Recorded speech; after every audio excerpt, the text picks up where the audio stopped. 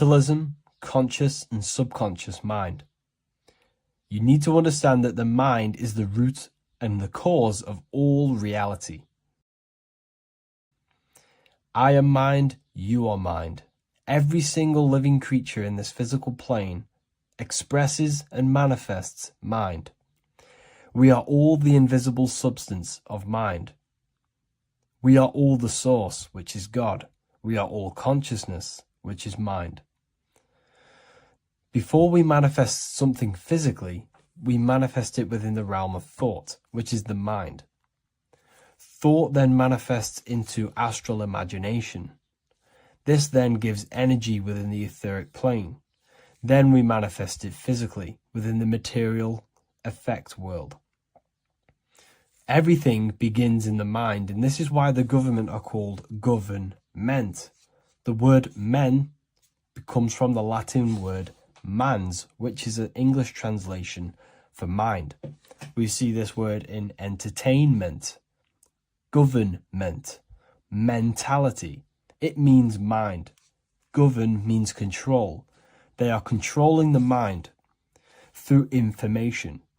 Information creates perception within our minds, and so do the words that we use and the language that we speak. It all creates perception within the mind.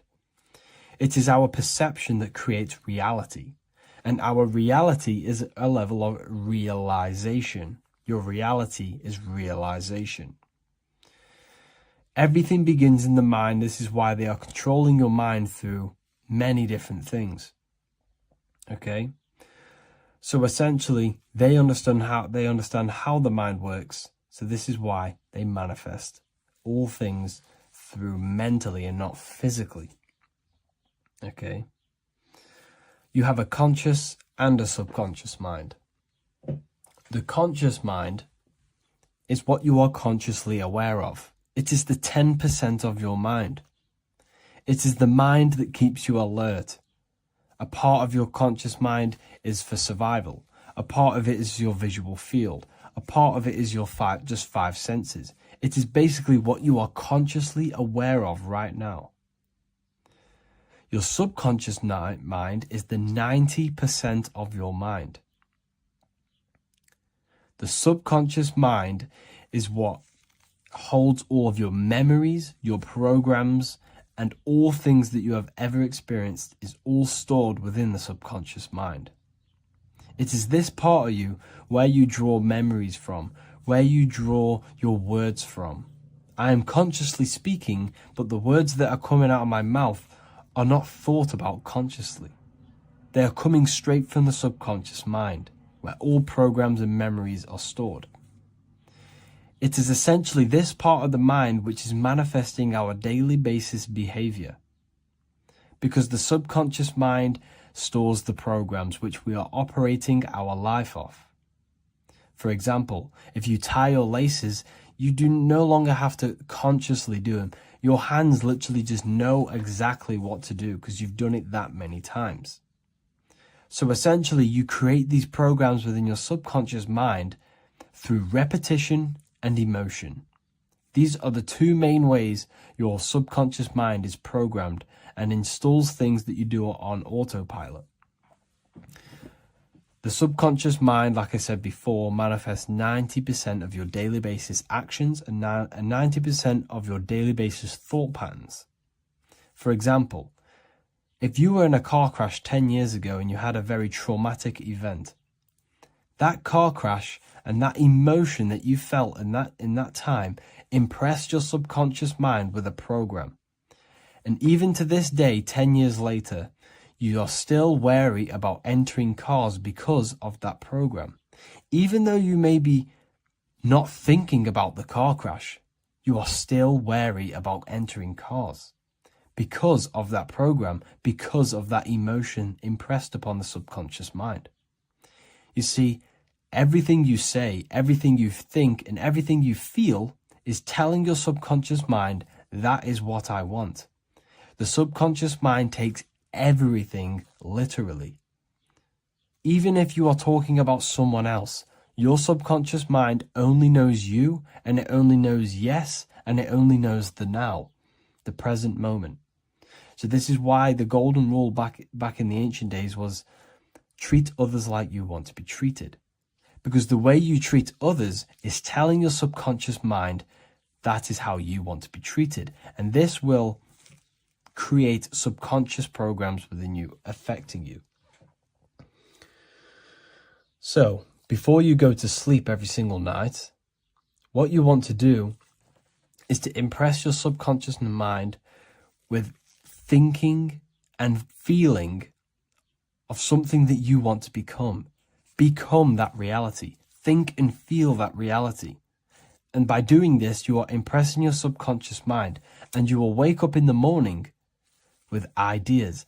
Because when you install a program within your subconscious mind, like I said before, it manifests into at least 50% of your thought patterns. So let's say I created a program within my subconscious mind of how to become financially free. Well, I created the program that I am financially free. My conscious mind will start to slowly think about that program and how I can achieve that program, because the conscious mind operates on survival. So if you create a subconscious program of I am financially free, your survival conscious mind will start to operate and think and act on this program subconsciously. You won't even know that you are doing it, but you are. And this is the power of the subconscious mind. You have to reprogram it properly. You have to be careful of the things you think, say, and feel, because all of this is contributing towards molding your subconscious mind, which essentially molds your reality. It draws things to you. So depression doesn't actually exist, and in this video I'm going to show you how depression is actually a choice. And I'm going to give you some solutions on how to deal with it.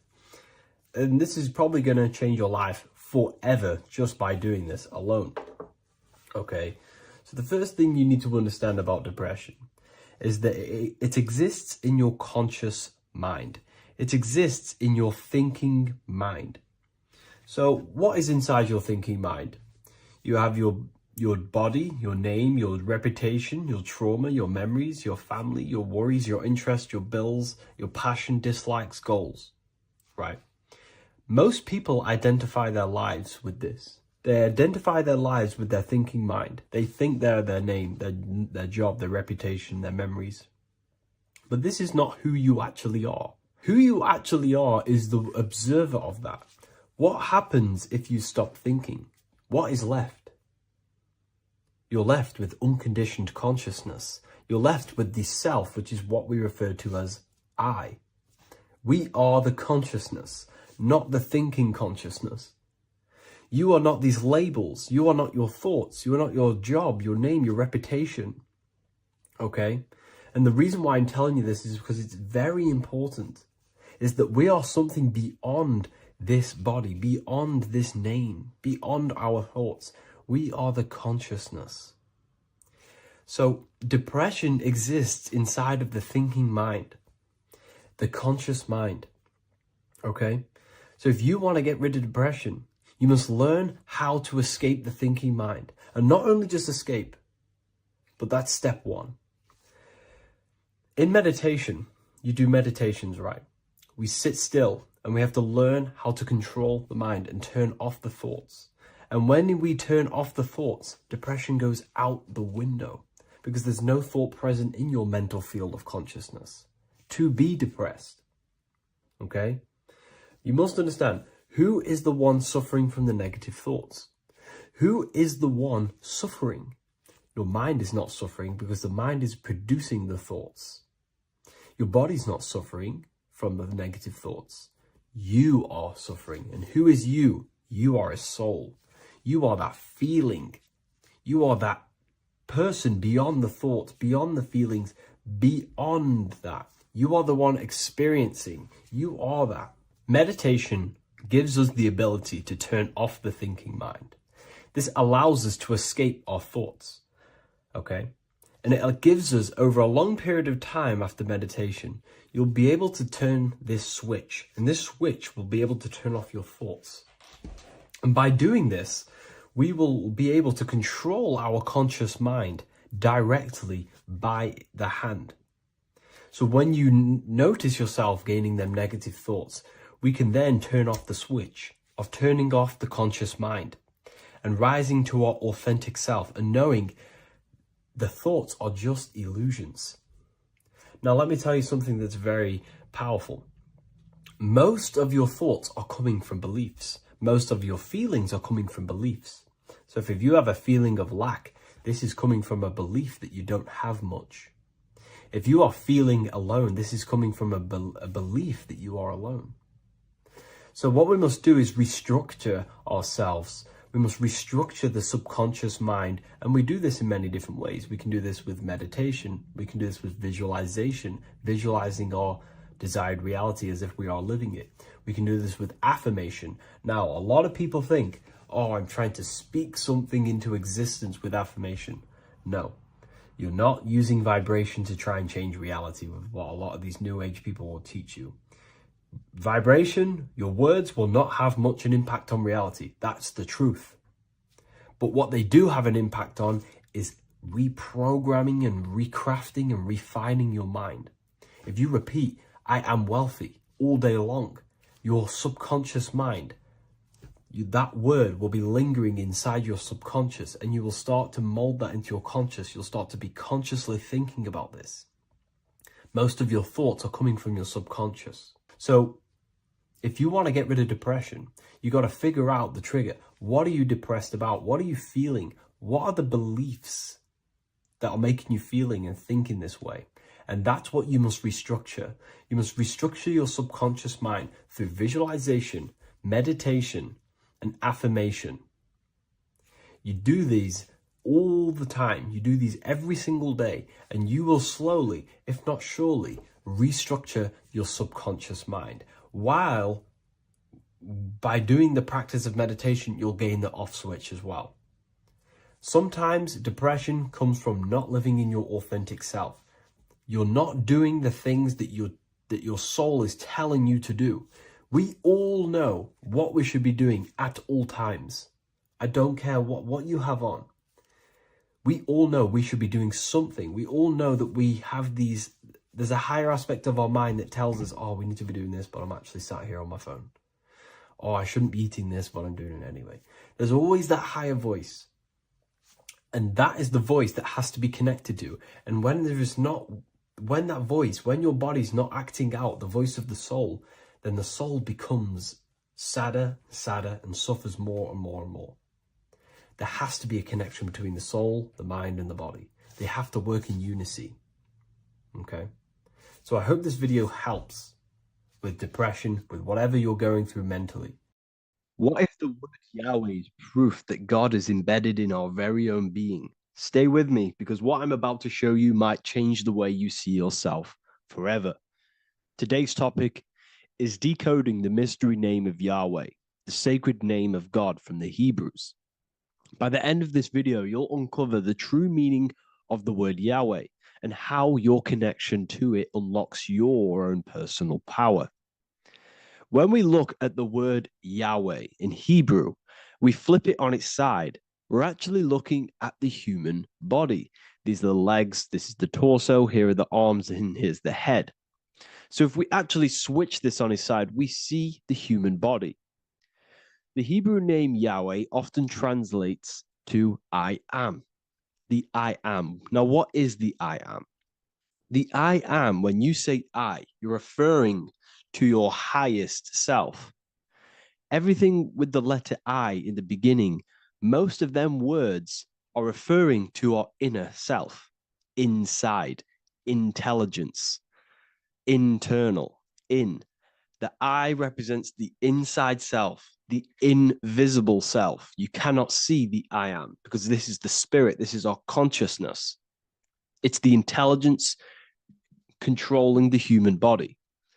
When you say I, you're not referring to your name, your job, your reputation, your ego, or your thoughts. You're referring to the observer who is beyond the thoughts, the one who's observing the thoughts. That's the soul.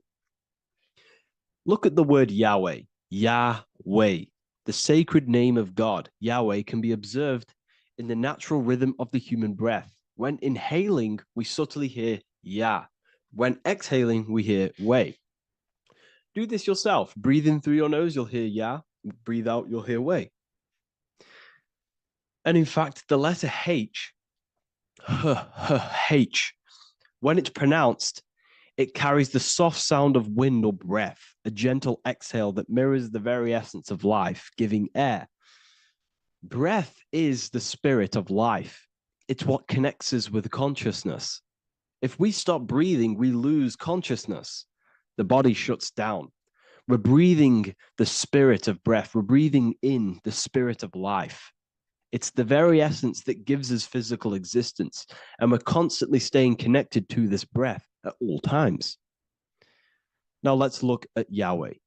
1, 2, 3, 4. There are 4 letters. The tetragrammaton is the 4-letter Hebrew name for God. Okay? Tetra, meaning 4. We have 4 gospels of Jesus. Jesus is depicted with a cross with 4 sections. Jesus has the 4 sacred animals around the side of him, always depicted with these 4. A bull or an ox, an eagle, a man, and a lion. These are the 4 fixed signs of the zodiac. Aquarius, the man; Scorpio, the eagle; Leo, the lion; Taurus, the bull or the ox, which are related to the elements. Leo is a fire sign. Aquarius is an air sign. Taurus is an earth sign. Scorpio is a water sign. These are the 4 elements. And the 4 elements correspond to the 4 bodies of consciousness, as we see here. This is fire. This is air. This is water. This is earth. So we are made out of the 4 elements, which represent the 4 bodies of consciousness: mind, emotion, spirit, and body. The soul is incarnated into 4 sections. Hence why Jesus has 4 gospels. Hence why Yahweh is a 4-named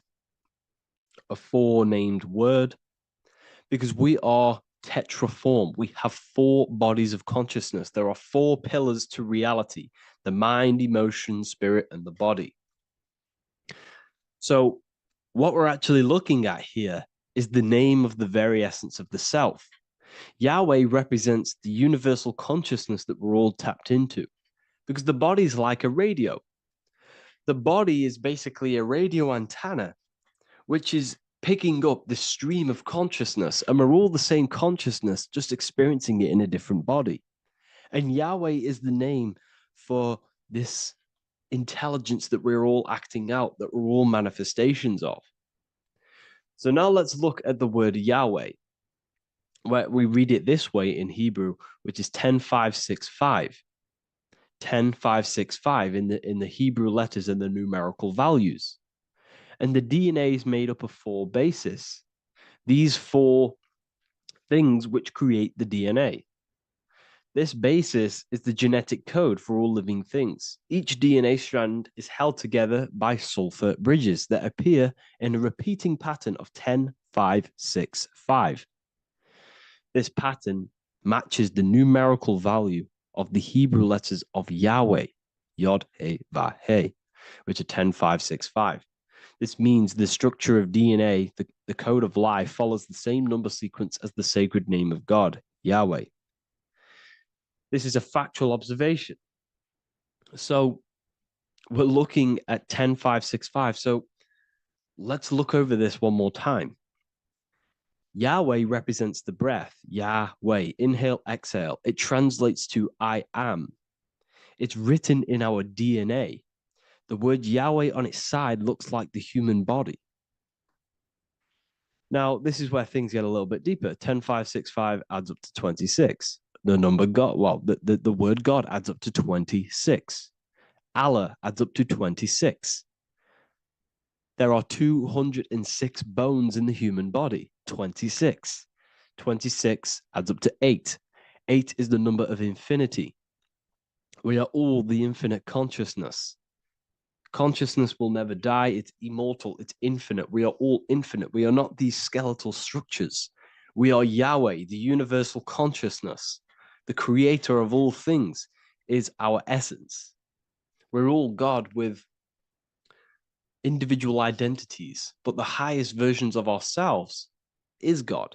The ego is our own personal experience of God. Does this make sense?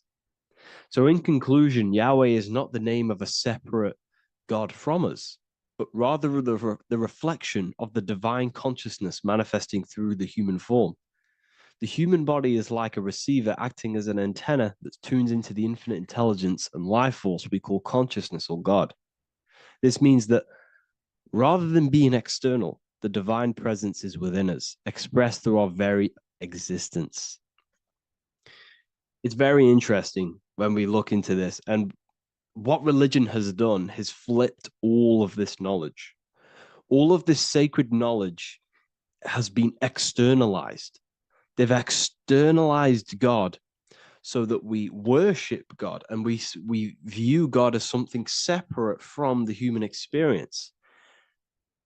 They do this so that we don't find the God within us, so that we don't find that we have the power of creation. The mind is the creative force of God.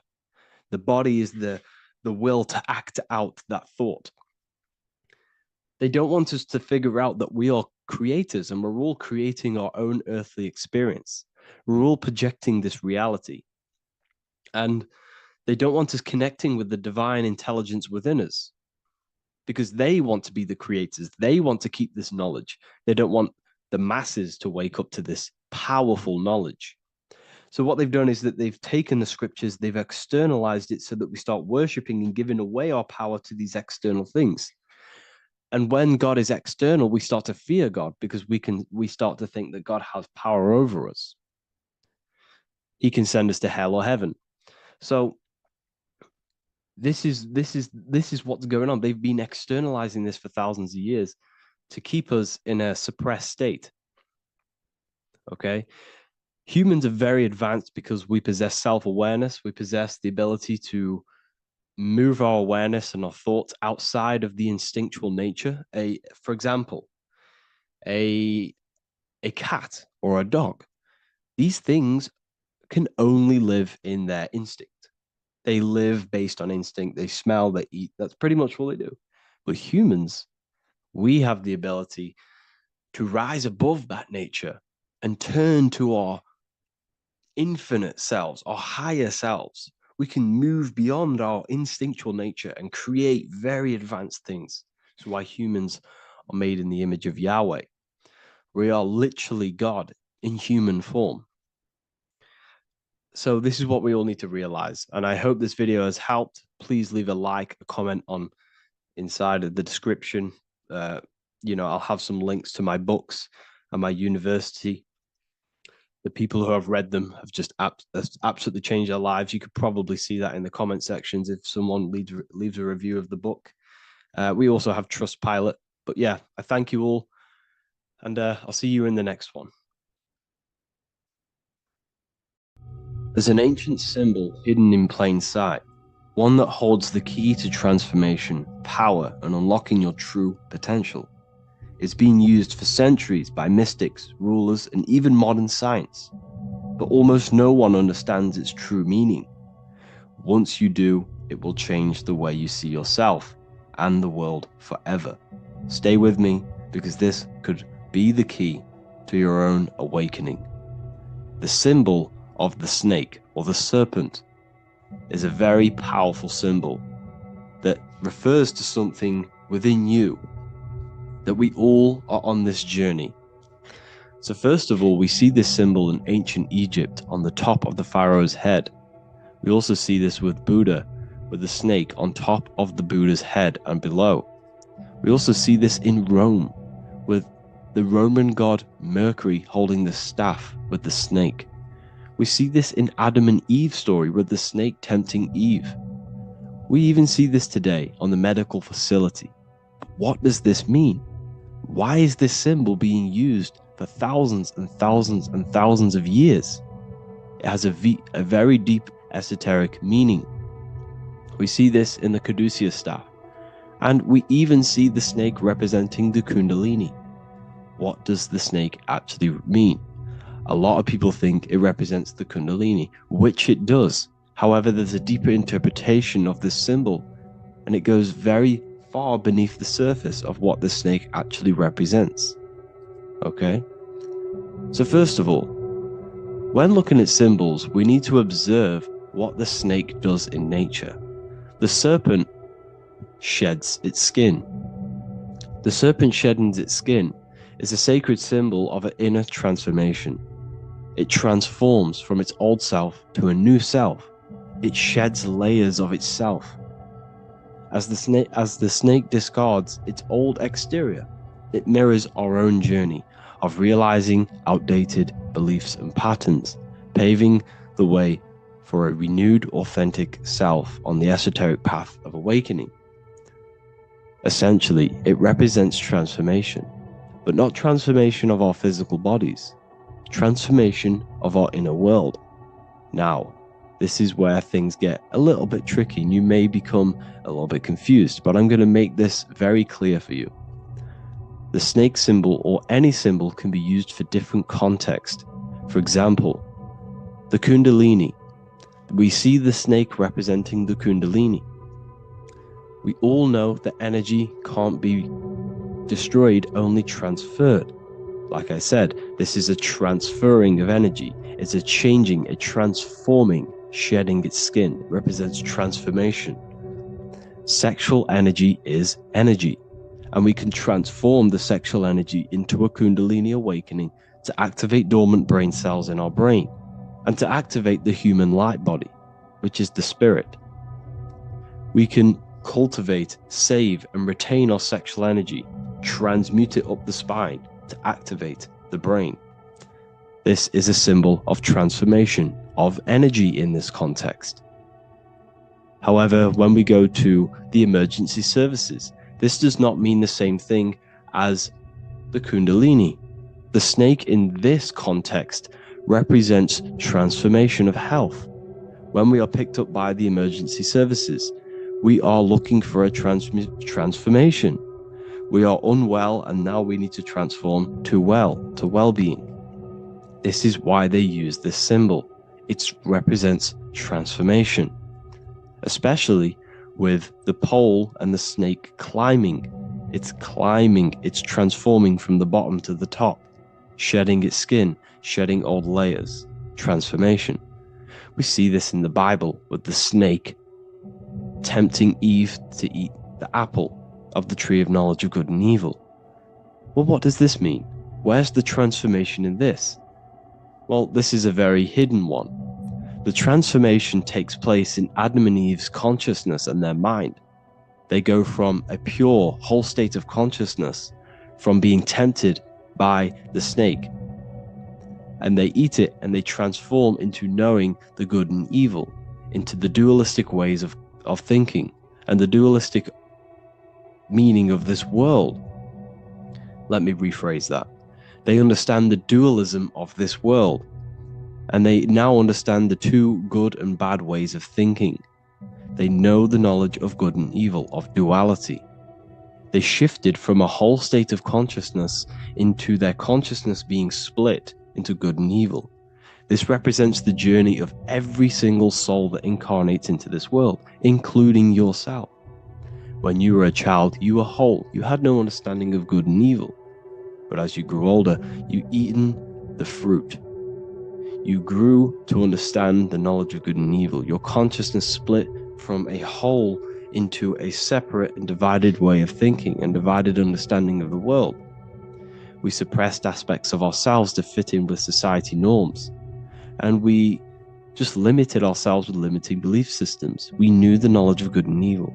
Our consciousness split from a whole state. This is what Adam and Eve is symbolic of. We see this with the Roman god Mercury, with the snake. Mercury represents intellect, communication. He's always flying in the air, which represents the air, the mind, the intellect.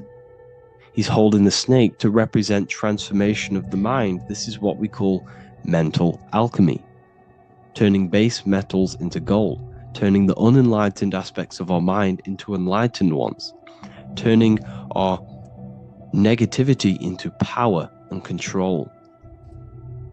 We see this with Buddha, and Buddha is all to do with transformation of the inner world. transformation of the mind and the soul and the emotions. And it also represents the Kundalini. We see this in ancient Egypt. We always see the snake on the head, representing the place where the third eye is, representing the intellect or the mind's eye, the third eye, whatever you want to call it. This is the place of the invisible intelligence within us. This is our mind or intellect. And this is the transmutation of the mind. This is why the snake is on the head, representing the transformation of the mind, going from the unenlightened into the enlightened, going from the uncontrolled to the controlled mind, so that we can control the very fabric of reality. I've kind of just given that away. Why is this important? Humans are creators. We're the architects of creation, endowed with the divine power to channel the fourth dimension, which is the imagination, into reality. Each thought and intention is a seed.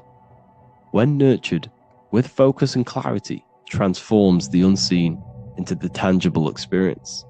This creative process bridges the gap between the ethereal and the material. Humans are creators.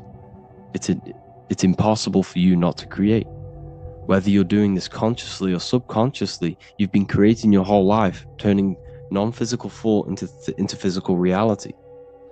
We are creators. However, the mind cannot create in a state of chaos.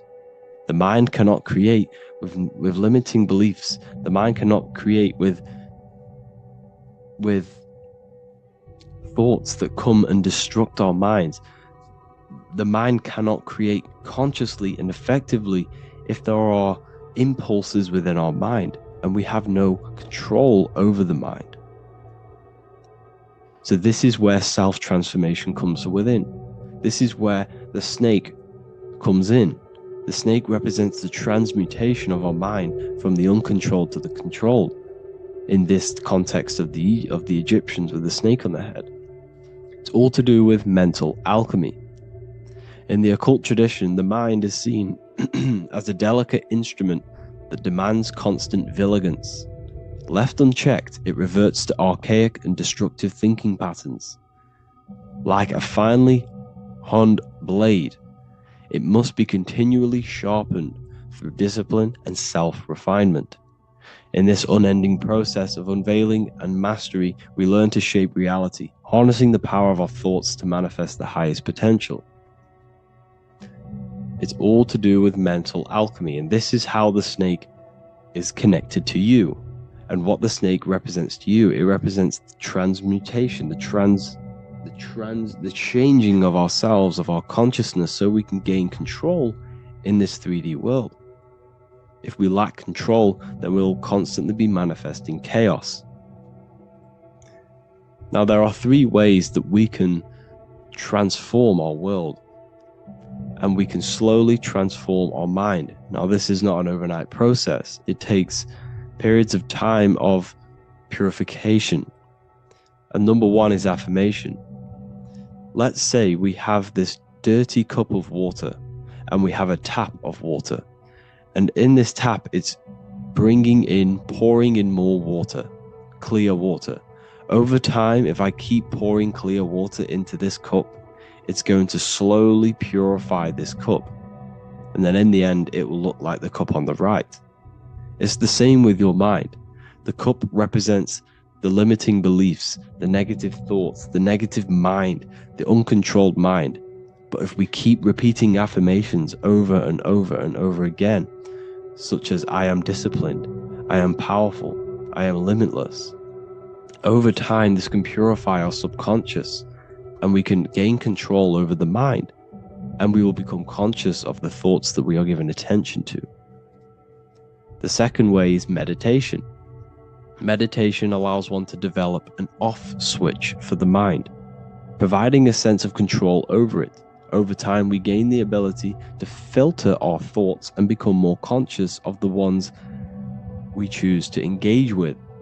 Meditation, over a period of time, will give you this button that allows you to filter out negative thoughts. If you have a negative thought in your mind, you'll be able to become conscious of this and redirect your mind's attention. This is all about self-control, because remember, we become what we think about. The snake represents the transmutation of the self. And another way is visualization.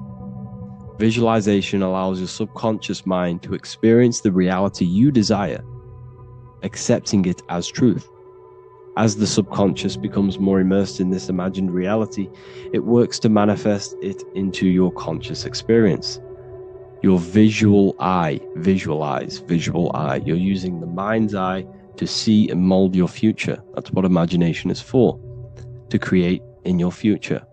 You can become your future now in your imagination.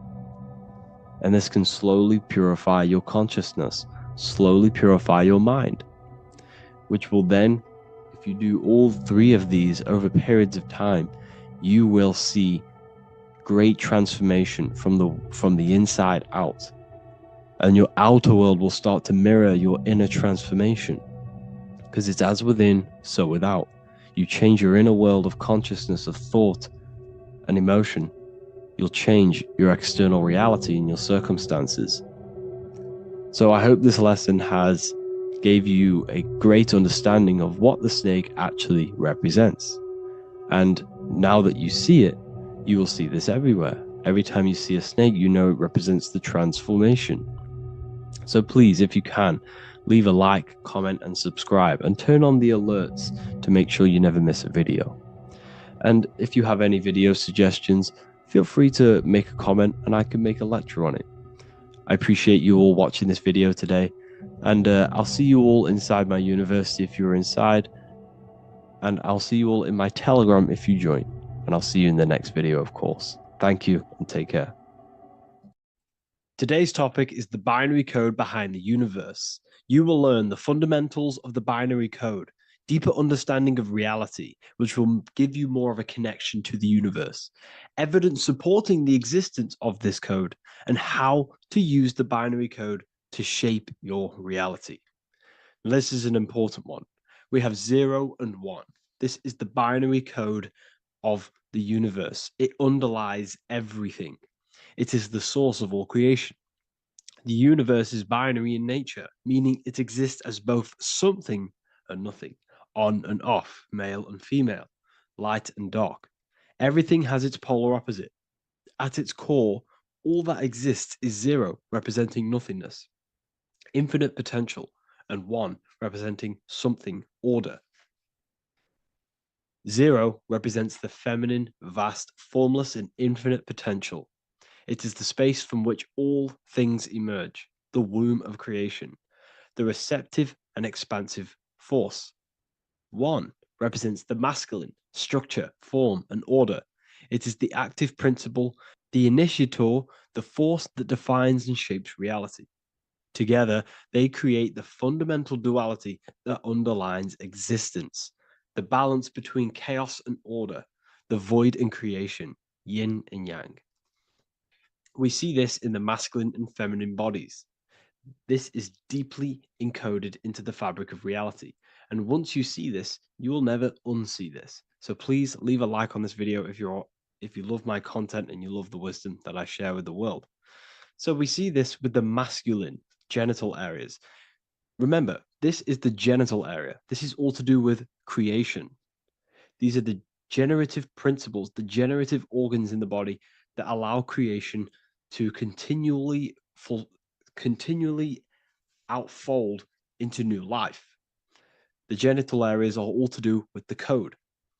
The male is the 1, the action. He's the initiator. The feminine is the 0, which is the infinite potential, the womb of creation. 0 and 1.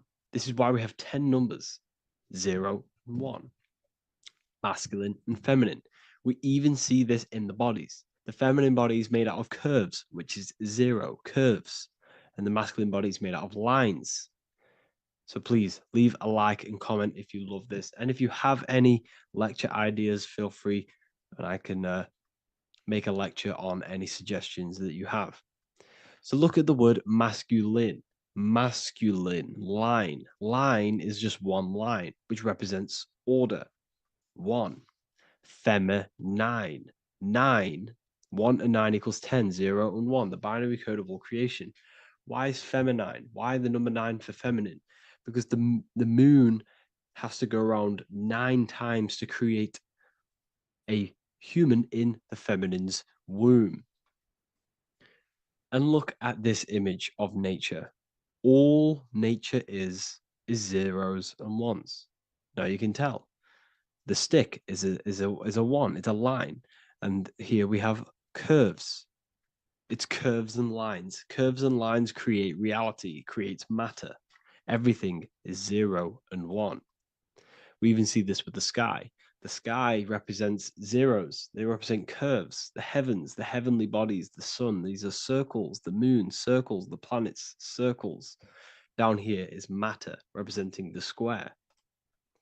We have the Freemasonic square and compass, representing lines and circles, masculine and feminine. We see this with Leonardo da Vinci, with the circle representing the spirit, the void, the womb of creation, and matter, which is the body. This is the soul in matter, infinite potential in matter. This represents spirit over matter. This represents the architect of reality, zeros and ones, spirit and matter. This is all the same thing. Understanding this binary nature of the universe, where 0 feminine represents the infinite potential and 1 masculine symbolizes order and structure, can benefit you in several ways. Manifestation and creation is the first way it can benefit you. Now that you understand this, you understand that everything comes out of infinite potential. 0, infinite potential. 1, action equals manifestation equals creation. So you must pull things out of infinite potential. If you have ideas but don't take action, too much 0, nothing materializes. You'll never materialize if you sit there imagining all day, visualizing all day. You have to take action. They both come hand in hand. If you only take action without tapping into intuition and creativity, too much 1, your actions may feel hollow and misdirected. Using both effectively leads to greater success in life, work, and relationships. This is the 33rd degree motto, or this is on the 33rd degree of Freemasonry Scottish Rite logo, and it's called Order ab Chaos, order out of chaos. Chaos is the 0, infinite potential. Chaos is the dimension of the imagination. This is where this all ties in now. Imagination is the dimension of infinite potential, pure potential, formless creativity, and the realm of infinite possibilities. It is the void, the unmanifested energy that contains all that could ever be. That is the imagination. The imagination is the dimension that you are connected to, and you can pull any idea out of and materialize it into a reality. Matter, on the other hand, is order brought out of the imagination, chaos. It is when raw potential is structured, defined, and crystallized into form.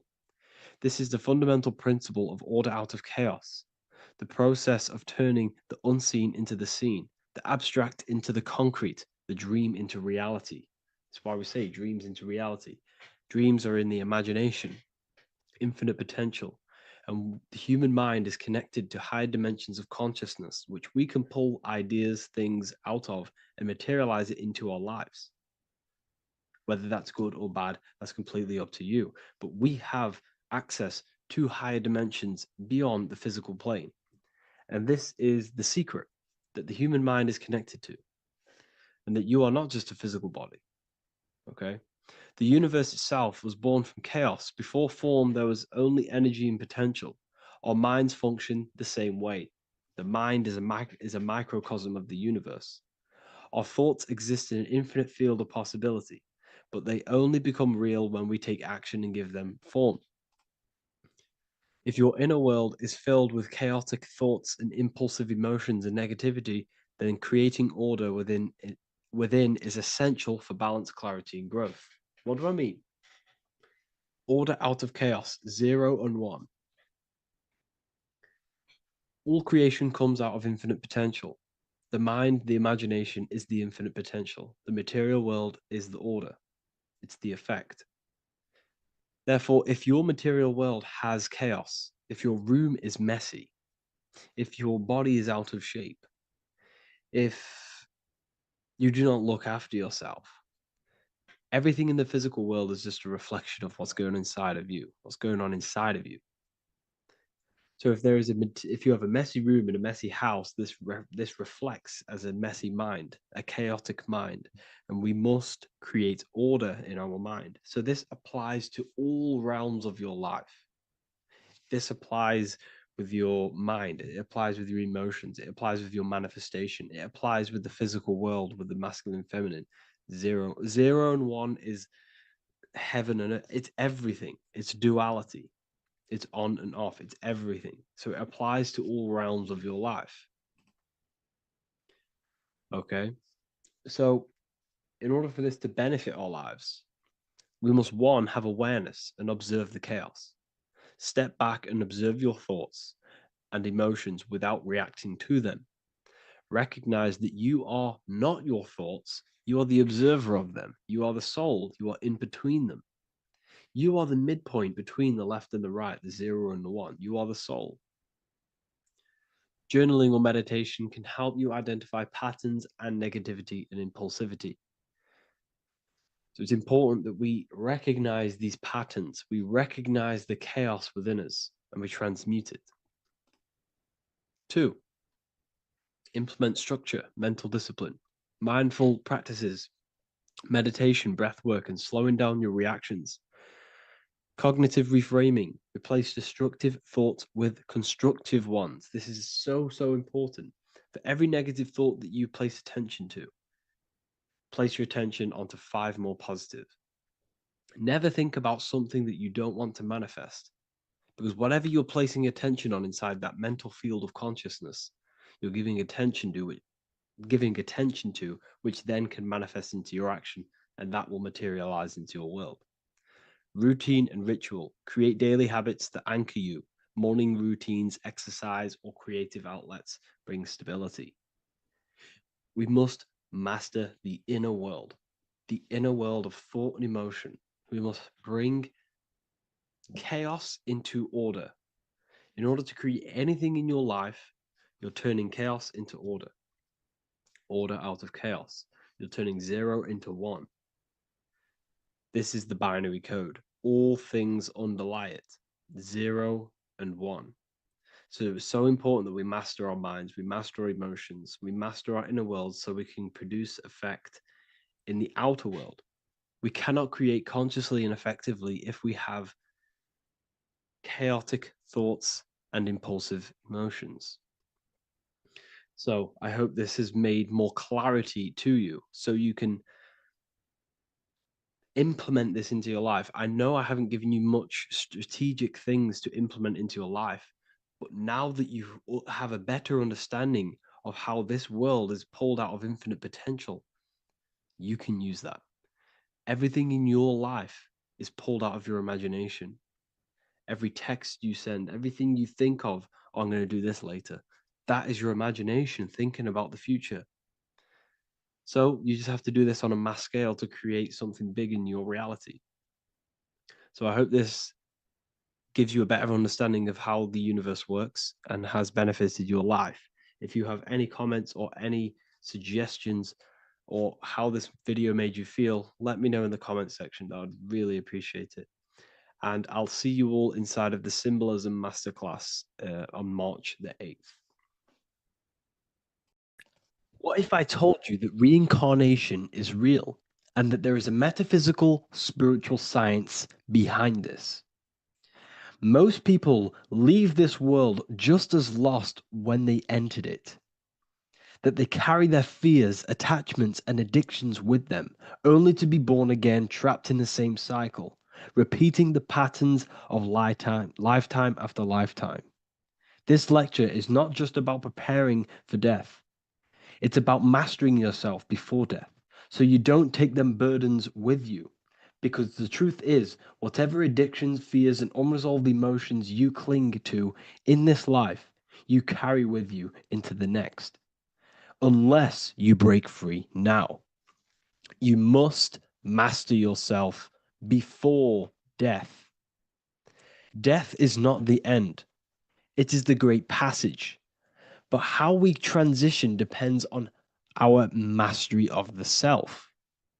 This was symbolized by the Ouroboros, the snake biting its tail. Every ending is a new beginning. It's an infinite cycle of consciousness. Now, your human body is basically an antenna tapped in to a stream of consciousness. Just like a radio is tapped into a specific frequency to play that radio. Your body is basically an antenna, a crystal picking up the consciousness of God. You are on an ever-ending journey, a journey of learning and expansion of the mind into new fields of thought. This was symbolized as the Ouroboros. When you die, it is a new beginning. It's a transitioning, not an ending. Everything is eternal in this universe as consciousness is formless and constantly transforms into new forms of life. Let's break down the word death. Death contains the word ether. Now, the ether can be found in the word heart or earth. Ether. Everything in this plane comes from the etheric plane. The etheric plane is the barrier between the physical plane and the spiritual plane, the astral plane. The astral plane is the screen that you have in your mind that allows you to imagine a red apple, for example. This is the imaginative plane where thought forms start to take form. Everything begins as a thought, then the thought form becomes an imagination, then energy, then physical. Everything in the physical plane is a shadow of thought, all objects manifested as thought. You came from the astral. You came from the stars. This is why we say reach for the stars. Or this is why you say you are a star. Cis star, miss star, fraud star, stir is star. And when you become famous, you become a superstar and you gain a star on the Hollywood floor. You are a star.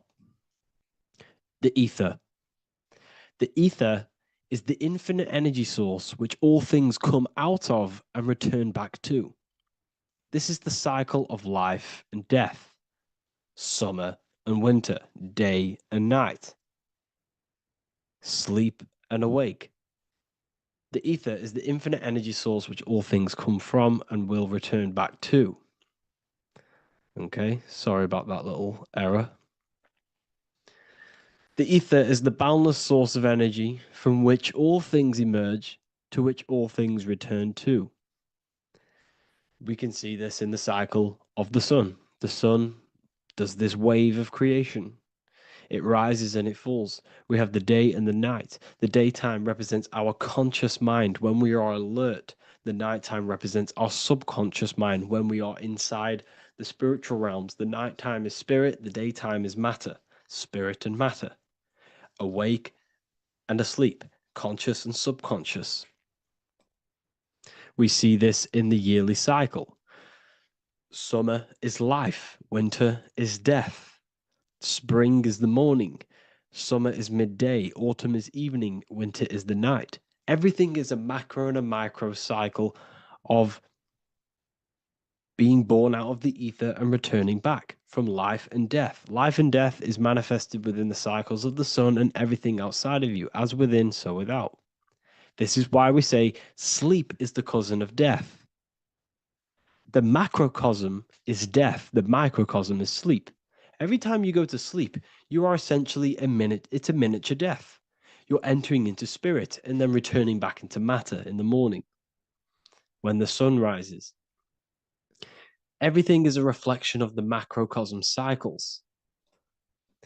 Preparation for death.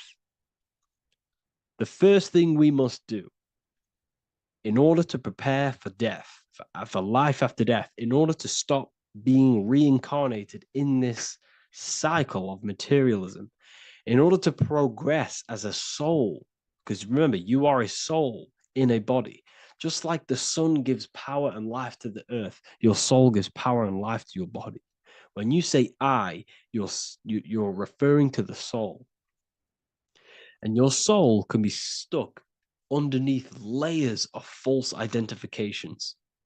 Who you believe yourself to be is merely a collection of subconscious programs running within your mind. Now that's very deep. That is very, very deep. Who you think you are is a part of your thinking mind. Your name, your job, your reputation, your family, your friends. These things are not you. They're all aspects of the thinking mind. What happens if you meditate and you turn off the mind? Then all these things do not exist. You're left with the pure soul, the pure awareness, the pure observation. If you turn off the thinking mind, you're no longer your body, you're no longer your reputation, you're no longer your friends, you're no longer your job and your labels. You are the soul. That's the true you, the observation of the mind, not the thinking mind. The ego is the echo. It's an echo of your true self. The ego is your mind's perception of itself, shaped by experiences, trauma, emotions, and beliefs. It is merely an echo of your true soul self. The ego is not you. Your mind is not you. You are the soul. And this is the true self that we must express within our life and we must connect with before we die. Because when we die under the echo, under these false layers of the emotions, the traumas, the experiences, the addictions, the emotional attachments, when we die underneath all of this, when we don't know our true self, the soul is still hidden. The true you is hidden underneath these layers of false identification. We must remove these layers of false identifications. We must remove them. We must destroy the echo. Remember, the ego, you never had an ego when you were a child. When you were a child, you were pure. You didn't, you didn't show off things. When you were a child, you were pure. You expressed yourself freely with you didn't hide anything. You didn't hide any aspect of yourself. You didn't suppress any aspect of yourself to fit in as a child, as a baby. Because the ego was not here when you came here. The ego grows with experience. The ego is a false perception of yourself while being incarnated in this material world. It's your mind's perception of itself and it's created through your experience. Remember, you are unconditioned consciousness, and your experiences, thoughts, traumas, emotions, and beliefs have conditioned your consciousness into believing you're only a physical body, but you are the soul. We have to remove these layers. How do we remove these layers? Like I said, the best thing, meditation.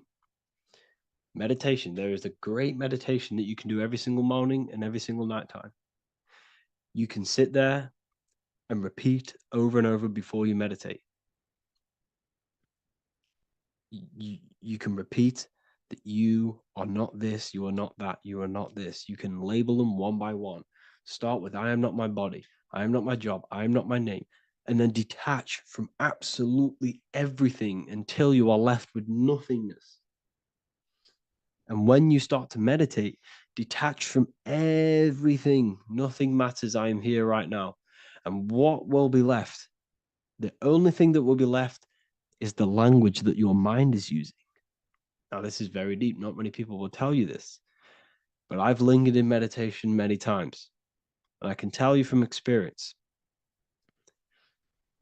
that the only thing left once you detach from everything is the language that your mind is attached to. So whether that's English, Italian, French. Once you detach the language of the mind that that little voice in your head's using, you're left with the soul. Once the mind is switched off, you're left with the soul, and you have detached from all of these external things. You're left with the soul. That's you. That's the power. That's the source of all creation, where everything you've ever done has come from. Every thought, every idea has come from your soul. Number two, that's meant to say number two. Sorry about that. Mental addictions and emotional addictions. Okay. These two are very important. mental addictions. This could be thought patterns. This could be the labels that we've just been talking about. Then you have emotional attachments, which is maybe you're too attached to an external thing. Maybe you're too attached to your phone. Maybe you're too attached to family. Maybe you're too attached to loved ones. Yes, I'm not saying don't love them, but what I'm saying is do not rely on anything in this world to make you happy, to fulfill your emotional needs. Everything is found within you. You must look within, and if you're looking without, if you're trying to find yourself in the outer world, you'll never find yourself. You'll constantly be looking around in loops. Because nothing, you cannot find yourself in the outer world. Nothing will long term give you long term validation. Seeking validation in the outer world will leave you soulless, leave you feeling empty inside and sad and depressed. You have to find yourself within. You have to detach from everything you are relying on to give you emotional stableness. You have to detach from all. Yes, love your children. Yes, love these people, but do not rely on them. Because everything in this world is temporary. Do not conform to this world. The Bible tells you this. Everything in modern society nurtures the body, but neglects the soul. They keep you addicted to as many things as possible. Smoking, you have to detach. Drugs, you have to detach. Alcohol, detach. You cannot rely on anything. This is why this path is very, very difficult to walk. But I'm showing you the way. These are the things you must do before death. You have to detach from absolutely everything. If you die and your mind and soul is still addicted to these worldly things, then you guess what? You're going to reincarnate. You're going to reincarnate because your mind is still thinking about these material earthly things. And if you are operating in that vibration, you're going to project that vibration and come back here. You have to detach. You have to master the soul and master the mind. Like I said, the matrix is designed to keep you addicted to as many things as possible. Your phone, food, smoking, drugs, alcohol, clubbing, all of these things. Everything in society is made to trap your soul and reincarnate in this world. That's why it's very, very, very difficult to walk this path. Very difficult. Matrix, matter tricks. John 2:15 to 17. Do not love this world, nor the things it offers you. For when you love the world, you will lose God. Do not love this world, nor the things it offers you. Do not conform to the pattern of this world, but be transformed by the renewing of your mind. Great quote. Do not conform to the pattern of this world, but be transformed. Let this world transform you. Learn from this, expand from this, but do not be mentally and emotionally attached. Okay? What good will it be for someone to gain the whole world yet forfeit their soul? Like I said, everything in the Bible is telling you the truth. You just got to read it correctly. This is spirituality. This is spirituality. The Bible is spiritual. It's a spiritual text. We must disconnect from everything outside of us and connect with the true soul. Here we have the Egyptians showing you the soul leaving the body. Here we have the soul here. Here we have the Masons showing you the soul coming out. The soul is real. You are the soul. And when you leave this physical plane, you will go into the astral plane. That's where you came from. You came from the astral. You came from the stars. You incarnated into this physical body. Your consciousness fell into this material form to experience limitation, to experience a 3D world. So, in order to ascend properly before we die, we have to let go of all the attachments. Every addiction you have, write them down. And one by one, tackle them. Before you die, you have to, or else you will reincarnate.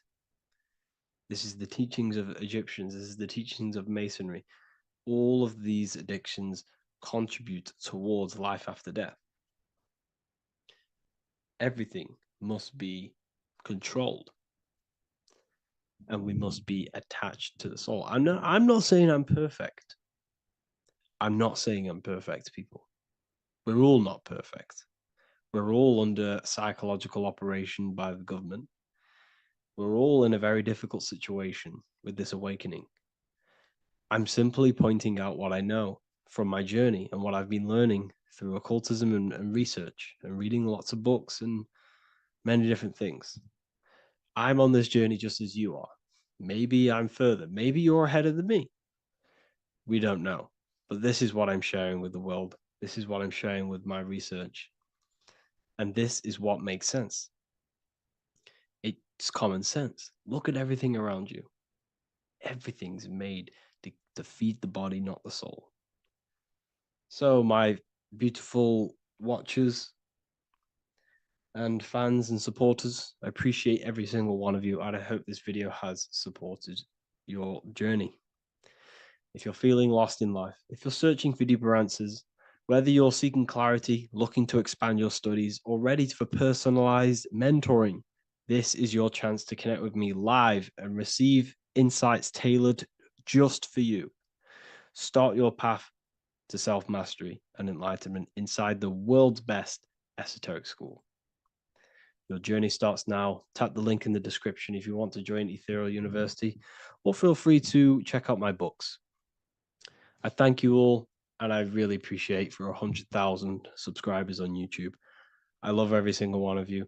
Make sure to drop a like, a comment, and subscribe to the channel if you're new. Let me know some ideas for, lectures, anything that you want to know. I can make lectures on them. Just drop it in the comments. I appreciate every single one of you. Take care.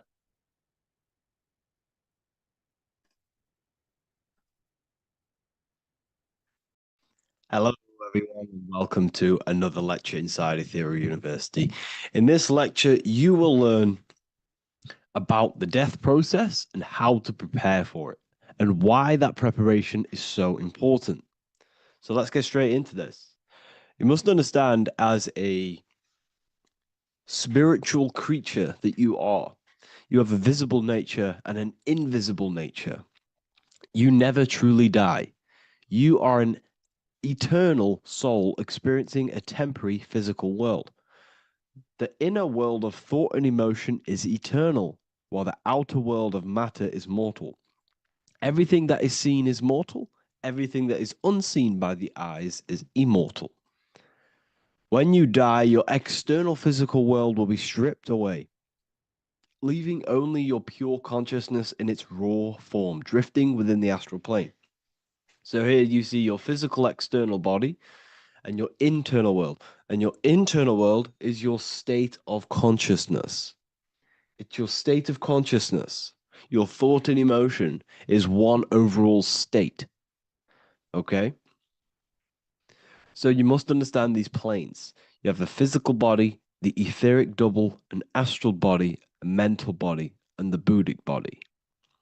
When you die, you leave the physical plane. Then you will more than likely leave the etheric plane, because the ether acts as like a portal. Everything comes out of the ether and returns back to the ether. I can break that down in another video in electromagnetism. But electromagnetism is ether, energy coming in and out of the ether. You will, every single day you die, every single day. There's a cycle of life and death occurring all the time.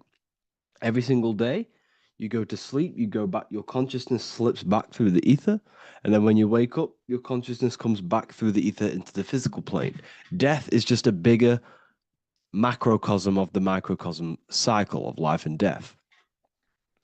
So you will return back to the astral, which is the realm of imagination, infinite possibilities. And this is where thought forms start to manifest. Okay, so depending on how advanced you actually are mentally and emotionally, will depend how long you stay in the astral. Now, what we must understand is that there is many different components to the astral. We have the higher astral, the middle astral, and the lower astral. These are all vibrational states. So if your mind and soul is operating in lust, lust, desire, hate, food, physical addiction, smoking addictions, then these are quite heavy. These are quite heavy attachments to your consciousness, and they're quite low level desire, which means they have a low vibration. You will manifest in the lower astral when you're stripped from your physical body. The lower astral is not inherently evil.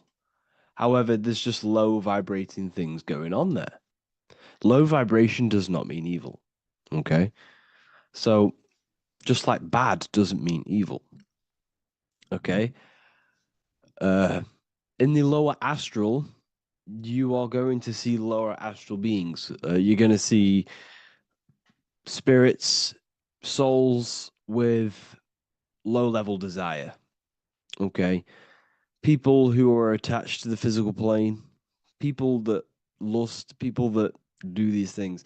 Technically, this is hell, but you can escape it by escaping yourself. Now we're going to break all this down. I'll break all this down properly once you understand the full context.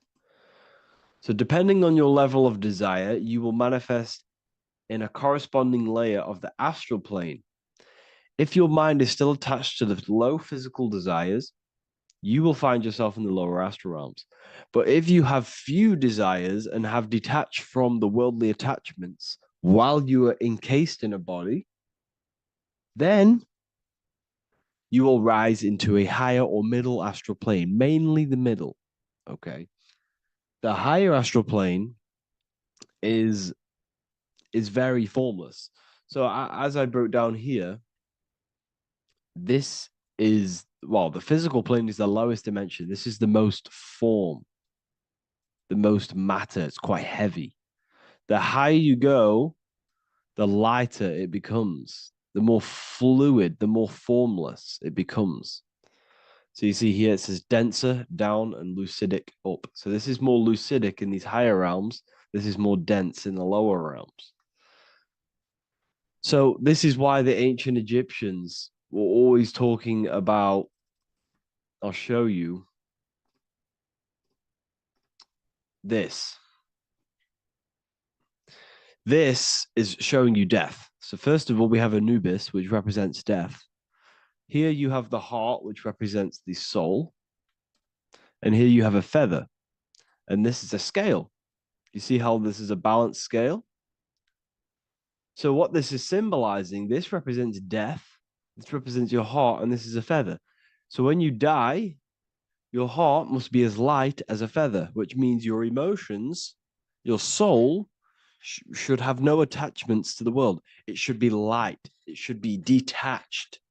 This is why the word light and light are the same. Light is in heavy and light is in very bright. Because when you're less attached to the things, your soul shines. You're authentic. You're light. You're very bright soul. And you have no attachments. Your light is in not heavy. So you must detach from the worldly desires. We have to detach from the smoking, the food. This is why we should fast. Smoking, this is why we should detox. We should also meditate. We should also be able to sit with ourselves for long periods of times. Okay, I'm going to break all this down properly. But that's why the Egyptians show you the symbolism here. Okay. So you're stripped of your material body. So that state of consciousness you're in right now, your inside will, if you shut your eyes, that state you're in, that is what you're going to experience when you die. Okay. And you're going to be manifested into the astral. In the physical plane, you can mask or hide almost anything. But in the spiritual realm, you cannot. The astral body, your thoughts and emotions directly shape your spiritual body, your astral body, revealing your true inner state. So your desires that you can hide in the physical plane, your emotions, your thoughts, you can't hide any of that in the spiritual plane, in the astral plane. That will directly shape who you are, your color of your astral body, and your astral body as a whole. So here we have Kim Kardashian. If you could see this lady's astral body, You would run so far that you would be horrified for the rest of your life. If you could see their spirits, their astral form, it would be horrific because their mind is so attached to, you know, physical things, so attached to desire, money, fame, worship, power. These people do not want to die. These billionaires and millionaires will never want to die. They will do whatever they can to stay alive because they understand what when they die, they have to face themselves. They have to face their inner world. And their astral body, their true authentic self on the inside, is horrible and horrific and so low vibration. So, this is where it comes in. You must be as light as a feather. This is what the Egyptians are showing you in their artwork. Your soul must be as light as a feather. In order for the soul to ascend to a higher plane and not look at that physical plane and say, I want to go back or I want to desire things down there, you must detach now and prepare for death. Hell is not a place, it's your own personal suffering born from within. If your mind and soul are deeply attached to mental fixations, emotional wounds, and physical addictions tied to the material world, that pain will follow you into the astral. This is your true judgment day. You judge yourself when you die. You see your authentic self. There's no hiding. Right. Imagine right now that you that everything you cling to was stripped away. No matrix, no electricity, no food, no TikTok, no phone, no possessions, no distractions, no one else. Could you sit alone with yourself for just 1 hour? Could you sit alone with your thought and emotion? That moment of truth is what you must begin to prepare for. Could you sit alone with yourself? Can you sit alone for long periods of time and just think? And if you cannot, then you're running from your internal world. You're running from your thoughts. You're distracting yourself from your thoughts. This is what we must address. Now, don't feel bad if this is you. We've all have problems. We all have internal problems. But this is what we have to face directly in order to prepare for life after death. We must meditate for long periods of time. Not even meditation. We should be able to sit with ourselves with no distractions and just think. This is what the people of the past used to do when we had no technology. People would sit and think for hours. This is what we need. Because if you cannot sit with yourself, imagine sitting with yourself with no physical body. That's the level that's going to happen. And we need to prepare for that. The soul and mind must become as light, as weightless, as radiant as a feather to ascend to a higher plane and move beyond the physical life. To rise, they must release heaviness, attachments, burdens, fears, and desires.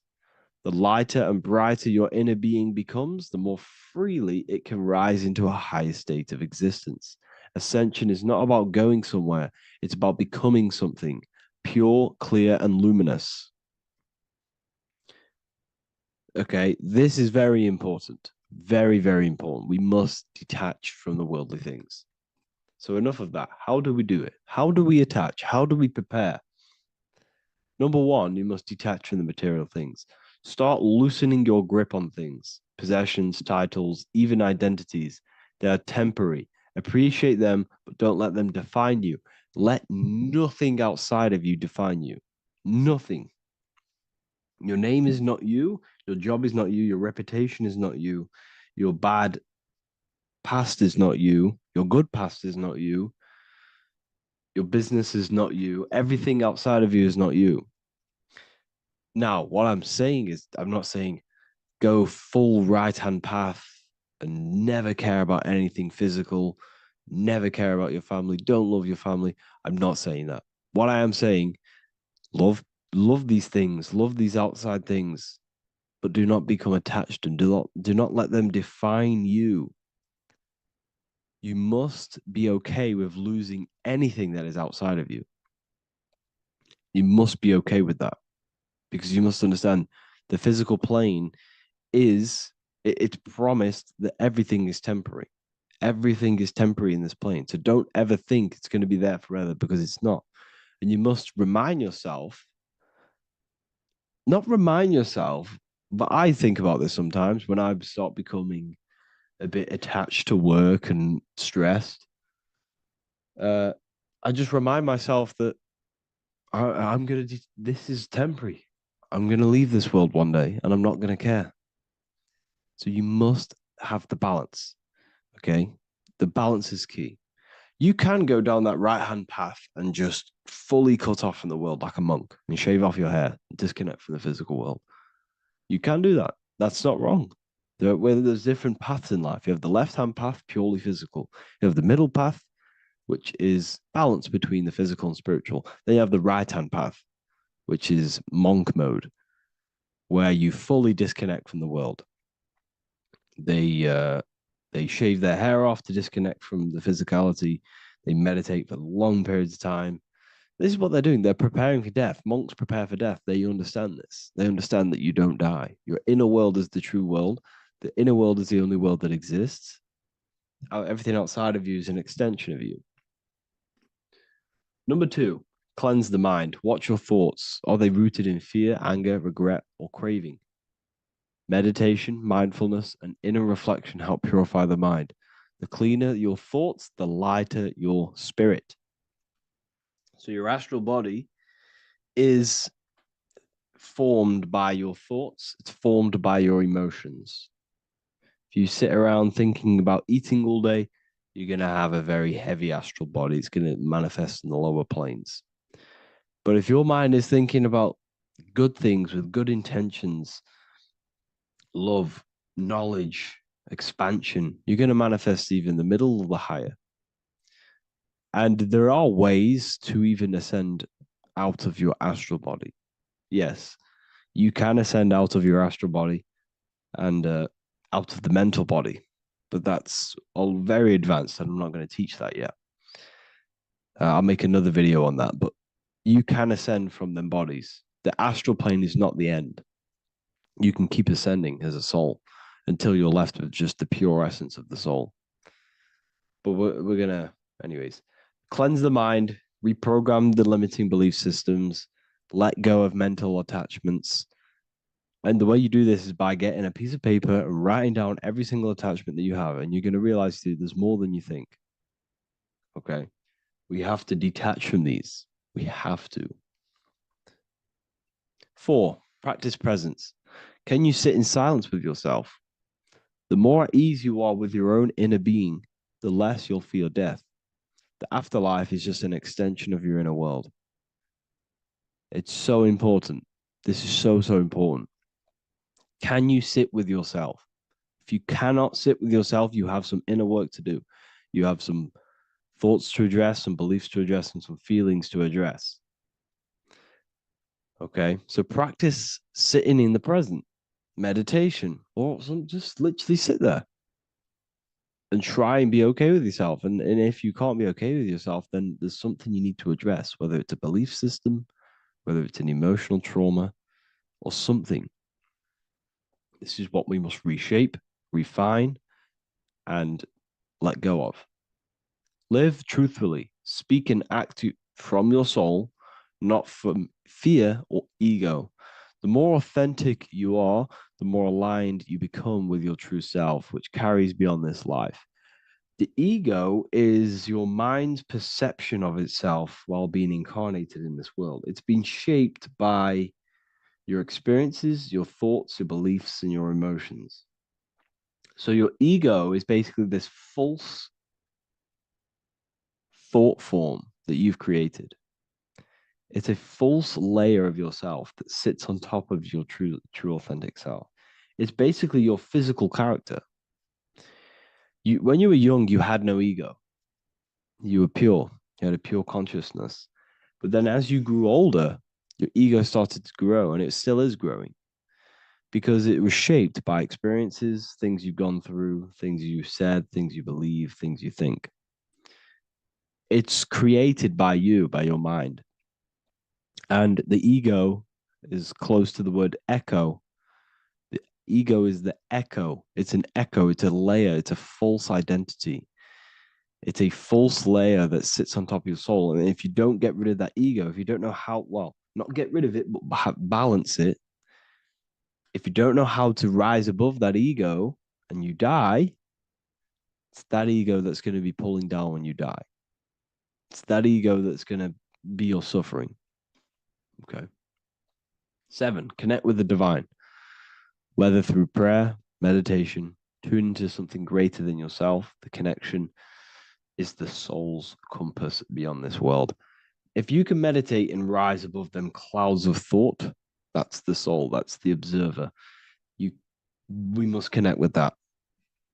Okay, this will definitely help with just allowing yourself to connect with your true self. Meditation's great because you can just fully detach from the world. And the more you meditate, the more you can prepare for death. A powerful way to cultivate detachment is through daily detachment meditation, done either at night or in the morning or the first breath upon waking. Or do this as many times as possible per day. Start by physically grounding yourself in the present moment. Say out loud, I am here right now, nothing else matters. Let that phrase draw your awareness into the now. Just keep saying it until you're present. Then begin to slowly list everything you identify yourself with, one by one. I am not your body. I am not my body. I am not my name. I am not my possessions. I'm not my house. I'm not my children. I'm not my everything. I am not my thoughts. Release each layer gently. Imagine, if you want to, if you have a good imagination, imagine placing these things into a big box. Placing your body, placing your name, placing your possessions, placing your house, your car, your thoughts, your beliefs into a box, and then shut that box. If you have a good imagination, do that. That can help. And you'll be left with yourself. And you're not even that. It goes even deeper. Eventually, you'll reach the mind itself. Detach from the language that the mind is even using. Now, that's very difficult. And not many people have ever thought about that, and they've ever even been there. Detach from the language that the mind is using. Think about that for a second. Your mind is not what you actually think. It goes very deeper. Your mind is not that little voice. It's that voice that the language is using. So even the language is a spell on your mind. Okay, it's an attachment. Eventually, you'll reach the mind itself, detached from the language it uses, the voice in your head, the need to define. What remains is something beyond thought and beyond words. I can't even describe what's left because words, once the language is gone, it's purely metaphysical. All I can say it is pure awareness, and it's symbolized. This is why symbols are so amazing, because they can symbolize things that are beyond words. A flame, it's just a flame, and you won't be able to understand that until you've been there. It's just a flame. It's pure cause. Words can't describe it. You'd have to experience it. Connect with this essence daily. This is truly who you are. So this is a great way to detach. We can do these detachments every single day during meditation. This will definitely help over long periods of time. Of course, you're not going to be ready tomorrow for death, but just try and prepare for these things. This is the whole reason people used to meditate. It's the whole reason why people do these spiritual practices, because they understood that this plane is temporary and your soul moves on from this plane. And you'll never truly believe in the soul until you experience it. So I can show you these things, but you must go out and experience it. The soul is real, but you won't understand unless you cast off everything else. Okay. So I hope this video helps. It's a very deep video. I'm going to be making more of these stuff, of more self-mastery. And of course, we've made the self-mastery section now, so I'm going to start filling up this place with lectures. And I think it's a great time to start this because a lot of people have been asking on how to master yourself, prepare to death. So hope this video helps. See you in the next one. Hello, everyone. Today we're going to be discussing the esoteric and occult meaning behind the story inside of Genesis, the story of Adam and Eve. This is a widely known story, but not many people know the true esoteric meaning behind it. Okay. So today we're going to be breaking this symbolism down. Before we get into this, please leave a like and a subscribe on the channel. I would greatly appreciate it. And please comment below any lectures or anything you wish to know, and I could maybe make it in the future. The first thing we must understand about the Bible is that it is an esoteric and occult book. It is written in allegory. It is written in such a way that we understand the book compared to our level of perception. Now, what do I mean? If a child read the Bible, they would gain a standard meaning and story behind it.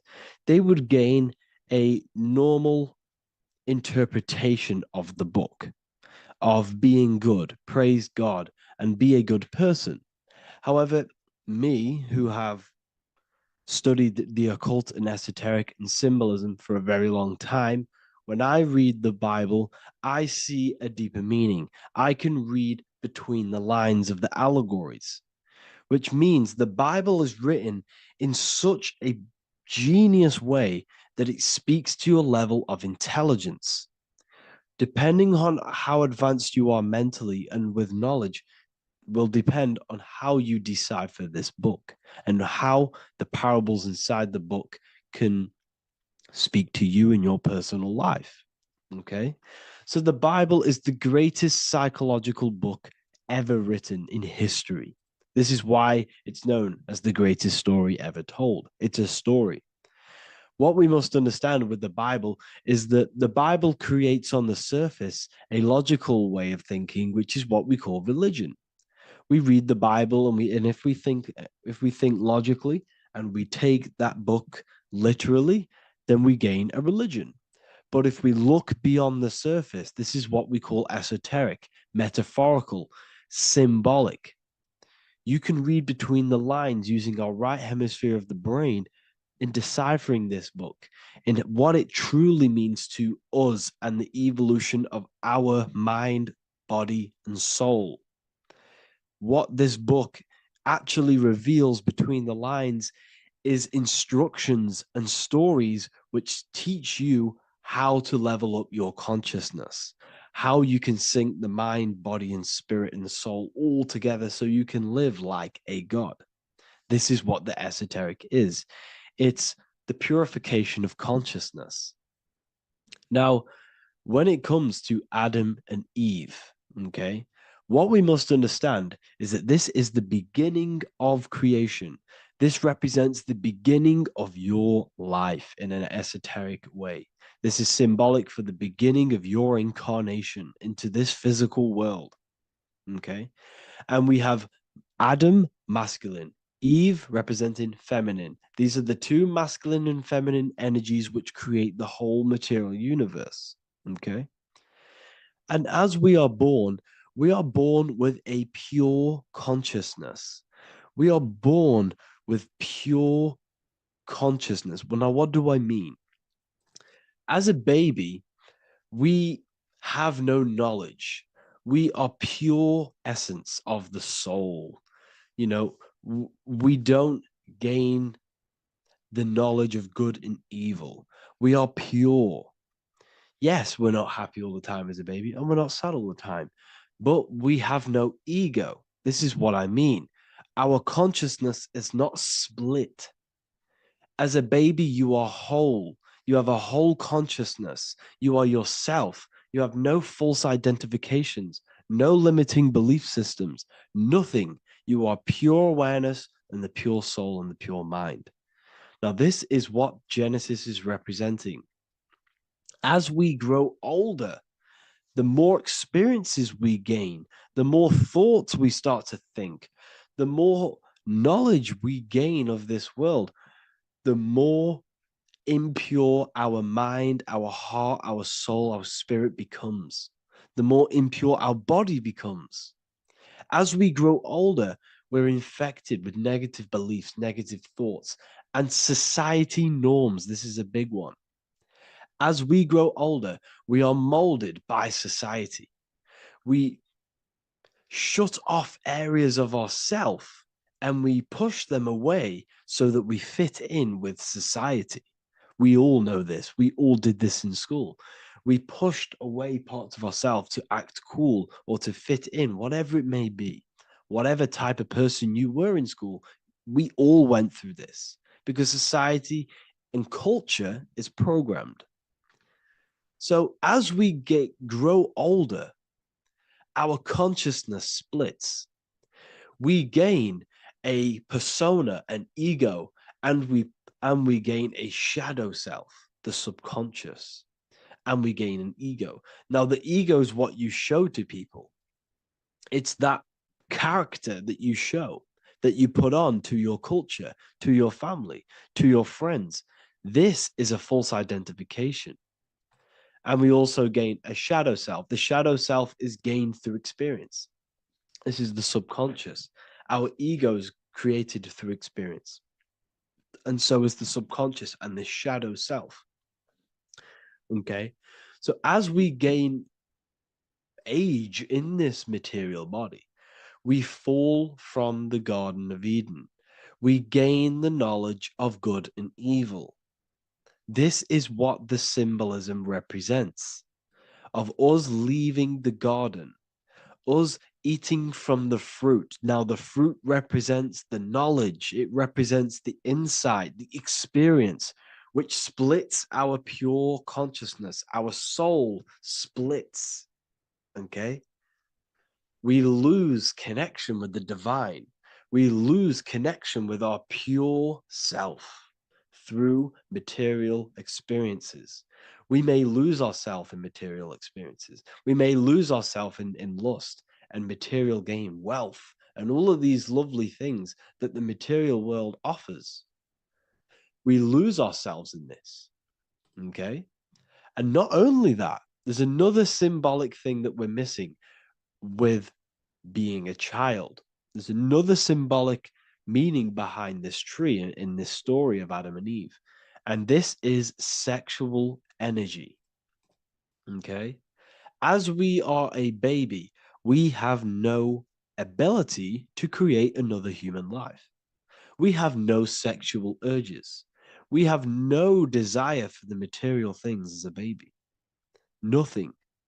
As we grow older, our sexual energy cultivates around the age of, it's like 10, maybe earlier for some people or later for some people. This is what we call puberty, when our sexual energy activates. This is when the masculine and feminine energies are present within the body. And we are now given the ability to create human life. We're now given the ability to bring in a soul into the material world. Now, this is what we believe and know in the esoteric world. That is what sex is. You're bringing a soul from the astral into the physical. Okay? So, as you grow older, you gain this ability to use the power of creation. You gain this force within you that allows you to open a portal in the astral and bring in a soul to the material. Now, this power can be misused. This power is very powerful and it should not be misused. In occult and esoteric teachings, we teach and learn sexual transmutation, how we transmute sexual energy into different areas of our life so we can grow and create. Because sexual energy is creative energy. It creates a whole new human being. So if we retain it, we can transmute it into creativity. So this energy is kind of corrupting us as well. And now I'm not saying growing up is evil, all this thing is evil. This is a natural cycle that we must go through. The soul of us must go through this cycle so that we learn, so that we overcome it, so that we gain mastery over ourselves, so that we expand ourselves. I recommend you watch the Evolution of Consciousness lecture that I did on my YouTube. An amazing lecture. It talks about the evolution of consciousness and how we're on a never-ending cycle of life and death and expansion. So leaving the Garden of Eden is symbolic. You see, Eve represents emotion. She's feminine. Adam represents action. That's why he bit the apple. You see, Eve takes the apple and tempts Adam because she's the emotion. She's the sexual desire. And Adam eats it. He releases. He misuses the power of his creation. He misuses his consciousness because of material illusions and material desires. This is natural, okay? As we grow older in this life, our soul has to experience sin. We have to experience negativity. We have to experience evil, okay? And we have to misuse this power within us to learn about it so we can overcome it and gain control over it. Now, this is why the Bible says in Genesis 3:6, for God doth know that in the day ye eat thereof, then your eyes shall be opened. Ye shall be as gods, knowing good and evil. This is very, very, very symbolic. We come into this world to experience a dualistic way of reality. We come into this world to challenge ourselves so the soul can grow, because the soul comes from pure love from God. But we come into this world so the soul may know what it's like to be evil. You see, we are like a seed. Our soul's like a seed. And when that seed grows, okay, and it's planted, them roots must grow to hell in order for the top of the tree and the roots to grow to heaven. In order for the soul to reach the highest states, it must descend down into the lowest states. Good and evil. This is the story of good and evil, okay? And this is the story, a psychological story of how the human mind has functioned in this life. This is what this story is representing of how our soul and mind is functioning, how our consciousness is splitting and growing up and evoluting. Okay. Like I said, snakes represent sexual energy. They represent, snake, when you've been snaked. This is why we say you've been snaked, because it represents a temptation of sexual energy. This is why the Kundalini is symbolized as a snake. This is the serpent within us that we can rise to activate dormant brain cells in our brain. Now that's called the Kundalini awakening. I'm not going to get into that into this video, but this is what it symbolizes, the tree and the knowledge of good and evil, because our body is the tree. Our central nervous system is the tree. The snake is our sexual urges and this false temptation that tempts us to interact with sin, the material world, okay, and go against our higher divine self. This is what it represents. Now, it's very, very symbolic. Not everyone is going to agree with this, but this is my interpretation of Genesis based on my research of occultism, symbolism, metaphors, and me studying the Bible. This is my interpretation, and I hope it resonates with you. It might not resonate with you, but this is what makes sense to me, and this is what has made sense to many other occult researchers who are in this space as well. Okay. So please leave a like, leave a comment, leave a subscribe. I'd greatly appreciate if you could, just give me some support on this channel. We're nearly at 100,000 subscribers, which is insane. I just want to say thank you all.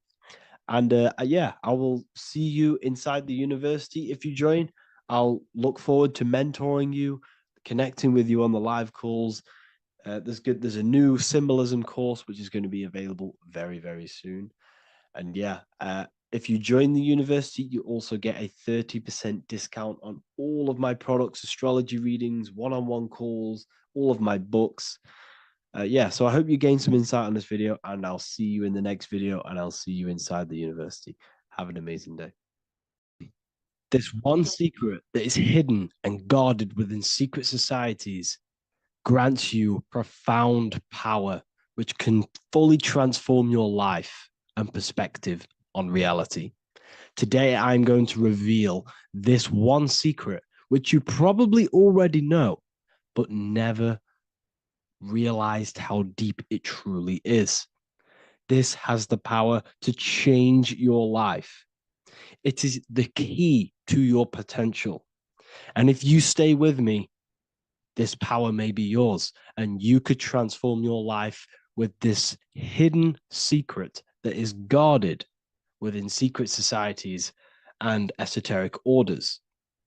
And this secret is not really a secret, but something people overlook, that the universe is mental. Everything we experience and interact with and perceive originates within the mind. The universe is a boundless field of consciousness, a mental construct molded and shaped by thought. We do not just live in a physical world, as they want you to believe. There are hidden forces that mold the material world. They want you to believe that you are only a physical being inside of a physical universe. But this is completely wrong. You are the architecture of the universe. Your consciousness is the very fabric of reality, and you create your own universe. The universe is an infinite field of consciousness, a vast and limitless mental construct, intricately woven and shaped by the power of thought. It is a dynamic and ever-evolving field where the interplay of awareness and attention gives form to existence. Within the boundless realm, every idea, perception, and belief contributes to the creation and transformation of reality itself. Each thought holds the power to transform reality. Your consciousness is the very fabric of reality. And this is shown in the symbol of the flower of life. The flower of life is a symbol. It symbolizes the interconnectedness of all existence, illustrating how every thought is not merely a fleeting moment, but a ripple that reverberates across every layer of reality. Each action, like the intricate overlapping circles of this pattern in the symbol, extends its influence far beyond its origin, weaving a web of interdependence where every choice impacts the whole. It serves as a profound reminder that everything is connected, bound by an unseen field of consciousness. This symbol represents how one action, one thought is a ripple in the whole vastness of the ether of consciousness. To master your mind is to master the universe, because your mind is a miniature universe. The mind is the very fabric of reality. So if we gain the hook, if we gain the power and the mastery over our minds, we have now gained the power to create reality to your will and intent.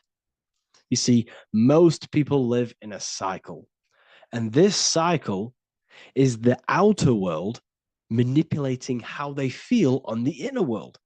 People's external circumstances are creating their thoughts and emotion in the inner world of consciousness, which is producing a constant cycle of negative manifestation. For example, let's say something negative happens to me in my external world. Then I start to think negative and feel negative. What that is actually doing is manifesting and projecting more negativity, because our thoughts hold the power to control and weave our own life. Your life is a direct correlation of every thought you thought in the past. What we need to do is stop and not let the mind control you in your reality. You need to control the mind so you can control reality. So, what does this actually mean? Reality is an externalization of consciousness. Consciousness and matter are one, they're not separate. They are inseparable and interconnected. Everything we see, experience, and observe is a manifestation of thought, beliefs, and consciousness, shaping the world around us. Now, this ties in with the secret fifth element that they have hid from you. They have hid from you this sacred and very important symbol and pillar to reality. And this pillar, this sacred thing they've missed, is called the ether. And they've held this from you for a reason, a specific reason. This is the true fifth element. Why do they hide the ether? Because the ether has the power to shape and manifest whatever we imprint upon it. Every thought is a vibration interacting with the ether and actively shaping our reality. The ether, you could see it as the codes to physical reality. It's like an energetic blueprint which surrounds all physical objects. It is the life force that gives life to all things. All energy comes out of the ether and returns back to the ether. Energy, it's 0 point energy, and it is an infinite source of energy. So this is why they hide the ether, because whatever our mind can imprint onto the ether, we can create into a reality. And we imprint the ether through thought and imagination. The mind holds the power. The mind is the very source of reality. The material realm is not separate from the mental realm. Rather, it is intricately shaped and influenced by it through the ether. This subtle, all-pervasive medium bridges thought and matter, allowing consciousness to mold and manifest the physical reality. To transform our lives, we must first transform our minds. True change begins within, as our thoughts, beliefs, and perceptions shape the reality we experience. By shifting our mindset, we unlock the power to reshape our world and recreate the life we desire. This is the power of the mind, and this is the power that's been hidden from you. We're not taught these things in schools for a reason, because they don't want us all to be conscious creators. Instead, they feed you your beliefs. They feed you your thoughts through the music, through the entertainment, through the movies, through the news. They're controlling your thoughts with this information. They're installing beliefs and information into your mind. So you are producing their reality. But this is what we need to stop. We need to take control. We need to stop consuming their music, their movies, their information, their news, because all of this is contributing towards your reality. They have the collective consciousness at the tip of their fingers. They do not create the world. We create the world by believing their beliefs and their thoughts and installing their information into our minds. You see, it's mind over matter, and most people live in matter over their mind. Most people let matter, the external circumstances, dictate their mind, when it should be the other way around. It should be mind over matter. This is the mental plane. This is the astral. This is the etheric. This is the physical. The mind holds power over the emotions, over the imagination, over the physical, and over our spirit. It holds power over everything. It's mind over matter. It's the mental body that we must transmute and change. Most of us live in a chaotic state of mind, and this is what we must change. Turn chaos into order. So we need to be mind over matter. We need to install this belief into our subconscious. I, Harry B. Joseph, have created the ultimate esoteric school on the earth. As a member, you'll gain access to live mentoring calls twice a week, along with new lectures, books, and exclusive content released every week. Additionally, you'll have a full access to all my life-changing programs. If you're ready to transform your life and start your journey today with me, join Ethereal University. These are the campuses. We have the real lecture sections filled with lectures that you can watch. Manifestation Mastery, which teaches you exactly how to reprogram your subconscious mind so you can live that reality. Sexual Alchemy, the path to empowerment of how you can transmute your sexual energy. The Real Library, where you gain access to powerful esoteric books, PDFs. Symbols of Secrets, an amazing course.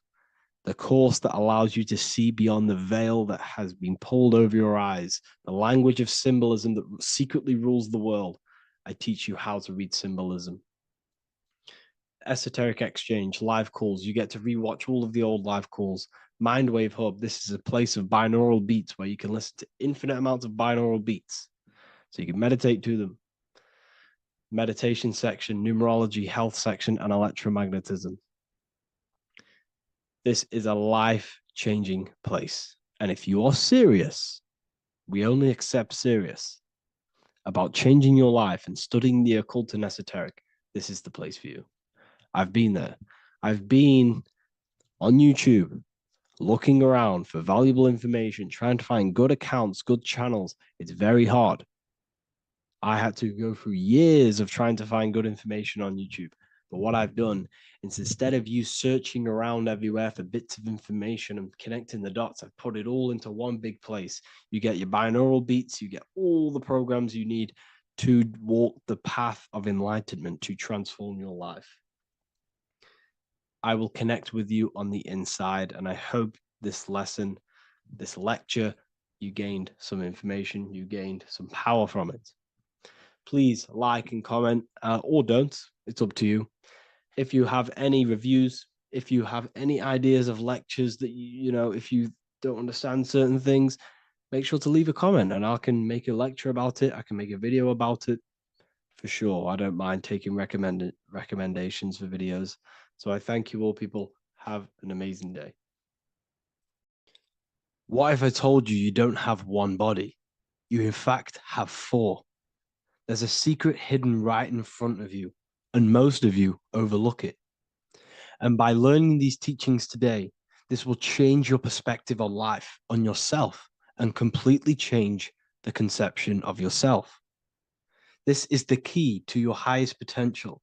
If you stay with me today, you will find secrets about yourself that will change your life. But I warn you, once you step this path of esoteric knowledge, there's no going back. Once you see, you can't unsee. So stay with me and we will discuss the four bodies of your soul and how you can master yourself to reach your highest potential. The first thing we must understand is that there is a sun. And just like the sun gives life to the earth, there is this life force within the sun that gives life to all matter. We must understand that that matter itself is dead. It has no life potential. It has no ability to create or destruct anything. All of the life comes from above, from the sun, from the life-giving power of this infinite energy source we call the sun. No matter what model you believe, the sun still gives power to this physical realm, giving life to all of the crops, giving life to animals, giving life and growth to all things that the rays come in contact with. This is a macrocosm process. We must understand the teachings of as above, so below. This means that the macrocosm repeats itself in a microcosm form. Now, what do I mean? Humans are made in the image and likeness of God. You are a miniature version of God, a spark of the divine consciousness made in human form, in physical form. Just like the sun gives life to all physical matter and growth to all crops on the earth, your soul is a miniature sun. And your soul is giving life to the body.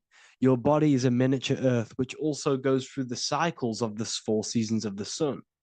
We feel different in each one of these seasons. It's because our body does not only go through these cycles externally, but these cycles happen within ourselves, within consciousness. Your soul is the sun. The sun you see in the sky is an externalization of your soul.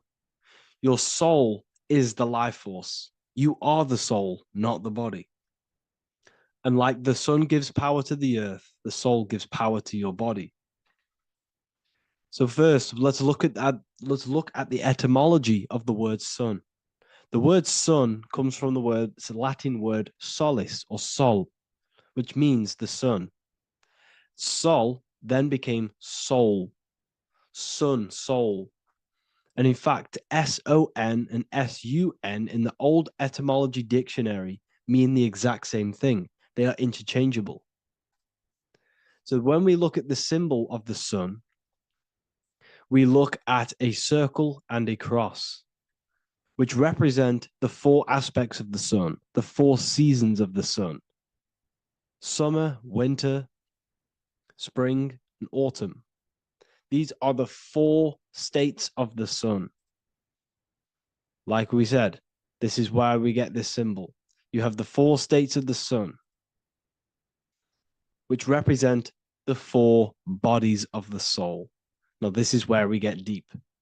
Like I said, the sun you see in the sky is a macrocosm of your soul, an externalization of your soul.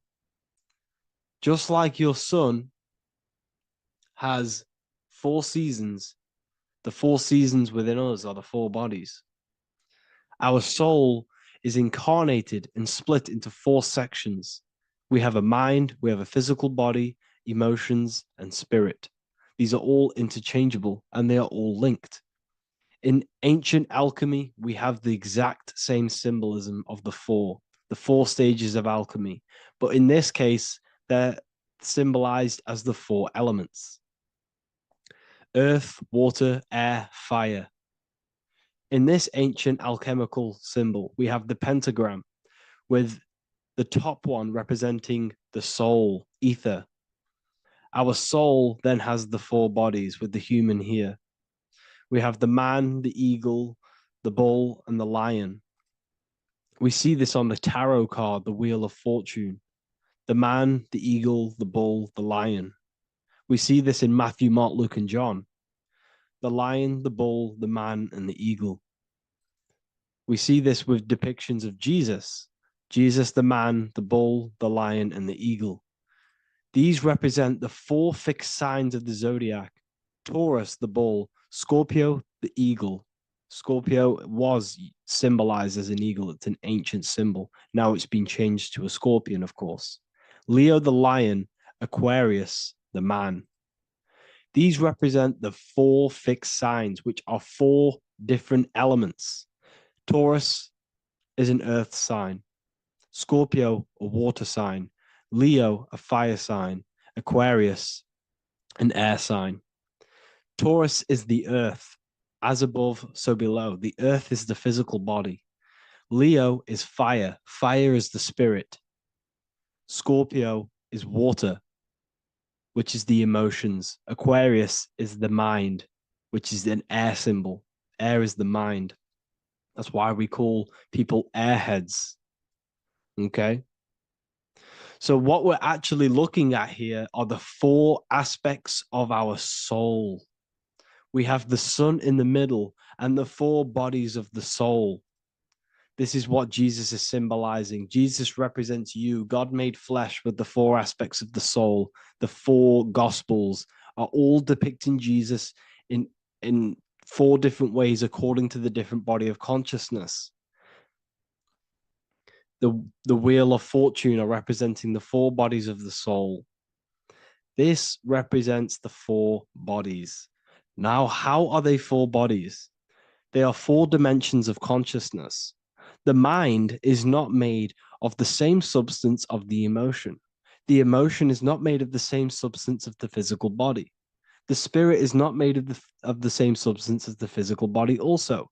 They exist in 4 dimensions of consciousness They are 4 bodies of our soul. And the most important teaching here is what I'm actually getting to, is the powerful one. This is what gives you power. Most of us live in chaos. Our mind is thinking of doing something. Our emotions are feeling something else. Our body is lusting and wanting to do something else. And our spirit's energy is completely off. Most people live in unbalance. None of these 4 bodies are working together. This is why we produce chaos in our lives. When these bodies are in balance, are not working together. So in alchemy, they symbolize the 4 elements, which are the 4 bodies of consciousness. These are the furnaces with the fire. They represent transmutation of each body. We have to sync these bodies. We have to sync the mind with our emotions, and our emotions with our actions, the physical body, and with our spirit. These 4 key bodies need to be in line in order for us to create consciously in our life. Because each one of us is a creator, a miniature version of God, creating our own earth, creating our own material reality. And in order for us to create consciously and with effect and power, we must have these bodies unified so that we can create consciously and not create chaos. So this is very, very important. And this is a secret teaching found in all ancient societies. But this is what the hidden symbolism of astrology actually is.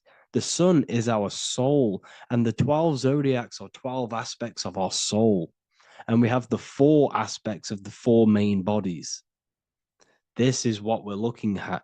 We're not looking at the sky. We're actually looking at aspects of ourselves, aspects of our soul that we must master and transmute in order to become our highest potential. So I hope this makes sense. And it may take a while for you to fully understand this, but the key knowledge in order for you to understand any of these teachings that I've gone through today is the major, major teaching of as above, so below. What is above is below. What is within is without. Your inner reality projects the outer reality. What is inside of you is outside of you in some form or way. Whatever trees, whatever roots that go down will always shoot up. When you throw a bouncing ball, you shoot it down, it will go up. As above, so below. As within, so without. God did not make a creation separate from himself. We are all extensions of the divine made in physical form. And we are incarnated into 4 sections. Our soul is separated into 4 sections. These are the 4 corners of reality. These are the 4 pillars of reality that we must control. So in order to access our soul in meditation, we must turn off these 4 things. Turn off the mind, the emotion, the spirit, and the body. And then we access the soul. So I hope this video helps today. And you can learn all about this in the Book of Wisdom, Volume 2. This book is a revolution in consciousness. I do not recommend everyone reads this book. This book is only for people who are serious and want to transform their lives. This book is a book that will change the scope you see reality. It will change your perspective on yourself because you will resonate with this. This book does not just give you information. It gives you a sense of well-being. It gives you truth, and you will find your power from this information.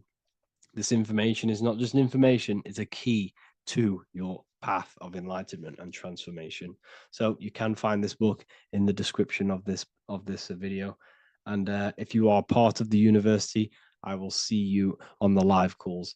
Thank you, everyone. Please leave a like, subscribe, and a comment, and let me know whatever videos you want me to make next. Anything that you fail to understand or have any confusion with, I can make a video on it. So let me know in the comment section any reviews or anything I should do.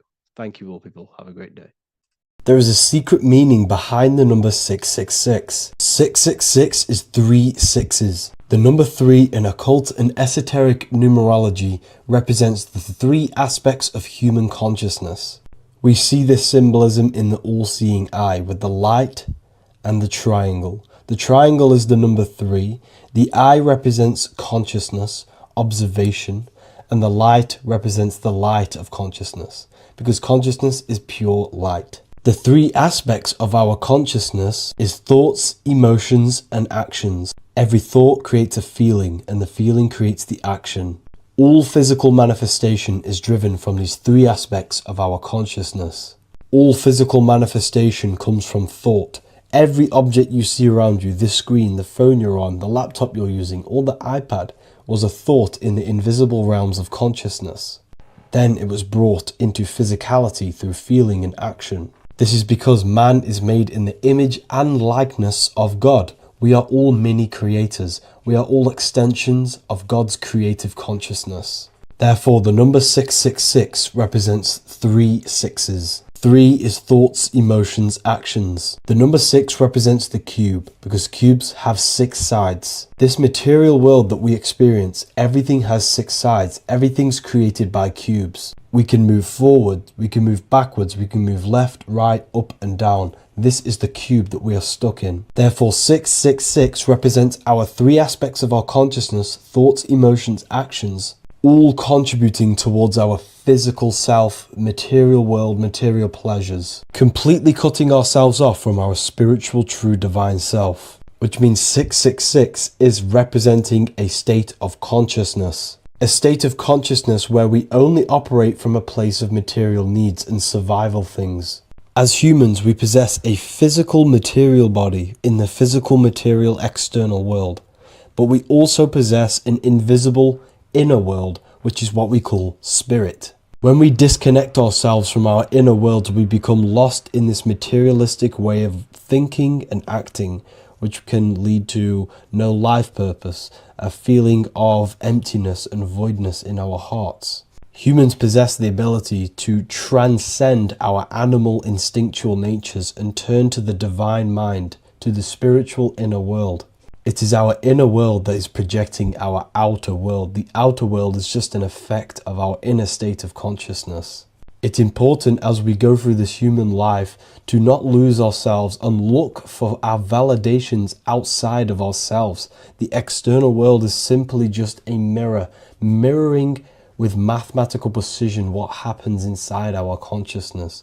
When we change our inner world, we produce effect in the outer world. To get back on track about this number, this represents when we are lost in our material self and we are completely cut off from our true divine self. The devil is always having goat horns, which represents a ground animal. This is the lower animal self of man. He's always red. The frequency of red is the lowest vibrational color, and it also represents the root chakra. This is all to do with survival mode and our physical needs and physical self. Red represents chaotic and intense emotions like hatred and anger. This is why the devil is always red, because it represents anger and an uncontrolled state of emotion and consciousness. You see, we've been taught in the church and all through religion indoctrinations that the devil is an external deity which influences humans. And in fact, this is nothing but a metaphorical story. The devil is a character which represents an aspect of the human mind, the lower aspect of the human mind, a facet of our own consciousness and psyche. The voice that we have in our head that tells us to do these negative things is not an external deity pushing us to do something bad. This is an aspect of our own mind.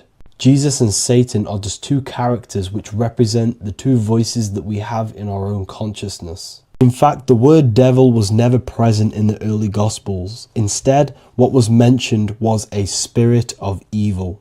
A term spirit of evil was not meant to denote a specific deity or being, but rather any force of negativity, whether it manifests as a destructive thought, emotion, or action. The spirit of evil represents the darker sides of our mind, the part that leads us astray and brings forth negativity in our lives. The reason why they want you to believe in a devil is because they don't want you taking responsibility for your creations. They don't want you to realize that the external world is truly a mirror of your inner state of consciousness. Instead, when something bad happens in your life, you blame it on some external devil or Satan who tempted you. Everything is your creation in your life. When you realize this, you take full control and you begin to reshape your external world by changing your inner state of consciousness.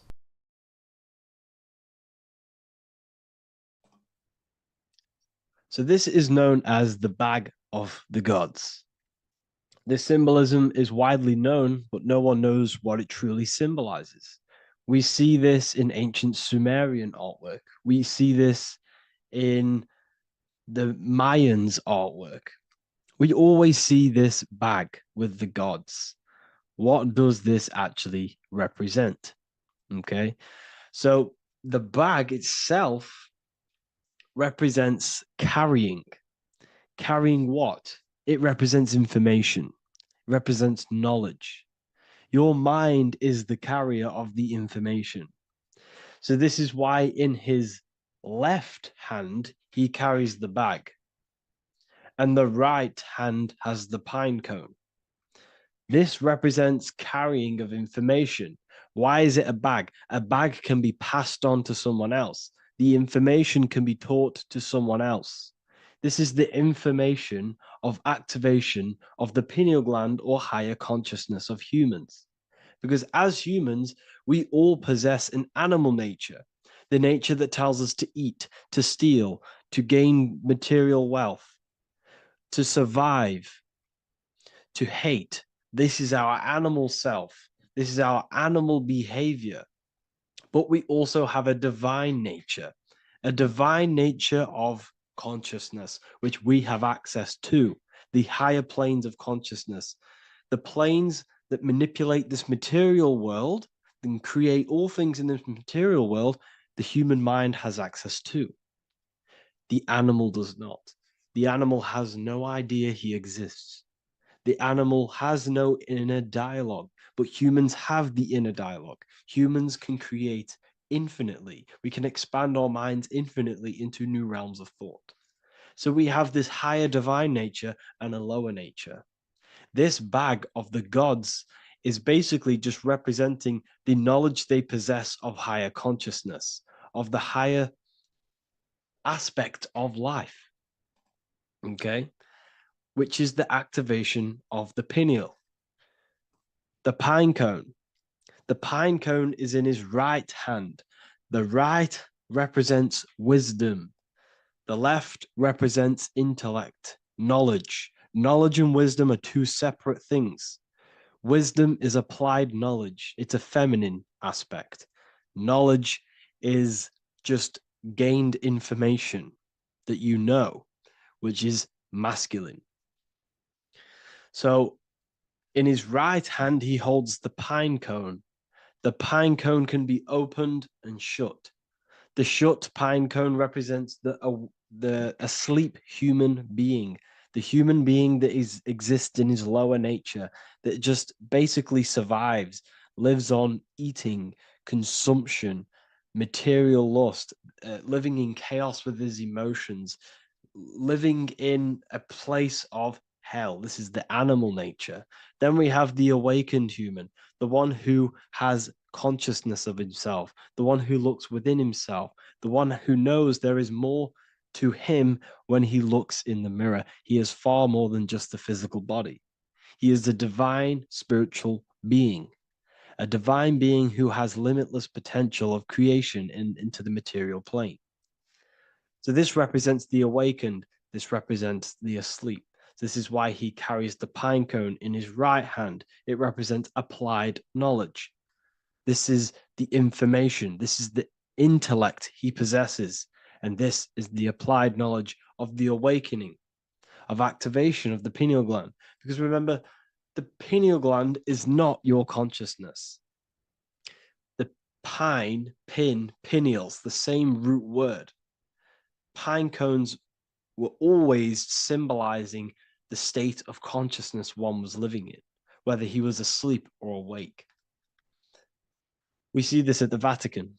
We see the pine cone over the two pillars. This is the two pillars of Freemasonry, and the dome. This is the Royal Arch of Freemasonry. This represents your head. This is the two pillars, the two hemispheres, and the pine cone in the middle, which is the pineal gland. What is the pineal gland? The pineal gland is not your consciousness. It is not the third eye, and it is not the mind. It's not the mind's eye. The pineal gland is a radio receiver. This is your body. Your body is an antenna.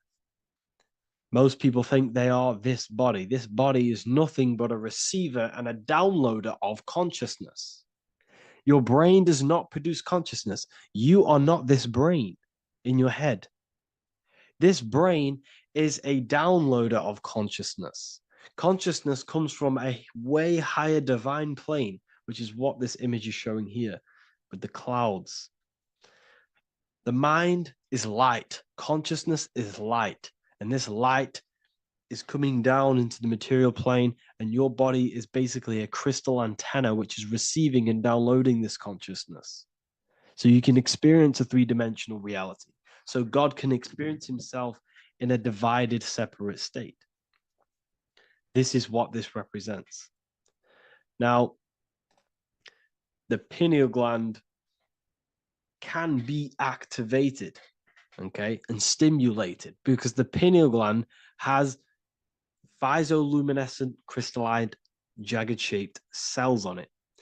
And obviously, these are crystals. Crystals are on your pineal gland. And what do crystals do? Radios use crystals. Your phone uses crystals. They tell you that crystals are woo-woo and pseudoscience because they don't want you to know the power of crystals. Your body is basically a giant crystal. Your pineal gland is a radio receiver for your consciousness. So if they can ruin your pineal gland and damage it, this will damage your connection to the divine, to your true self, to consciousness, to God, whatever you want to call it, the source. There is all one source consciousness, and we're all collectively connected to it. And this is our connection. This is our antenna. So what a radio does, a radio has an antenna, and the frequencies are all around us because all the radios are playing in your ear right now. But what the antenna of a radio does is tune into a specific frequency to pick up that frequency and play that frequency. It's the same with your consciousness. You're all a fraction of God's consciousness. So that is essentially what we are looking at here. We're seeing knowledge, intellect in the left hand, and applied knowledge, activation of waking up to higher consciousness, to the higher human form. Because we can reach beyond our physical form. We can turn our animal self into a divine being, into one of these so-called gods. These gods are nothing but human beings. The Anunnaki were not gods. They didn't come from the sky. These are normal, regular human beings who activated their higher consciousness. This is what we have here. This represents spirit. Birds represent spirit. So do we have any questions? I'll take some questions now.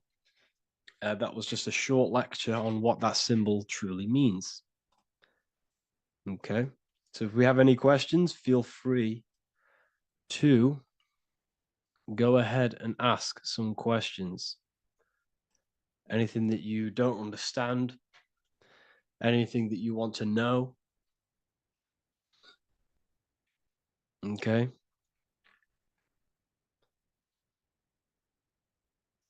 So base reality would be where source resides. Yes, the base reality is your consciousness. Are these lectures available in the university? There's a whole section, basically inside the university, there's a whole section with like over 30 long form lectures like this. So the base reality is where the source resides. Yes, the base reality is your inner world, your consciousness. That is the only thing that exists. Your outer world is just an effect of your consciousness. Your consciousness, everything that has gone on within the mind and emotion, is pushed outwards into your reality. You have thought and felt your way into your external circumstances. Your life is a direct correlation of every thought you thought in the past. Therefore, your inner world of consciousness is creating and molding your outer world.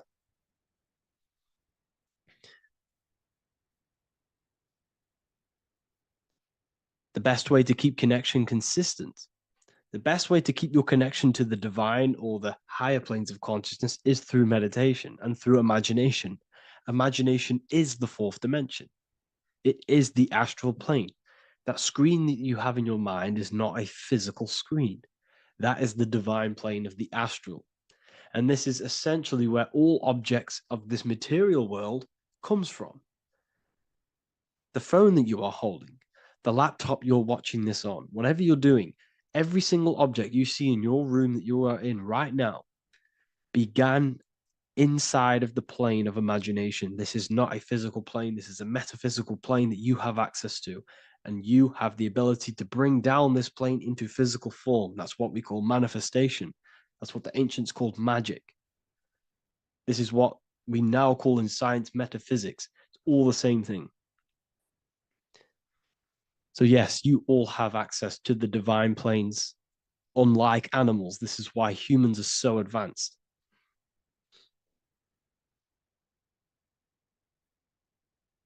Okay. Is the pineal able to constantly activated, or is it just a temporary experience? I don't fully understand that question, unfortunately. Maybe you could word it in a different way. The real meditations on the university, legit, y'all, yes. In order to connect to consciousness, you need to sit in meditation and turn off your feelings, and the feeling of unity will come. Do I understand correctly? Yes, that is correct. So when you sit in silence and in stillness, I highlight the word stillness because stillness, when you are still, no information from your nervous system is being decoded by the brain. So when your body is still and does not move, your nervous system starts to relax and comes to a balanced state. Your brain starts to relax, it comes to a balanced state. The left and the right brain stop working, the nervous system stops working. Then, once the body, the material body is shut down, you then have access to consciousness. You can't access consciousness if the body's in such a busy state. If electricity is being fired every 2 seconds, your whole body's electrical. When you move your foot, that's electricity being fired from the brain to the foot instantly through the nervous system. Your brain, your whole body is a technological machine. So you must shut down the technological machine to access the divine that exists beyond the technological machine. Do you understand that? Did we create ourselves from the higher plane? When you say yes, you created yourself, you manifested yourself in this material form for a reason in this specific time and place. Wisdom books, are these available inside the university? Yes, they are. So anyone who joins the university, they all gain 50% off the store. So you can get anything off, anything you want inside the store for 50% off. Plus, you get the Book of Wisdom Volume 1 PDF for free. You get the Human Health Guide. Plus, you get all of the library books. There's a load of different books on occultism, symbolism, esotericism. Do you need to place your attention somewhere specific during meditation? You can do. Okay, you can do. So if you struggle, when you first start to meditate and you struggle to turn off the thoughts, think of the back of the brain, the back of your head. Don't think of it, place your attention on it. Okay, so when you place your attention on the back of the brain, this now shuts off thought because the back of the brain doesn't have any activation to do with thought. The front brain does, the neocortex. That's all to do with activation of thinking. So place your attention on either the back of the brain or your breath. What's more important, creating yourself or finding yourself? It's balance of both. So in order for you to create fully, you must have awareness of self and awareness of thought and control over the mental dialogue, the inner voice inside of you. Okay. When you control that inner voice, that is when you gain power. That inner voice is what brings commands into physical reality.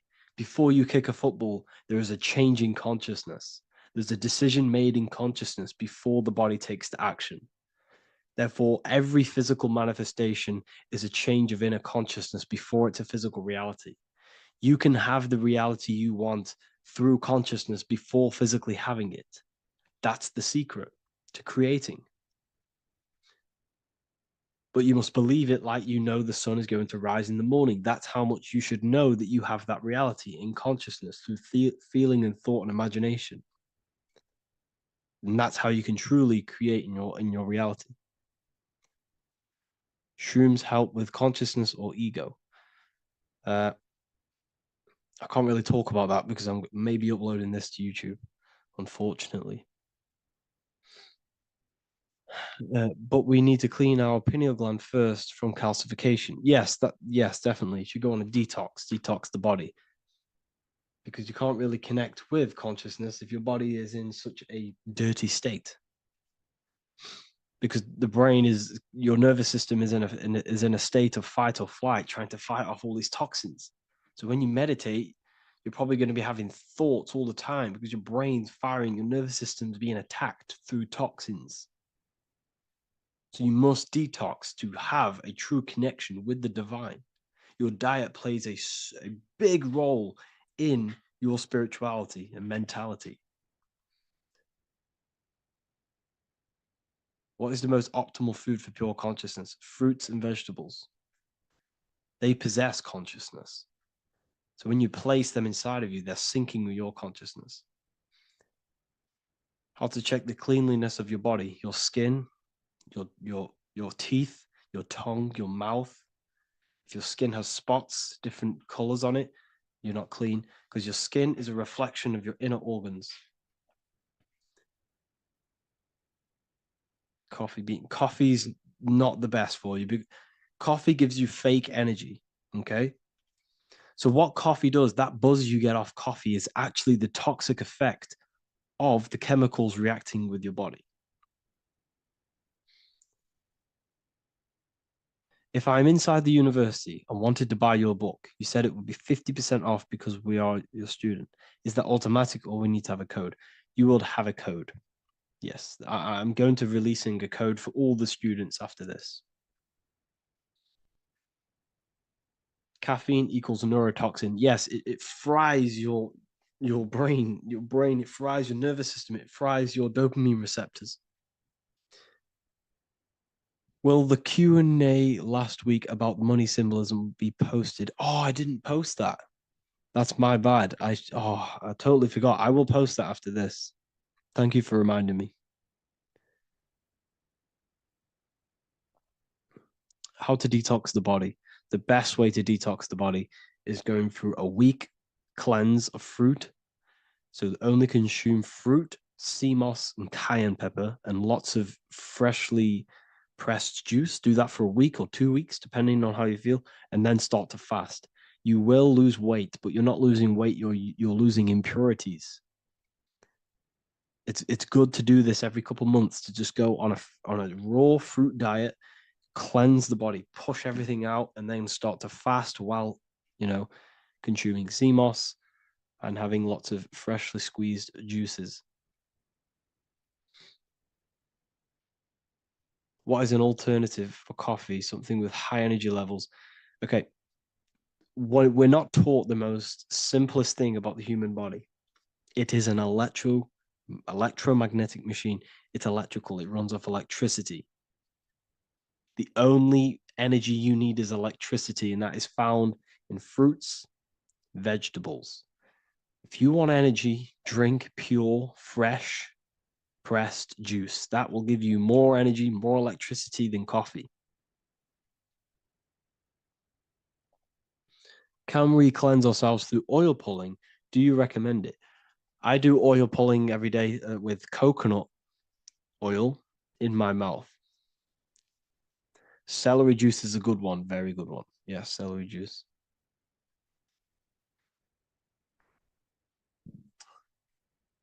Any more questions? What kind of music do you listen to when lifting? For me, rap, hip hop push me work harder, but I know it's terrible for my subconscious. Yes, very. At least you're aware of it. You know, you should be definitely try and stay away from the hip hop music. Try and stay away from anything that's talking about anything negative because it's all programming your subconscious. And your belief system is your reality, people. Your belief system is your reality. Okay. So look after your subconscious. That's what's controlling your actions. 90% of your actions on a daily basis are controlled through your subconscious beliefs. Okay. I listen to a lot of Pastel Ghost. I listen to a lot of let me get my playlist up. It's all like background music for TikTok. Do you know what I mean? Like Pastel Ghost. That's mainly what I listen to. That sort of music. I don't know what it's kind of called. I don't know what that genre is called. Does anyone know what that genre is actually called? Because there's not much words in it. The reason I listen to it is because there's not much words in it, and you know it helps the subconscious. And I just love that music.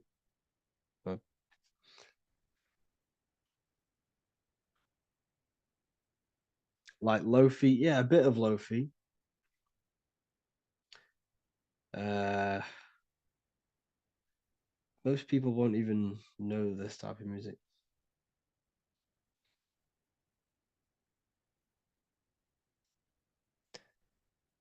Can you tell us how you use cayenne pepper? So I mix it with freshly squeezed orange juice every morning. So the first thing I have, empty stomach, I have a teaspoon of cayenne pepper, mix it in and just down it every morning and sometimes at night. The feeling you get in your stomach after putting cayenne pepper on an empty stomach is absolutely amazing. It tingles in your stomach. It kills parasites. It kills all horrible organisms.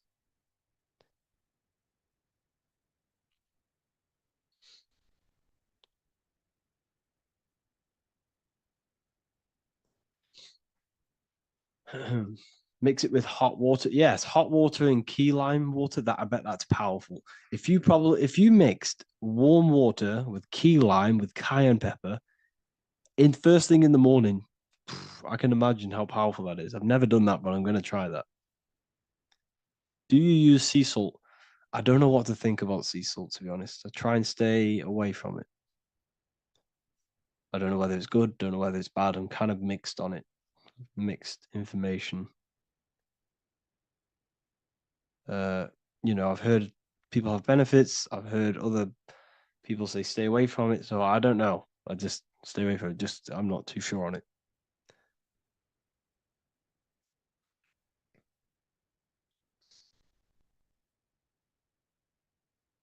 I drink fresh pressed celery juice every morning. Yeah, definitely. Uh, is there any chance we could like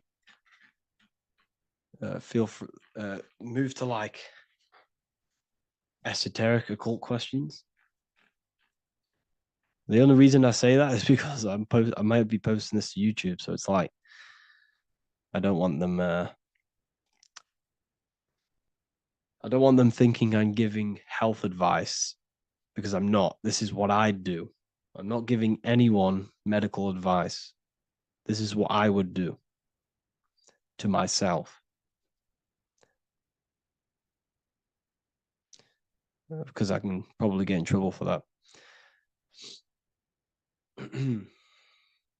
So the subconscious is the all knowing, it is the all seeing eye. The subconscious knows everything. Your conscious mind does not. Your subconscious knows every single cell in your body. Your subconscious is making your heart beat. It's talking to your heart. It's talking to every organ, every cell in your body is being connected and spoken to by your subconscious mind. It is the all-knowing. The subconscious has access to the astral plane, imagination, the fourth dimension. It has access to the mental plane, thoughts. It has access to the ethereal plane, energy. And has access to your physical body. It's the door. It's the portal. The subconscious is the portal to the divine. You must go through the subconscious in order to access the divine. Any coupon codes for book 2? Yes, inside the university, there will be a 50% off coupon code. Speaking of ancient civilizations, why did they use symbols to give us true knowledge? This is a very, very good question. Very good question indeed. The reason they use symbols is because symbols are their keys. They hide meanings. They hide things. For example, if it was written down, if all of this sacred knowledge that I'm speaking now was written down, it can be easily taken. It can be easily misused. Someone can take it, read it, and steal it and misuse it and abuse the world and create horrible things. The reason they use symbols is because they're hidden. They hide the teachings. Only the ones who possess the key, that possess the knowledge, can read the symbol. So the symbols act as a guard towards this higher wisdom, this higher knowledge, which gives you power. All of the knowledge I teach you gives you power. And you can misuse it. You can misuse your imagination. You have no clue, unless you've put this into action, how powerful your inner consciousness is. You can become a Okay, listen. If you hate your job, it's not the job that you hate. Think about it. It's not the job that you hate. The hate is coming from your inner consciousness. It's the state of consciousness that you hate. So what does that tell you? You can change that inner consciousness to another reality, the feeling of another reality. You can become that consciousness within before you actually externally have it. And by becoming and knowing that reality, that's what produces effect on shaping your outer world. When you really, truly know that reality inside of you, of being free, of being wealthy, of having abundance, your outer world has no other choice but to rearrange itself to your new inner state of consciousness.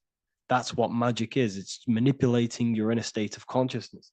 It's convincing yourself that you already have it, not believing it, knowing it. Okay? Knowing is different than believing. Believing is a lie. You should know thyself. Okay? So we can say that human overpopulation is intentional. There is no human overpopulation. We're all cramped in these cities. We're all cramped into one little place. We're not supposed to live like that. We're not supposed to live so cramped. This is why there's so many weirdos out in public. So many weird people doing weird things. This is when things start to go weird, and we shouldn't be living in this state, in this condensed state. We should be spread out. Okay. There is no overpopulation. It's just an illusion, because we all lived in such. Have you ever been on a plane? Have you seen how much land there is? It's crazy. There's no overpopulation. And how many people do they say there's in the world? There's not that many people in the world that they say. I think it's like 8 billion. I think they say there's 8 billion people. There's not 8 billion people. There's probably more like 2 billion. And the reason I say that is because I have a friend who only has like 300K followers. That's a lot of followers, okay? and he gets recognized everywhere he goes. And he's into all this stuff, and he says, listen, the population is definitely not 8 billion or whatever they say. I think it's like a couple billion. It's probably more like a billion. How to properly manifest intentions. Thought, emotion, and imagination are the key. You must know that you have that reality. Don't believe it. Become that reality within your consciousness. All day long, as much as possible. Feel it. Imagine it. Say it. And have zero doubt. How to have zero doubt. You can't, well, okay, so the doubt, that little voice that will seep into your mind saying, you can't do that. You can't do this. That's your old voice of your subconscious program. Listen, the reason why most people fail in life is because they have trained their subconscious that they will fail. They have told and believed that they will fail. The reason I will succeed for the rest of my life is because I have trained my subconscious to say, I will win, I will succeed, I will solve any problem. That's my belief system. And if my belief system is that, then my external reality, my conscious mind will seek a way to fulfill that belief. It will seek to control and create that belief in my external world. It will seek to solve any problem. I've trained my subconscious mind to know that I already have the reality, to know that I'm abundant, to know that I have everything that I already need. Therefore, if any problem comes, I can sort it straight away. But most people have a different belief. It's not your fault. We've been kind of manipulated and told this, that they will fail, that they can't do anything, that it's too hard. And that basically casts a spell on the conscious mind, where your conscious mind is just like, no, I can't do that, because of this subconscious belief that you hold. So you must reprogram your subconscious that you can do it, that you will solve any problem, and that you are abundant. That's the reason why successful people succeed. It's because they have a complete different mind state, a complete different belief system in their subconscious.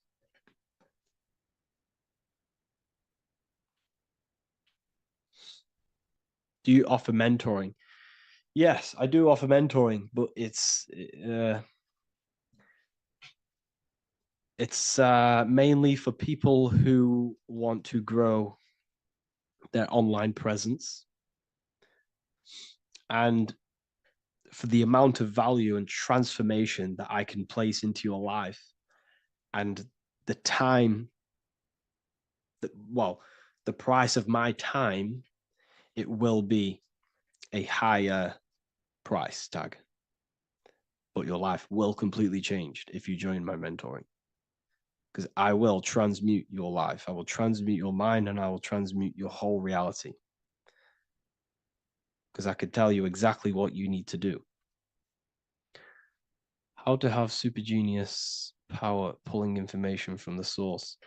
Okay, so you can do this. I talked about this in Book of Wisdom Volume 2, if you've read it. This is a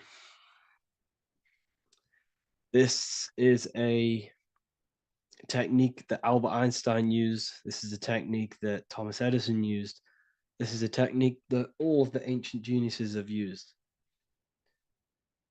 So you get on a chair, you place metal below you or plates, and you hold a metal ball in your hand, and you fall asleep. And every time you fall asleep on the chair, you're going to drop the ball, because your body will become unconscious, and you will basically drop the ball, and it will wake you up because it's going to hit and make a loud bang on the plate. And every time you go to sleep, basically what this is actually doing is shifting your consciousness from conscious into the subconscious. So from physical into the astral. Your consciousness is shifting between these two planes. And as you do this, you can bring down great ideas from these higher planes. So when you fall asleep, have an intention. And when you fall asleep, you'll drop the ball. And when you wake back up, you'll have an idea and you just got to write it down.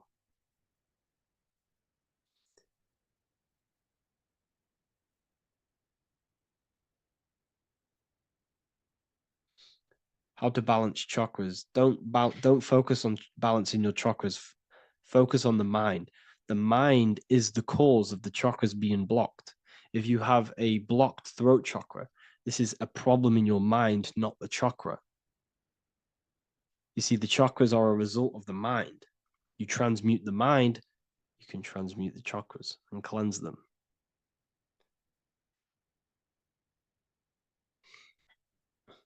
So was Jesus a real man that walked?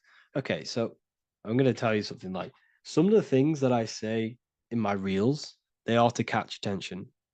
So if I say the first thing on the reel, Jesus never existed, straight away, you see that, it's going to trigger you. It's going to trigger Christians, it's going to trigger people.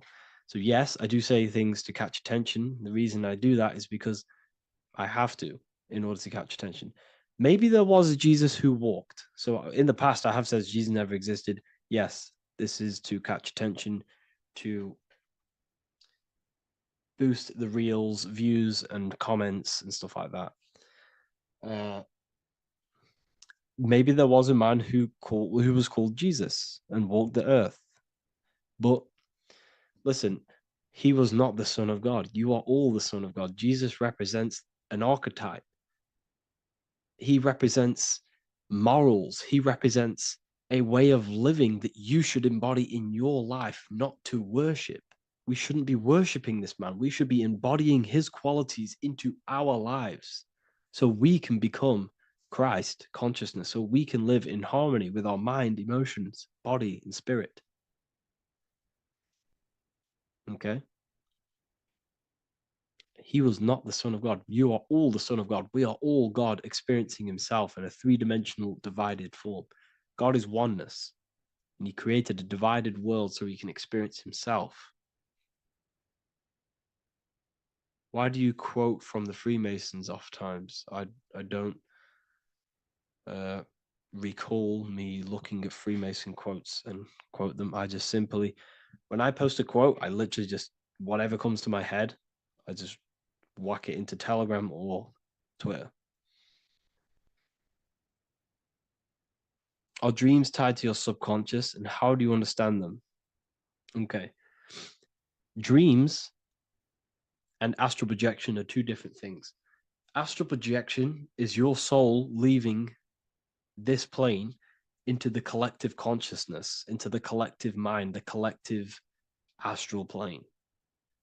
But dreams are basically the astral plane, but it's your personal astral plane in your personal subconscious.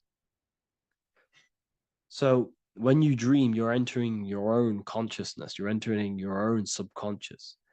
Every character, every event that happens to you, everything that is said to you, everything that happens to you in your dream is yourself pushed outwards, and you're basically experiencing your own mind. If something scary comes up in your dream, this is your belief, this is something in the back of your mind materializing and coming to you and showing itself to you.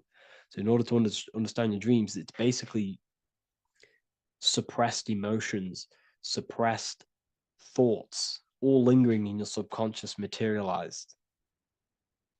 Okay. A few months ago, I'd have concurrent dreams of getting in a car crash that lasted for months. Then one day out of nowhere, I got into a really bad accident, and that low-key bugged me out. I didn't know if my mind was trying to warn me or what. You can explain that. Okay. If you are having dreams about having a car crash, this is a belief. Okay, so let me tell you something.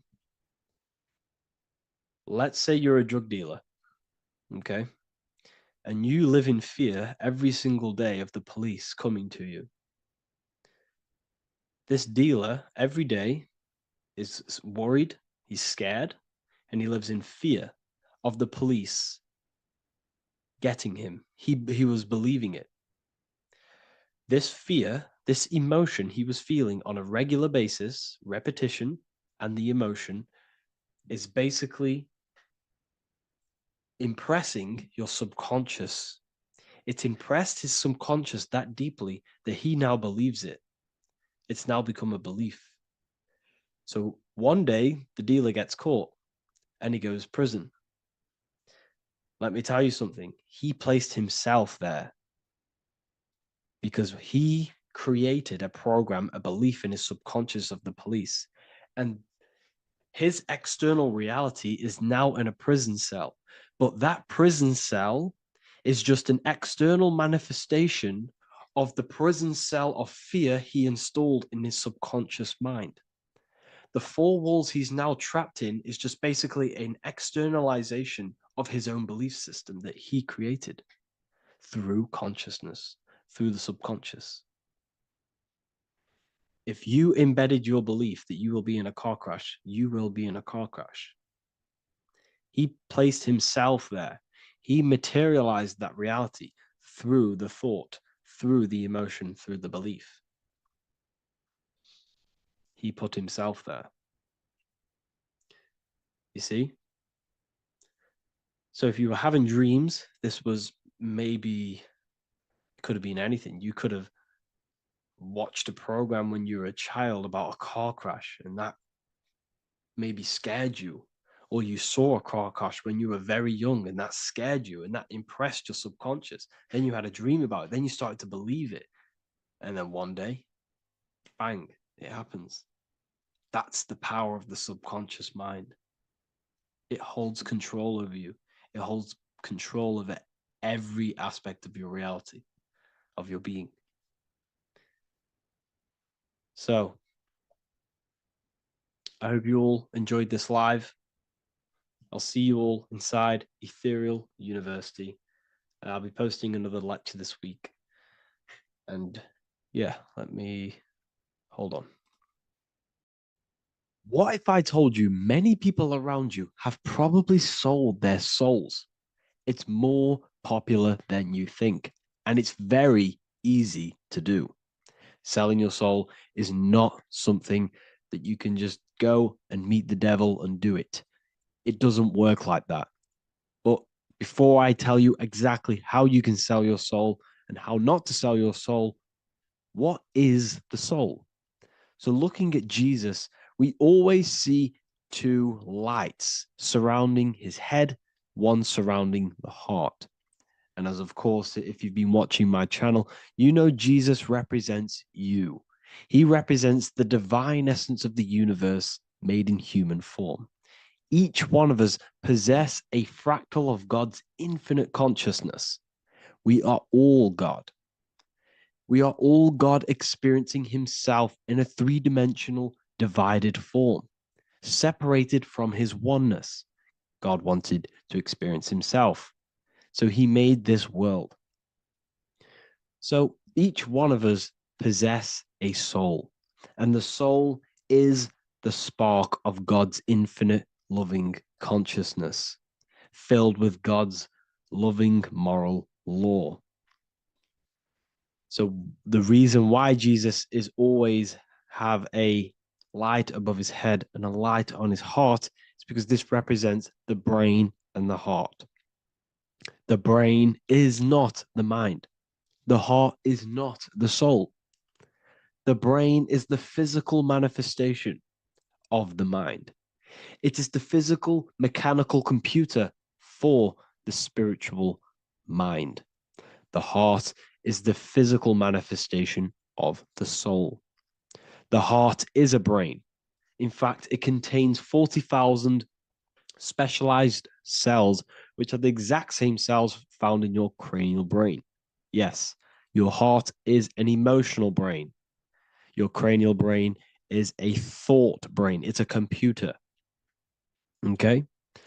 Everything that exists physically exists non-physically. This is what the ancients called spirit. Just means invisible force. The mind, the thoughts are not made of atoms. You can't touch, you can't find tangible thoughts, imaginations. These things exist spiritually in metaphysical counter space. It's the same with your emotions. The emotions are spiritual. They are not physical. You can't touch them. So thoughts are the language of the mind. Emotions are the language of the soul. Sometimes we can become eluded by thought and we can become eluded by emotion. If we are led purely by emotion, we can create illusions in our perception. The same if we rely only on thought. We must balance these two. Okay? So the mind is the creator, the soul is the operator. Every thought we think is being judged by our soul. The soul is the judge. The soul tells you what is right, what is wrong.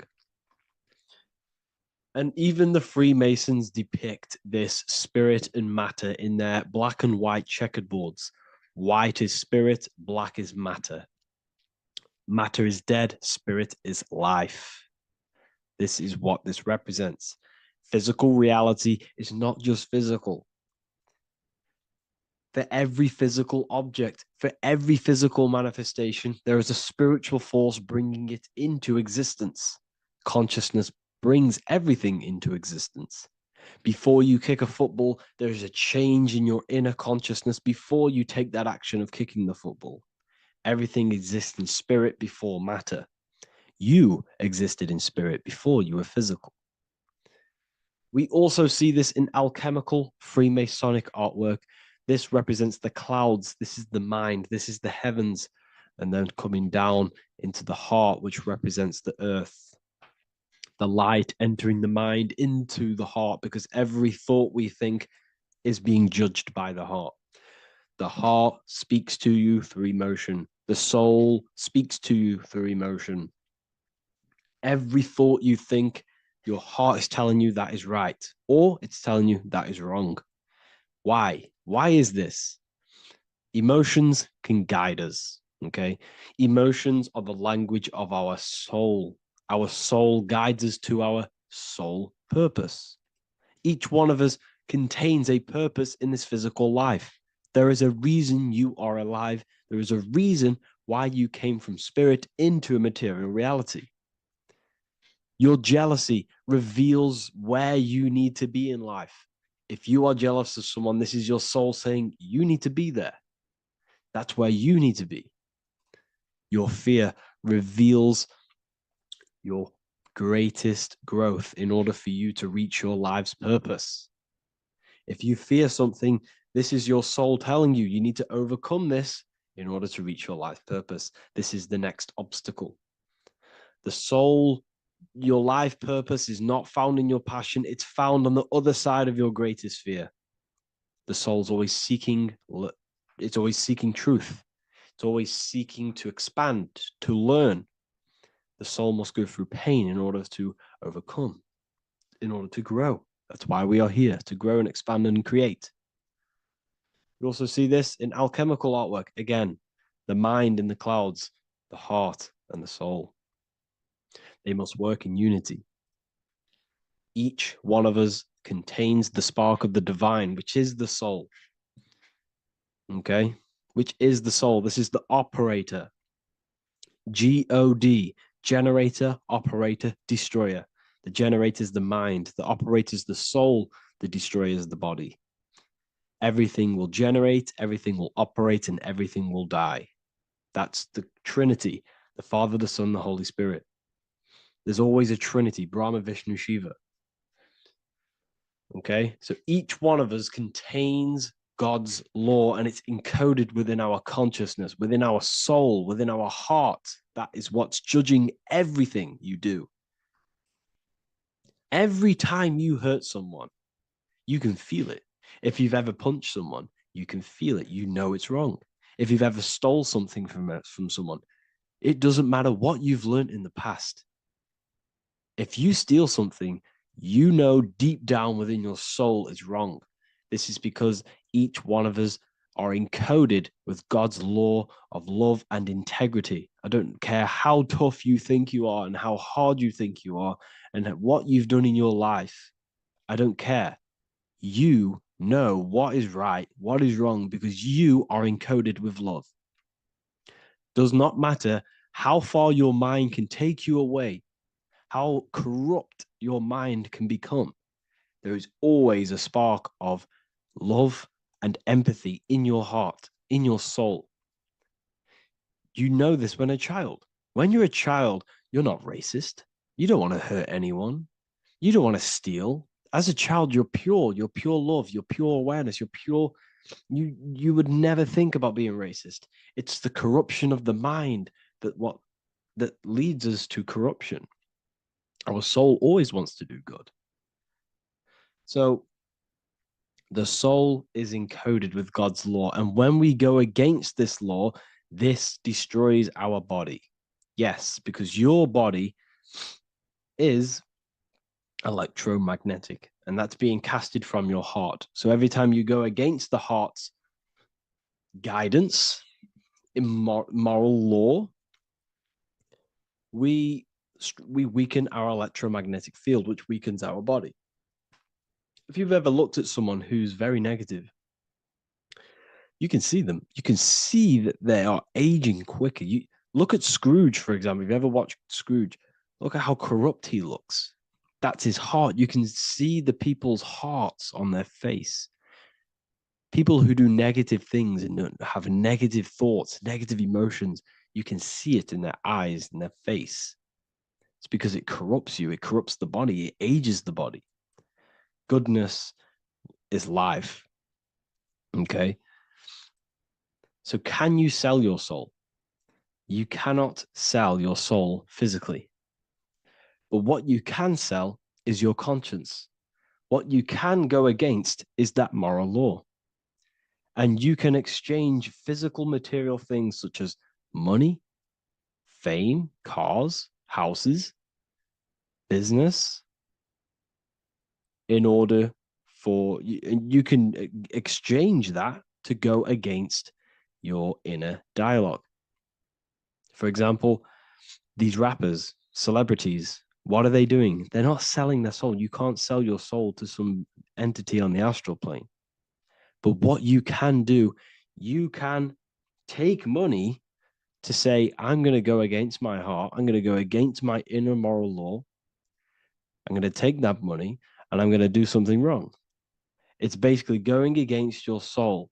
It's selling your soul's guidance of moral law.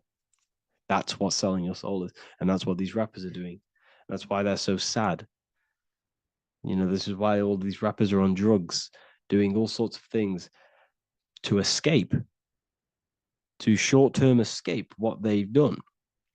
They're going against their inner guidance for money.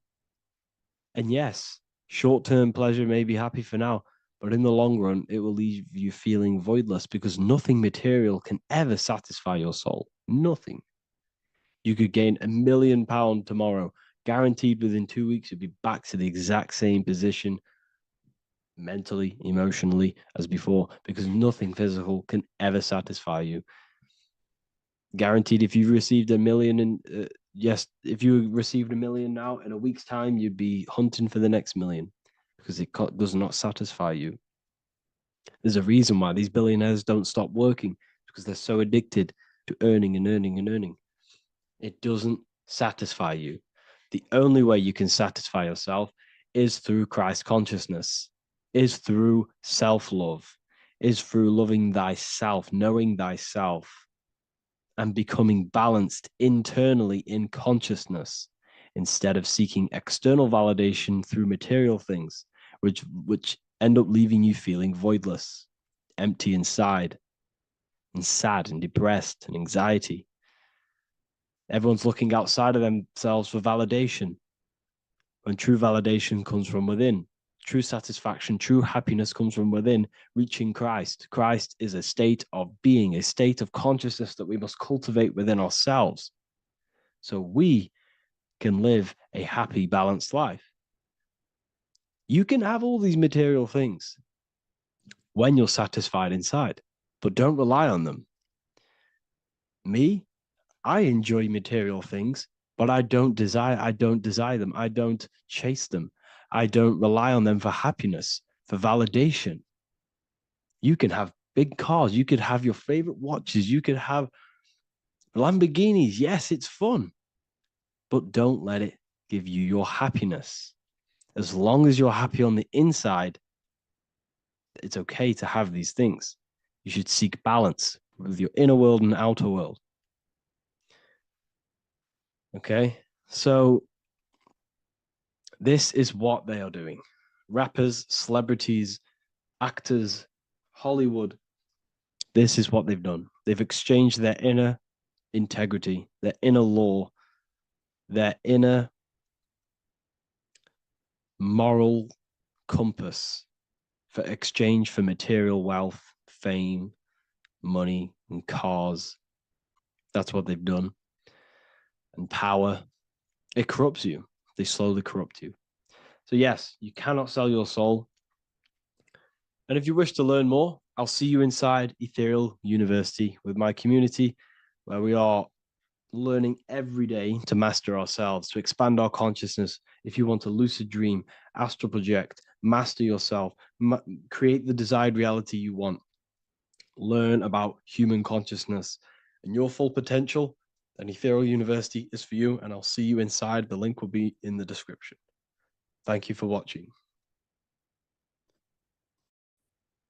What if I told you that you are under a spell, and this spell is controlling you in every aspect of your life, and you don't even realize it? Spells are not what you've been taught. They're not fantasy magic wands that are casted over you. No, no, no. Spells are much, much deeper.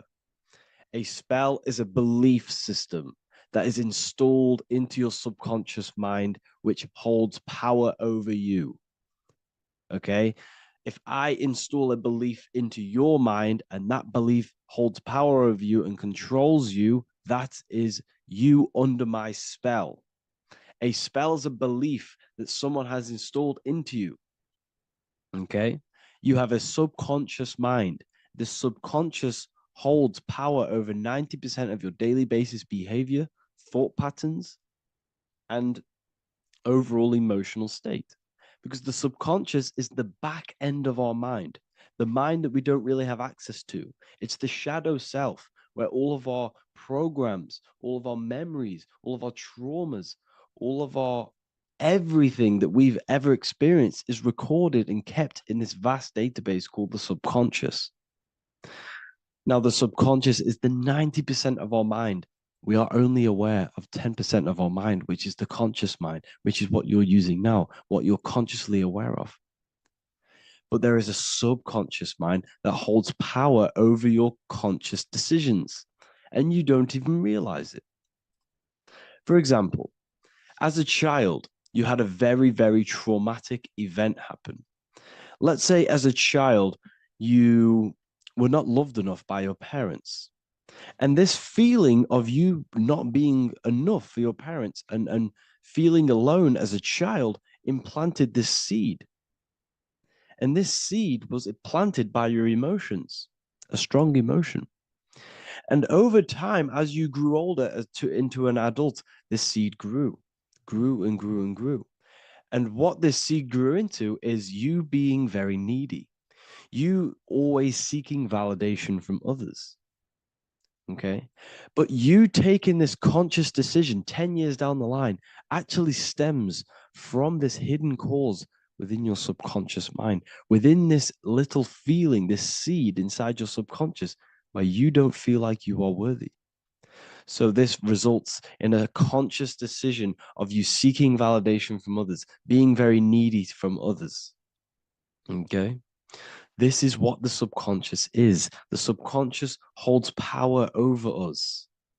For example, posting on social media. Why are you actually posting on social media? If you take a selfie with your new watch, new car, and you go and post that onto your social media, why are you actually doing that? On the deepest root cause, it's not because you just want to post a picture. No, it's much deeper. It comes from a subconscious belief or a subconscious emotion of you seeking external validation. whether you believe that or not. But that's what it is. If you're posting on social media, you're seeking attention, you're seeking validation from others on a deep level, on a subconscious level. You may not even realize this because it's subconscious. Now, this is what a spell is. Money is a type of spell. Remember, money doesn't actually exist. Money does not exist. Money is a physical object inside of the material plane. But the physical object has a belief in the mental plane. See, the mind is the highest plane. This is the root cause of reality, the mental plane. Okay? So our belief in our mind has given this piece of paper value and a meaning. But in reality, it's just a piece of paper with a belief behind it. But this subconscious belief behind this piece of paper is controlling your daily basis behavior, is controlling your emotional state and controlling your life without you even realizing it. Without you even realizing that it's all an illusion. Money does not exist. It's the belief that gives the piece of paper a power. And the way we break the spell is by realizing that the money doesn't actually exist. The whole world is under the spell of money, and it's controlling all of us. But the spell is the belief. Once we all wake up and realize money has no value, it doesn't actually exist, it's only a belief. There is no actual money. That's how we break the spell. The spell is broken when we figure out that we are under the spell, under the belief, under the illusion of this piece of paper having value, and it's controlling our lives. That's why the word money has mon within it. Mon is moon, and the moon represents our hidden aspect of our mind, our subconscious, and the sun represents our conscious mind. So you have two versions of yourself. You have the self that you show to everyone, the conscious mind, and you have a shadow self called the subconscious, which is the hidden aspect of you. For example, do you really love your partner who you're with, or are you just with them is there a subconscious fear of being alone? Do you really want to be with this person, or is it are you staying with them because it's stemming from this fear of being alone, of being lonely? Or are you just with them because you have a subconscious sexual addiction? And all of your conscious decisions are actually coming from this little seed of wanting sex or not being alone. You have two versions of yourself, the conscious mind and the subconscious, the shadow self and the self that you show to everyone else. Okay? And the subconscious is what's holding power over you. When you drive your car, you don't consciously have to think about changing gear. You've done it that many times. It's on autopilot. That's the subconscious doing it. You can be walking down the street. Your conscious mind can be thinking about what you're going to cook for tea later, but your subconscious mind is controlling your body and walking your body. You don't have to think about moving the body. You just do it because you've done it that many times. It's a program. It's a belief in the subconscious that's giving this movement power. You see, the subconscious holds a lot of power over you. Our beliefs hold power over our daily basis behaviors and actions. Okay, like I said, posting on social media, this is seeking external validation. There's a subconscious there's a subconscious urge bringing this desire into conscious reality. So we must break the spell of our emotions controlling us, our traumas from a child controlling us. For example, another example of this, let's say you were in a car crash years ago, and this car crash led you to having a very traumatic event, very traumatic emotion you felt in that car crash. You felt a lot of pain. That was impressed into your subconscious. And even to this day, you're probably scared of going into trains, going onto cars, going inside of vehicles. And you might not even be aware that it's actually stemming from this event that happened 10 years ago. That's the spell. That's the spell that's holding power over you. And you don't even realize it. You realize the spell when you realize you're being controlled by this old belief, this old trauma. That's what a spell is. A spell is not something I cast over you with a wand like Harry Potter. Spell's much deeper. It's the hidden aspects of our mind that hold power over us, that control us. Okay? So, how do we get rid of the spell? How do we break the spell?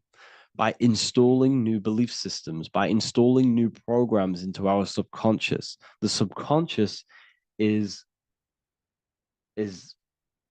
impressed by repetition and emotion.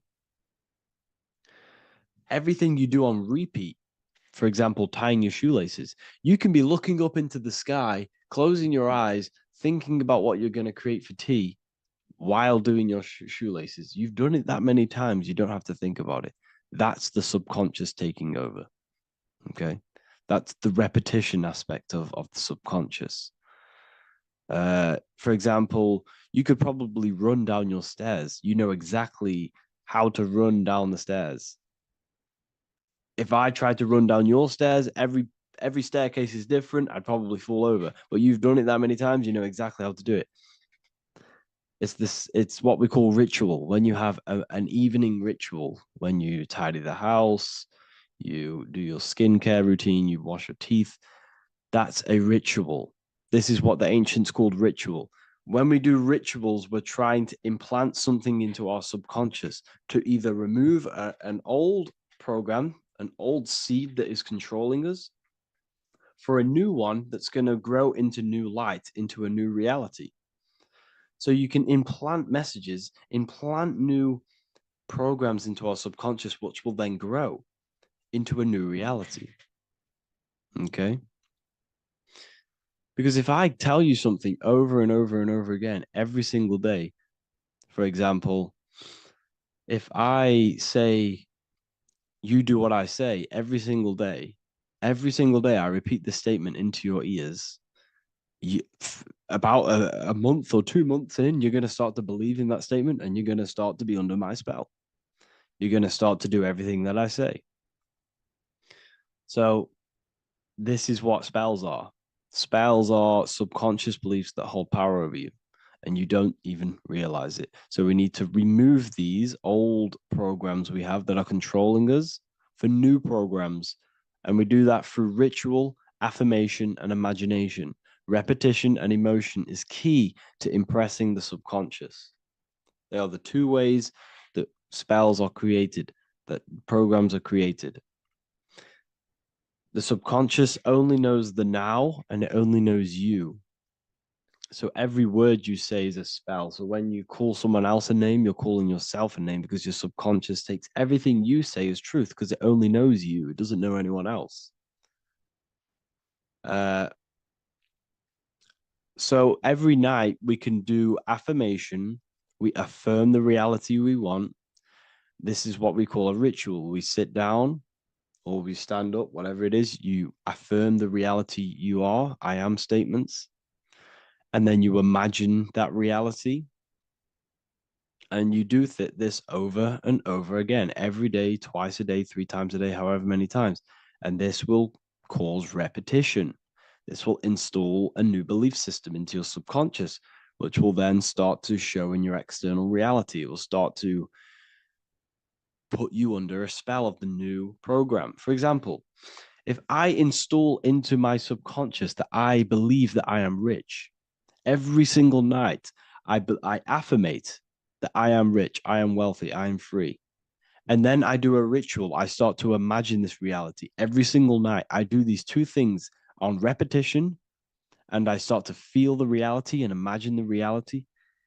Over time, I'm going to start to believe that I am rich, that I am free, and I am wealthy.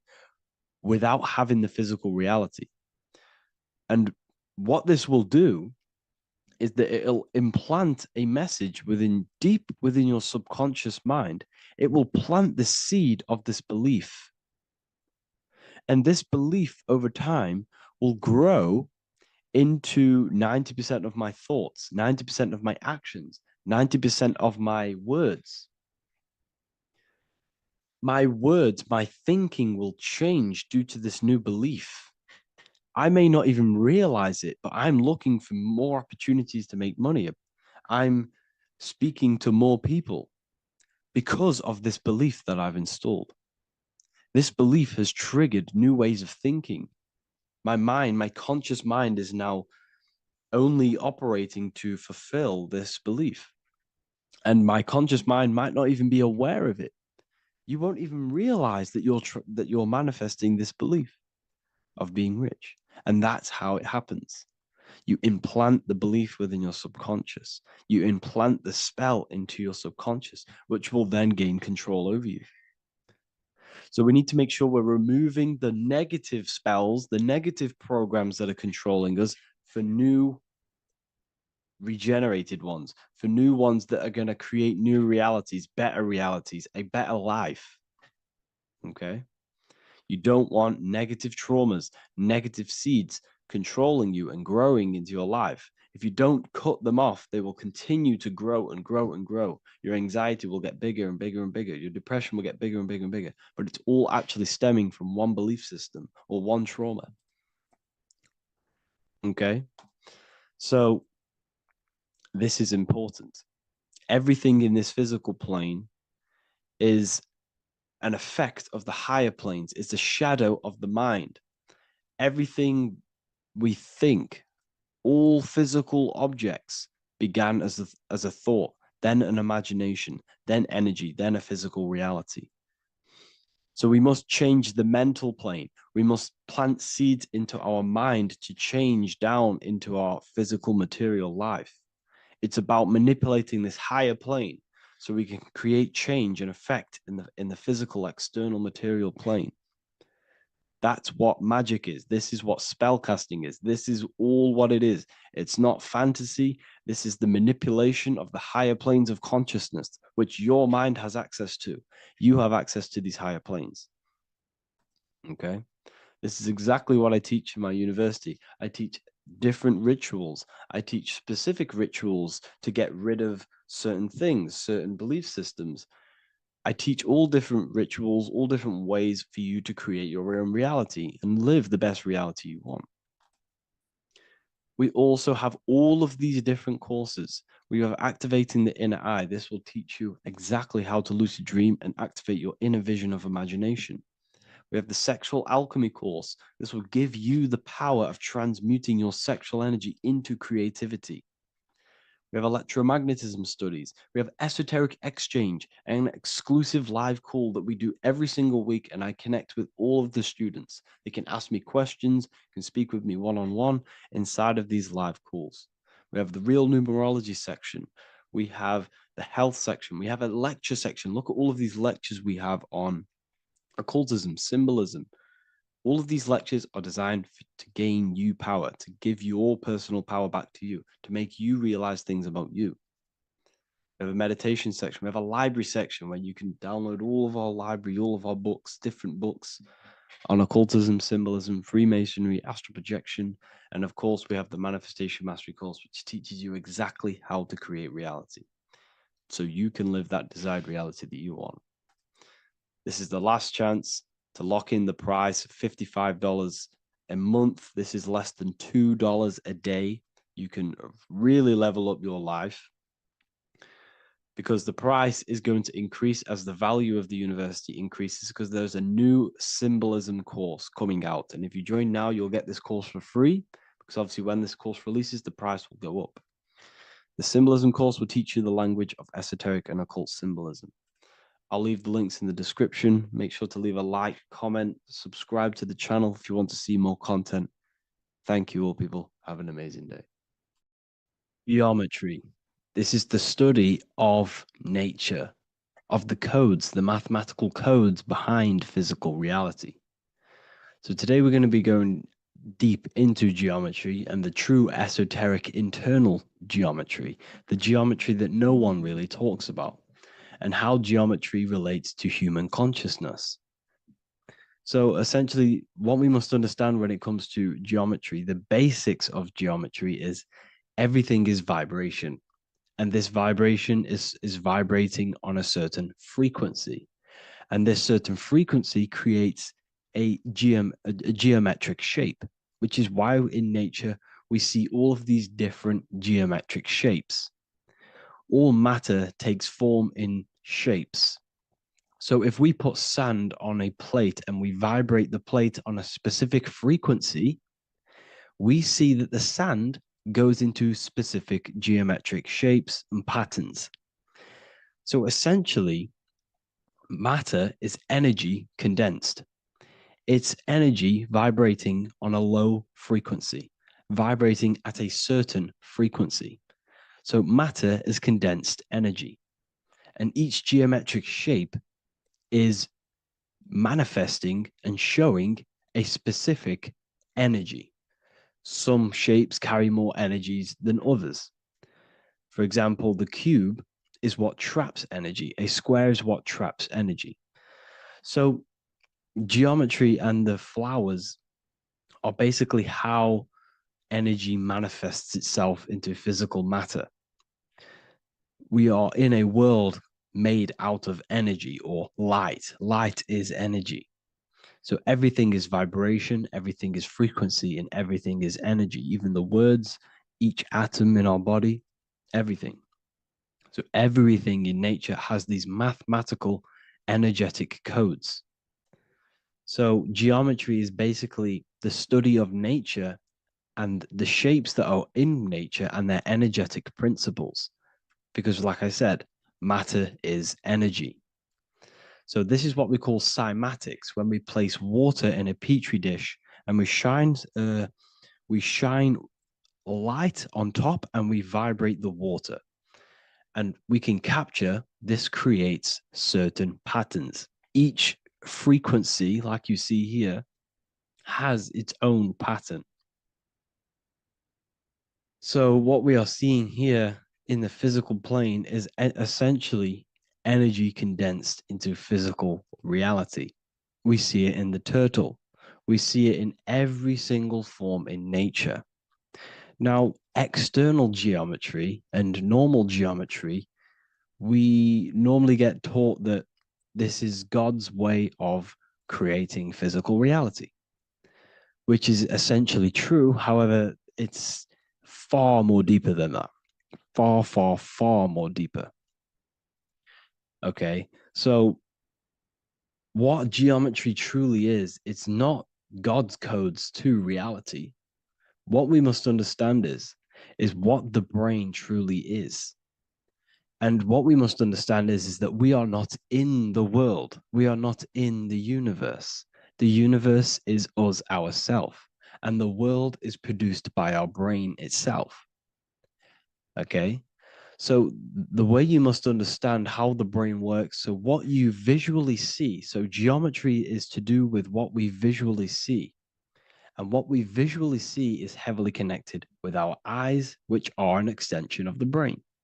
The eyes are the brain. And essentially how we see is energy enters the eyes, and each eye goes to the optic nerve. And this energy is transferred into electricity, which travels to the back of the brain, to the visual cortex of our brain. And this is where the image is produced, what we see. Therefore, the world outside of us is truly inside of us. It's a projection from within the brain. The brain is an energy condenser, a decelerator, an energy decelerator. Everything outside of us is basically formless energy. It is formless energy vibrating at a certain frequency. So what the brain is, it's sucking in this energy, this light, and turning that frequency, that code, that light code, into a physical reality. It's condensing the energy and turning it into a visual image inside of the brain. Therefore, everything outside of you is not what it looks like. Everything outside of you is basically energy, infinite energy. And our brain is condensing this into a physical reality and projecting it outwardly, which you experience your visual field. Okay? And the ancients knew this. So this is basically called the sigil of Lucifer.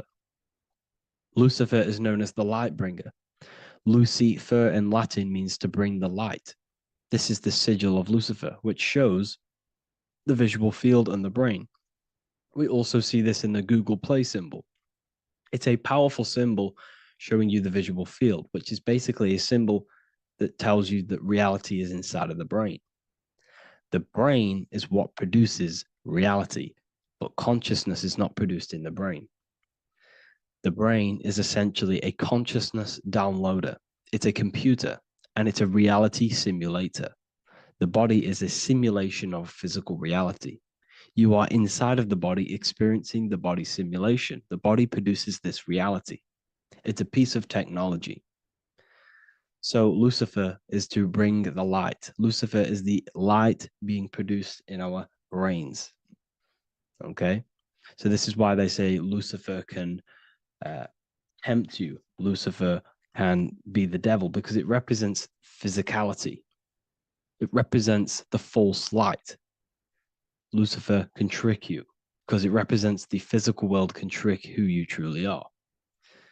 So now that you understand how the brain is basically an energy decelerator and it creates and simulates a reality to your consciousness, you are no longer a person in a universe. You are the universe itself experiencing itself.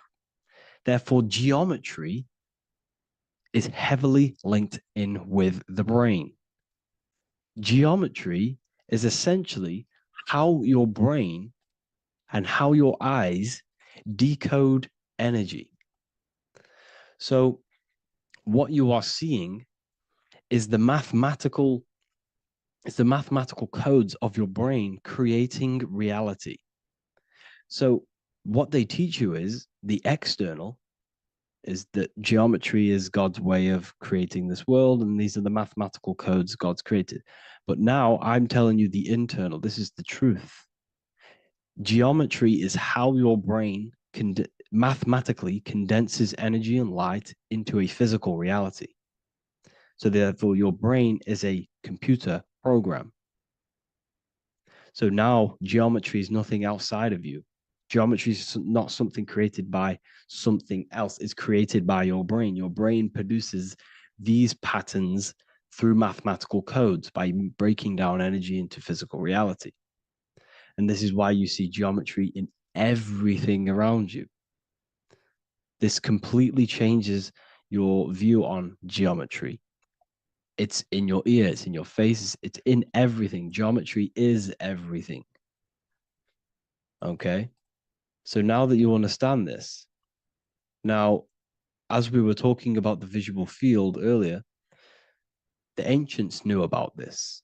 The ancient Egyptians knew about this. We can see this symbolism inside of the casket, the Egyptian casket. See, this crossover represents the visual field. This represents the back of the brain. This is the left hemisphere, the right hemisphere. And now some of the most simplest teachings in geometry is that straight lines are masculine and curved lines are feminine. And we even see this in the human body. The feminine human body is curvy and the masculine human body is liney. And even with the genital reproductive area, we have a line and a curve, 0 and 1, the binary code of all creation, 0 and 1, because that's basically all that exists. Nothingness and one, nothingness and God, nothingness and consciousness. That's all that exists. Now that I've told you that, the basics of geometry and the line and the curve and the feminine and the masculine, what do we have here? You see this stick here? This is a curve. And what's the right hemisphere? The right hemisphere is the feminine, the feminine energy, the feminine aspect of our brain. Then we have a straight line. This is straight lines. Now this represents the left brain. So the Egyptians are showing you the left masculine brain and the right feminine brain because of the curve and the straight line. And this is the visual field, the crossover. So there's a crossover in the brain. The left eye is connected to the right brain. The right eye is connected to the left brain. Okay, so the left eye is connected to the right brain. The right eye is connected to the left brain. The solar and the lunar. So, like I said, everything outside of you is basically energy. Your body is basically a holographic avatar, condensed energy produced by your brain.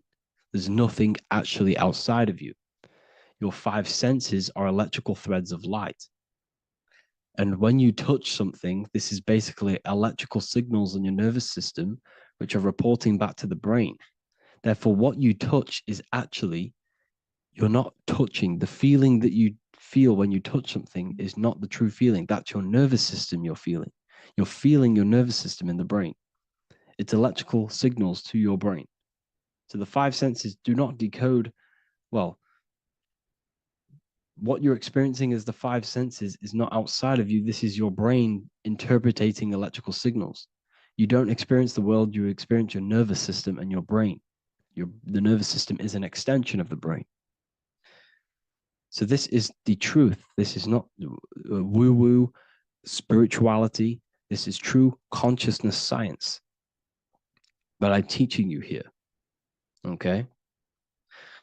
So nothing is truly outside of you. It is a universe. You yourself are the universe, the fabric of the universe itself. The only thing that exists outside of you is essentially energy. That is it. And your body and your brain condenses this energy into reality.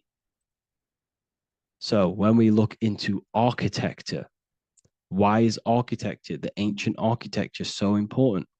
Because what did I tell you at the beginning? Shapes and physical matter is condensed energy. Each shape holds specific energy. Some shapes hold more energy, emit more energy. Some shapes condense energy. Some shapes transfer energy. Each shape, each geometric shape has an energetic principle because matter is essentially energy.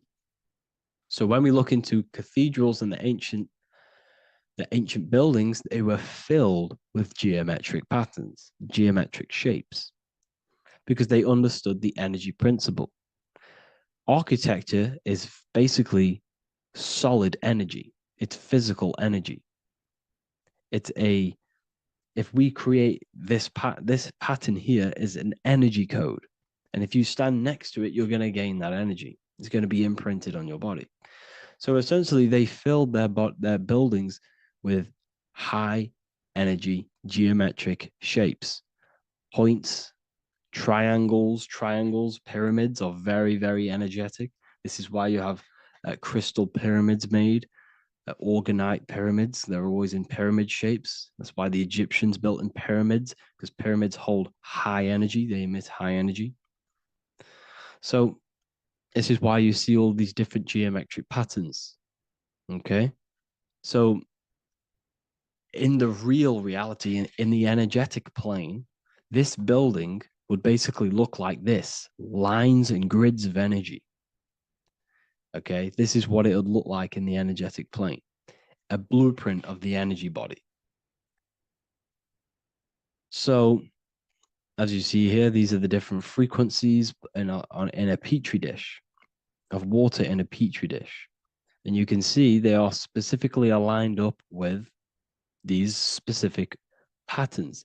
You can see geometry even within geometry. It's fractal. So essentially, when you would stand inside of these buildings, they would imprint the energy of the building in your body, because your body is healed through energy. You have an electromagnetic field around your body. So by creating buildings with geometric patterns, we are essentially increasing the energy of the building, because the building itself is energy. Okay. So when we fill it with geometric patterns, we're increasing the energy. We're giving it a certain energetic imprint. So when you stand inside of that building, you're being imprinted with that energy. Okay. So, especially with these windows, these stained glass windows. Well, why are they stained glass? Well, color is frequency. So when you have all of these different colors, and not only were they just painted, some of these colors are specific gemstones, crystals, natural stones, which all hold energetic principles. Each crystal is vibrating on a certain frequency.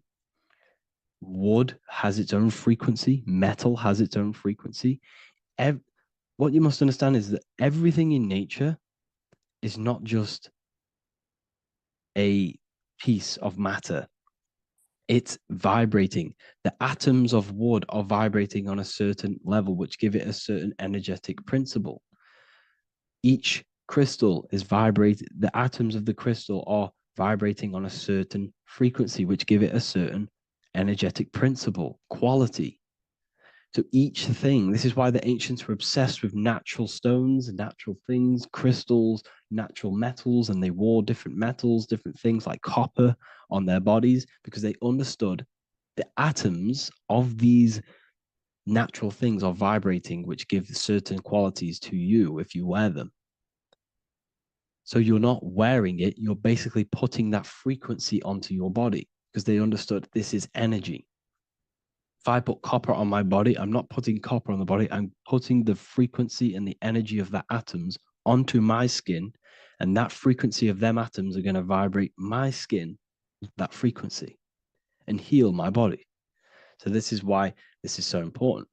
So each building is an energetic code. Okay. So when you stand in these buildings, it can heal your body. This is why when people walk into these ancient churches, they feel like they've met God. They feel a certain way. They feel so amazing when they enter these churches. They feel holy, for example. It's not because God's there. It's not because these man in the sky dwells in these holy places. It's because the energy of these buildings affect our consciousness. They increase your energy. They raise your vibration. They heal your body, they heal your cells, they imprint the water in your body, especially with these stained glass windows. Like I went a bit on a tangent there, but these stained glass windows were encoded, well, they use different gemstones, different lights, different colors. And when the sun would shine through this window, well, what's the sun? The sun is light, light is energy. The sun's light would go through this filter of the window of the crystals and the different gemstones and the different colors, and the sun's light would be encoded, imprinted with these crystals, with these colors and these natural glasses, which have healing energetic principles. And when you are inside that building, the sun's encoded energy of the window would be imprinted into your body, into your energy field, and it will heal your energy field, and it would heal your body, your cells on a cellular level. Because your body is what? 60 to 70 to 80, some people say 80% water. And water is encoded with vibration. If you say certain things into water, it gives it a specific geometric pattern, like I broke down in the beginning. If you say love to a water and then freeze it, it will go to this. If you say hate, it will go to a distorted pattern. So when you are in these buildings, you're being imprinted by the energetic codes of these buildings, the energetic principles of the windows, of the structure itself. The ancients never used to build in squares. Their buildings, their insides were never square rooms because they understood squares trap energy. They always had pointed roofs so energy can escape. So there's many little things that we need to look into geometry. For example, when you see magicians, when you look at ancient magic, why do they stand in circles with different geometric patterns? They use different geometric shapes. Why? Because shapes are energy. They hold specific energy. So when the magician stands in a circle with a pentacle, they're working with the energy of that pentacle. You can work with different energies based upon the different geometric shapes that you draw. And you can use this in your structure, in your architecture, in your work, and it can influence everything. So this is the true geometry. I hope you gained a deeper understanding on geometry and how it relates with you and your consciousness. Like I said earlier, your brain produces geometry. It's basically how your brain decodes energy. It's not God, how God creates this reality. And no, you're in this reality. You are the reality itself. Your body produces the reality. Therefore, geometry is one with you.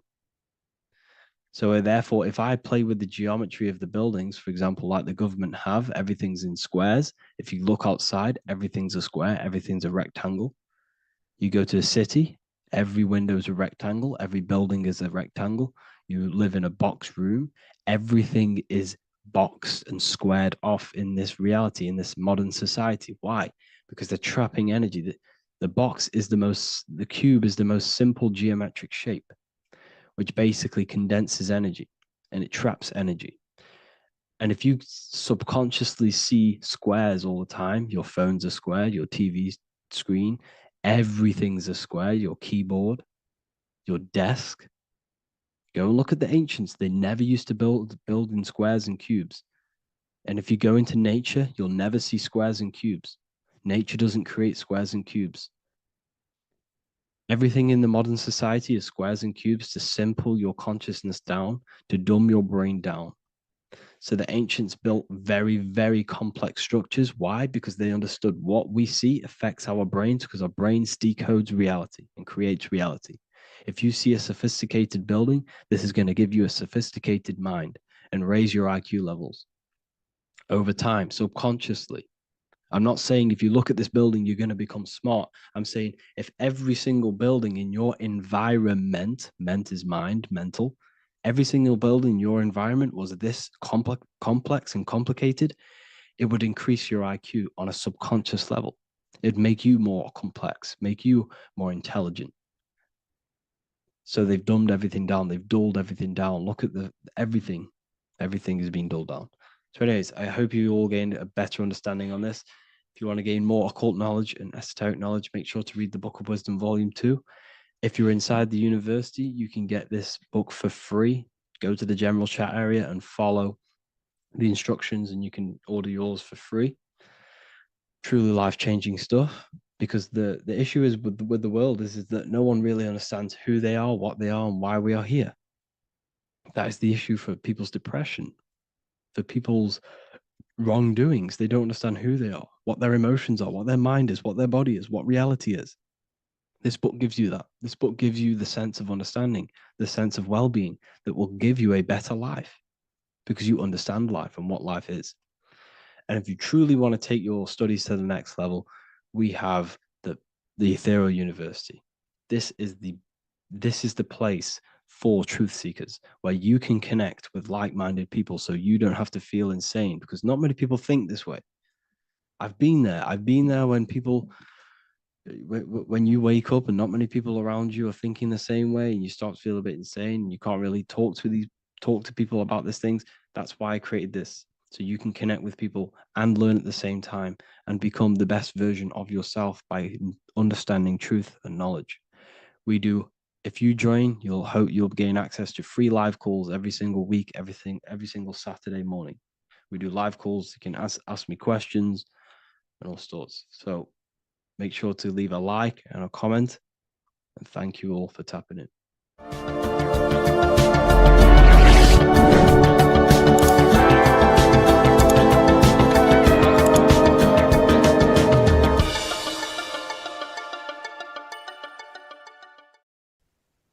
As above, so below. This is one of the most crucial teachings within esotericism, occultism, or what we like to call it today, spirituality.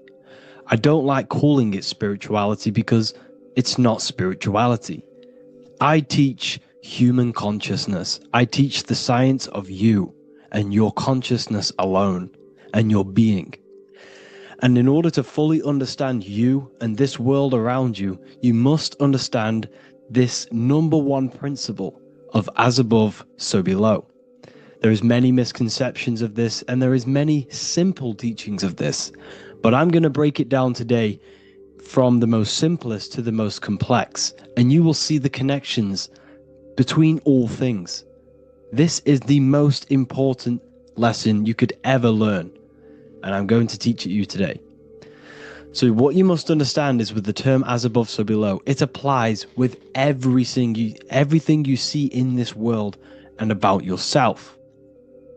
We have something called the macro, which means the bigger scale. On the bigger scale, we have the whole earth. If we look down from the sky on top of rivers, this is what we see. We see this tree pattern. Then on a smaller scale, we see trees have the same pattern. Then we look even closer. We're going smaller and smaller into the leaves of the tree. We see the same pattern.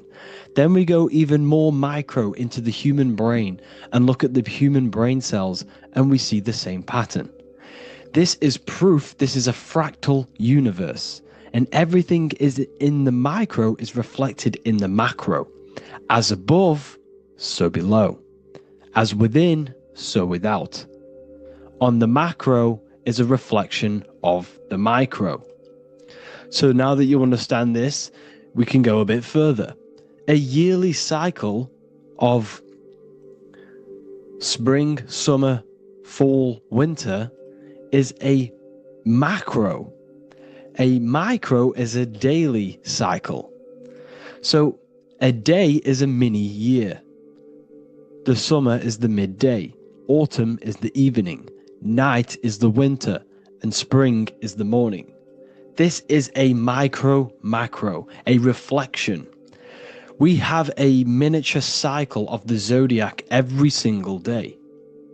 And this cycle is also reflecting the cycle of life and death. We live, we are born, which is the spring. We live, which is the summer. We then age, which is the autumn. And then we die, which is the winter, and then we are reborn again. This is the cycle of life and death, and you do this every single day. You see, death is a macrocosm of sleep. This is why we say sleep is the cousin of death, because you die every single night. You do this process of life and death every single day. As above, so below. What's in the micro is in the macro. So when you go to sleep, you are essentially dying. And then in the morning when you wake up, you are then born again. This is a fractal cycle that we live in. Everything in this whole world is fractal. Everything applies to as above, so below. We have the sun, we have the moon, we have the day, we have the night. We have the life, we have the death. We have the conscious, we have sleep. As above, so below. We have the conscious mind, because now we're diving into as within, so without. As above, so below more refers to the external world. As within, so without is referring to your inner world and the outer world. What you must understand is about yourself. You exist in two realms. You're an individual. The dual nature of you. You exist in two realms at once. You have an inner world of your thought, emotion. This is the inner world that no one else can see but yourself. And you have an outer world with a physical body which everyone can see. So you exist in two worlds. You have the inner voice, you have the outer physical voice, which I'm speaking to you with now. But I also have an inner voice, which no one can hear, only but me. So you exist in the light and you exist in the darkness. The sun represents your external self, your physical conscious mind. The moon represents your shadow self, the inner self, the psyche self. The spirit self. There is an as above, so below. The sun is within you. The moon is within you. Everything is within you. Now that you understand as above, so below, what is your body? Your body is a miniature earth. Let me repeat, your body is an earth. Your body is the earth. Okay? Because like I say many times in all of my videos, You are not in the world. The world is you. You are the universe. Your brain is a computer creating this reality. What you see with your eyes is produced in the back of the brain called the visual cortex. You don't look into the world, the brain produces the world. The body produces the world. When you touch something, you're not actually touching something. This is the electrical nervous system. When you touch something, what you feel is actually electrical signals on your nervous system reporting back to your brain. Therefore, when this body dies, you leave the earth because this body is the earth. Okay? As above, so below. You have the mental plane, the astral plane, the etheric plane, and the physical plane. This is essential for understanding reality and the teaching of as above, so below. Everything in this material plane began in the thinking mind. For example, the microphone I'm speaking into, the phone you're watching this video off, or the laptop or iPad. Where did this begin? It didn't begin in the factory. The first ever place this item begun was in the mind of an individual. The invisible realms of mind is where all physical things and physical items begun. Essentially, this physical plane is the effect of the thinking mind. This world is the world of effect. It's the world of outcomes. When you see something, it is already manifest. It is already being manifested. It is an effect. And in the effect of the cause, which is the thinking mind. Therefore, the mind creates thoughts, which is the mental plane. Then after thoughts creates imagination, which is the astral plane. These two are spiritual. They are non-physical. So spirit kind of means non-physical. Then you have the physical planes, the etheric and the physical plane. As above, so below. What happens in the mind is manifest on the physical plane. Like I said, the phone that you are holding, it was a thought, and then it brought down into a physical reality. As above, so below. You change the mind, you change your reality. Your environment, the word environment has ment in it because your environment is mental. So now that you understand this, so what is the world around you? The world around you was created by the mind of God. It was manifested through God's thought. So you are living in the mind of God. You are a thought in the mind of God. God thought you into existence. But like I said, we are all fractals. Everything is fractal. If God exists, this means that you are God. As above, so below. God created you through the thinking mind, and he gave you a thinking mind. So God created the macrocosm. God created the macro, the whole world. He designed the whole world, the sun, the stars, the moving. He designed this. But then he gave you the thinking mind to design your own life and create your own life in his world. You are a microcosm of God's macrocosm. Just like God thought you into existence and the whole world into existence, you are a microcosm thinking your world, your reality into existence. You see this now? Everything is a reflection. Everything is a mirror. Everything is fractal. So in order for you to change your reality, you must change these higher planes. Your thought and imagination are the two key aspects of creating physical reality. Every object you see around you was begun in these higher planes of the non-physical, and they were brought out of spirit into physical matter through the thinking mind and physical action. So now we're going to get a bit deeper. The brain is not the mind. Now that you understand, we have spirit and matter. As above, so below. You have a non-physical side of reality and a physical side of reality. The mind is the spiritual brain. The brain is a physical manifestation, a physical effect of the mind. The mind uses the brain to operate in the physical world, and it's the same with the heart. The soul manifests itself physically through the heart. The heart is a physical manifestation of the soul, of the emotion, thought and emotion, the mind and the soul, the brain and the heart, heaven and earth. So you have the inner world and the outer world, the spiritual, non-physical, and the physical. So we are all on this process of awakening, an expansion of our minds into new fields of thought, into new fields of awakening ourselves. Because essentially we are born into this world, but you are born many, many times. You can be born physically and you can be born spiritually. Like I said, everything is fractal. So just like when the baby finds out that there is a world outside of its mother, what does the baby do? The baby seeks a way out of its mother, and then the baby is now born into a new world, a world outside of its mother's womb.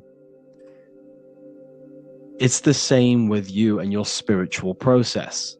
As your mind becomes aware that there are other realities beyond your physical body, it then seeks a way out. And this is why you are probably watching my YouTube, because you are now on the path. Something within you has guided you to this path of knowledge, truth, enlightenment, and expanding your consciousness. And it is your soul who brought you here. Your soul speaks through emotion, like guidance. Emotion is the language of the soul. When you feel very bad, this is your soul telling you you're not in the right place. You're doing the wrong things. Because the soul is always unfolding its purpose, which is expansion and learning. That is it. The mastery of the self and the learning of the mind is the only thing that counts in the end after this life. So you are on a journey of expansion, of learning, creating, and spiritual rebirth. As above, so below. What does this body tell you? When I see someone overweight, I don't see the overweight. I don't see the body. I see the mind. I see an undisciplined mind. I see a mind that lacks self-control. I see a mind that seeks external validation. That's what I see when I see an overweight person. I don't see his body. I see the result of his mind. Because what does the Bible tell you? You shall know them by their fruits. It's the same saying as above, so below. You shall know them by their fruit. The fruit is their manifestation. Your body is a direct correlation and manifestation of your mind.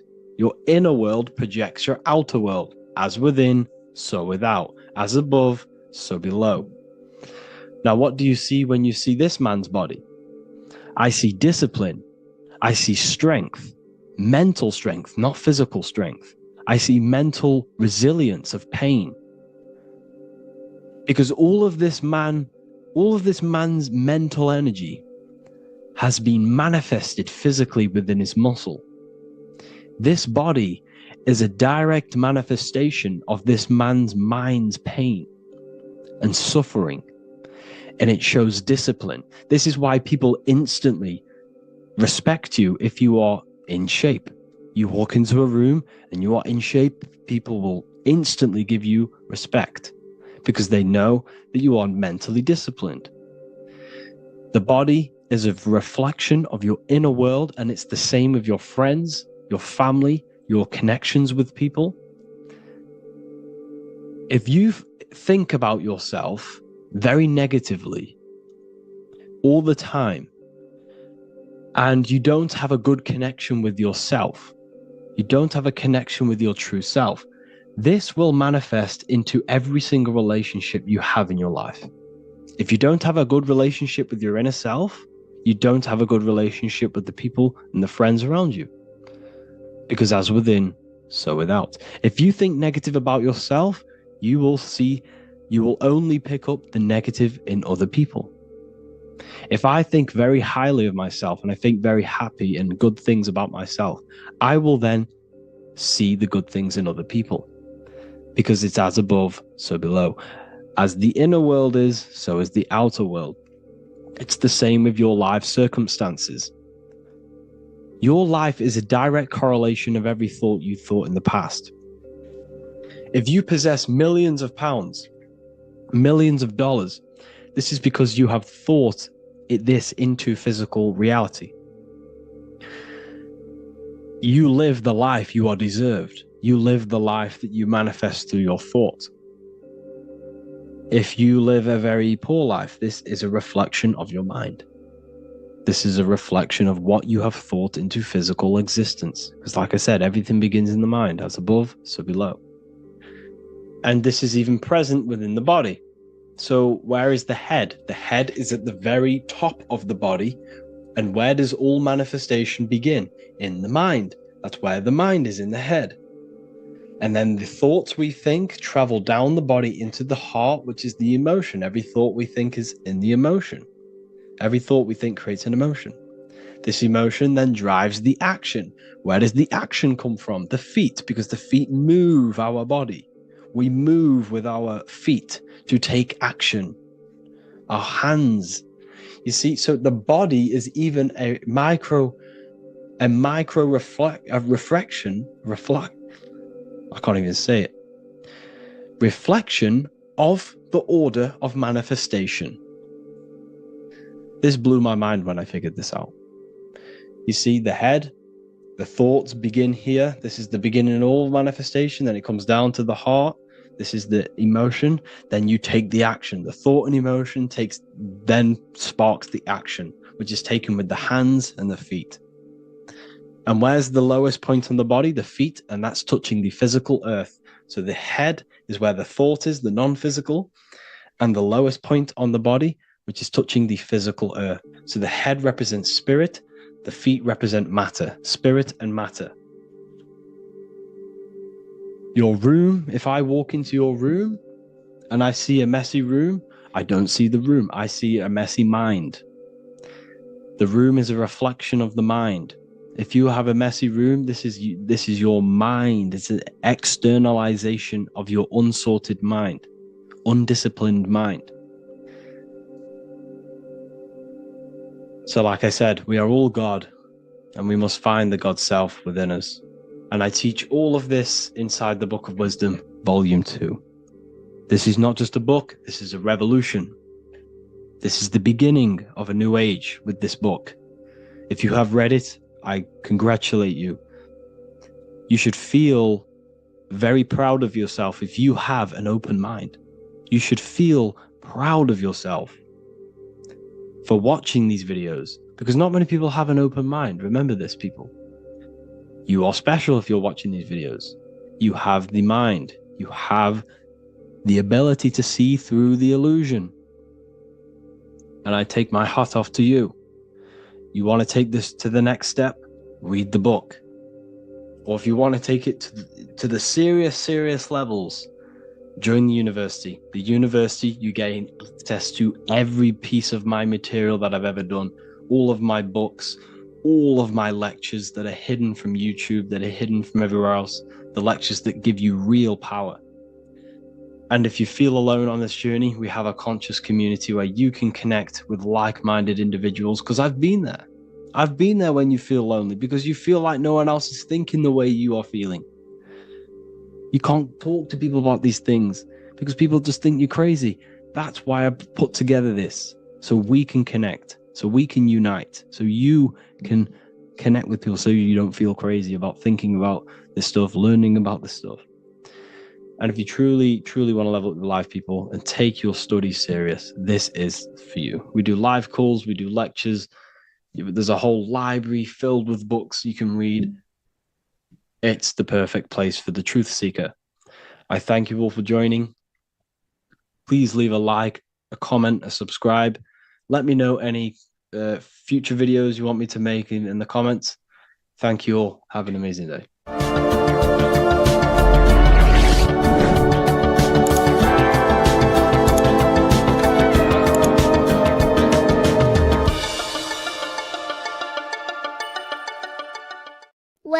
to Revival of Wisdom.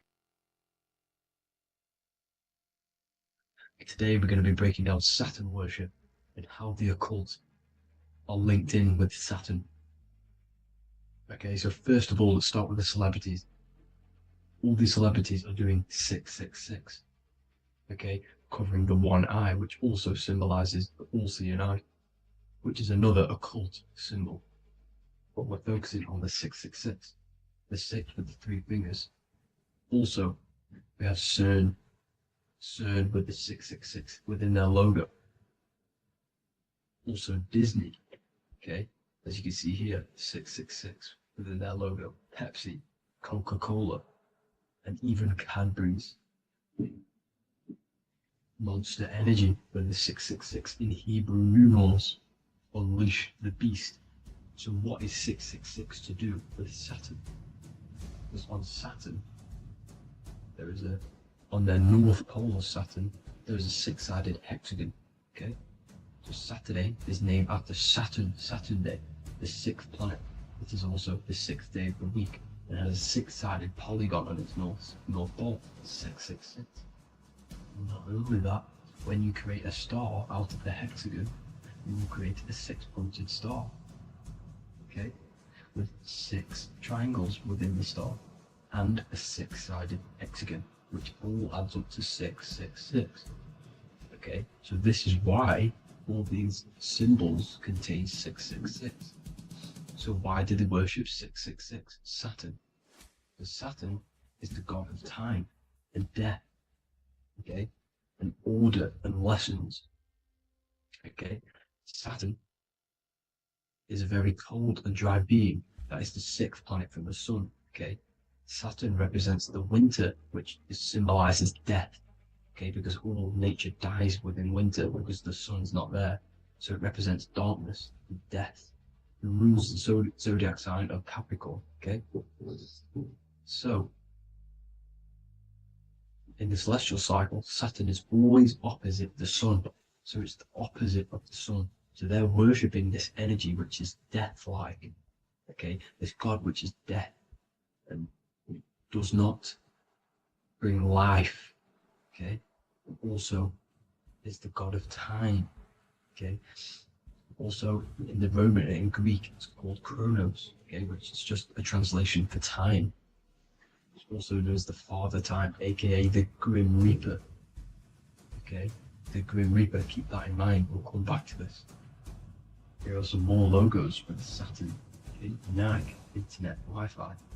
Okay, all these occult logos all worship Saturn. They are a satanic occult. They worship this death god, this evil god. Okay, this is where the cube now comes in. Okay, because what colour is associated with Saturn? It's black, because it's the absence of light. It's opposite the sun. So black is the colour associated with Saturn. Each planet has its own colour associated with it. Okay, so when you make the cube, okay, as you can see here, the cube out of the polygon, it creates what? A black cube. Okay, and the Kabbalah, okay, Kabbalah means cube, Allah means the god, the cube god. These religions are secretly worshipping this cube god, the god of death, Saturn, Satan. It's the same entity behind it all. Okay, so also we have these black cubes in Australia, Denmark, all around the world, these black cubes, because this occult is worldwide. It's Saturn, Satan taking over this realm. Okay, also with this black cube, they walk around it like the rings of Saturn. It's around the black cube of Saturn with the rings, they walk around in circles. What are circles? Cycles. What is a cycle? Time. The time god. This is why it has a ring around it, because it represents time cycles. Okay? And this is another depiction of Saturn, always depicted with this Reaper staff. Okay? Keep in mind this staff, just like we associated it, aka the Grim Reaper. The Grim Reaper also wears a black robe, representing Saturn with the same staff. Can you see it? This is where it comes in. Okay? The same thing, look, the same staff with the black robe. Black representing Saturn, the god of death. Okay, the Grim Reaper, Satan. Okay. Also, when you graduate from university, what do? You wear a cube on your head, a black cube with a black robe. This is Saturn worship. See, this is how Satan has tricked the world into worshipping him, not God, the sun, which represents God. So what is a corona? Because a corona is a crown, a circle, okay? A set of concentric circles of light seen around a luminous body. So Saturn. So this is why they used to worship Saturn by wearing crowns in ancient days. And we still do to this day. The king or queen has a crown, a corona. Also, corona, the drink. Corona adds up to 666, just like Saturn is 666. But like you see in the corona, you see the staff. You see this staff, just like the staff of Saturn, the Saturn god, like the Grim Reaper, with the black robe and the staff, just like the Saturn god. What is the Grim Reaper? It's a killer, it represents death, just like Saturn, the god of death and time. So all these occults and secret societies all worship the 666 god, which is Saturn, Satan. All of our energy is being put into Saturn. Okay, and Saturn, Satan, is harnessing all of this energy. So gradually, this is what the mark of the beast is. Like it says in the Bible, the mark of the beast, or the name of the beast. Here is wisdom, let it know that you have to understand and count the number of the beast, for it is 6. It is the number 6 of a man, and is 600, 3 score is 6, 666. So this is what the mark of the beast is.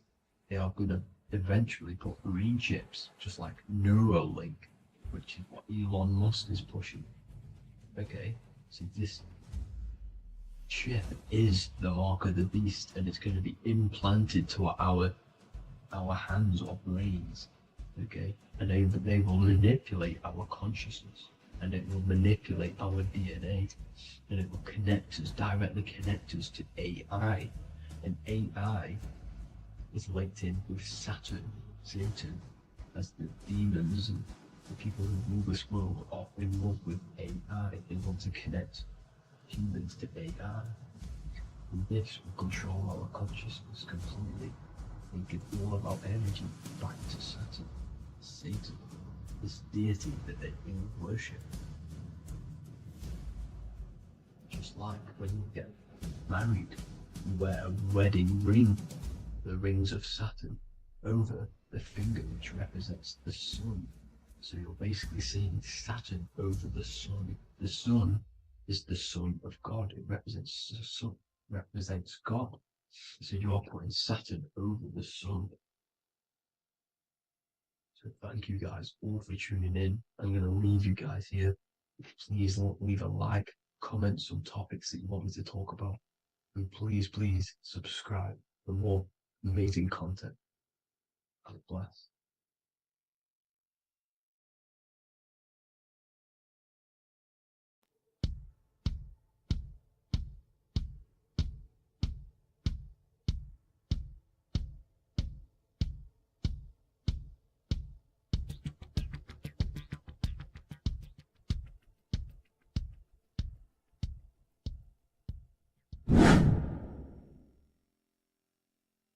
What is good, people? How are we all doing? Today we're going to be talking about the different planes of existence, the occult side of the world, the things they don't teach you in school.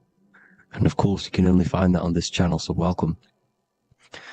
So you need to understand is that your consciousness moves through these different planes of existence, these different states of consciousness, which make up all of you. Okay? They are all interlocked planes. They are all interpenetrated into each other. They are all one. They melt into the plane above and below. You see, each plane is a product of each plane. As above, so below. Now, the higher you go, the more fluid, the more dreamy, the less dense it becomes. The lower you go, the more denser it becomes, the more solid it becomes. The lowest plane is the physical plane, which you are obviously aware of. You are inside of the physical plane now. But while you are in this inside of this physical plane, you are indeed inside of all these other bodies which you have not awakened yet. You have to awaken these different bodies. You have these bodies. Okay? It's like a ripple effect. And the center is the most dense, the most solid. This is Earth, heart, the heart of the ripple. And the lower you, the further you go out from the center, the more dreamy, the less fluid, the more fluid, the more less dense it gets until you're one with the all. You see? And this is what it's like. This is what this system is. It's like a ripple effect. Now, let's jump straight into the planes. First, you have the physical plane, made out of 4 elements. Five elements. The ether is the mother of the elements. It's the womb of the elements. It's the 5th element. And it gives birth to the 4 other elements. 4 is stability. Tables have 4 legs, and this is why the ether gives birth to 4, because it's the foundation of the physical world. Fire, earth, water, air. They are not pure. Each one of the elements melts into the other one. For example, earth and water both share cold. Water and air both share wet. You see? They compose of each other. They melt, they mold into each other based off the vibrational state of the ether. That's what it is. The 4 elements are the vibrational states of the ether. Okay? So you have the 4 physical elements making this, physical world. It's the lowest world. It's the world of effect. This world, whatever you see, whatever you experience, it's the effect. You can't change anything by manipulating this world. You got to manipulate the higher worlds to affect this world, you see? As above, so below. This is the lowest plane. It has 3-dimensional. It's the 3rd dimension. Space, height, and thickness. That's all it is. Front, backwards, upwards. You see, it's 3-dimensional. We cannot perceive the hidden side, which is the interior of this existence. We cannot perceive the interior from our exterior view. We are looking into this world. Okay? This is the exterior view. We can't see what's inside of that. That's the 4th dimension, which is the next one. It's the most gross and dense plane. 4 states of matter, the most slowest vibrational molecules exist in this plane. Above this plane, you have the ether. Okay? The word ether and either are the same thing, because either connects 2 scenarios in languages.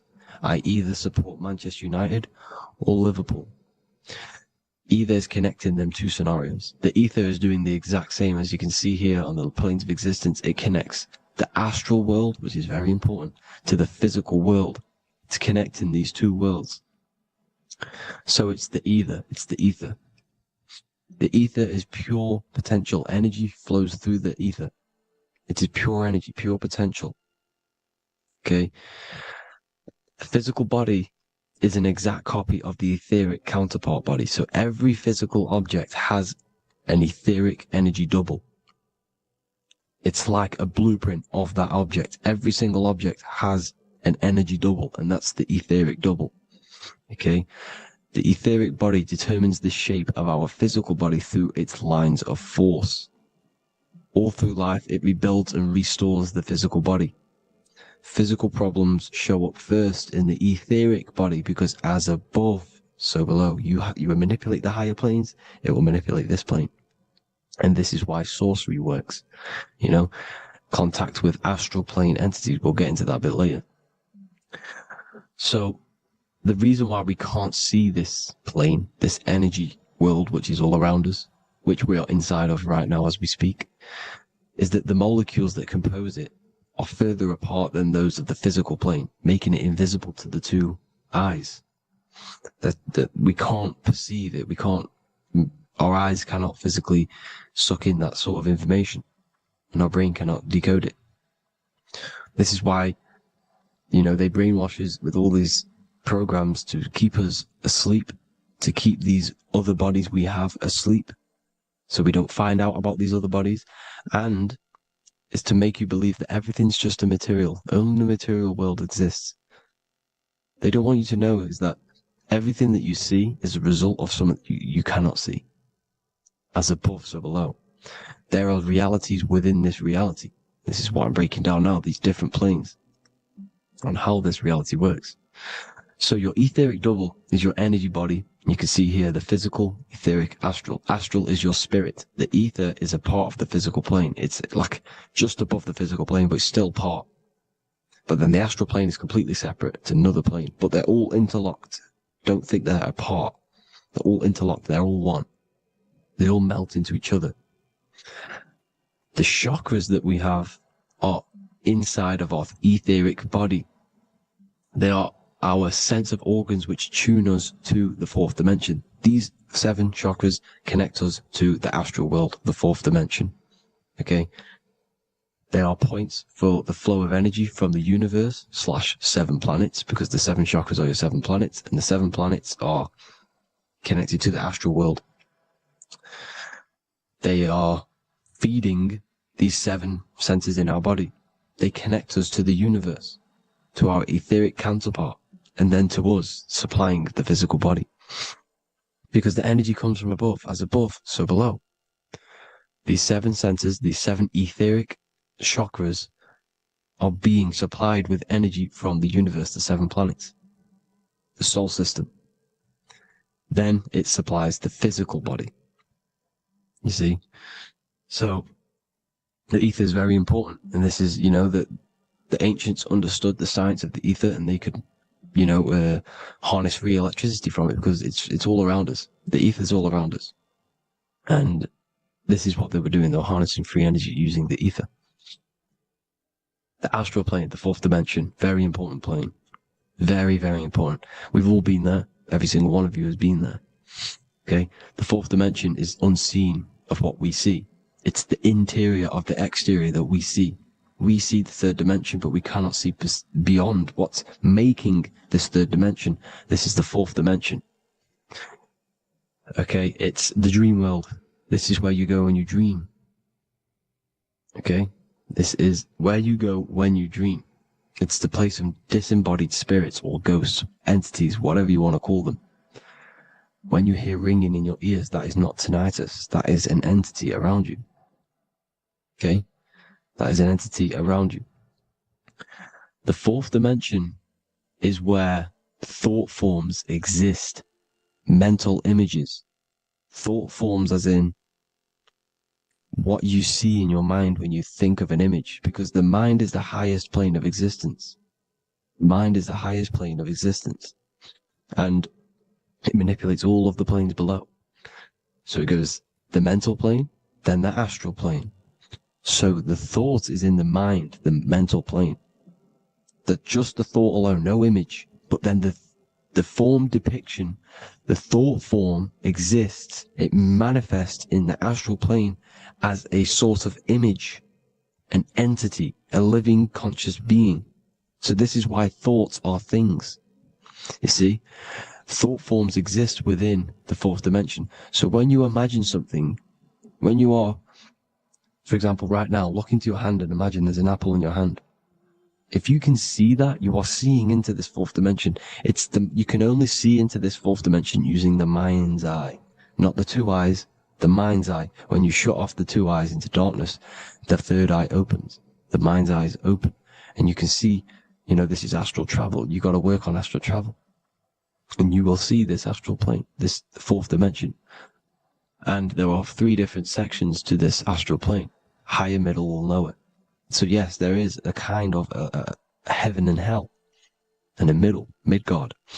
Heaven being the higher vibrational entities manifesting higher vibrational thought forms existing there, the lower vibrational thought forms existing in the astral plane. But these thought forms are beings. You can create these beings. They're called elementals. Okay? If you entertain specific thoughts for long enough, this will plant a seed and it will grow. If you keep, so for example, you have a bad feeling or whatever, what's a good example?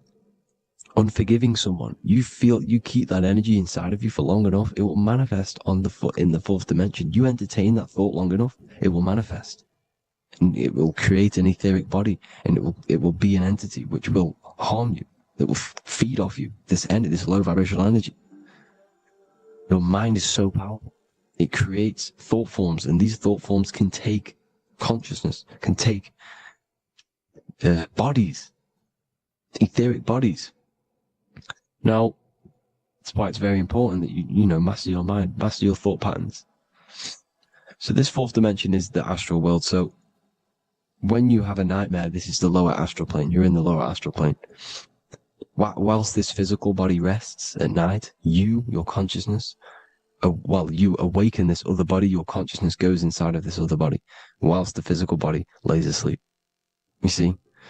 So it's all inside of you. This is what you need to understand. You just haven't awakened these bodies yet. You can awaken them. You just got to awaken them. Okay? The next is the mental plane. This is the mind, the source, pure cause, pure motion, the most less dense, the most fluid. No form. There's no form to the mind. Astral plane is the first plane where a form takes existence, pretty much. The mental world has no form. It's pure mind, pure intelligence. Thoughts alone exist here without any images or manifestation. The most fluid, the most dreamy, the most causal plane. All of the rest take the effects of this plane. That's why it's mind over matter. Your thoughts they create vibrations. Each vibration is vibrating on a specific frequency, which creates mental images, creates effects down here on this physical plane. This is why it's so important to master your mind. Master what you think. Master your mind. It's the hardest thing to master. You could conquer the world, but it's probably harder to conquer your own mind than to conquer the whole world. I can promise you that, because the mind can play tricks on you. You got to listen to that inner guide within you that will constantly manifest the good things. So anyways, people, hope you learned a lot from this. Please work on trying to activate these other bodies. I will maybe do another video on trying to activate these bodies if you wish. Please comment down below if you would like to see that. And have an amazing day. Please like, subscribe, comment down below any video ideas you want me to do, any information you want me to spit. Thank you all. Have an amazing day.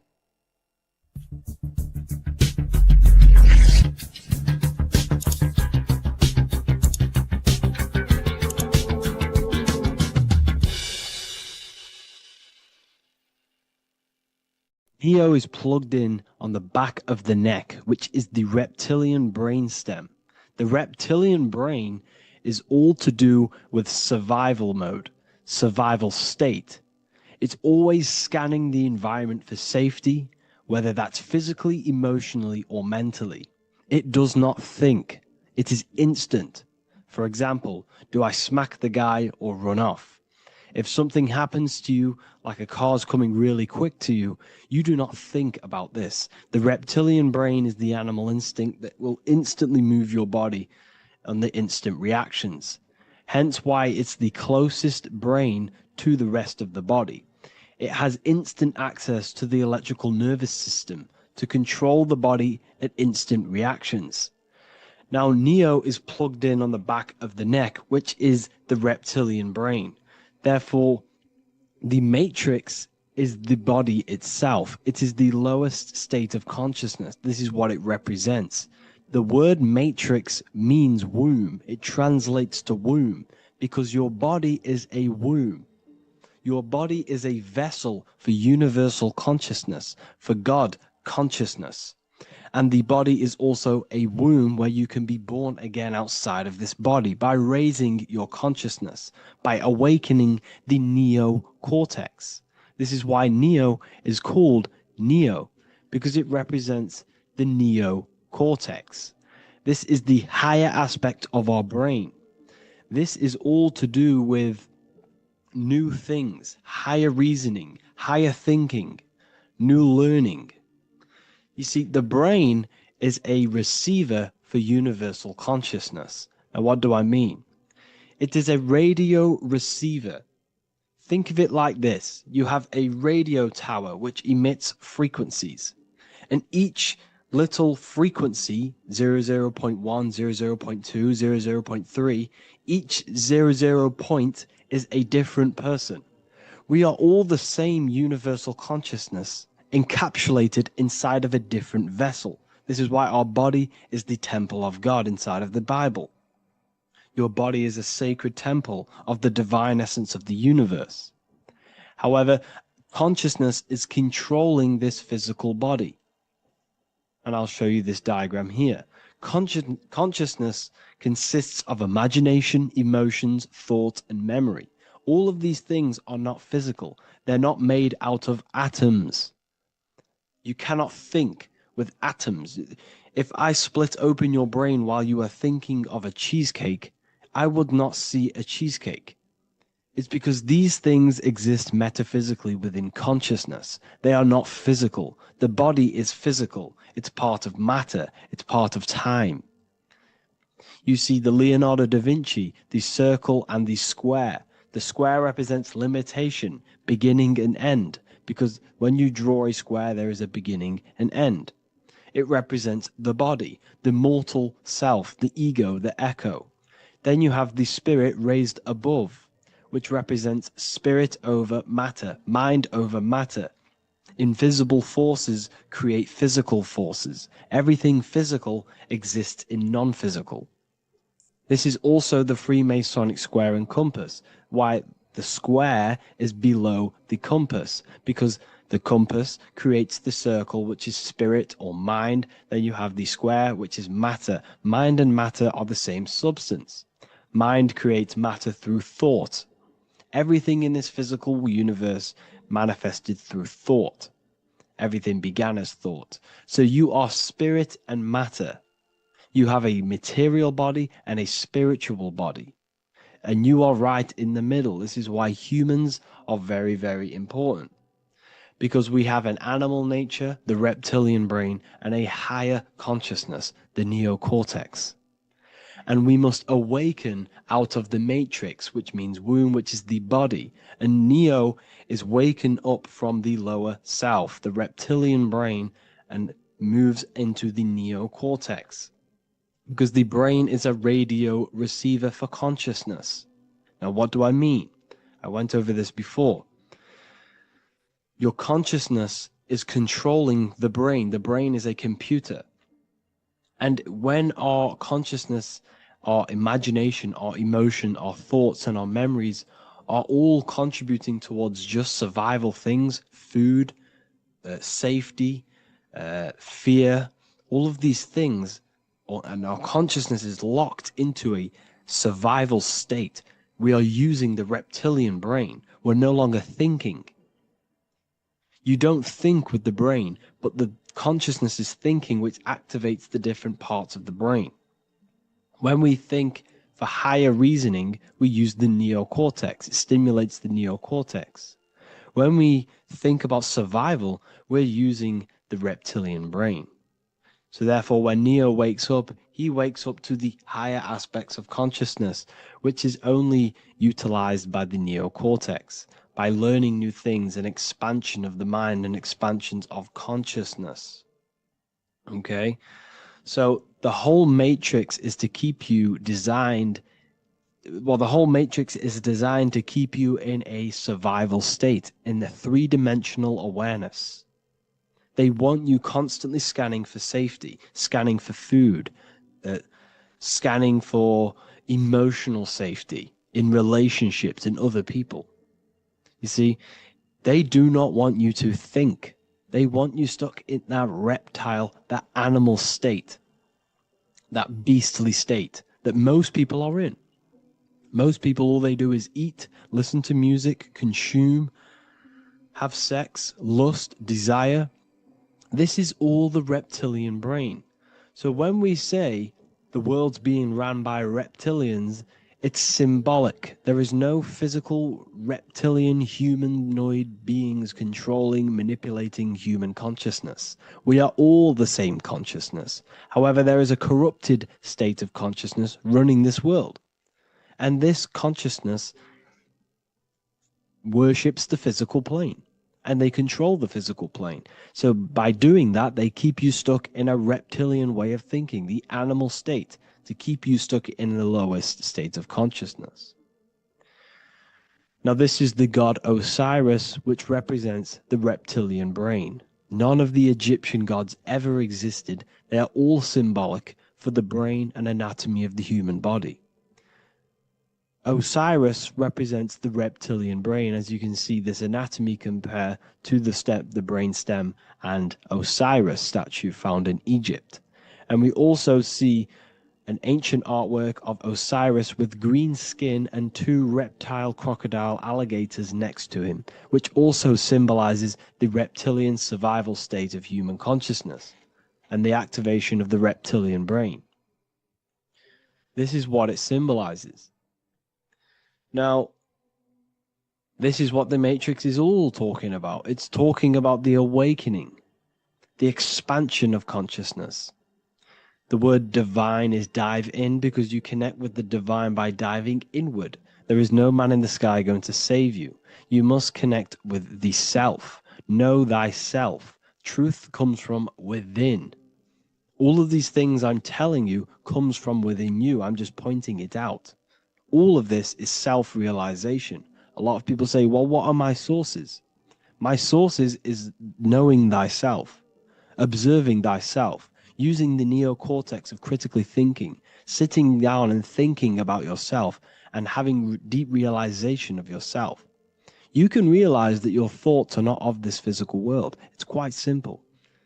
The brain does not think. The brain does not imagine. The brain does not hold memory. All of these things exist in consciousness, the one consciousness, but we are all fractal, infinite parts of. This is the eye on the triangle, consciousness being given down to the rest. This is separate. Consciousness is separate from the rest of the pyramid. The pyramid is your body. Neo is the one consciousness. This is the Egyptians symbolizing the one consciousness giving Ankh, which is life, to all the different life forms.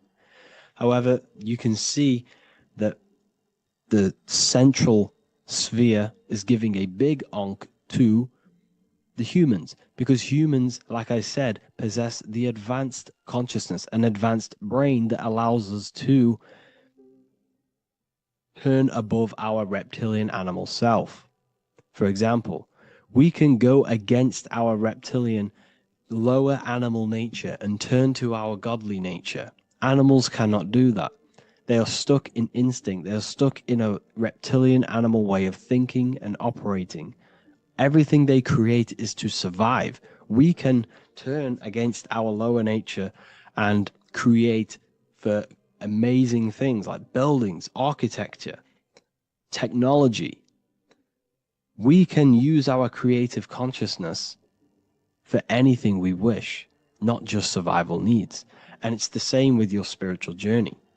You can raise your consciousness beyond this animal state that they try to keep you in through fear, consumption, food, and the reptilian brain. We must awaken, start to think critically, and awaken to our divinity. Because the mind, the consciousness within you has infinite potential to expand. There are infinite fields of knowledge that you can explore. The mind can never be filled.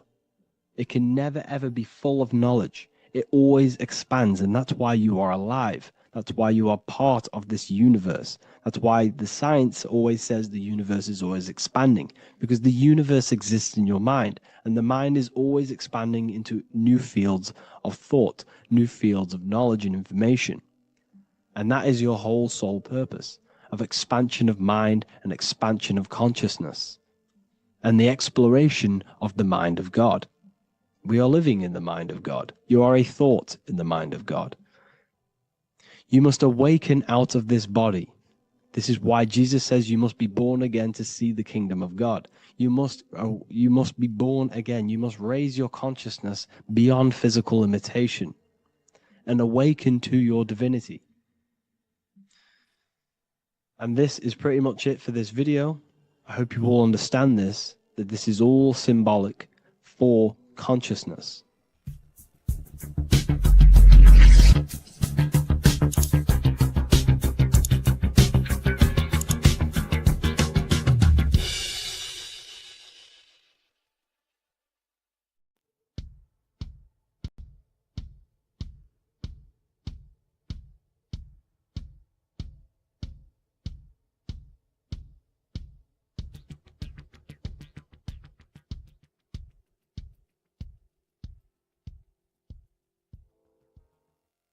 Welcome people, we're back with another video. I will now be keeping track of my YouTube and trying to upload every week. In this video, we'll be talking about the chakras. The chakras are the 7 attributes of God, and they are the 7 planets. These are literally vortex portals within us that connect us to these vices and characteristics of God. Each one of these energy centers are a spinning wheel of energy which controls the cells and organs in that particular area of the body. For example, it's literally a mini brain for that area of the body. Each chakra has a vice which you need to turn to a virtue in order to climb up through the system. They work like a stairway system. You have to go through each chakra in order to unlock the one above. This process is turning matter into spirit as you descended from spirit to matter. Saturn is Satan, that's why it's the lowest chakra, and that's why the devil is red, because red is the lowest vibrational color. When you are in these lower states of consciousness, you are in your animal nature. This is your physical side of your nature, and you are mainly being driven by your animal instincts or your ego. Moving back to your higher self or your spirit self is not an easy process. It takes a while. However, with discipline, consistency, and motivation, you can achieve this, and this is what the ancients called Christ consciousness. Once you have achieved this, it is basically a state of mastery of the mind. You no longer lust for the lower animal nature things. Now, let's start with the root chakra. This is located at the base of your spine, and you can feel this chakra by tensing your anus.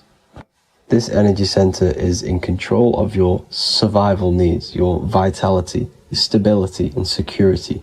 Now, if this chakra is unbalanced, you will feel insecure, fear, anxiety, unstable, low self-esteem, anemia, over or underweight, and constipation.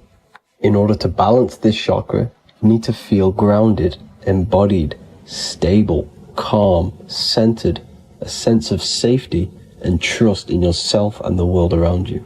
The next chakra is the sacral chakra, which is located around the belly button area. You can feel this chakra just by sucking in your belly. This chakra is to do with relationships, self-worth, creativity, empathy, and most importantly, sexuality. This is the most important one in order to start to raise your vibration overall, is giving up the over-sexualized nature. In order to balance this chakra, you need to come into harmony with all the toxic relationships that you have. Get rid of the fear, the anxiety, the isolation, and 100% get rid of the over-sexualized nature. Lust is one of the most lowest vibrations you could possibly feel. It is literally manifesting hell. In order to work on this chakra, you need to feel self-worth. You need to do creative things, empathy, healthy relationships, and 100% being confident. The next chakra is the solar plexus. This is to do with personal power, will, metabolism, eating, happiness, and your self-esteem and self-identification.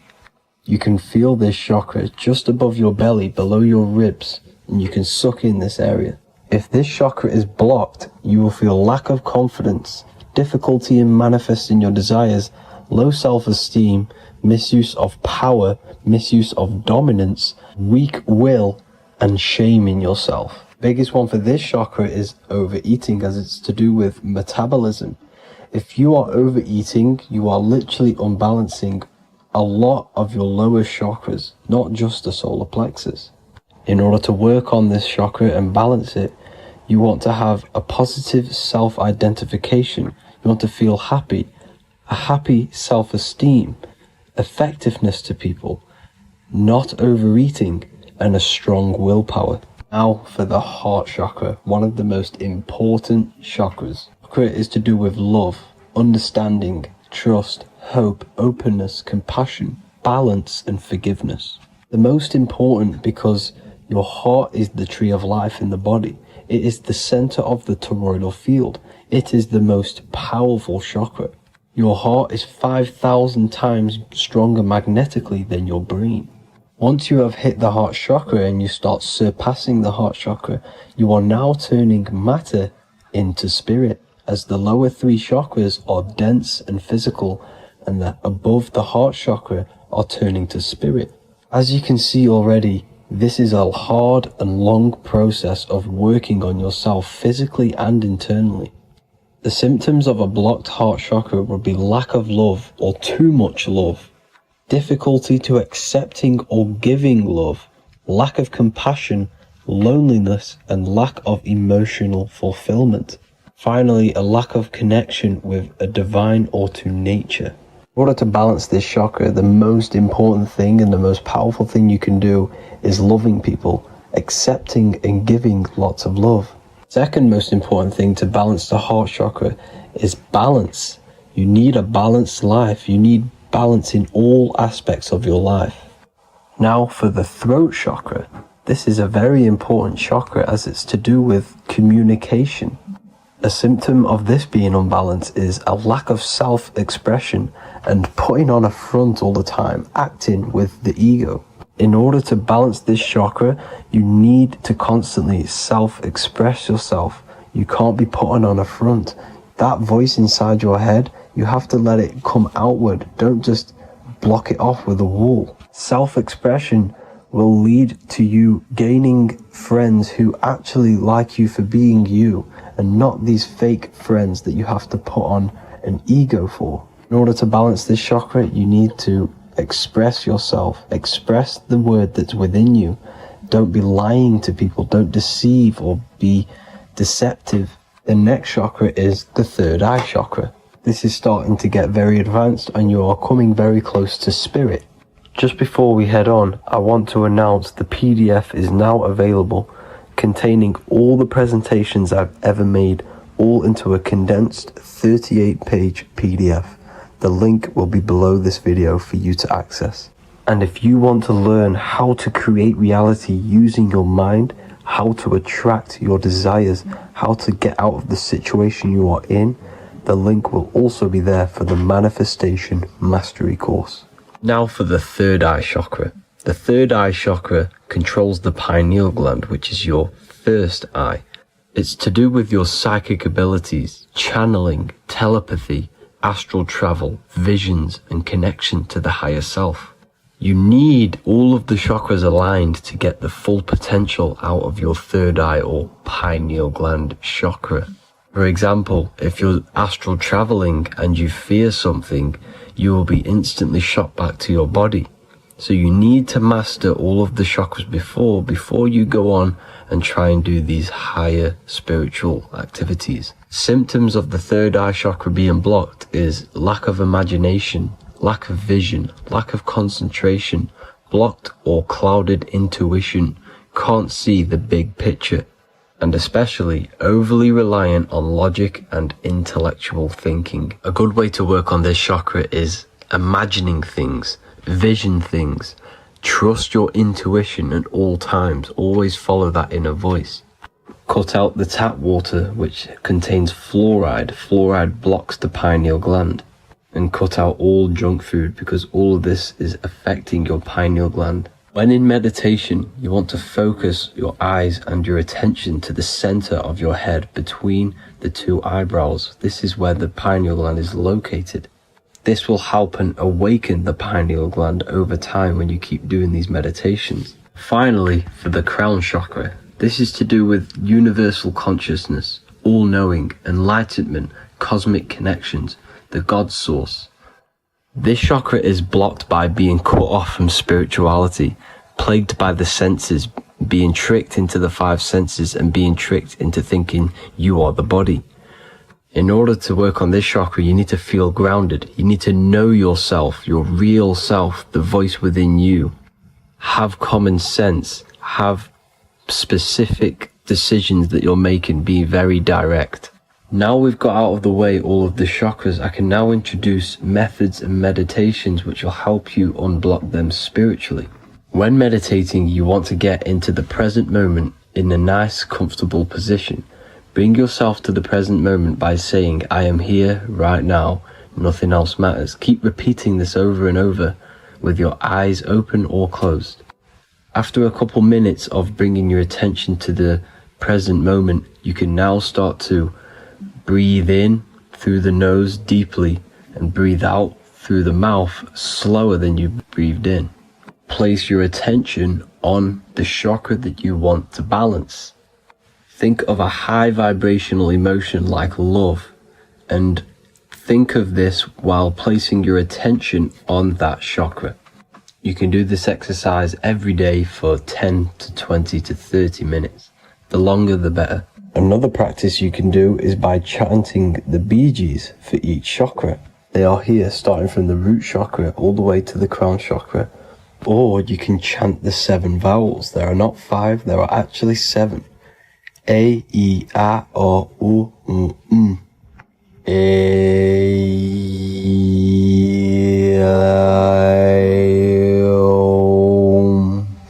This is the proper way of pronouncing the 7 vowels. These are so powerful because these are the only things that exist. It is literally the sound of God.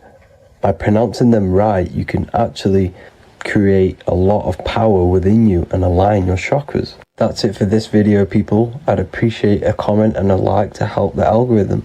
I appreciate you all. Love and light.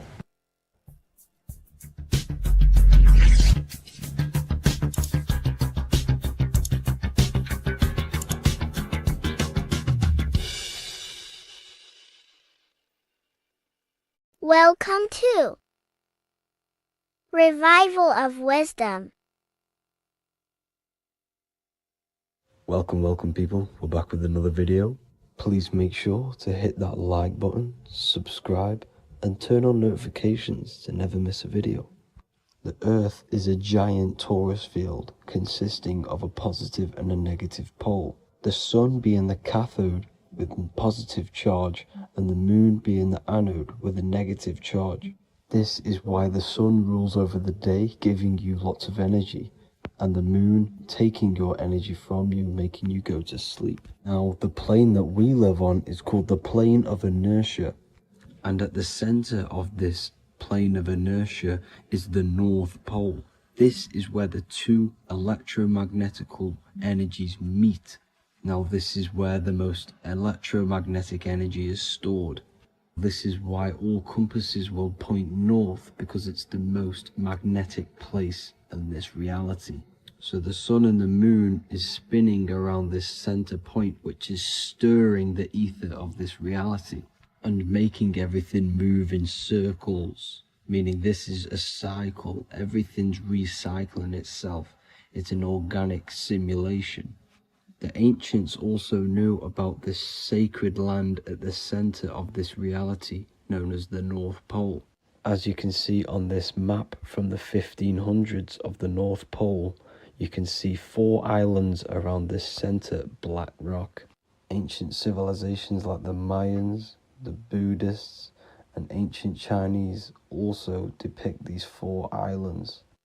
The endless symbology of these sacred lands at the center has been going on for thousands of years. These sort of secrets are now kept by the elites, but as always they have to show the truth in plain sight, and this is what they are doing with the Windows symbol and also the Wizard of Oz. Now in the Wizard of Oz, as you can see, there's something called Munchkin Land. Munchkins are these unusually short people. Then on the ancient 1500s map it says Pygmy, and then the Pygmy people in mythology are also these unusually short people. Just like Santa and his elves, they come from the North Pole, and elves are these unusually short people. These stories that we are told about Santa and Munchkins are putting truth in plain sight about this sacred land. This sacred land at the center of the earth is where the aurora borealis comes from and is being emitted from this black hole in the center, also known as the black sun. The aurora borealis is the earth's aura, hence why it has the word aura inside of it. It is the life-giving essence to all life within this realm. As this dualistic reality we live in consists of both physical and spiritual, the black sun is like our sun for the spirit. It's our spiritual umbilical cord, connecting us to the spirit realm. And the rising sun is the opposite. It's our sun for our physical 666 carbon suits, known as our human body, our physical aspect. As it states in the 40,000-year-old emerald tablets, deep in Earth's heart lies the flower, the source of the spirit. The flower of life is as thine own place of spirit, and streams through the earth as thine flows through thy form, giving off life to the earth and its children. So the North Pole is the core of this spiritual reality, and the closer you get to it, the more spiritual and lucid it becomes. So the elites have covered this up in order for us to forget the true nature of this reality. And they did this cover up by introducing the globe model. Nicholas Copernicus was around in the 1400s, and he introduced the globe model. As you can see, he is a Freemason. He depicts himself with a globe and a Masonic compass in all of his paintings and portraits. Galileo was also a Freemason, as you could see in all of his portraits with a globe and a Masonic compass. He was also a massive part of introducing the globe model after Nicholas Copernicus. So yes, the globe model was a spiritual and political move to gain more control over the masses. After the globe model was then introduced, they introduced the theory of evolution by another Freemason, Charles Darwin. See how these two theories go hand in hand? They both degrade humanity, and they make you confused of where we actually came from. By hiding the true form of this divine creation and hiding the true power of each and every one of us, they maintain control over the masses. Now this is order out of chaos, known to be the 33rd degree slogan of Freemasonry. Now this is the Masonic cosmology, and as you can see, you have the checkered board for the duality, the 5-pointed star for the 5 elements, the 4 corners for the 4 pillars, the all-seeing eye, which is Polaris, the sun, the moon, and the 7 stars. So even Freemasons are taught the flat earth cosmology and the true form of this reality. Now the true nature of the sun, the moon, and the earth is shown and reflected through the Masonic compass. The Masonic compass is the sun, the moon, Polaris at the top, and the black sun at the bottom. It makes sense why all the scientists who introduced the globe model all used the compass and the globe together, because it's truth in plain sight. As I explained in my other video, all Freemasons have to take the oath, so it goes to show, why are we all learning these theories from Freemasons who can't talk about certain topics that they learn about? Why should we believe their theories when they're holding back the real truth about this reality? Now going on to NASA. NASA means to deceive in Hebrew, and they are also funded by the government. They are not a private company. The old owner of NASA, Werner von Braun, on his grave has the Bible verse Psalms 91. The heavens declare the glory of God, and the firmament showeth his handiwork. Now why would the owner of NASA put this on his grave? Seems a bit suspicious to me, alongside with the NASA astronauts are all Freemasons. And not to mention the countless mistakes they've made on their live videos in space stations, the moon landing, and the CGI footage of the Earth, which is obviously photoshopped. Just by tricking the masses that they live on a spinning ball, the elites gain the perception of the masses. Not only does it hide the divine creation we're inside of, it hides the divine spark within you. It hides the creator, the source. And by believing in space and we live on a spinning ball, it makes people come to the interpretation of that we are a coincidence and we do not have any purpose. And of course this is false. When you come to realization that we are all a divine creation and we can create our own divine life in this reality, life becomes more sacred and you start to enjoy little things. The elites want you to believe everything exists only in the five senses. They want you constantly looking outside of yourself because they know that will keep you on lower states of consciousness. Now this brings me to our next point.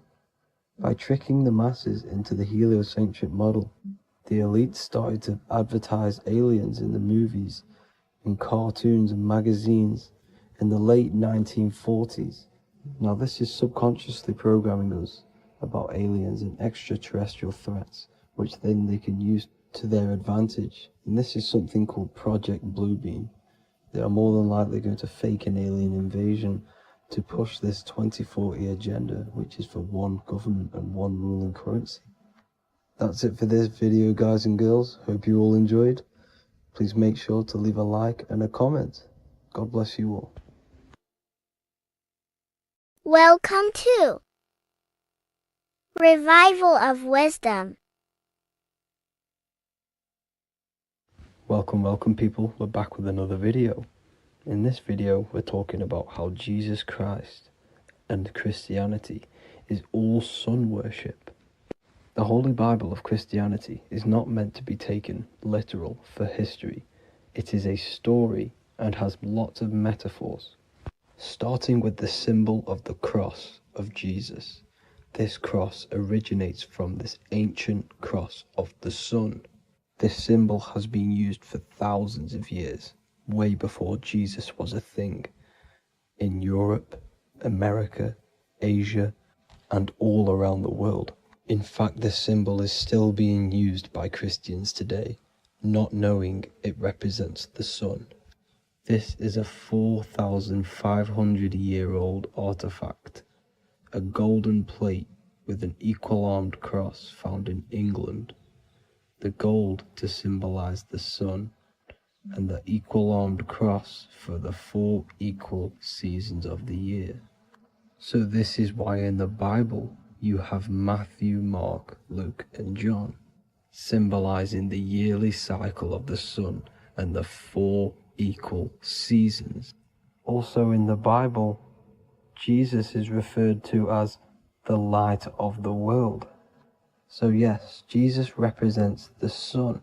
He is a metaphor for the sun. Hence why in all of these pictures and images and paintings of Jesus, there's always a sun behind his head, and some even with the sun cross behind his head. Jesus also has 12 disciples, which represent the 12 zodiac signs and the 12 months of the year. This is the Last Supper by Leonardo da Vinci. As you can see, the sun, being Jesus, is in the center, because the sun is in the center of the zodiac signs. There are 4 groups which symbolize the 4 equal seasons. Each group contains 3 people, symbolizing the 3 months and the 3 zodiac signs in that season. There is only one female in the painting, which is Virgin Mary, who symbolizes Virgo, the astrological sign. So yes, Jesus symbolizes the sun with his 12 zodiac signs and 4 gospels for the 4 seasons of the year. However, there is another phenomenon. The 25th of December is known as the birth of Jesus Christ, which is known as Christmas today. Jesus symbolizing the sun and is born on December 25th. This is the day the sun moves 1 degree northward, bringing back the warmth, the growth of crops, the life and light back to the northern hemisphere. Everything is springing back to life, as we call it, spring. So it is said that the sun is born again on the 25th of December, and Jesus is known as the risen Saviour, because the sun is our risen Saviour, because it gives life to the whole of this realm, the warmth, the crops, and without the sun rising in the morning, we'd all die in about 2 weeks. And we all know how Jesus died on a cross. The sun also dies on a cross in the southern hemisphere. It dies on the Southern Crux constellation. And on December the 22nd, 23rd, and 24th, the sun remains in the same position. So the sun dies for 3 days and it is born again on December 25th. When it moves 1 degree northward. And this is when the sun is born again, or resurrected, just like Jesus. Constellation Virgo is prominent in the spring sky in the northern hemisphere. So therefore, the sun is born a virgin, Virgo. And as you see in this image, you see Virgin Mary holding the sun. Us as humans do not own the sun, so therefore God owns the sun. So yes, the sun is the Son of God, and this is what Jesus is symbolizing. And just how Jesus sacrifices himself for humanity, that's what the sun does. The sun gives out all of its energy so we can live. There are many other Bible verses which represent Jesus as the sun. Now in Matthew 8:23-27, his disciples are in a boat and there is a massive storm. Jesus is asleep, meaning the sun has not arose. And the disciples say, "Save us, Lord, we are perishing." Quote, "Then he rose and rebuked the winds and the sea, and there was a great calm." End quote. Now this is a metaphor for the sun rising and calming the storm, because in the ocean, when the sun is down, that's when there are great storms. The worship of celestial bodies go back thousands of years, and it's called astrotheology, and it can pretty much be traced back to all ancient civilizations. Now going back to the ancient Egyptians, the god Horus, the god of war, and he symbolized the sun in the morning. Ancients used to say that he walked over the sky in 12 steps. Yes, this could symbolize the 12 zodiac signs. It also symbolizes the 12 hours of daylight. So we have 12 hours of Horus, but now they've rearranged the word to hours. Horus and hours. And when the sun rises, Horus rises, we say horizon, which is Horus is rising. That's the etymology of horizon. Another Egyptian god called Amun-Ra was known as the god of all creation. He was the first god of them all. Amun was also a sun god. Therefore, after every Christian's prayer, they say Amen, sending their prayer through the sun to God. So this all goes back to the worshipping of the sun. Sun worship was around way before the Romans. However, in the Roman times, their sun god was called Mithra. Mithraism was the main religion before Christianity came into play. Mithra was the son of God. He died on a cross, and he was dead for 3 days and resurrected, just like Jesus. So the Catholic Church was not made in heaven, it was made by the Roman Empire. They mixed all the sun religions of Judaism, Mithraism, and other Arabic religions, and combined it into one, so Caesar, the Roman emperor, could gain his own religion. So yes, Christianity was a political move to gain more control over the masses, because it was a worldwide government at this point in time. So here is a Sumerian helmet with the rising sun symbol. And then the Romans also used this rising sun symbol on their armor. So sun worship has been going on for thousands of years, and it still goes on today. However, with all the programming and the low IQs, today we do not get the full interpretation of the Bible and these stories from the past. And Christians and other religions are all brainwashed to not question their religion and not realize their true origins and where they come from. I do advise you all to do your own research and come to your own conclusions. However, I'm just pointing out the facts and connecting dots for you all to see. That's it for this video, guys and girls. Thank you all for tapping in. God bless.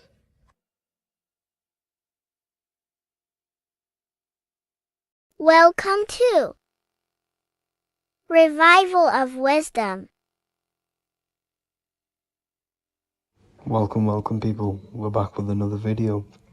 Please make sure to hit the like, the subscribe button, and turn on notifications to never miss a video. The Vatican is a giant key from a bird's eye view, and it also contains an 8-pointed star. The Anunnaki Sumerian gods also depicted this 8-pointed star. The sky god Anu from the Anunnaki also uses the 8-pointed star for his symbol. And even Freemasons depict an 8-pointed luminary with a ladder and a key. This is symbolizing the key to ascension up to the 8-pointed star, which is Polaris. Polaris is always depicted as an 8-pointed star. Polaris is the standstill star at the very center of our realm, which is perfectly aligned with the North Pole. The Earth is a giant torus field, and at the center is where the most electromagnetic energy is stored. This is why all compasses point to the north. Hence why a compass is an 8-pointed star, because it points you to Polaris, which is the North Pole, the center of this realm. The 8 points of the 8-pointed star symbolize the 8 points in space and time. So yes, Polaris is the portal which you ascend through if you outgrow this consciousness by aligning your chakras. Our earthly realm is a macrocosmic reflection of us, and we as humans are the micro reflection, with the earth containing its 7 chakras as well as us. The North Pole is the 7th chakra, which is the crown chakra. So the key to ascension is held by the Vatican, hence why it's a giant key, because they mislead the masses through their religions, which teaches the masses to look outside of themselves. As stated in the 20,000-year-old emerald tablets, written by the Egyptian god Thoth. On Earth, man is in bondage, bound by space and time to the Earth plane. Encircling each planet, a wave of vibration binds him to his plane of unfoldment. Yet within man is the key to releasement. Within man may freedom be found. So the 7 planets are associated with each 7 chakras. The lowest chakra being the root chakra, which is associated with Saturn.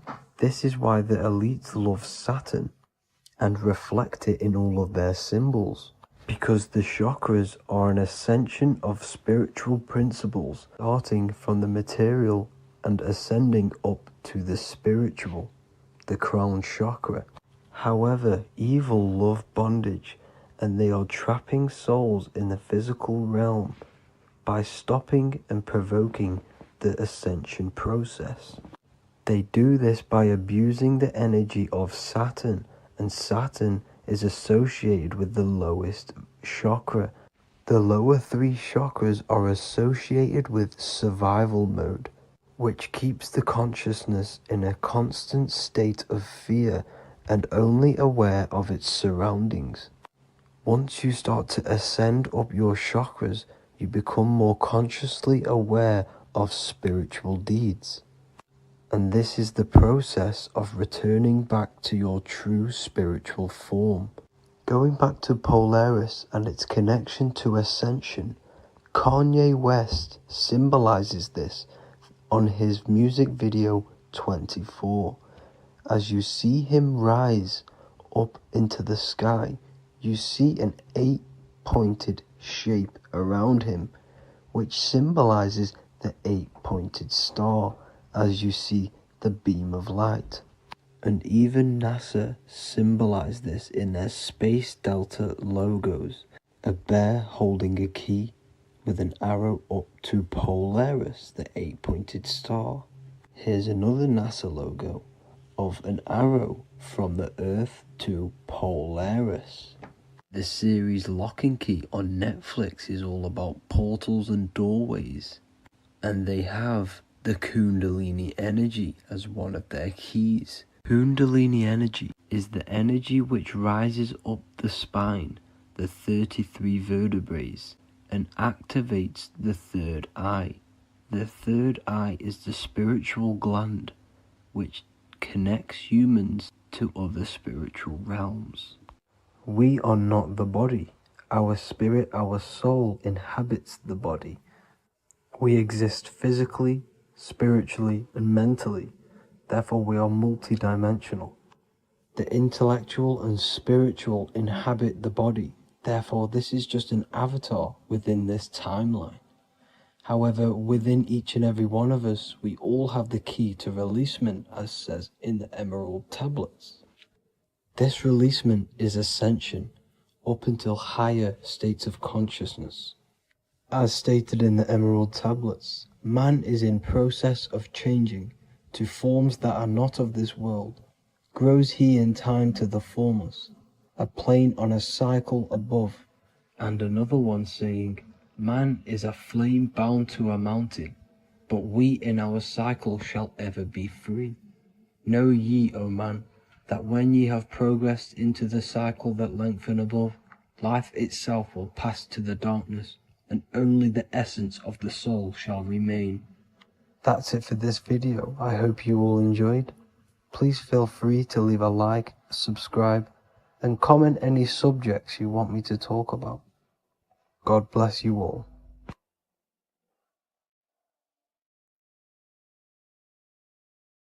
Welcome to Revival of Wisdom. Welcome people. We're back with another video. And this video is about Freemasonry and the connection to the Illuminati. Please, as always, to make sure to hit that like and the subscribe button and turn on the notifications to never miss a video. On May the 1st, 1776, the founder of the Illuminati, Adam Weishaupt, founded this secret organization, and this date can be found in Roman numerals underneath the all-seeing eye pyramid on the $1 bill. This $1 bill also says Anu Coptus Novus Ordo Secularum. This is Latin for announcing the birth of the New World Order. This New World Order will be headed by Lucifer, the all-seeing eye, and followed by the 13 layers of bricks for the 13 elite bloodlines. So your Orsini's, Rockefellers, Rothschilds, Soroses, and the other 9 elite families. So when Adam Weishaupt created the Illuminati, he made it consisting of high-level degree Masons, French and Latin philosophers, and many more powerful people to all become one society. So this is why you see Masons using the same symbol of the all-seeing eye inside the pyramid. But not all Freemasons are part of this Illuminati secret society. As the 33rd degree Freemason Manly P. Hall said in his book The Secret Teachings of All Ages, Freemasonry is a fraternity within a fraternity, an outer organization concealing an inner brotherhood of the elect. So what he's saying here is that Freemasons have to go up the degrees of Freemasonry, and once they hit the top, they either get elected or not into these secret societies like the Illuminati, Skull and Bones, and Knights Templar. So when you see celebrities doing this one-eye symbolism, either covering one eye, doing the triangle, or doing 666 over one eye, this is showing and reflecting the symbolism of Freemasonry. They have taken the oath to never speak on anything they learn about Freemasonry. Duncan's Ritual of Freemasonry book states the oath they have to take. Quote, I ... of my own free will and accord, that I will hail, ever conceal, and never reveal any of the secrets, arts, points of Master Mason's degree to any person whomsoever. All this most solemnly, sincerely promise and swear. Now, this is what happens when they break the oath, stated in this book, quote, myself severed in two, my bowels taken from thence, and burnt to ashes. So this states that Freemasonry comes first, before any law of the land. It has the right to kill you if you break your oath. This is the hand gesture they have to do every time they enter the ritual room inside the Masonic lodge. This is the cutthroat symbol, showing you and reminding you of the oath and what will happen if you break it. Now in this book, Richardson's Monitor of Freemasonry, it states, if you break your oath, binding myself under no less penalty than to have my throat cut across, my tongue torn out by the roots, and my body buried in the rough sands of the sea. If they do not decide to kill you, this book states this by pointing him out to the world as an unworthy vagabond, by opposing his interest, by dearranging his business. In other words, they have the power to frame you and destroy your reputation to the world, and destroy your business if you break this oath. So yes, they do kill to keep this truth hidden, because this truth of this reality is what keeps them in power. They have the ability to manipulate people, because people do not know what manipulates them.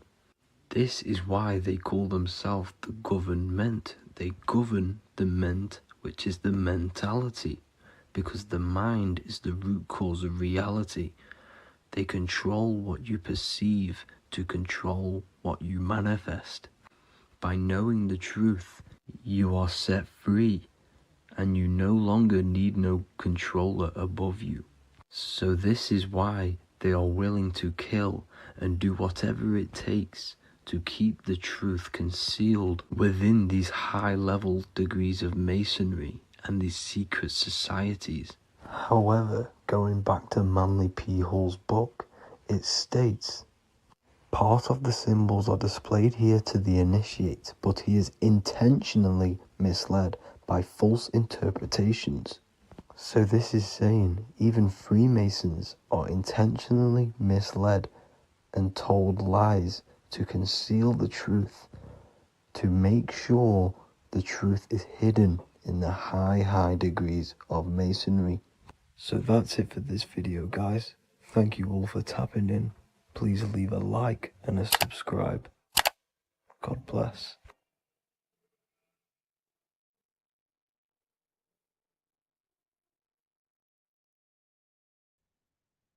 You don't just have a physical body. You have a physical, mental, spiritual, and emotional body. Each one of these aspects are a body of its own. Body does not just refer to a physical substance. You have a mental body for thinking, an emotional body for your emotions, a spiritual body for your energy in your astral form, and a physical body to encapsulate all of these. Each four of these aspects are essential for the human experience and essential to balance. Now, today we're going to be syncing the four aspects of your consciousness with the four seasons and the four elements and how this ties into the Bible. So we have four physical elements. We have 5 elements in total, spirit being the most important, but spirit is pure invisible. We have 4 physical elements. We have air, fire, earth, water. Air and earth, earth and water are feminine. Air and fire are masculine. Air and fire are active. Water and earth are passive. The air corresponds with the mental body of consciousness. This is where your intellect, this is where your communication, this is where your thoughts, intuition all comes from. This is the mental body of consciousness that allows you to think, allows you to process, figure things out, and have intellect and gain knowledge. This is your intellectual aspect of your consciousness, located in the head region.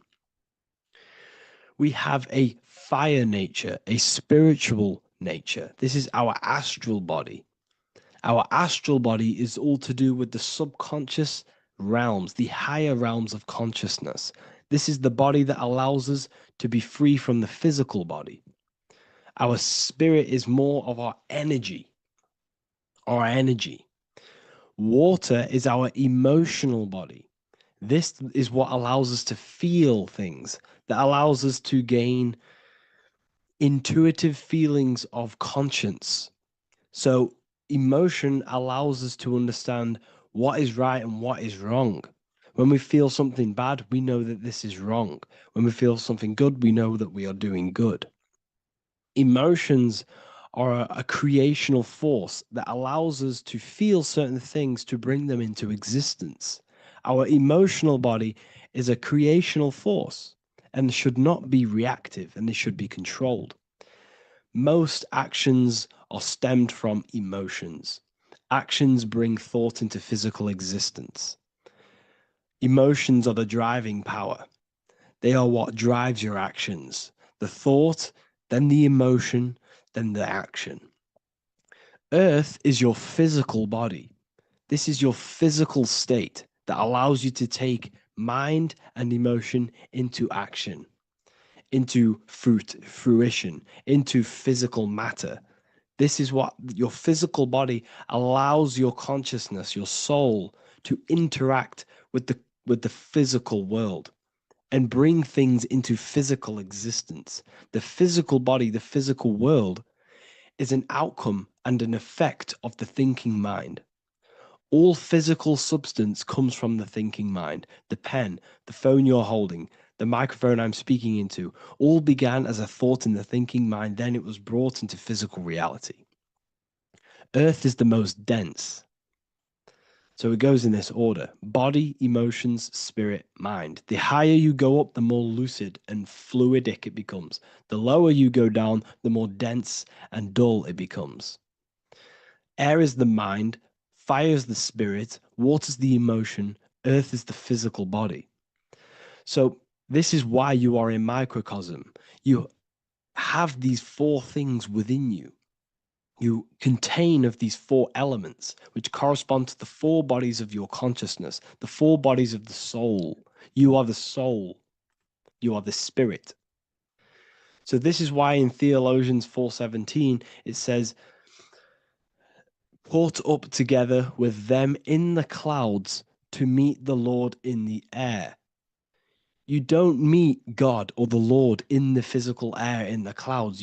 This is clearly a parable. A human being cannot go up to the clouds and meet a mystical man in the clouds. This is obviously a parable, a metaphor. The air is your mind. You must raise your consciousness beyond the body, beyond the emotions, beyond the spirit, and enter in the mind during meditation, turning the mind inward to connect with the Lord. The Lord is the highest aspect of your consciousness, the one that exists beyond the physical body, beyond your emotions, beyond the thought. So you meet the Lord in the air, in the mind. The mind represents the air. This is why in America there's a saying called an airhead. You're an airhead. This means that you are stupid, or you don't think, or you have nothing in your mind. You have nothing in your head. When someone's very stupid, you call them an airhead, because air represents the mind. The air is elevated. The air is invisible. The mind is totally invisible to the human eyes. It is a metaphysical substance. In fact, it's not a substance at all. It's so fluidic. It's everywhere. The mind can be everywhere at all times. It can be anything. Nothing is impossible within the mind. Now, this is synced with the four seasons. The four seasons represent the four aspects of human consciousness, the four bodies of your consciousness, the four bodies of your soul. The sun is your soul, okay? And the sun travels around four seasons. Summer, when the sun is the most hottest point. Autumn, when the sun starts to move away from the hottest point. Things start to die. Then it goes to winter. This is when everything dies. This is when things enter in within itself. This is when darkness occurs. Then spring. This is the reignition of the sun. This is when the sun starts to bring back the warmth back to the summer. You have four seasons which correspond to the four bodies of consciousness. Fire is the spirit. This is when you are passionate. This is when you are taking action. This is when you are fiery. The sun is blazing. You're taking action. You're very passionate. You're very spirit. You're in the spirit. Autumn is water, emotion. This is when you start to become very reflecting. This is when you start to feel emotional. Because in autumn, there's lots of water. This represents the emotional body of consciousness. Winter is the mind. This is air. Winter, what happens in winter? Everything enters within itself. The leaves die, the trees die, everything dies and goes within. This is the mind. The mind is the darkness, remember. You close your eyes to enter within the mind. The winter represents meditation. In the winter, what do people do? They stay inside of their house. They research more. They read more books. They become more intellectual. They think more in the winter because we are so we're stuck inside. So we're more reflective. We're thinking more. We're more communicative. We're more intellectual. In the spring, this represents the earth, the body. This is when we start to come out of the mind and we awaken to the body, and things start to grow again. The plants start to grow. The earth is growing again and reborn again. This is the body. This is when you become more active in the spring. And then the summer, back to the summer, we then take action on these thoughts and these thoughts that we gained over the winter. Essentially, this is just a massive cycle. And this is a daily cycle also. The nighttime is the winter.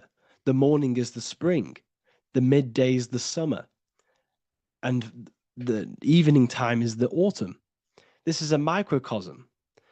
We have four bodies of consciousness. You are the sun, you are the soul, and the soul has four bodies: summer, autumn, winter, spring. Emotion, air, body, spirit. Sorry, emotion, mind, body, spirit. So you are the soul. You are the pure essence of consciousness.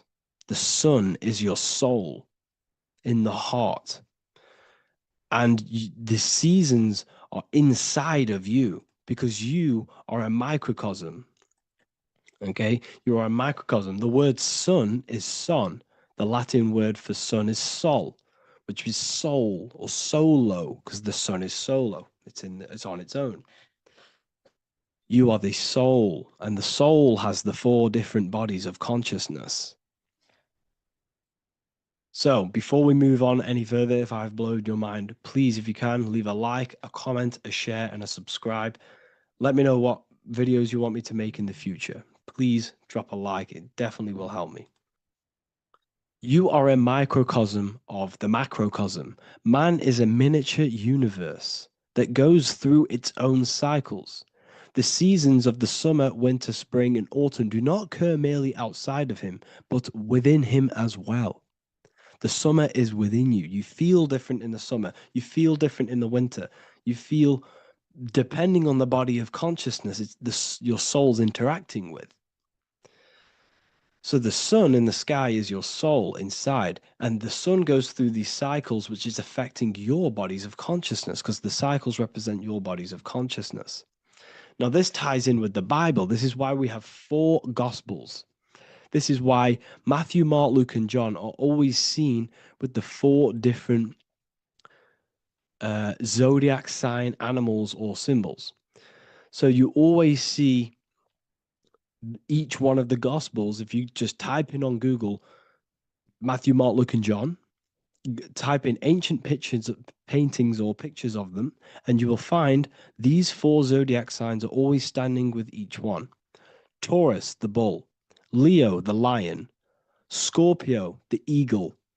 An old symbol for Scorpio was the eagle, and a man for Aquarius. Here you see very, very ancient paintings and artwork. Here we see Matthew, the man, Aquarius. Here we see John, the Scorpio. Same here. We also see it on the tarot cards, on the world card. We see the 4 fixed zodiac signs. Here we see it as well. These are called the 4 fixed zodiac signs. Now, when we look at the zodiac, we're no longer looking at the sky, because what you must understand is as above, so below. What is above you is inside of you. What is above is what is below. What is outside of you is within you. The zodiac is inside of you. The zodiac revolves around the sun. The sun is your soul. These are different energies of your soul. Like I said earlier, the 4 seasons are the 4 bodies of your consciousness. And in each body of consciousness, you have these different energetic energies that you can work with. Okay, so this is the true astrology. This is the true astrology, the internal esoteric astrology. You can't find much information on this at all. Very hard to find. So what we're looking at are the 4 bodies of consciousness. Obviously, when you look in the middle of each, when we look in the middle of each season, spring, the middle of spring is Taurus. The middle of winter is Aquarius. The middle of autumn is Scorpio. The middle of summer is Leo. These 4 signs are known as the 4 fixed signs. Okay, Scorpio is fixed. It's the middle of autumn. Scorpio is a water sign, emotion. Aquarius is the air sign, the mind. Taurus is an earth sign, the body. Leo is a fire sign, the spirit.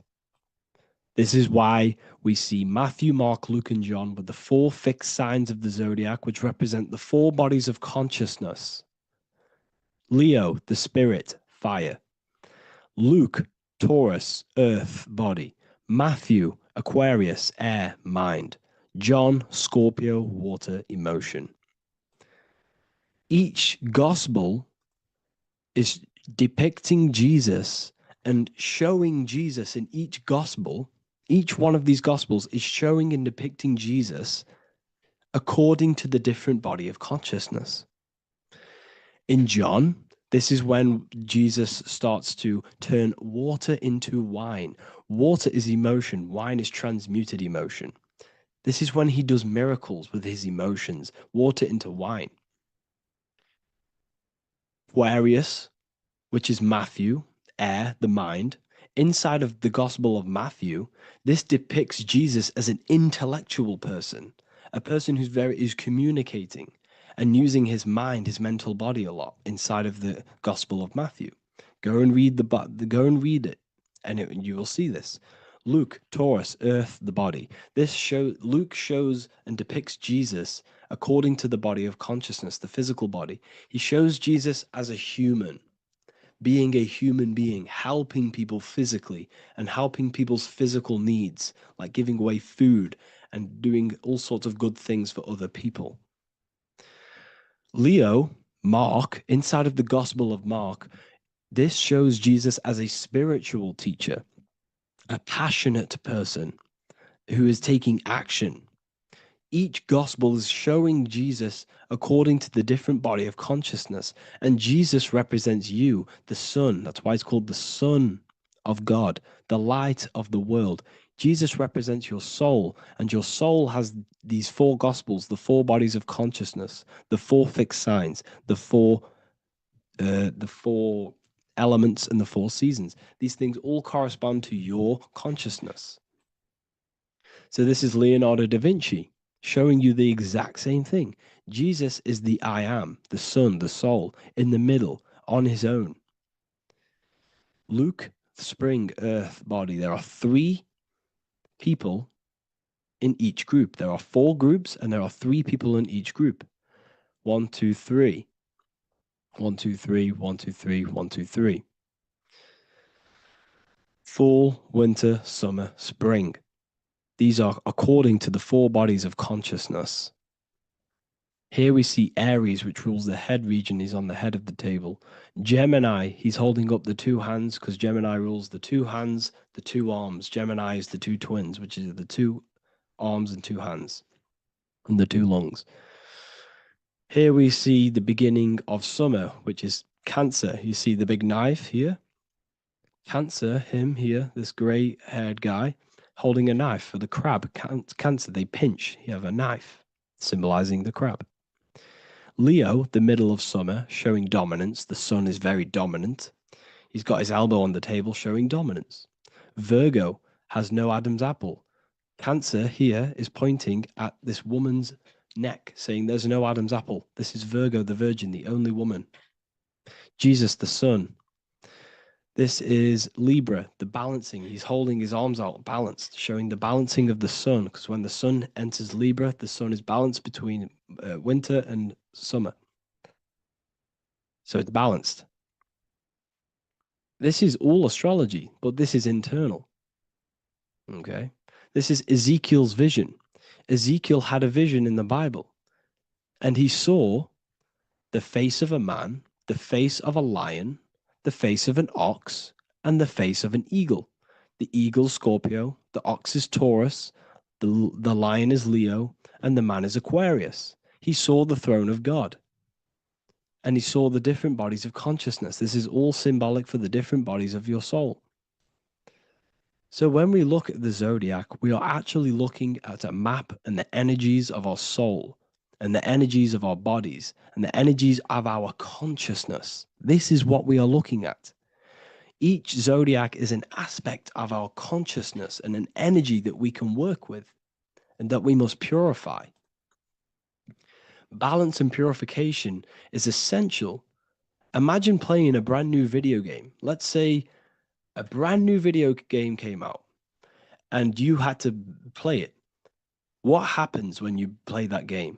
You don't know the controls. You cause chaos in that game. You can't really run properly. You can't do anything properly. You're getting destroyed by other people who are playing that game.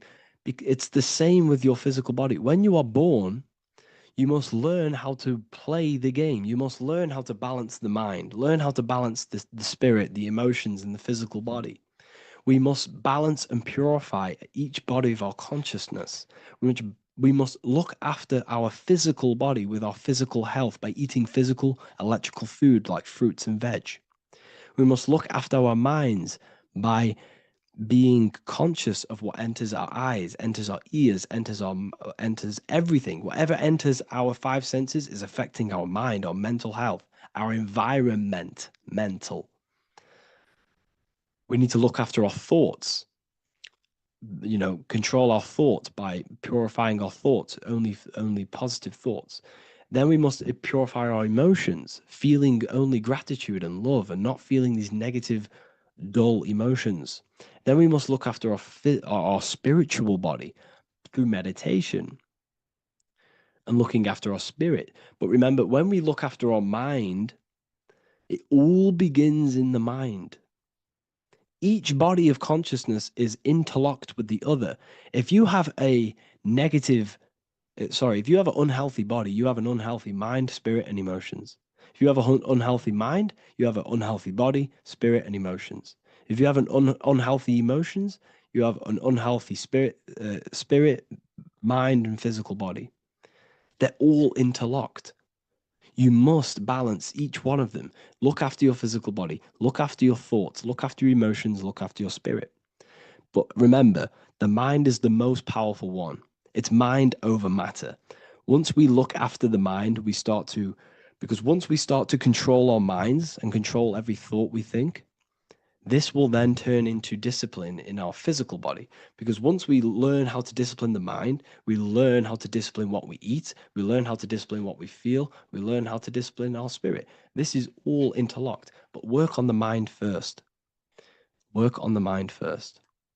All of this knowledge is inside of the brand new Book of Wisdom, Volume 2. This is a revolution of human consciousness. If you've read it, please leave a review down below. If you've read Volume 1, leave a review down below. This is the next revolution.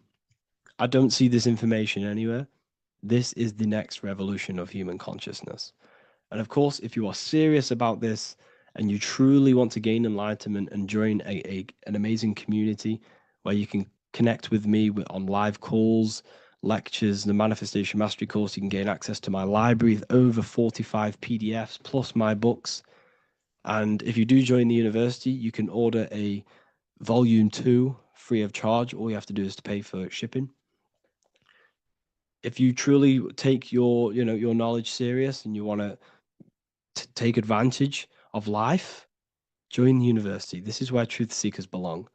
Just want to say thank you all. Please leave a comment. Please leave a like. It's going to help me a lot spread this knowledge to the world. And yeah, share this with a friend and subscribe. Thank you all. You are not breathing correctly. 98% of people only use a third of their lungs capacity, which is shallow breathing, which ages you, lowers your brain capacity, and also lowers your state of consciousness. So it's essential that you breathe consciously on a day-to-day basis, because this is what truly elevates your consciousness. I am going to give you the key for you to raise your consciousness just through breathing alone. Such a simple thing, but yet the most effective way for raising your state of consciousness and becoming more spiritually and mentally advanced. So tune in for this video and I'm going to show you exactly how to do it and the symbolism behind breathing. Air is more than just air. It carries electromagnetic energy. So now I'm going to give you the science behind this spiritual truth. This invisible force is what sustains all physical life, providing the life force energy essential for existence. Electromagnetism. Everything is fed off electromagnetism. Your body is an electromagnetic battery. Now, we can prove that air carries electromagnetism just by doing a simple test, a simple scientific experiment, by getting liquid oxygen and pouring it between a north and south magnetic pole are two polar opposite magnets, we see that the liquid does not fall straight through it. It is sucked, it is magnetically attracted to these two opposing forces, opposing magnets. This is proof that air, liquid oxygen carries electromagnetism. When you are breathing electromagnetism, the essential life force behind all living beings. This is known as energy or prana, chi, ether, or spirit. This is all the same thing. Air is not just empty space, it is energy, it is prana, it is life force, it is spirit, it is ether, chi, prana. You are an electromagnetic being. Your consciousness is in direct correlation with your electromagnetic aura or biofield around your body. Your state of consciousness is mirrored within this field around your body. Now, your breath, when you breathe in, you're breathing electromagnetism or life force. Breath is the vital link between the physical and the spiritual, bridging the body with the soul. Through breath, we connect with both tangible world and deeper, the unseen realms of energy and consciousness. Breathing deeply and properly elevates our consciousness, enhancing the brain's functions, heightening the sensitivity of our five senses. It also brings a profound calmness to the mind, creating a state of clarity and inner peace. Like I said earlier, breathing properly is the fastest way to elevate your consciousness. It is the fastest way because breathing, when you stop breathing, what happens? You lose physical consciousness. Your body will shut down if you do not breathe in this vital electromagnetic energy in the oxygen. If your body does not get this for 5 minutes or however you can last without breathing, this makes you lose physical consciousness. Your body will not survive without this essential life force energy. Therefore, air is one of the most overlooked things. This is why we see the symbolism of Buddha having a big belly. Why does he have a big belly? Because it's symbolizing breath work, proper spiritual breath work, the certain teachings of breath work, of when you breathe in through the nose, you have to breathe in through the nose. You don't want to breathe in through the mouth because the nose acts as a filter which catches dust particles and filters out the air before it enters the lungs. The mouth does not do that. The nose is for breathing inward. We breathe in through the nose, and when we breathe in, we breathe into our belly, not our lungs. When we breathe into our belly and our belly expands outwards, we are then moving this energy down from the nose down the spinal column. And when we breathe back out, the belly goes in, which is raising the energy up the spinal column, back out through the mouth. This is the true way of breathing, because when we breathe, we are moving energy. We are moving electromagnetic energy. When we breathe in through the nose, the energy travels down the spinal column. And when we breathe out, we are raising this energy back up the spine, some of it going out the mouth, and some of it reaching the brain, activating dormant brain cells in the brain. But when we breathe, we need to make sure we are using 100% of our lungs' capacity, because the lungs is what transforms this special energy into consciousness, physical consciousness. So this is why Buddha has a big belly. It's not because he was fat. It's not because he was overweight. It's symbolism. It's symbolism of breath work. So try this. Do this for 2 minutes while you watch this video. Breathe in through the mouth as hard as you can until you no longer can fill any more air into your lungs and belly. Breathe it into your belly, not your lungs. And breathe out through the mouth. Do this for 5 minutes or 2 minutes, however long. I promise you, breath affects your consciousness. you will notice the difference. If you do it quicker, the quicker it'll affect your consciousness, and you might go lightheaded. But that lightheaded is you activating your spirit, your energy body. So try this just when watching this video. When you breathe consciously, you are renewing both your energy body and astral body, aligning your consciousness with a higher state. This practice feeds new life force energy into the body, revitalizing and enhancing your overall well-being. Like I said, your brain requires the most amount of oxygen. When we have shallow breathing, this is reducing the brain's capacity. Because when we are not breathing properly, which 98% of people are only using a third of their lungs capacity, we are essentially only using a third of our consciousness, because your breath is directly correlated to your consciousness, your state of consciousness.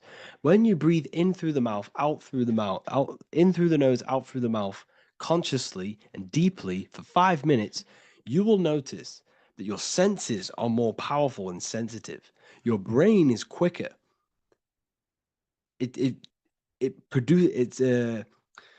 What's the word? It processes information quicker. You become quicker. You become a superhuman, and you feel more spiritual because it activates your spirit, your astral and energy body. So when we meditate, it's definitely important to breathe in through the nose and out through the mouth as deeply as possible to align with a higher state of consciousness. And this is the easiest way to separate your consciousness from the body. When you breathe in deeply for long periods of time, while meditating, while taking no thought, when no thought is present and you gain a rhythm of deep breathing, this is the gateway. This is the gateway to opening your consciousness. Because when you stop thinking, other aspects of your consciousness can open up. All of our lives we've been thinking, which is blocked off the higher states of consciousness. So breathing is very, very important. It affects our overall well-being. And this is Yahweh, the in and the out of breathing. When we breathe in, this is Yah. You can hear it. It sounds like Yah. And when we breathe out, that is Way. This is the name of God, apparently. But God is within you. You can connect with God. You can connect with source consciousness within you by breathing, by raising your state of consciousness through breathing and meditation. This is why the Bible tells you the Spirit of God has made me, and the breath of the Almighty gives me life. You are consciousness. You are God. You're an extension of God's consciousness. Job 27:3. As long as my breath is in me and the Spirit of God is in my nostrils. The Spirit of God is through breath. John 20:22. And when he said this, he breathed on them and said to them, receive the Holy Spirit. The word spirit means breath. In Greek, Hebrew, Latin, it all means breath or wind or air. The Holy Spirit is a certain way of breathing, a breathing technique that elevates your consciousness, that syncs you up to a holy consciousness, an elevated state. That is the Holy Spirit. That's why it tells you in the Bible, when he said this, he breathed onto them. He breathed onto them and said, receive the Holy Spirit. You must breathe to receive the Holy Spirit. When you breathe, you are renewing the body's energy. You're taking in new life force, which is regenerating your cells, regenerating your brain, nervous system, and also connecting with consciousness, pure consciousness. This is not something that we should be doing during meditation. Yes, it is. We should be doing it during meditation, but this is something that we need to apply all of the time. This is the fastest way you can raise your consciousness. I just want to say, all of this knowledge is inside of the Book of Wisdom, Volume 2. Make sure to give a like and a comment on this video to help the algorithm. And let me know what you think about the last book or this book if you have read them, to let the new people know what they're looking at with this book. This is truly life changing. The volume 2 and volume 1 is truly life changing. You can get them in a bundle also. Learn hidden knowledge inside of the ethereal university. This is where truth seekers belong. I'm not here to try sell you this, but this is the place for truth seekers. And if you are serious about your spiritual journey and serious about gaining knowledge, which gives you the advantage over life, join Ethereal University. This will definitely help you. Thank you for watching this video. Please leave a like and comment. Make sure to give me any suggestions on videos you want me to make in the future. Thank you all. In this video, we're going to be talking about the evolution of consciousness. You are born human, however, you possess consciousness, which is the awareness behind your being, the awareness behind your thoughts, the experiencer behind your five senses, the experiencer, the observer behind your thought, emotions, and senses. You are an eye, an invisible consciousness looking through a lens, which is your body. Your body produces this physical world that you experience. Your brain produces this world. Your brain and body is a technological computer. However, you are an infinite, ever-expanding consciousness behind this physical body. And there is an evolution of consciousness, a cosmic journey of expansion. And this is why we see so much pyramid symbolism in the occult and esoteric world, and especially within Freemasonry. Because the pyramid represents climbing, an evolution, a raising state of consciousness, a journey. Steps symbolize a journey upwards. This is the raising and the evolution of consciousness, our inner world. The transmutation of our inner selves, of our souls and consciousness and our minds. So when we see this pyramid, we're seeing a evolution, a way up to source consciousness. And the eye in the pyramid represents your source consciousness. It represents illumination. It represents divine guidance through this evolution of consciousness. This is why we see the ladder. Consciousness is ever expanding on an infinite journey of evolution. Each individual is a part of this cosmic process, contributing towards the ongoing expansion of both mind and awareness. As we evolve, we collectively explore deeper levels of existence, expanding the boundaries of thought and consciousness. The mind has the ability to expand infinitely into new realms of thought, into new dimensions of mind. The mind cannot be filled up. It is not a physical substance. The body can be filled up because it is a physical thing, but you cannot fill the mind. Therefore, the mind is constantly expanding, ever expanding into new fields of thought. So what we see in Freemasonry, the ladder, is again a journey, an elevation of consciousness. When we are born with an infant consciousness, and as we gain older, we gain an adult consciousness. Our inner world, our inner mind, and our emotional intellect changes and evolves.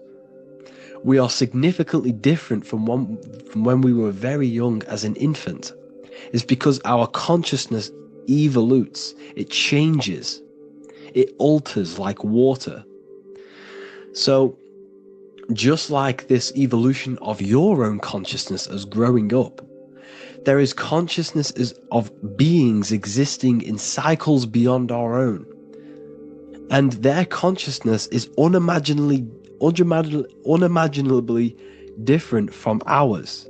They operate on a higher level of understanding and knowing, experiencing reality in ways that transcend our current comprehension.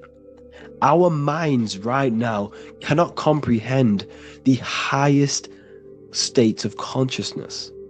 There are entities, there are beings beyond our own, existing in higher dimensions of consciousness that we cannot comprehend because they have expanded. They are on a further way up the ladder of consciousness.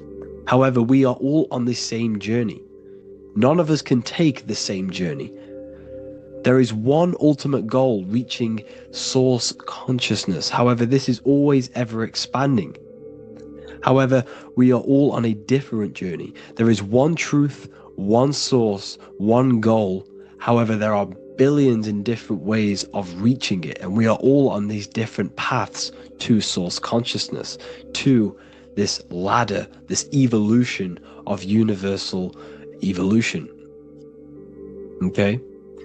Their awareness is attuned to new dimensions of existence, reflecting a more advanced stage in the cosmic journey of consciousness evolution. So when you take DMT, you are shot into these higher realms of consciousness where you meet these beings who look similar to these images. They are not speaking to you physically. They don't speak to you three-dimensionally through vibration and words. They speak to you mentally. If you have done DMT, then you know this. And if you have met these beings, then you know this. You might have even met some of these types of beings on mushrooms or any psychedelic drugs. Because ultimately, when you take these mind-altering substances, it's altering your consciousness. It's merging your consciousness with the spirit of that substance. And you are essentially attuning your mind to higher dimensions of consciousness. That's why we say we're getting high when we take these substances. Therefore, when you meet these beings on DMT, you are essentially meeting beings who are attuned to higher dimensions of consciousness, and they speak to you mentally. They speak to you telepathically through thought, because the universe is mental. Everything exists within the mind. The way you are now, your physical existence, is a state of mind. Mind, thought creates matter. Spirit and matter are two opposing ways of thinking. If we have a very spiritual mind, we have an expanded mind, we are a spiritual person through the mind. However, if we have a very low state of consciousness where we think about food, sex, lust, and all physical things, then we have a physical consciousness. Matter and spirit are two opposing forces, two ways of thinking. The mind attunes itself to different levels of understanding in different dimensions. So, essentially, this is what we're looking at. The body is a vessel for the fluidic, formless consciousness, a temple that houses the essence of our awareness. While the five senses are limited to perceiving only the physical plane, the mind transcends these limitations, capable of perceiving the full scope of reality. It is through the mind that we access deeper truths beyond the material, tapping into boundless nature of existence. Physical existence is a thin band, a thin layer of reality. It's like 0.001% of reality. And your five senses are only tuned into this layer of reality. But the five senses are, by design, only allowed to perceive physicality. But the mind has the power to expand beyond this physical five sense state.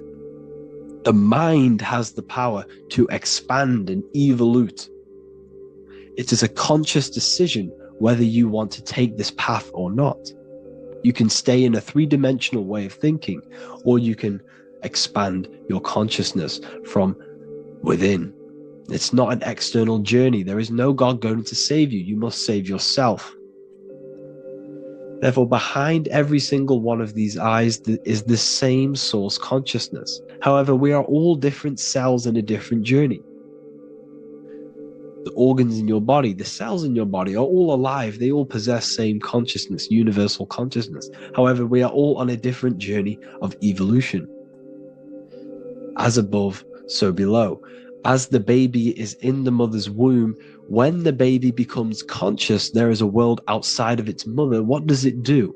It presses and seeks a way out to be born in the other world outside of its mother. It is the same with your consciousness, your mind. When your mind becomes aware that there is realities beyond the immediate surroundings, it seeks a way out. And this is exactly what I'm doing to you now. I am now expanding your mind and telling you there is other ways of reality. There is other dimensions of consciousness which you can access through inner transmutation, through different ways of thinking, spiritualism, and meditating and connecting with yourself and detaching from external things. We can upgrade our consciousness. Your body is a womb. Why Jesus says you must be born again to see the kingdom of God, because you are born physically and then you must be born again spiritually, awakening your inner consciousness. So like I said, as the baby is in the womb, it's the same principle. As above, so below. You were a baby, you were in your mother's womb, and you figured out there is a world outside of your mother, so you seek to way out your mother to be born in another world. It's the same now. You must do this now. This is your spiritual evolution. This is the evolution of consciousness. It's ever expanding. When you die, this is a transition. You must learn to not fear death. This is another part of your spiritual journey. You must master death. Therefore, like I said before, the mind has limitless capacity to expand into new realms of thought, continuously exploring uncharted ideas and concepts without boundaries. The mind can ever expand. It can never be filled. It can never ever know everything. There is infinite fields of knowledge, infinite fields of thought. Your current state is just one stage on an infinite pathway. You won't remain human forever. The human experience is a crucial phase where we learn to balance polarities, master the fundamental laws of the cosmos. It is a period of growth and transformation, preparing us for the next stages in our cosmic evolution. The goal is to strive for perfection, yet the true perfection is unattainable. It's like a tunnel, and there is a light at the end of the tunnel. And as you walk through this tunnel, the light is ever moving backwards. You should forever seek to meet that light, but you will never meet that light because consciousness is ever expanding. You should strive for perfection, yet knowing that perfection is forever unattainable. The journey is endless, with each step revealing deeper layers of understanding and experience. The pursuit of growth and expansion is itself the essence of our evolution. You can find all of this knowledge in the amazing book that I have read for years. I have read this book, The Emerald Tablets of Thoth, the Atlantean, by M. Dorial, translated by M. Dorial. I'm telling you now, this book, now that I've told you this, you have some context on the book. The whole book is about evolution of consciousness. He's talking about higher dimensions beings. He's talking about how you can transcend this physical plane. It is truly the most amazing book you will probably read. One of the best spiritual texts you'll see. It's hard to understand, so you must read it over and over again. And the more your mind progresses, like for me, I read this every couple months. And the more I learn about consciousness, the more I expand my own consciousness. And every time I read this book, I pick out something new that just completely blows my mind, because you can only understand this book to your level of consciousness, to your level of understanding. So now that I've told you all this information, go and read this book and it will absolutely blow your mind. And so will the Book of Wisdom Volume 2, which is now available. I released it the other day. I'm just going to read a page out now. This page is called Spirit and Matter. The Earth is not merely a dense, lifeless rock drifting through space. It possesses spirit, a living essence that animates its form. But what do we mean by spirit? Spirit in esoteric terms refers to the energy, the life force, animating the principles infused in matter. So essentially, what this page is talking about is how everything has spirit, consciousness within it. You are the middle, you are spirit and matter. You have the ability to expand your mind to the God self and raise above our animal instinct, our material self, and know the divine and expand. Animals cannot do this. Animals are not self-aware. Humans possess self-awareness. We can observe our consciousness. We can say, why do I exist? We can look in the mirror and know that we need growth. And this is what Anunnaki means. Anu means above. Anu was the supreme god of the sky, which is a metaphor. He represents spirit above, heaven. Anu came down to earth and married Ki, the goddess of the earth, which represents matter. It's a myth, it's an allegory. Anu married Ki and gave birth to the Anunnaki. Spirit came down and infused with matter and gave birth to the human, which is you. You are spirit infused in matter, Anu and Ki, Anunnaki. You are the Anunnaki. And this is just one of the teachings in my book. Honestly, this book is absolutely amazing. If you truly, truly want to expand your consciousness, give this book a read. And obviously, if you're inside the university, I give you this book for free. A paperback version. If you join the university, follow the steps inside of the general chat, you'll be able to download this book. Or sorry, not download it. Order a paperback for free. All you have to do is pay for the shipping. You'll also gain amazing knowledge inside of my library, where your mind will just be overblown with the amount of esoteric books. There's over 45 rare occult books, plus you get a PDF of the Volume 1 and Human Health Guide. You get reoccurring updates where I expand on symbolism, occultism, where you will just feel absolutely amazing once you understand esotericism in yourself. You'll also learn how to create the dream reality that you want with the Manifestation Mastery course, where I teach you how your consciousness creates reality. You'll have a real lectures where I post lectures on symbolism, occultism, esotericism. There's a conscious community and live calls and Q&A where you can ask me questions and I'll answer your questions. I just want to say thank you to everyone who has joined the university. Thank you for even liking and watching this video. Any support I just appreciate every single one of you. Please, if you can, leave a comment and a like on this video and let me know any videos you want me to make in the future. And I will start uploading a lot more to the YouTube.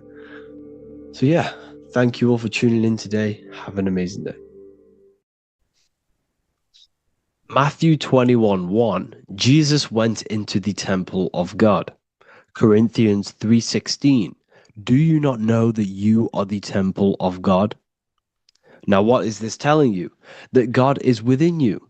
Hence why in Luke 21:12 it tells you the kingdom of God is within you. And the side of your head region is called a temple for a reason. Because the brain encapsulates the mind. The brain is a physical manifestation of the mind. The heart is a physical manifestation of emotion.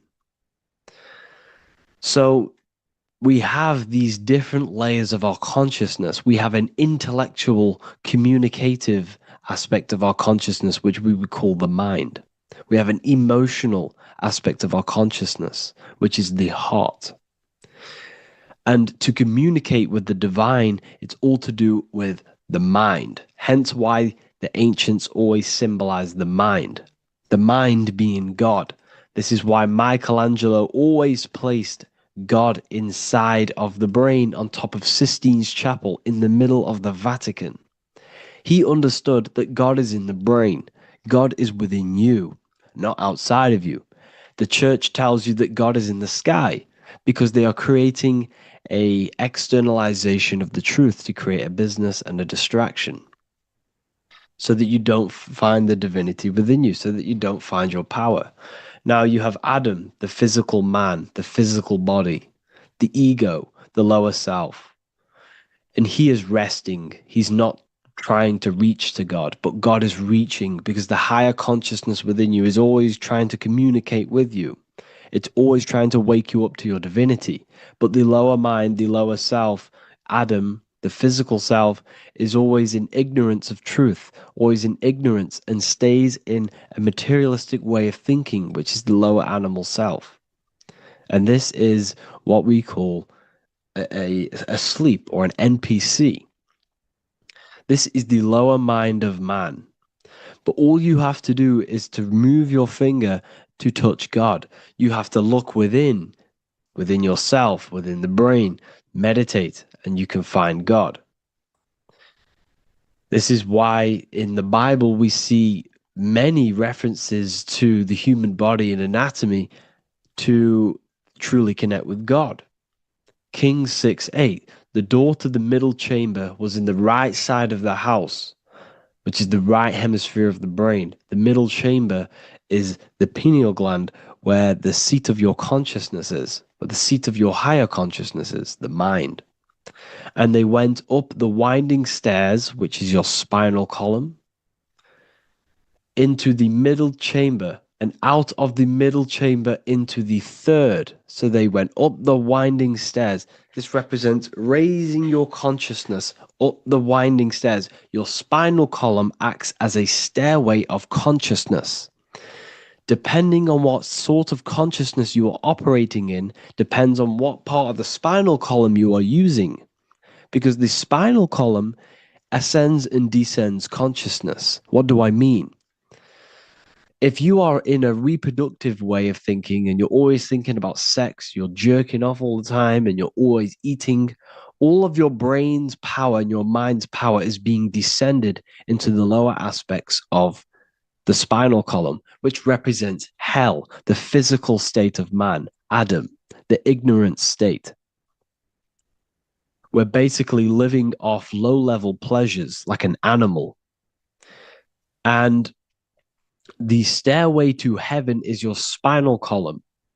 They went up the winding stairs into the middle chamber, which is your mind, your pineal gland, and out of the middle into the third stage of consciousness, physical, etheric, astral. When you meditate and you start to raise your consciousness during meditation, you enter the astral plane when you turn off thought. But this is the middle chamber inside of the brain. Here we see another painting inside of Sistine's chapel of God inside of the brain. This is the brainstem. This is the brain. This is the frontal lobe. This is the back lobe. This is the back lobe. This is the cerebellum. Here's the reptilian brainstem. Here's the claustrum. This is what we are seeing here. Anatomy. Here is another one in Sistine's chapel in the middle of the Vatican. This is depicting the brainstem. God's neck looks exactly like the brainstem. Here we see a real brain compared to God's neck, because the neck is just below the brainstem. And this is what they are symbolizing, because they knew that God is within you. God is a part of the human body. God is inside of the body, because the body is a vessel for consciousness, for universal consciousness. Inside of you, inside of me, is the same spark of consciousness. And this same consciousness is spread out into every living essence, because everything comes from the one source, the one God, the one consciousness. Matthew 6:22-23. The light of the body is the eye. If therefore thine eye be single, thy whole body shall be full of light. Practicing the single eye. What is this? This is meditation. This is entering within yourself. So the Bible's telling you to practice the single eye. But if thine eye be evil, thy whole body shall be full of darkness. What does this mean? If your consciousness is in an evil way of thinking, if your mind is filled with an evil, negative mind space, then your body shall be filled with darkness, with evil, with negativity. Because negative thoughts destruct the body. Positive thoughts heal and regenerate the body. So he tells you to be, the light of the body is the eye, your consciousness, the inner eye of consciousness, the eye that lets you see. And what do I mean? You look with your two physical eyes, but you see with the inner eye. What you see is perception. You look with the two eyes, and what you see is perception. You are seeing, you are understanding, and that's what consciousness, the mind, gives you. Consciousness, or the mind, is the force that allows you to be a human being, that allows you to understand things and interact with things and make decisions. It's an infinite intelligence. See, the mind is not the brain. This is a big confusion with people. Hence why The eye on top of the pyramid is separate from the bottom half of the pyramid because the consciousness is separate from the body, the eye, the all-seeing eye. It represents the observer, the eye that sees into this body, into this world, into this. You are the perceiver. You are the invisible spirit within the body. Theologians 4:17. After that, we are still alive, and our left will be caught up together with them in the clouds to meet the Lord in the air. You don't meet the Lord in the physical air. Okay? This symbolism of the ancient Christian artwork is showing you this is symbolic. These things never happened. There's no man in the sky. Moses didn't go on a mountain to meet with God. The air represents the mind. This is why you say you're an airhead when someone's very stupid. Earth is your body. Water is your emotions. Fire is your spirit. Air is your mind, the invisible mind. So Anton Mengs, an ancient Christian art worker, is showing you anatomy of God in the clouds. But this is the anatomy of the human body, raising yourself to the mind and turning the mind inwards on itself during meditation. And that's how you meet the Lord in the air. You meet the Lord in an elevated state of consciousness. The air represents an elevated state of consciousness because the air is up. You have to raise your consciousness to meet the Lord in the air. This is why Moses went on a mountain to meet with God.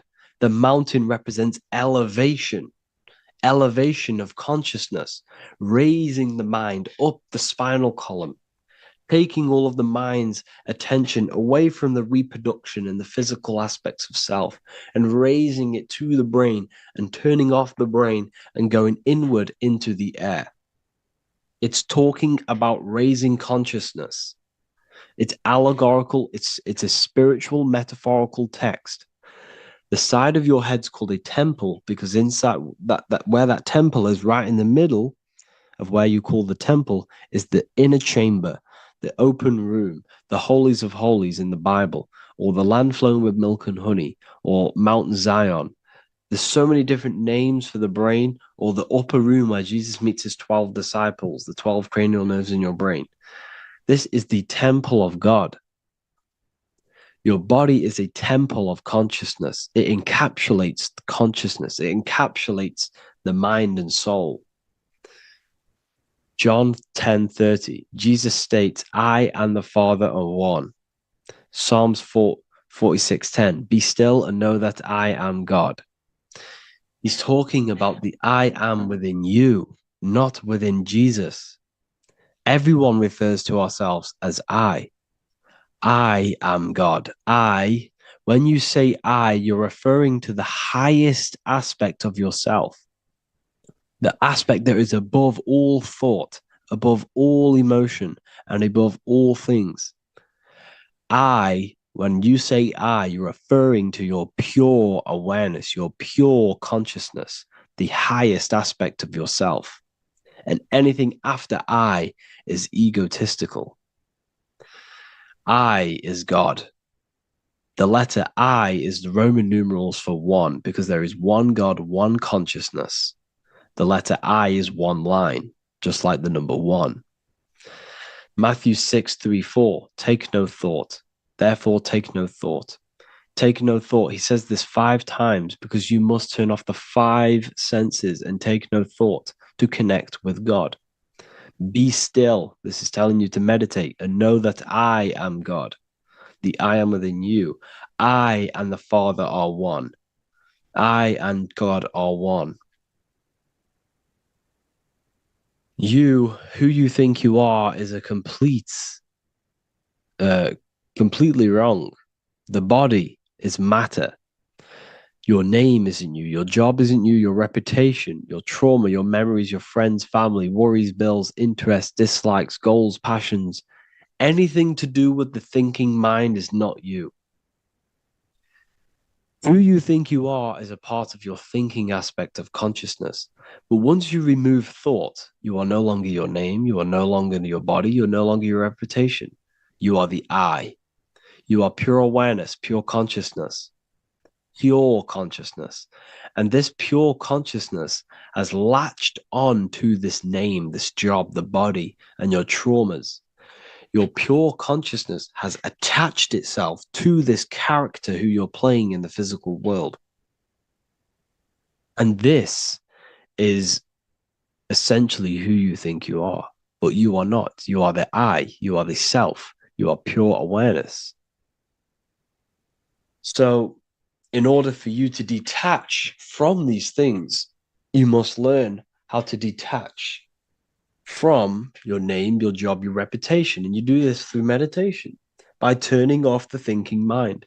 Turning off the thinking mind allows other aspects of your consciousness to open up. What do I mean? Your whole life you've been thinking, and all of these thoughts has attached you to this physical body. You haven't allowed your consciousness to open up. And you can only do this by taking no thought. That's why Jesus tells you, take no thought. When you turn off the thinking mind, other aspects of your consciousness starts to open up. Other aspects of your being can open up. And this is how you astral project. This is how you do all these mystical things and things to do with consciousness. It's taking no thought. Imagination, emotions, thought, and memory are all to do with consciousness. These things are not physical. You can't touch thought. You can't touch emotions. You can't touch these things because they are not a physical thing. So you must turn off these things for other aspects of your consciousness to open up. Okay? So essentially, the Bible is a metaphorical, astrological, numerological, metaphysical, spiritual, encoded text that talks about human anatomy, spirituality, and the true nature of the human experience. Everything they teach you in school is to make you think that you are this body. Everything they teach you in church is the externalization of the true teachings of Jesus. Jesus was telling you to meditate. Jesus was telling you to practice the single eye. Jesus was telling you to look within yourself and find God. He wasn't telling you to pray to him. Mark 16:19, he was taken up to heaven and sat at the right hand of God, the right hemisphere of your brain. John 21:6, cast the net onto the right-hand side of the boat and you shall find fish. Fish is understanding. The boat is your body, your brain. Cast your awareness into the right side of your brain and you will find understanding, because the right side of your brain is all to do with the creative aspect and the intuition and the spiritual sides of your consciousness. This is why God is here. This is why Michelangelo depicted God in the right hemisphere of your brain, because this is all human anatomy. And I speak about all of this in the brand new Book of Wisdom, Volume 2. Which is now available. The start of the revolution has begun. This book is truly going to change the way people see the world. It's got so many more topics than the last one. It's truly a revolution. It's written in so much detail. It's very practical. I cannot wait to share this one with you. I just want to say thank you for the opportunity for me to create this book. Because without you, I couldn't have created this. And I just love sharing my work with you. And I thank every single one of you for the support, the watch, like the views and the likes, everything. Especially the people who have joined the university and stuff like that. And for people who have joined the university, you do get a free Book of Wisdom paperback if you just go to the general chat and follow the description, follow what the instructions that I gave you in the chat, and you'll be able to order a free Book of Wisdom if you are inside of the university. Plus, you get all of my other books, 2 books, and over 45 occult books on occult and esoteric things. You get lectures, live calls, a community, a manifestation mastery course, and a whole library and reoccurring updates every month, every week. So yeah, I hope you all enjoyed this video. Thank you all. Please leave a comment to help the algorithm and leave a comment on what videos I should make. And yeah, I'll get to uploading on the YouTube a lot more now the second book is now released. I have a lot more time on my hands. No longer using my energy to create the book. I'm now going to redirect this mental energy into the YouTube. So there will be a lot more content coming. So I need some content ideas. So feel free to comment some ideas, some YouTube videos that I can create. Thank you all, people. Have an amazing day.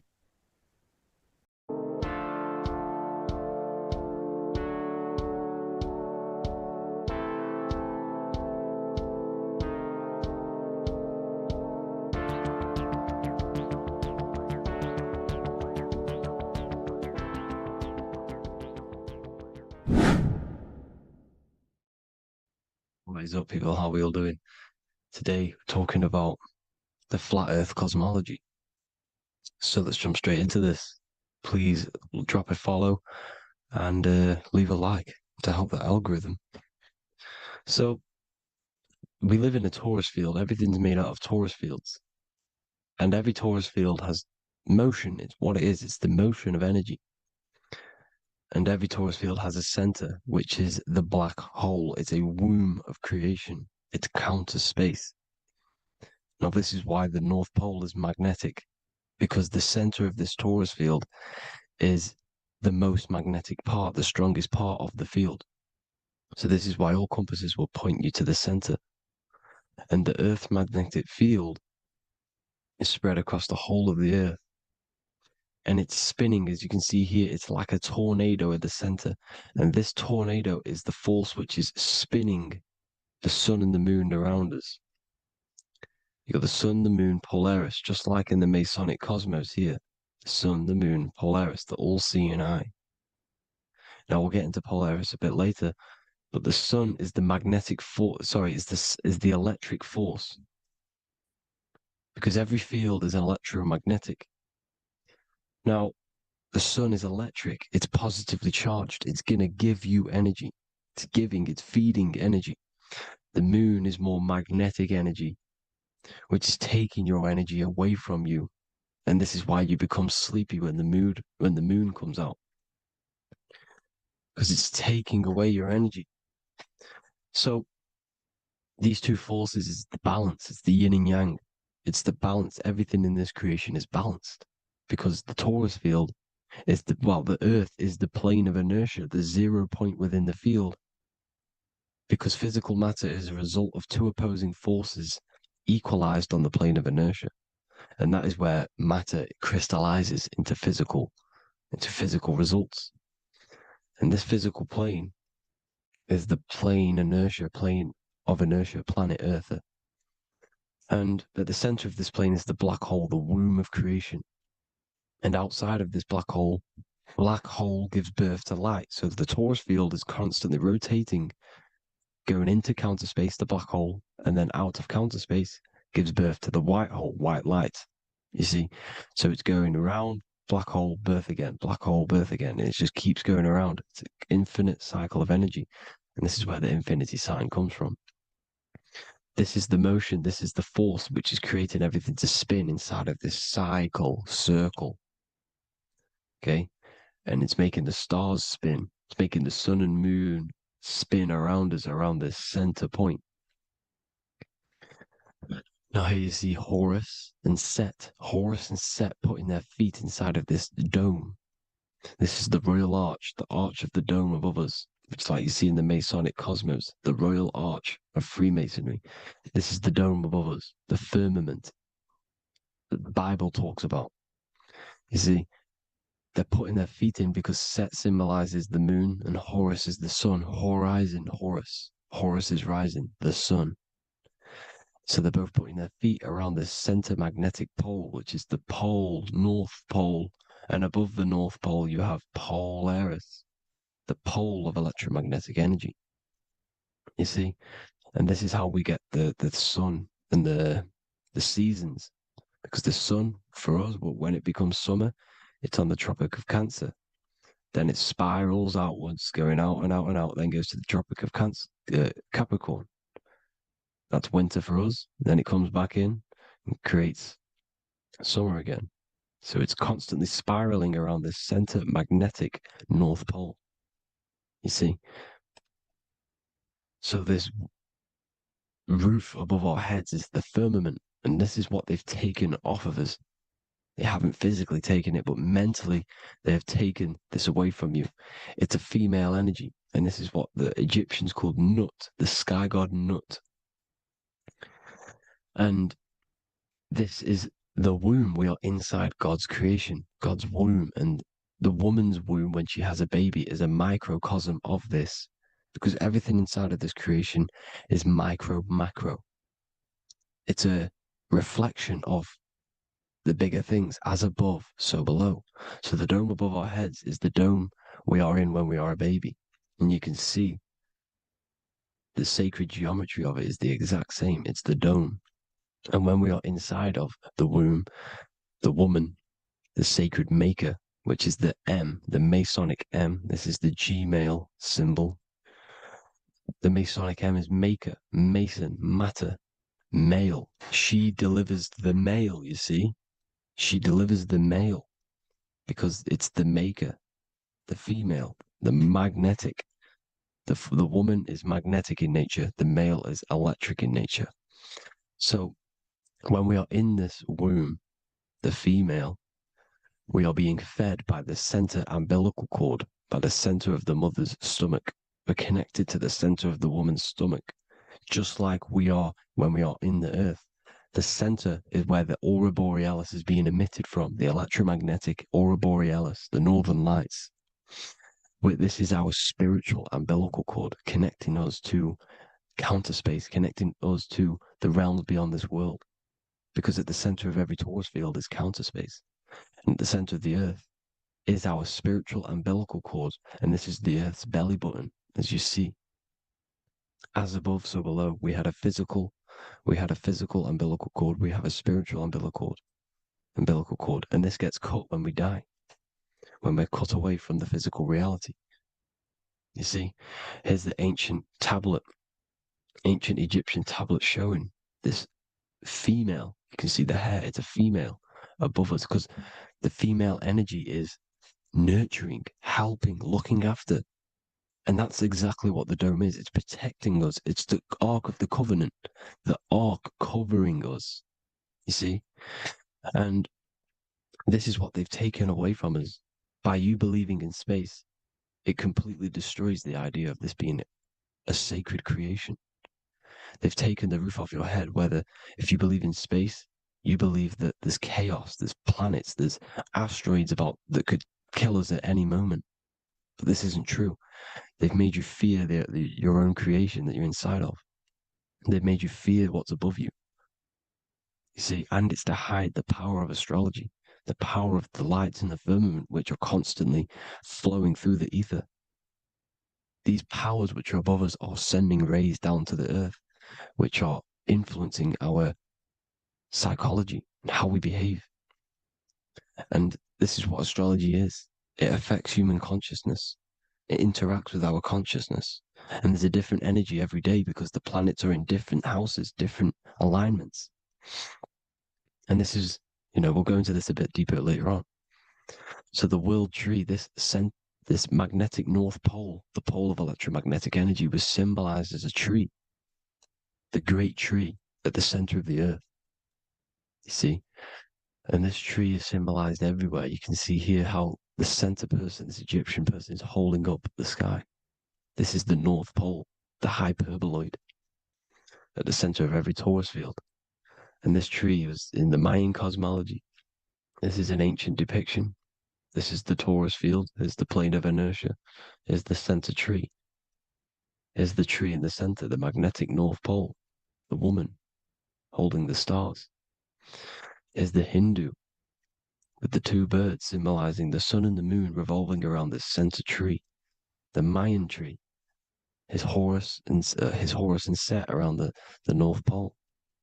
They all knew this flat Earth cosmology. They knew these secrets. It's so sacred you understand the creation that you're inside of. Because if you don't, you'll be led astray. You don't know where you are. You're lost. You see? And here's the Masonic art with the rays of the stars coming down with the tree in the center. So it was personified as a tree. And we are in Asgard, Midgard, the middle garden, where there's good and evil. So the 7 layers of heaven, which is talked about in the Quran. Each planet has a different layer of the firmament, and this is the 7 layers of heaven, and these are our 7 layers of the energy centers in our body. So we start in the stars, so we are stars in a physical body. And this is why we say Mr., Sister, Fraudster, Sinister. Stir is star, and we are in the stars, and our star descends into the soul system, not solar system. And as we descend into the soul system, we enter Satan's kingdom, Satan's world. As it says in the Bible, Satan is the god of this world.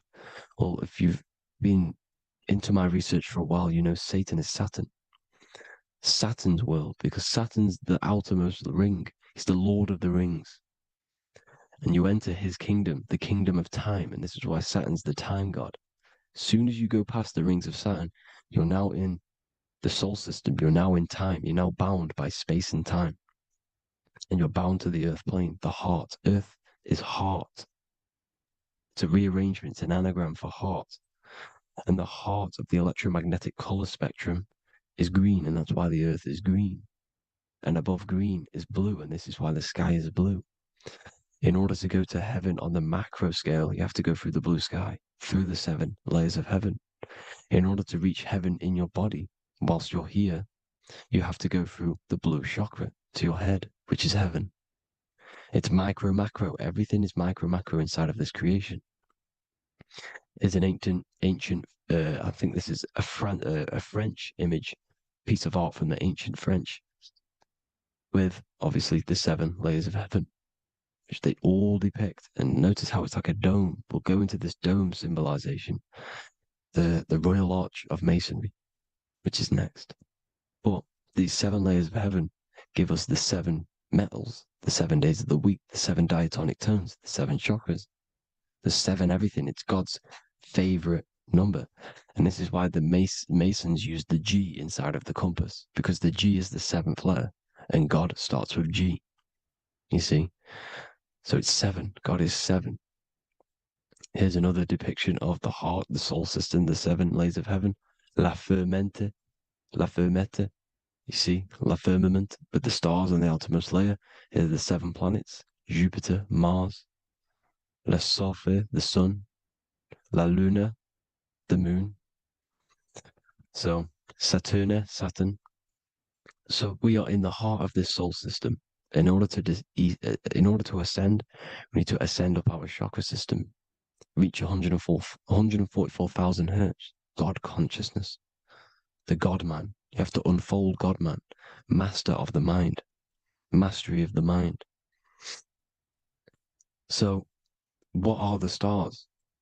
The stars make everything unique. The stars are constantly rotating around the center, magnetic North Pole, the tornado at the center, which is stirring everything. It's stirring the ether. The center is the ether, and the 4 elements are born out of this ether. There's 5 elements: ether, spirit, water, air, and earth. The ether gives birth to the 4 other physical elements, which the whole of creation are made out of. About them 4 elements. 4 is the number of stability. You know, a chair, a table has 4 legs. It stables things. It's a foundation, and these 4 elements are the foundation of this creation. You see, and this magnetic North Pole is stirring this, and the 4 vibrational states of the ether are the 4 elements. Now let me get back to the stars. I just wanted to give you that. The stars are being stirred around this center point. Center. It's stirring everything. And they're always in different alignments. Every millisecond they're moving in different different placements of the stars. And the planets are called the seven wanderers because they're not fixed. The stars are fixed. But the planets they're called the seven wanderers, the seven layers of heaven, because they move faster and slower than each other. Each planet is slower and faster, has a different rate of speed it's moving. So these alignments are mixing in with the energies of the different 12 constellations. And this is why you have a unique characteristic. You have a unique look, a unique energy, a unique personality. This is because when you were born and you took your first breath, that energy which was in the ether, because the ether is all around you, and energy travels through the ether. The energy that the stars were casting down and the energy that the planets was mixing in with the 12 constellations was in the ether. So when you came out of the womb and your first breath, because breath is spirit, okay? So that first breath you took, that is the energy that is imprinted within your DNA, your soul. And you reflect that energy, you emit that energy. That's the energy that is with you forever until you die, till this physical body dies off. And that's what the stars are. The stars are giving a unique energy, characteristic, personality to every living thing. Every dog, every cat, every animal has a unique personality because it was born at a different time and place in the sky. Okay? The stars are your destiny. Now, the stars are constantly changing as well. If you look at stars through a telescope, they're constantly changing and forming different forms. You can see here, it looks like water. It looks like light through water because it's the ether above us, a sea of ether. And this light is being emitted through it, and it's just constantly changing, giving different energies, each star. So this is why this is what the zodiac is. It's the expression of energy. It's the expression of the stars. And each constellation has many different personality, different energies, different traits. Each planet has different traits, depending where your planets are, depending what energies you hold. No two person have the same energy. There's no one. It could be similar, but no one's the exact same. It's because of the stars. The stars are never in the exact same split place. The planets are always in different houses. So here's some Royal Arch symbolism. Here's the Royal Arch of Masonry, as it says here. The sun and the moon, the constellations. Here's Cancer, the 7 planets, the 7 stars. Here's the Royal Arch. This is the firmament. Here's the duality. Black and white, duality, good and evil, rest and motion, dielectricity, magnetism. See? So this is what the Royal Arch is. It's symbolizing the cosmic dome above us. The womb we're in. We're inside God's womb. And here's George Washington, the Freemason, inside of the Royal Arch. You see? With the G, the Masonic G, God, 7. Here you see another depiction of George Washington with the stars in the dome above his head, his Polaris, the sky vault, Polaris. We'll get into that later.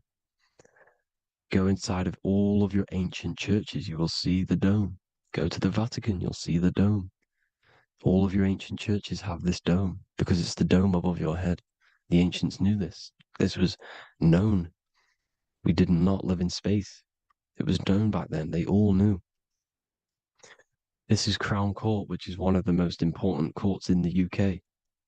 You can see it's clearly so much Masonic symbolism. You've got the 4 pillars of Masonry. The Royal Arch is like an arrow pointing upwards to Polaris. His Disney World is under a dome. In his Polaris, the sky vault. You see?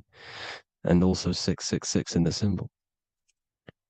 Here's more 7 layers of heaven. Here's an ancient depiction. The firmament. Here's the astral plane outside of the firmament. The Royal Arch.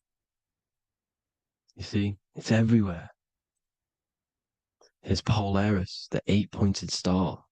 Polaris is in between the sun and the moon. It's at the center of the Taurus field.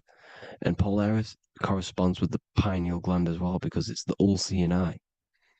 See? So is Polaris, the 8-pointed star, which is at the very top. It's the very center. It's on top of the North Pole. And it's an 8-pointed star that's always symbolized as an 8-pointed star. Here you see the Vatican. The Vatican is a giant key with an 8-pointed star. See, it's a key. Here's the dome. Here's the space delta, the USA space delta logos. Here you see the Egyptian god looking from the center of the North Pole, looking upward to an 8-pointed star, Polaris. An arrow pointing up to Polaris. Here's another, the bear holding a key with an arrow up to Polaris. 7 holds the key to Polaris. Here's an eagle holding a key above the North Pole to Polaris. Polaris, and here's another one. There's another bird, like a dragon, holding a key to Polaris. Because Polaris is definitely something to do with leaving this creation. Okay, maybe, I can't say for sure, but maybe it's to do with ascension, and this is why the Vatican hold the key to the 8-pointed star. And this is why the space, well, we all know space is a lie, but they're showing Polaris and its sacred symbology. Maybe it's to do with something leaving this creation, going to another. Here's some North Pole symbolism. As above, so below. You see the four seasons of the Big Dipper constellation going around Polaris. This is Polaris, this is the Big Dipper constellation, and this is the swastika. This image gives us the swastika, because all the symbols we use are created in nature. They're created somehow in nature. This is how we get them. As above, so below. This is the map of the North Pole with the 4 rivers, looking like the Big Dipper constellation. It's the Masonic, here's the ancient cosmology with the 4, you see the 4 islands, Mayan cosmology, 4 islands. This is the alchemical symbol for Earth, 4 sections. The windows, because the center of the North Pole is a window to another dimension. The 4 lucky 4-leaf clover, which is supposed to be lucky. It's truth in plain sight. And here's Hitler looking at 2 flat Earth maps. So this swastika has been used for thousands of years, thousands and thousands of years. And it's symbolic for the most sacred land on this plane, the North Pole. Shambhala. Do some research on Shambhala, people. It's a it's a Hindu mythology about the sacred lands at the center of the earth. And it's known to be full of enlightened beings. And it's all symbolized at the center. You can see their paintings of Shambhala. It's all at the center, the North Pole.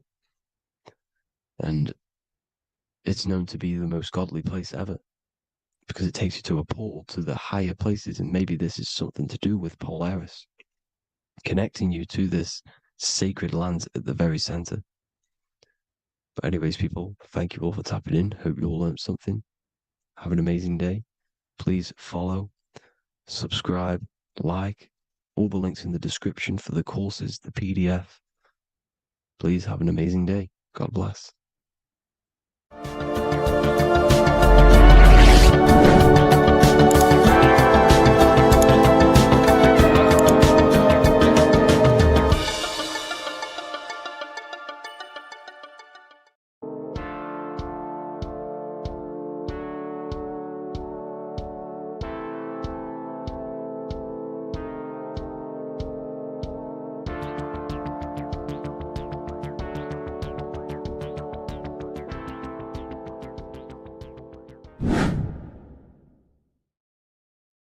How are we all doing today, people? It's Revival of Wisdom, and today we're going to get real deep.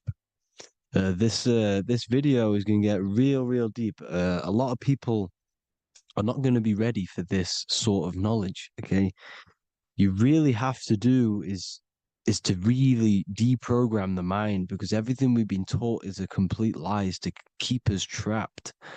Okay, this is really advanced knowledge. Now, let's get straight into this. All of the ancients depicted other worlds, and they called this place Midgard. Midgard is the mid garden, the middle garden. This is why the Masonic symbolism on the floor is always a black and white checkered board, symbolizing the polarity here, the good and bad, because we're in the middle garden, the heart. Earth rearranged spells heart, because we're in the heart of this system, or whatever it is, a super quantum computer, whatever you want to call it, simulation. Now, in the Quran, it talks about the 7 layers of heaven. All of these ancient artworks are depicting these different layers of reality. Okay, and look at the Egyptians here with the boat outside of the firmament. Boats travel on water, and this is exactly what the Masons are doing. So they're still using the same symbols. Why? Because it's the same knowledge, just hidden. The Egyptians have the same knowledge as the Freemasons. It's just hidden. Now, this cosmology that they're showing here, which is probably made maybe 100 years ago, this painting or artwork, is the exact same as the one we see here with the arch, the boat. It's similar because the boat is symbolizing traveling these other worlds, because the ether is also symbolized as water, because if you look up at the stars through a telescope, it looks like it's water. It's shining through water, because this ether, whatever this substance is outside of this world, was symbolized as water. Okay? And look at all these ancient depictions showing these different layers of reality. Now, we are being trapped within this 3D dimensional world, which is the cube, the Saturn cube, because there are 6 sides to everything in this world. Front, back, left, right, up and down. 6, which is the cube, because we're in the Saturn's world. Okay? Now, always been depicted as a tree of life, the tree of the universe has always been depicted as this tree. Because let's get a bit deeper. Now, the cosmology of this reality is the sun, the moon, and Polaris, always in the Masonic art. The sun, the moon, and Polaris, the all-seeing eye.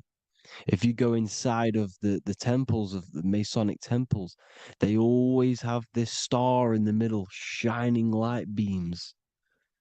Okay? Look here. The light beams coming from the big star in the middle, which is Polaris. This eye is God. It's God's light shining down from his abundance. Now, when you astral travel, you will see this big ball of light above you, and this big ball of light is God. But you cannot travel towards it until you are pure. It doesn't work like that. You have to become formless. You have to become pure before you can become one with the light. In all these Masonic artworks, it's all depicting the star in the center. This star is Polaris, because Polaris is the way out of this place. And this is why you see the stairway to heaven all the way up to the light beam, the light source. What does it say in the Bible? God is light, because everything is made out of one substance, and that substance is light. And it symbolizes the eye, because God is an eye. All things that are alive have an eye. And we all say, I am. We all see these realities through eyes. God is an eye. He's the all-seeing eye. He sees all things at all times. And he is projecting this light. And this light comes down to create all the different levels of the worlds. And this is what the 2 pillars symbolize the number 11. 11, the number 1, is just a vertical line. It's the 1. It's a 1 point. 11 symbolizes the mirror nature of reality. Everything's mirrored. As above, so below. Now, the 11 also symbolizes openings, doorways. And as you can see here, an opening to the all-seeing eye. And you see here again, an opening to the stairway all the way up to the light. This light is the light of God in the astral worlds, beyond this world. Now, Polaris has also been symbolized as the UFO. They put the truth in plain sight. So, you know, in the films, how the UFOs suck people up.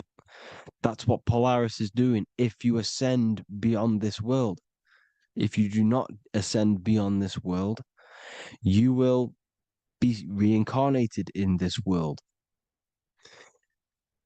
The whole thing is to outgrow this consciousness to the plane above. And I'm not just making this up, I'm going to be bringing in scriptures after this. But you can see with the Christmas tree, we always put a high, big star at the center, at the top, which is the star of Polaris, which is exactly what the Masons are doing here. The star at the top. And it's on top of our Christmas trees. And all of these symbolize the other stars, because Polaris is the most high star. And all the other stars are wrapped around the firmament lower than Polaris. And that's exactly what the Christmas tree is. And it's a triangle. It's a triangle, just like light beams travel from one point in the triangle, just like the all-seeing eye. It's a triangle. The light is coming from one point and sending its rays downward. You see, it's kind of like you see here with the water. And the lower you go, the darker it gets, the more evil it becomes. And this is what the ancients would call hell. Now, this all-seeing eye is Polaris. And below Polaris is Mount Meru, the North Pole, the magnetic North Pole. The Tower of Babel, which is in the Bible. The etymology of the word Babel, Ba meaning spirit, which gives the ability to move the soul through the worlds, which is that's the ancient Egyptian description of the word Ba, meaning of the word Ba. You have the Ka, the Ba, the Ak, but the Ba is the one that gives the ability for the soul to move through the worlds. Your soul can't speak into a world without incarnating into it. Now, the Tower of Babel symbolizes Mount Meru because it's the word Ba is the spirit which gives the ability for the soul to move through the worlds. The Tower of Babel is the magnetic North Pole, Mount Meru, which gives the ability to move through these different worlds. And you can see the ancient Tibetans always showing this depiction of these different worlds coming from the center. Because we have to ascend our consciousness. It's not about how good you are to reach heaven. It's about how you expand your consciousness, you expand your mind. So they teach now that you have to be good in order to reach to heaven. It's about expanding the mind, expanding your consciousness to these different planes, these different realms. So that's what it's about. And Jesus was known as the fisher of man. Now, Jesus is a massive part of this. He was known as the fisher of man because he was fishing. He could have been fishing. He could have been one of these deities that had come down from these different higher realities and pull people up. So they would so they called Jesus the fisher of man. And he says unto them, follow me and I will make you fishers of men. So these deities that we see in the past, like Buddha, Krishna, Hermes, Thoth, Jesus, could all be these entities who were coming down to pick up the minds that were worthy enough to see the higher planes of reality. And this is why they called him the fisher of man. Now, when Jesus walks on water, there is a parable with Paul. And he says, but Jesus immediately said unto them, take courage, it is I, don't be afraid. He's talking about astral travel here. He's talking about leaving the body. Because when you leave the body in astral travel to see these alternative realities, you can't be afraid because fear is a bondage, which is what the Emerald Tablets talks about. Lord, if it's you, Peter replied, tell me to come to you on the water. The water. Come, he said. And Peter got down from the boat, walked on the water, and came towards Jesus. But when he saw the wind, he was afraid and began to sink. When you become afraid in astral travel, you sink back into your body. Lord, save me. So this is talking about Jesus pulling people up into different realities. And you can see the fish is the symbol of Jesus. Is another symbol of Jesus, a fish. Because fish symbolize deep occult knowledge. Because fish travel the depths of the ocean. And they symbolize us because we are fish underneath the ethers. And Jesus was pulling people up. You see, so the Bible is a people today believe the Bible is a book telling you how to reach to heaven, how to become godly and reach heaven. But you've got to become the Jesus Christ to see these alternative realities. Now look at the Emerald Tablets is a massive part, and it speaks so much about these different realities. Look what it says here. This is in Emerald Tablet 3. Then in my heart grew a great longing to conquer the pathway that led to the stars, which is exactly what the Masons depict in all of their art. Look, the ladder to the stars.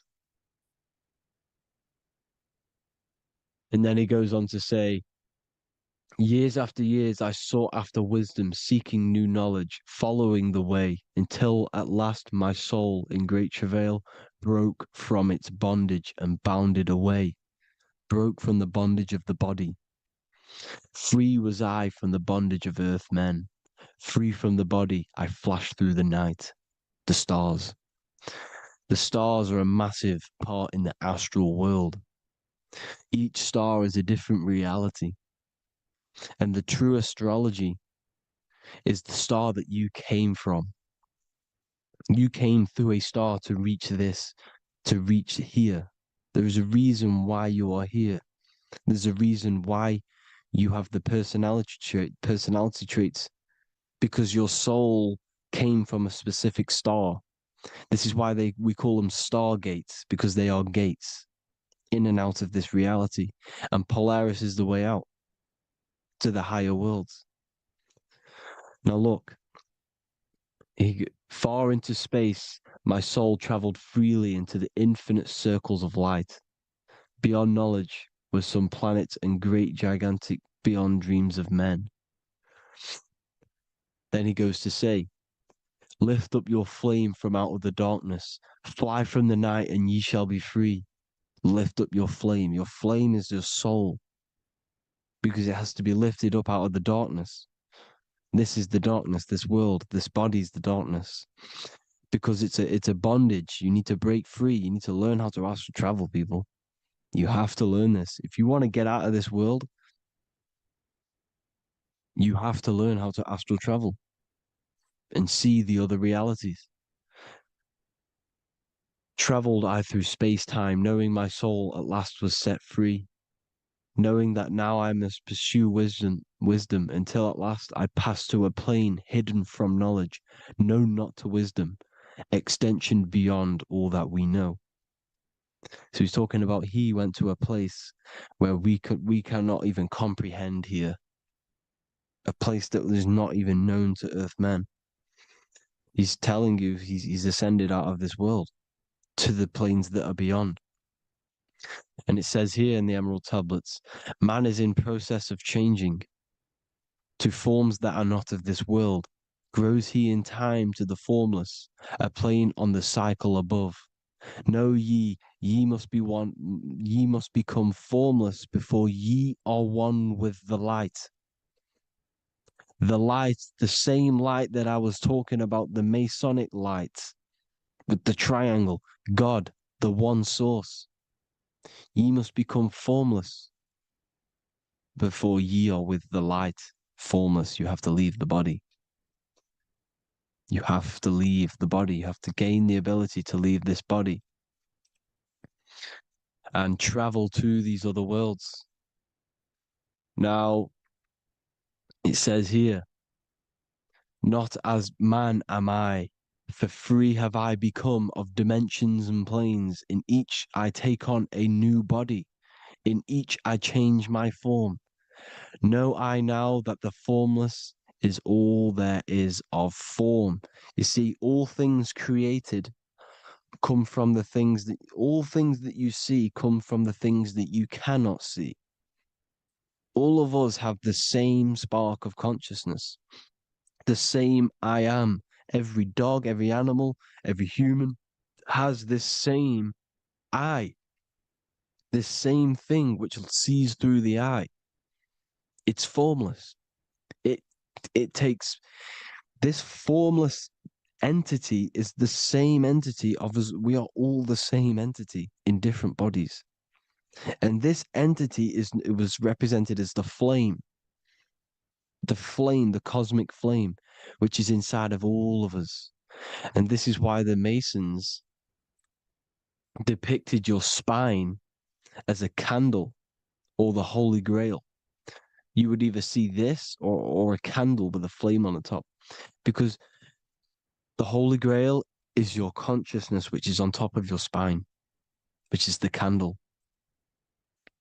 Now, Jesus, Thoth, Buddha were all these deities which were coming down to lift people up because they were fishermen of men. And he would lift you up to the higher worlds, out of this world, to the ones above. Now, Thoth, you can see him here, he's leading the way. He's holding someone and he's leading the way with knowledge and power. He was leading the way to other worlds, out of this world. There's no point trying to change this world. This world will stay the same. It will stay the same. You have to get out of this world. And that's what they're telling you. That's what they're keeping you from. They're keeping you stuck within this thin layer of reality. So what the Masons are doing, they have the ability to astral travel. They're living not stuck and bound to one reality, but living within the different layers of reality. And this is what Morpheus was doing in the Matrix. Morpheus was going into the Matrix to go and get Neo, which is exactly what Jesus was doing, pulling up people out of this world to the ones higher. And that's exactly what Morpheus is doing in the Matrix. If you haven't watched the Matrix, go and watch it. It will blow your mind. Everything I'm saying in this video, you will see it. Except that you don't need to use a machine to enter the Matrix. You just use your body. Well, you use your consciousness to leave this body. You see, Neo was also uploading himself into the simulation to pull people out of the simulation. And this is exactly what all of these gods were doing. The fisher of man. Look, he was pulling people up out of this reality with the knowledge. Now, Jesus was always depicted with the mushrooms. Look at all this mushroom art. Mushrooms were literally the origin of Christianity. You can see it everywhere. There's mushrooms in all of the ancient art. Every single one of these paintings you see here, there's mushrooms on them. Mushrooms have the ability to see alternative states of consciousness. Now, if you go and do them and you go to sleep, if you pop mushrooms, you go to sleep and you will wake up in another reality. You will wake up in another reality. Don't try it if you don't want to do it. But if you've got the heart to do it, do it. Eat them and go to sleep. You'll wake up in another reality. And Jesus was handing out mushrooms to the bright minds, to the minds that he wanted to fish out and pull up to the higher realities. He was giving them mushrooms to see themselves in an alternative state, in an alternative reality. This is why there was so much mushroom art, and it's not just ancient Christians; it's Sumerians, it's the Mayans, the Celtics, the Egyptians, all used mushrooms. All of them. Look at all this art. It's on stones. It's everywhere because mushrooms. See, everything in nature is a micro macro.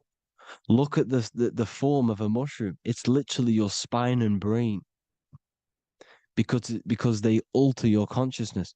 Your body is just a radio receiver. Everything that you're experiencing is a program being ran by the central nervous system, and your consciousness is experiencing this program, these electrical impulses of the nervous system, because it's all feeding back to one point, which is the pineal gland. And this is the candle with the light on it. Type in Masonic candle and you'll see it. It's your spine with your spark of consciousness on top of the spine. And it's a mushroom because this sends you to alternative states of consciousness, alternative realities. Now, they were all doing this, the Egyptians, the Mayans. Now, there's more symbolism which goes into this. Look at the Christmas trees we use. The Christmas tree with the presents underneath them. Magic mushrooms grow under trees. And these are the presents under the trees that we symbolize today with Christmas. Santa's red and yellow for the red and yellow mushrooms. The same mushrooms Mario has to collect. And when he gets enough mushrooms, he levels up. And then what does he do when he go past the world? When you win that world in Mario, you go to another reality. You go inside of another world. It's truth in plain sight. And it's using mushrooms. It's using mushrooms. Everything, all of the characters in Mario, well, a lot of them are mushrooms. Look at this one. The presents, black, yellow, and red and white. Red and white mushrooms. And the bow on the top is the mushroom head. That's a bit of a reach, but you know, the symbolism never lies, is what you need to understand. And it's as above, so below. Now look at the Sumerians. The Sumerians were also multi-dimensional beings. Okay, look at how they have the double faces. They had 1 foot in this reality and 1 foot in another reality. And look at this one, a double-headed god inside of like a portal. You see? Because and look at these with the wings, the astral travel. Birds, ancient birds symbolize the soul.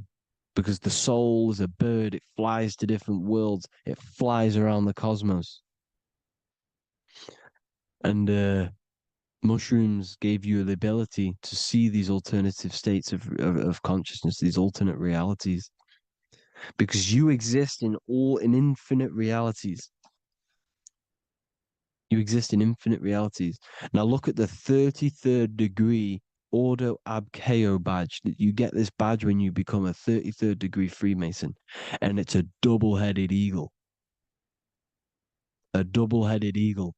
And you can see this in Sumeria first. Sumeria have the same symbol, a double-headed, well, bird. You can see it here as well. And the Masons are still using this symbol today. And when you become a 33rd degree, 33 vertebrae on the back of your spine, above the vertebrae is your consciousness, and it's a double-headed eagle. One reality in one. You become a multi-dimensional being in the 33rd degree. And I've heard many interviews of Masons say it becomes Luciferian. You see, they speak in code. These Masons can't tell you about what they learn about, but they will speak in code. They said it becomes Luciferian. The word Luciferian is lucid. The root word of Luciferian is lucid, and lucid is lucid dreaming, alternative realities, dream worlds. You become a god. Luciferian means you're becoming your own god, pretty much, because you are becoming a multi-dimensional being living in between the different layers of reality at the 33rd degree of Freemasonry. And look at the double-headed eagle, because the birds symbolize the soul. And they reach high, they fly high, just like the soul wants to fly high to the light, to become one with the light, like the Emerald Tablet says. Now look at Janus. Janus was another god, and he's known as the god of doorways. Janus always depicted with a double head. Janus is why we say janitor or January. And January is entering a new year. Janus is known as the god of doorways with keys, always got a key, because keys open doors. That's why the janitor holds all the keys. And Janus always has double heads, because he had one foot in this reality, one foot in another.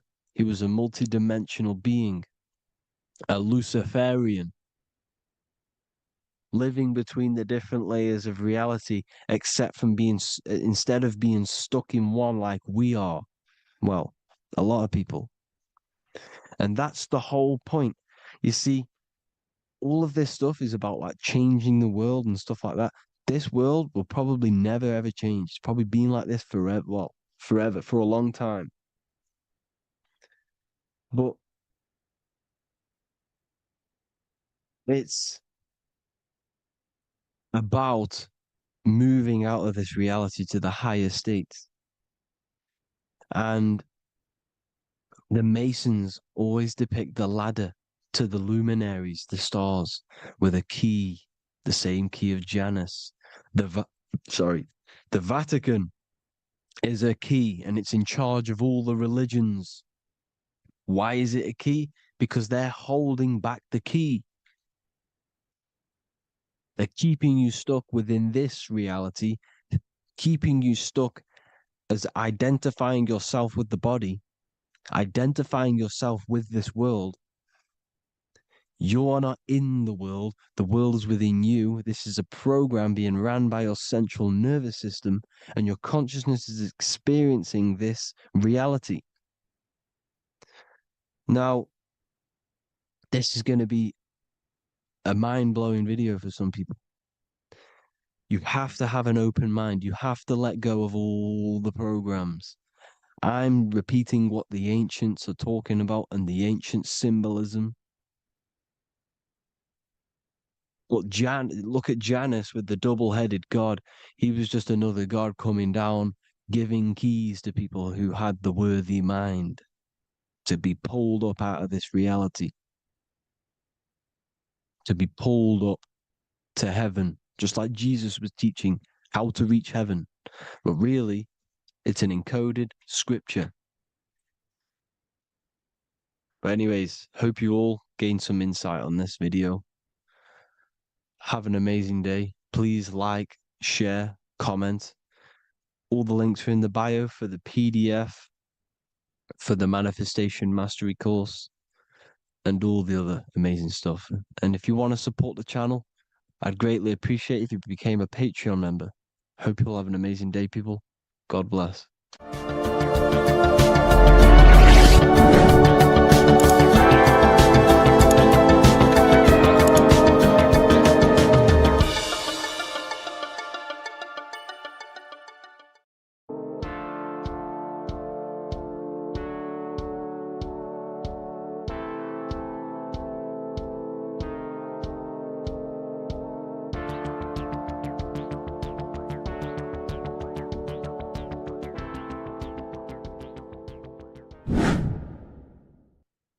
Left and right hemisphere, and what are they doing? How does it contribute towards your perception in this world? And this is what we're going to be talking about in today's video. We're going to be breaking down the two hemispheres of the brain and how they function in your life. So first, we have the left hemisphere.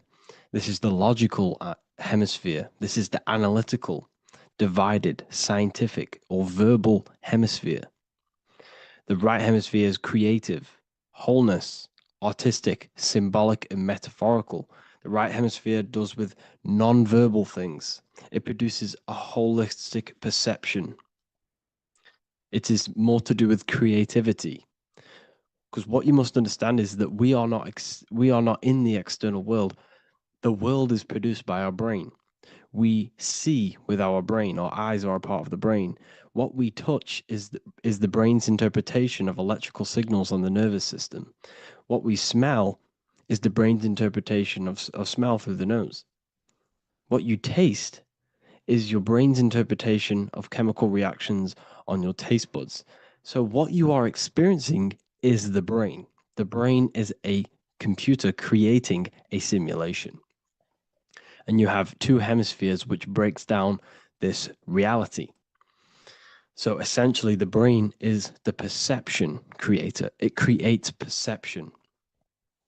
So if the brain is creating this, who is the one experiencing the brain? Well, that is you, the consciousness, the mind, the all-seeing eye. You are the all-seeing eye experiencing the brain, the observer behind the brain, behind reality, behind the emotions. So if you're walking through a woods, this left brain sees individual trees. The right brain sees the whole woods. It sees the biome. It sees the bigger picture. So when you are walking through this woods, the right brain picks up a holistic perception of reality. It creates the woods as one unified woods. The left brain's job is to break this down and analyze it so that we can see individual things. And this is also necessary for humans to have the ability to break things down and manipulate things in this world. So without this left hemisphere, we could not manipulate things and break things down. So this right hemisphere is important because it sees the whole woods. It sees humanity as one unified consciousness. However, the left hemisphere sees individual egos. So the left hemisphere is the place of the ego because it only understands it sees the world very divided. Okay, so for example, here's another example of the left and right hemisphere. If someone pulls out in front of you in traffic, your left brain is going to start going crazy and analyzing them, calling them names. The right hemisphere, however, sees the bigger picture. Maybe he didn't see you. Maybe it's just a mistake. Maybe he's in a rush. You see how the two brains are very different. They do the same thing, but they function in different ways. The right hemisphere is feminine, the left hemisphere is masculine.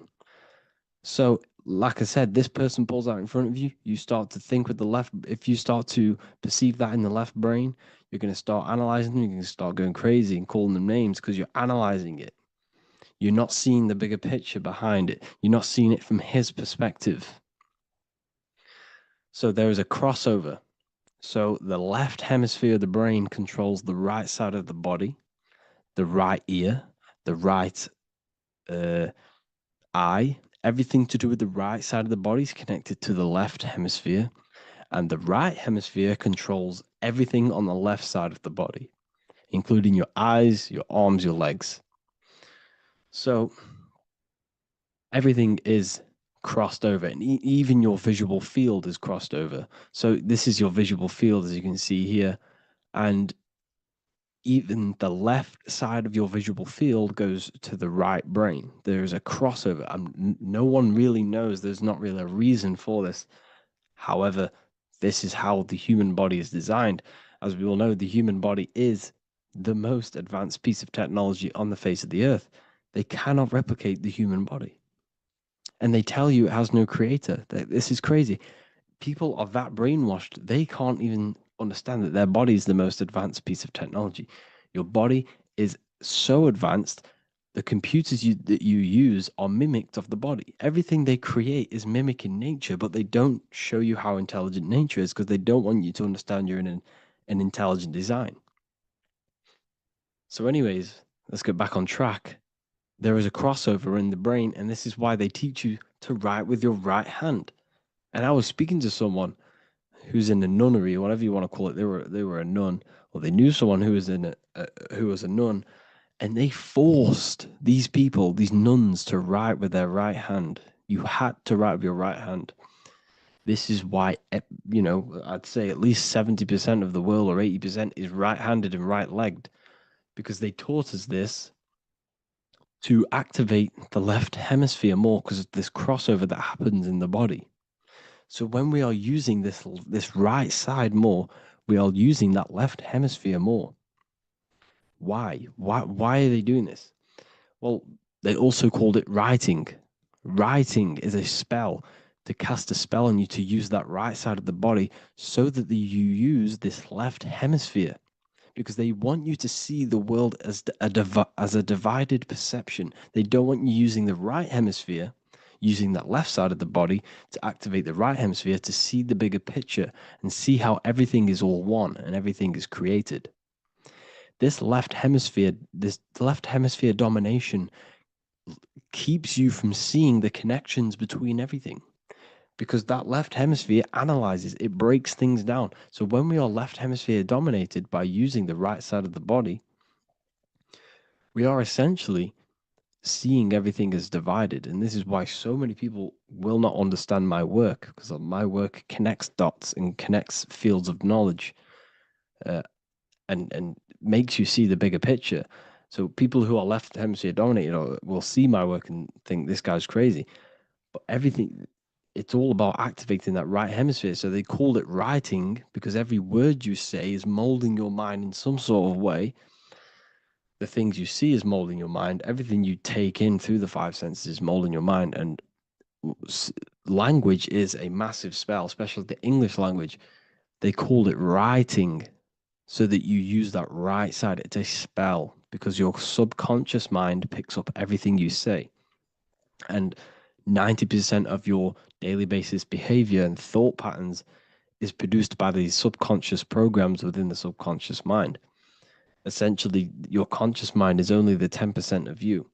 The conscious mind is just what you're aware of, what you're wearing, how you're feeling, what you're thinking. That's your conscious mind.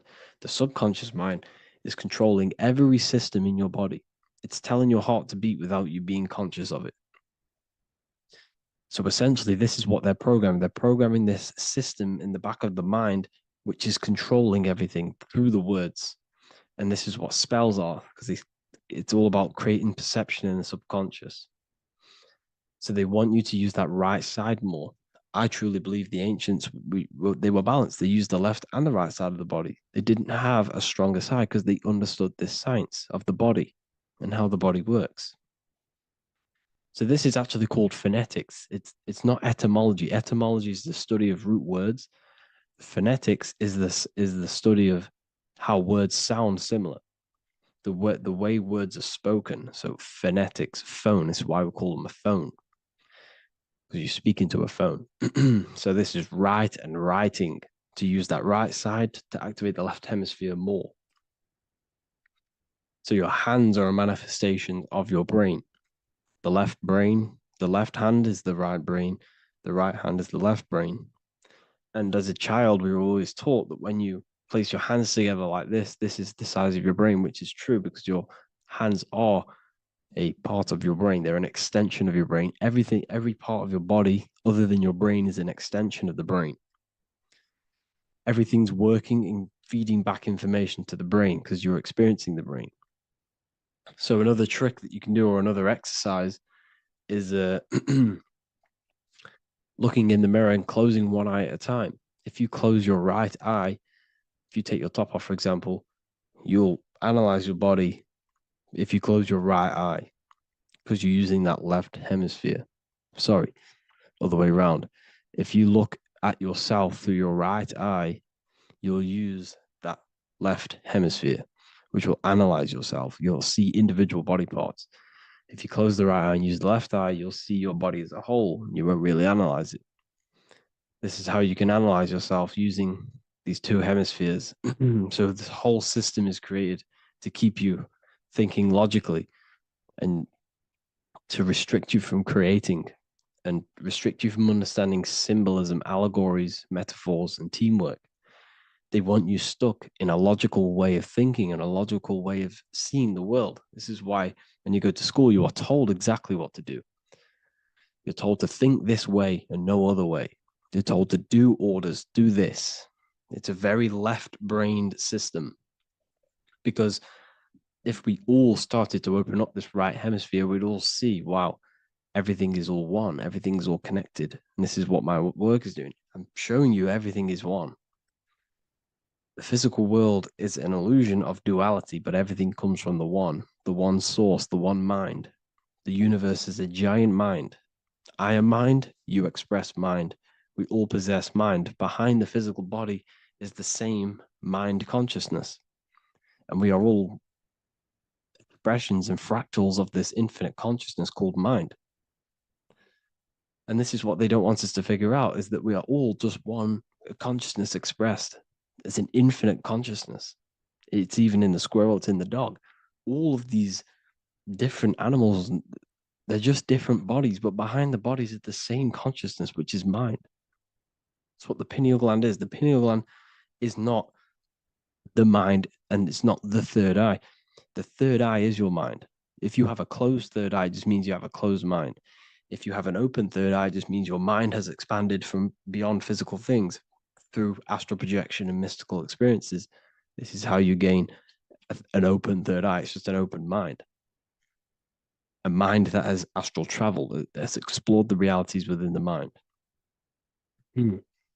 So everything they do is to keep us in a divided state. Divide and conquer, right? That's their motto. All to keep you thinking how everything is divided. Everything they've done is division. Postcodes, countries, everything is divided. Like football teams and all this stuff. It's also a natural process when you grow up, because as you grow up, your brain is constantly analyzing the world. So this is sort of a natural process of how you become more left hemisphere dominated, because your brain is always analyzing. And unless something awakens you, you can awaken that right hemisphere where you can start to see the bigger picture. Even the music, all tuned to 440 hertz, shuts down the right hemisphere of the brain. 440 hertz, Spotify, Apple Music, the radio. Every time you turn on the radio, it's tuned to 440 hertz. This was specifically tuned. It never used to be tuned to this. It was in the 1950s. It was changed. The standard music tuning was changed to 440 hertz because it shuts down that right hemisphere of the brain. They don't want you thinking, seeing the world in this way and perceiving things as one. And I'm going to show you. It tells you this in the Bible. Cast the net onto the right-hand side of the boat and you will find the fish. What was Jesus saying? You see, people read the Bible and they don't understand it. If the Bible is not talking about you, then it has no meaning. The Bible, everything you read in the Bible is about you and how it can better your life. It occurs to you. So if Jesus says, cast the net onto the right-hand side of the boat, this is an allegory. The boat is your body. Cast the net. It's the awareness, the perception onto the right hemisphere of the brain, and you will find the fish. What's fish? What do fish do? They swim deep in the ocean. It represents the knowledge, deep knowledge. Cast the net onto the right hand side of the boat and you will find fish. You will find the wisdom. You'll gain understanding when you cast that your awareness into that right hemisphere. You will see that I am you and you are me. We are all one consciousness. You will see everything. You'll see that the trees are the same patterns as the nerves in your body. You'll see everything is connected. Everything is a fractal of the one infinite consciousness. And how many fish did they catch? 153. That adds up to 9. This is now numerology. The Bible's filled with numerology. Adds up to 9. What's 9? Human consciousness. It represents consciousness. You're in the womb for 9 months.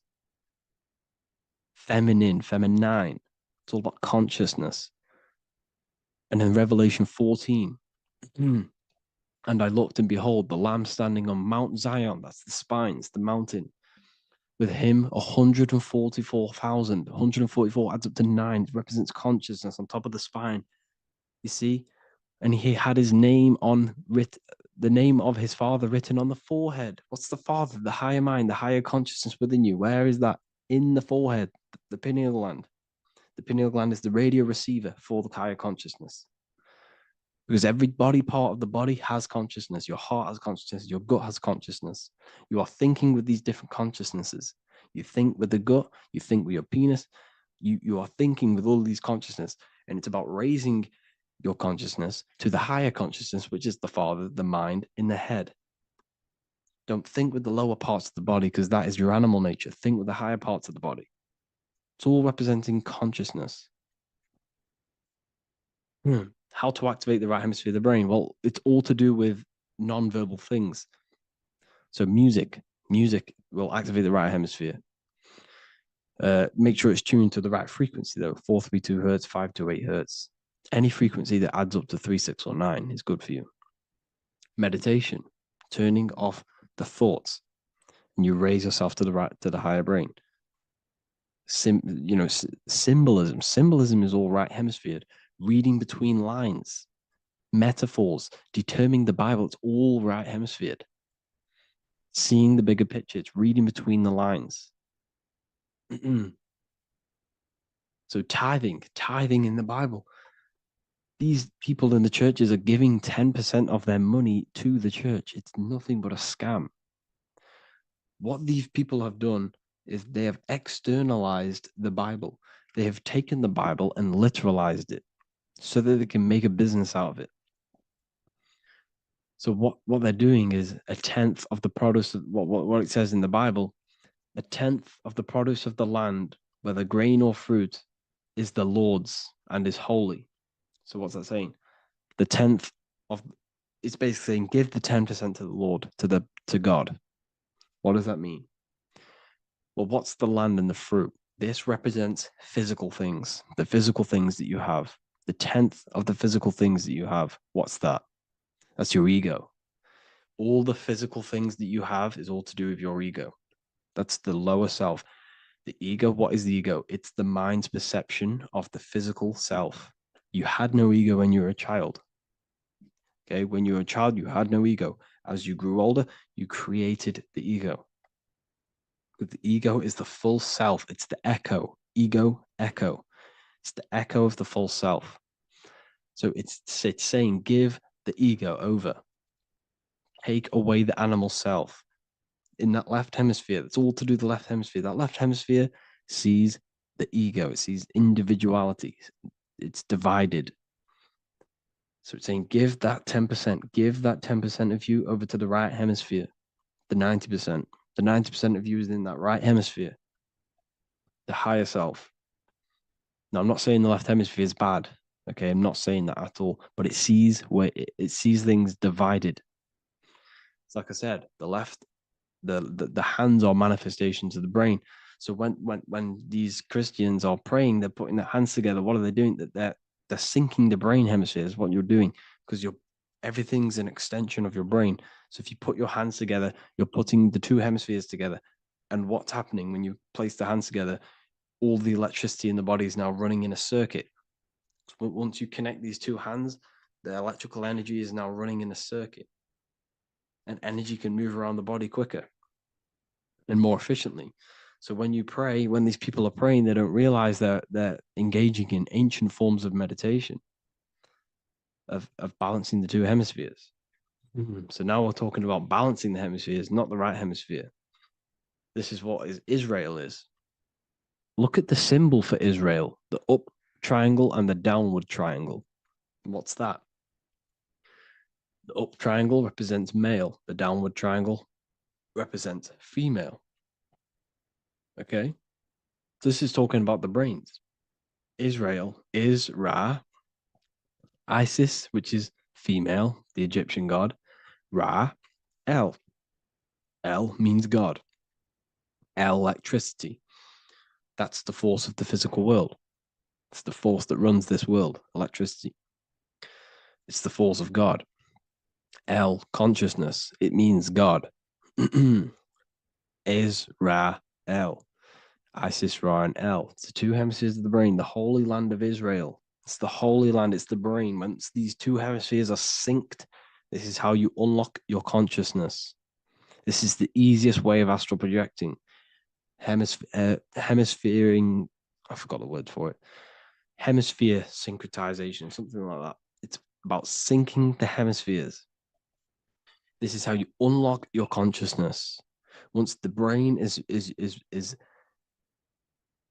running as one electrical system, this is how you balance the two masculine and male opposing energies. Once these opposing energies are no longer in war with each other, the brain, they come together to work as one. You unlock your consciousness. You are born again. What happens when a male and female have sex? It creates a new child. It becomes one. You are born again. Once the two hemispheres of the brain, you are born again. You can then have an out-of-body experiences. So this is why the symbol of the Holy Land, Israel, is the up and down triangle back combined together, because it represents unification of the male and female, unification of the hemispheres. You're born again. You unlock consciousness. And you can get this for free. It's called the Gateway Tapes on my website. Basically, it's a audio track from the government, and they did this in the Gateway Experience. It's a CIA document, and what they do is there are different forms of meditations you go through. I think there's about 5 waves of meditations you do, half an hour each one, and it will teach you. It will sync your hemisphere, because what does it do? They understood that playing one frequency into one ear and another frequency into the other, they understood that the right ear is connected to the left hemisphere, the left ear is connected to the right hemisphere. So when you play 2 different frequencies into both ears, what happens? The brain picks this up, the 2 hemispheres of the brain picks this up, and it syncs it. It syncs these 2 hemispheres, these 2 frequencies together. So now the brain is working as one to sync this frequency. So this is how you can sync your hemispheres, through listening to these frequencies. Okay, you can get them for free and do the meditations yourself. This will definitely help you. This is an easy way to astral project. So it's all about syncing the hemisphere and seeing reality from a unified perception. We should all aim to get out of that left hemisphere. I'm not saying don't use it, but we should now start to see. We should not start to read between the lines of the Bible, read between the lines of the symbolism they're showing. Study symbolism, study allegories and myths. What are they trying to tell us through these allegories? And, this is how we start seeing things in a better way. Once we understand that we are all microcosms of an infinite consciousness, we can all come to one, because love is the unifying force of this infinite consciousness. We are all divided. We are all disconnected from our hearts. Once we all connect with our hearts and see that everything is one, we can all start to love and come together as one, because love is the unifying force of consciousness. So if you haven't already seen I now have launched the Ethereal University. I will be doing lectures like this one, but even better, deeper, and even releasing knowledge that I can't talk about online as they are censored. I'll be doing lectures every single week. I'll be doing live calls every single week. You also gain access to my library, which is filled with over 45 occult books, filled with knowledge. Okay, I'll show you now. Plus, you get my book, The Book of Wisdom, PDF form, and the Human Health Guide, PDF form. You also get all of this stuff, the health section, Q&As, ethereal meditations.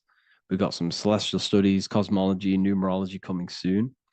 You also get the brand new Manifestation Mastery course, plus the library. And there'll be new books, new lectures, new live calls every single week.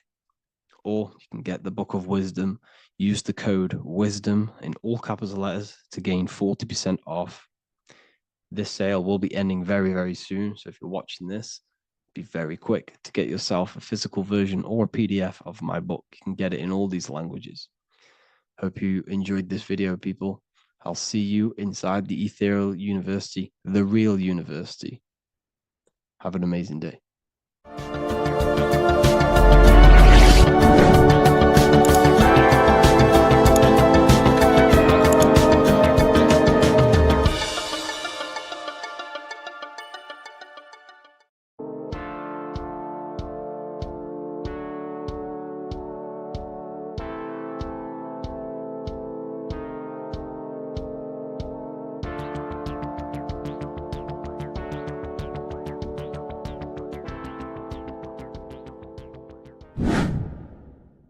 Welcome back, people, to another occult lecture by Revival of Wisdom. Today, we're going to be talking about magic and how it's being used on us for the New World Order. Magic has the word mag within it, which is magnetism. Magnetism is the force. Magic is influencing forces, natural or supernatural forces, and using it for a certain agenda to gain something out of it. Now, magic is not what everyone's being thought. It's not some sort of fantasy thing. It's actually very common, and we all do it, whether you believe it or not. Magic is all to do with the mind. As I said, always say in my lectures, your mind is what creates matter. Your mind is what creates your external world. So it's all about manipulating and planting seeds within the mind, because your mind is a garden, and thoughts and words are seeds which are being planted in that garden. Your life, your physical life, the people you have in your life, your friends, your car you own, the job you have, is all a reflection of the thoughts that you've been thinking in the past. You are where you are in life because of the thoughts that you've been thinking. Therefore, your life is a direct reflection and manifestation of your mind, the Garden of Eden. Okay? The mind is what they are targeting. What you see, say, and hear has a direct effect on your mind. Me talking to you is influencing you. The words I'm saying is planting seeds within your mind. Now, it's up to you to consciously act on these thoughts or these words, or to maintain these words. As above, so below. As within, so without. What's inside of me is outside of me. What comes into the storehouse comes out of the storehouse. You have the left, you have the right, you have the up, and you have the down. As above, so below. Whatever is in your mind will be expressed in some sort of way, consciously or subconsciously, spiritually or physically. The mind is what manifests everything. And this is what we need to understand. We need to understand is that the mind is not physical. all things spiritual manifest physical. All things seen come from the unseen. The words you're thinking, that everything you have is coming from the unseen. The actions that you do come from the unseen mind.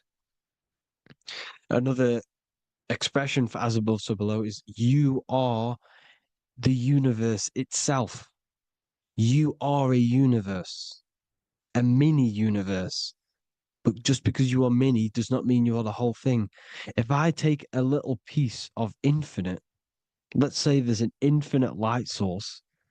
Let's say I take a little chunk of that infinite light source. That little chunk I took is still infinite because it's been taken from infinite.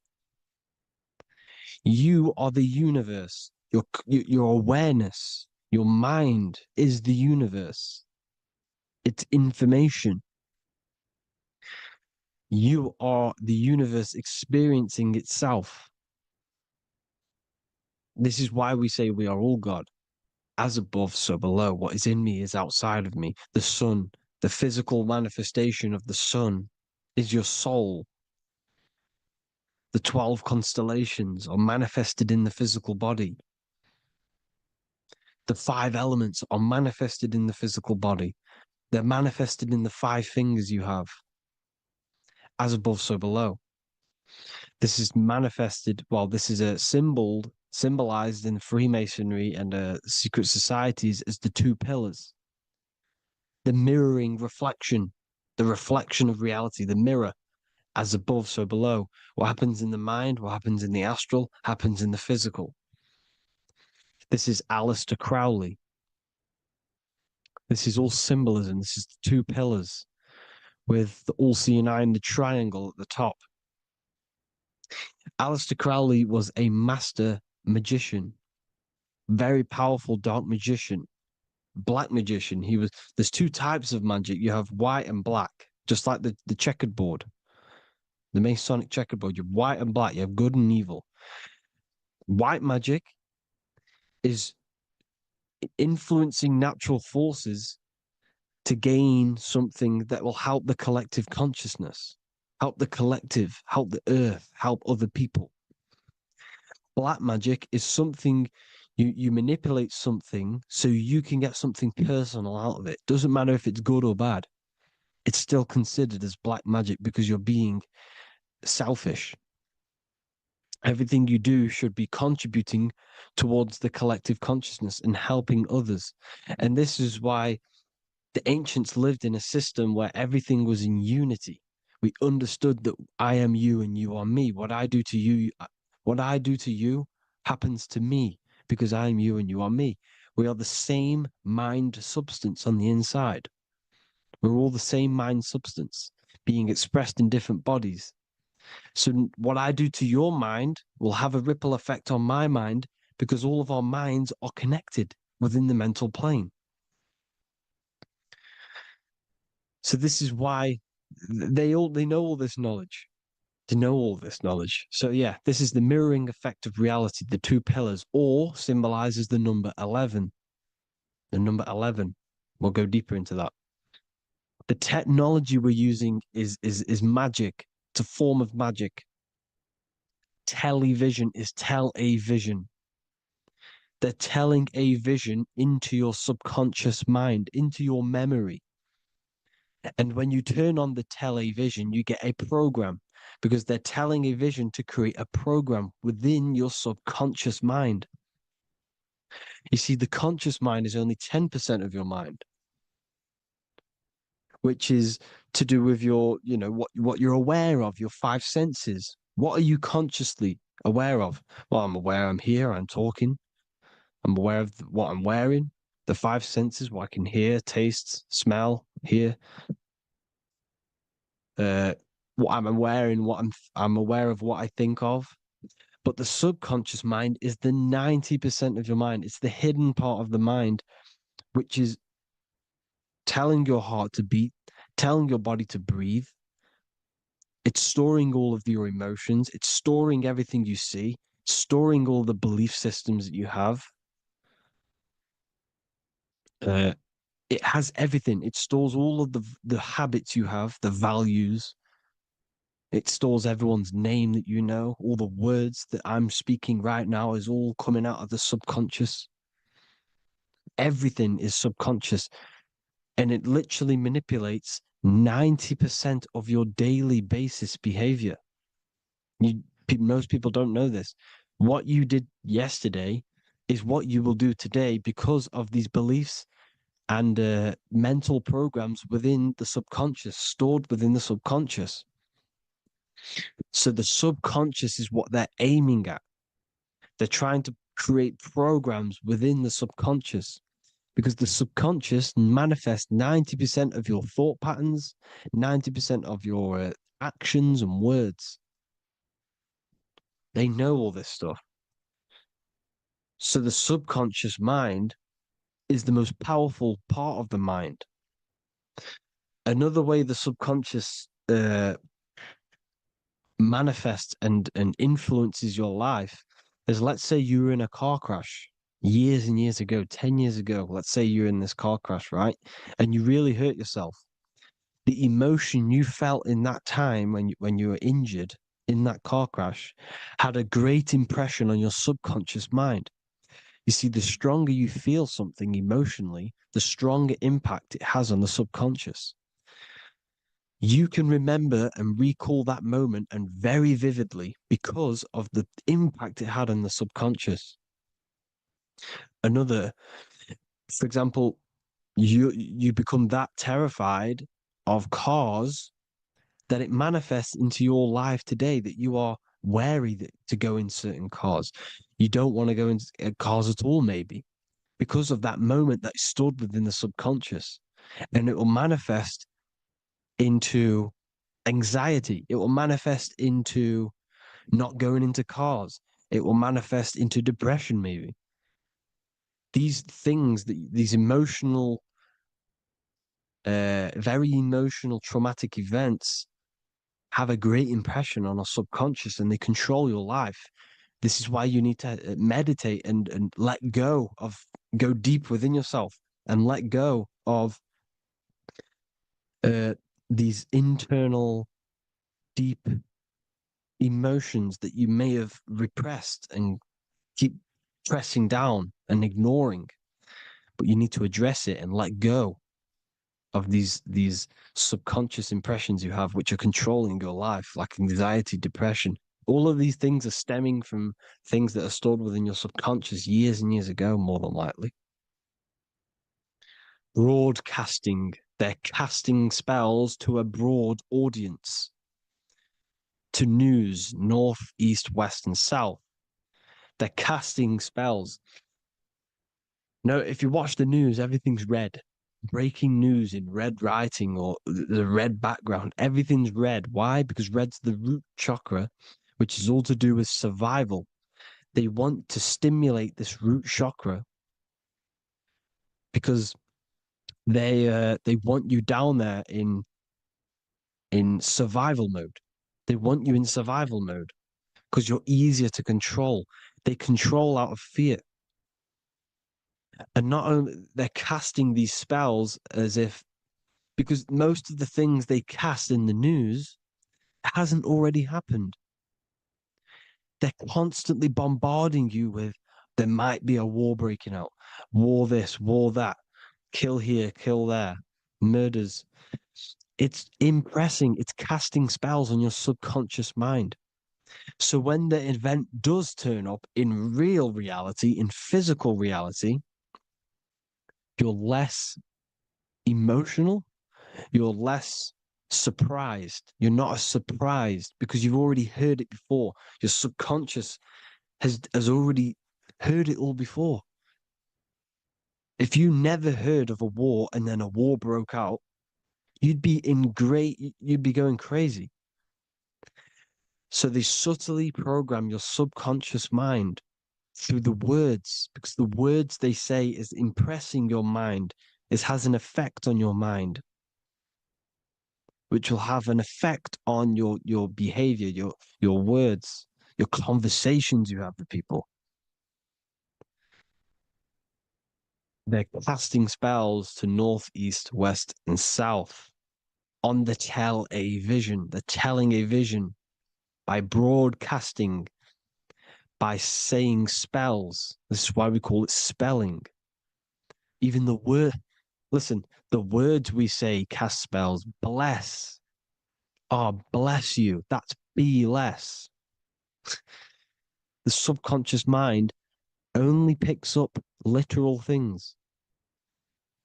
You see, when I say bless you, your conscious mind picks that up as, oh, thank you, you're blessing me. But your subconscious picks up as be less.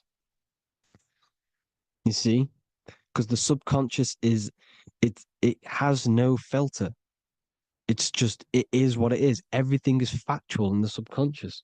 Therefore, if I call you an idiot, your subconscious, my subconscious will think I'm talking to myself and calling myself an idiot, and it will take that as true. That is truth. Everything is truth within the subconscious. And the subconscious manifests your behavior. The devices this is the biggest one. Black scrying mirrors, device, the devil's vice, the device. Okay? Black scrying mirrors, black screen is scrying. Black scrying mirrors were used to communicate with spirits within the astral plane in the medieval times. They're still being used now by black obsidian mirrors. And look at your phone, it's a black mirror.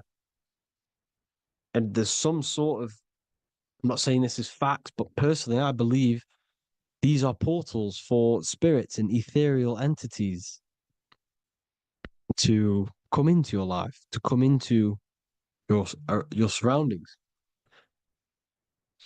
So this is the next big thing: the TVs, your iPhone, your iPod, all black mirrors. And mirrors are very, very powerful. Even just a normal mirror. Mirrors have an effect. Whatever you say into a mirror, what you say is energy. And when you say something into a mirror, you're saying it into yourself. It's an infinite cycle of words of energy because it's being reflected infinite times. When you say something into a mirror, it has a massive effect. You're saying it directly into your eyes, into your mind. So what you say in a mirror should be said with precaution. Never say anything negative into a mirror, because mirrors are very, very powerful ways for you to reprogram your subconscious mind for the good.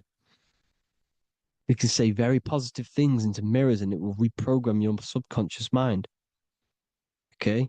Manifesting is all magic. It's all magic. Everything is magic. But consciously doing it is what they're doing. They hid this knowledge. Your phone is magic. It manipulates your mind. The iPhone, okay. See, magic isn't all of this with wands. See, Harry Potter, okay, that was created to give you this perception of a mystical and amazing form of magic with magic wands and all sorts of stuff like that. Yes, that stuff was true when the collective conscious minds were on a higher level and our belief systems believed in these things, because the universal mind, all of our minds contribute to reality. If the masses don't believe in magic, if the masses don't believe in a certain thing, it's going to have an effect on physical reality. So when the collective minds are higher and have more open minds, things like Harry Potter can come true. See, it's all in the mind. The iPhone, the eye is the symbol for the mind, the invisible intelligence. The triangle is the ethereal plane. Okay, so the eye in the triangle is the eye that sees into the beyond the ethereal planes. The square is the physical plane. So the iPhone, your phone, is a black box, just like the Saturn black cube. It's a black mirror. It's taking photos of you every 2 seconds. And it's your mind. Your mind is in that phone.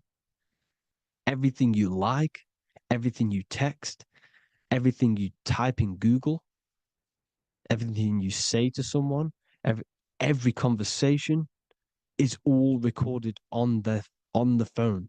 Therefore, it is a direct reflection of your mind. Your mind is imprinted into your phone because your mind, everything you think in your mind, you're manifesting into typing, saying, taking pictures into the phone, and it's collecting it and storing it. And what they're doing, and this is for all forms of magic, it's manipulating the mind. It's all manipulating the mind. Reels, Instagram, TikTok, this is all dopamine. It's all controlling the mind. Every like you get, every follow you get, every share that you get is dopamine within your brain. They're literally targeting your brain and mind. It's all manipulating because what they're pushing through the phones, through the media, through the news, through the televisions is visions and programs.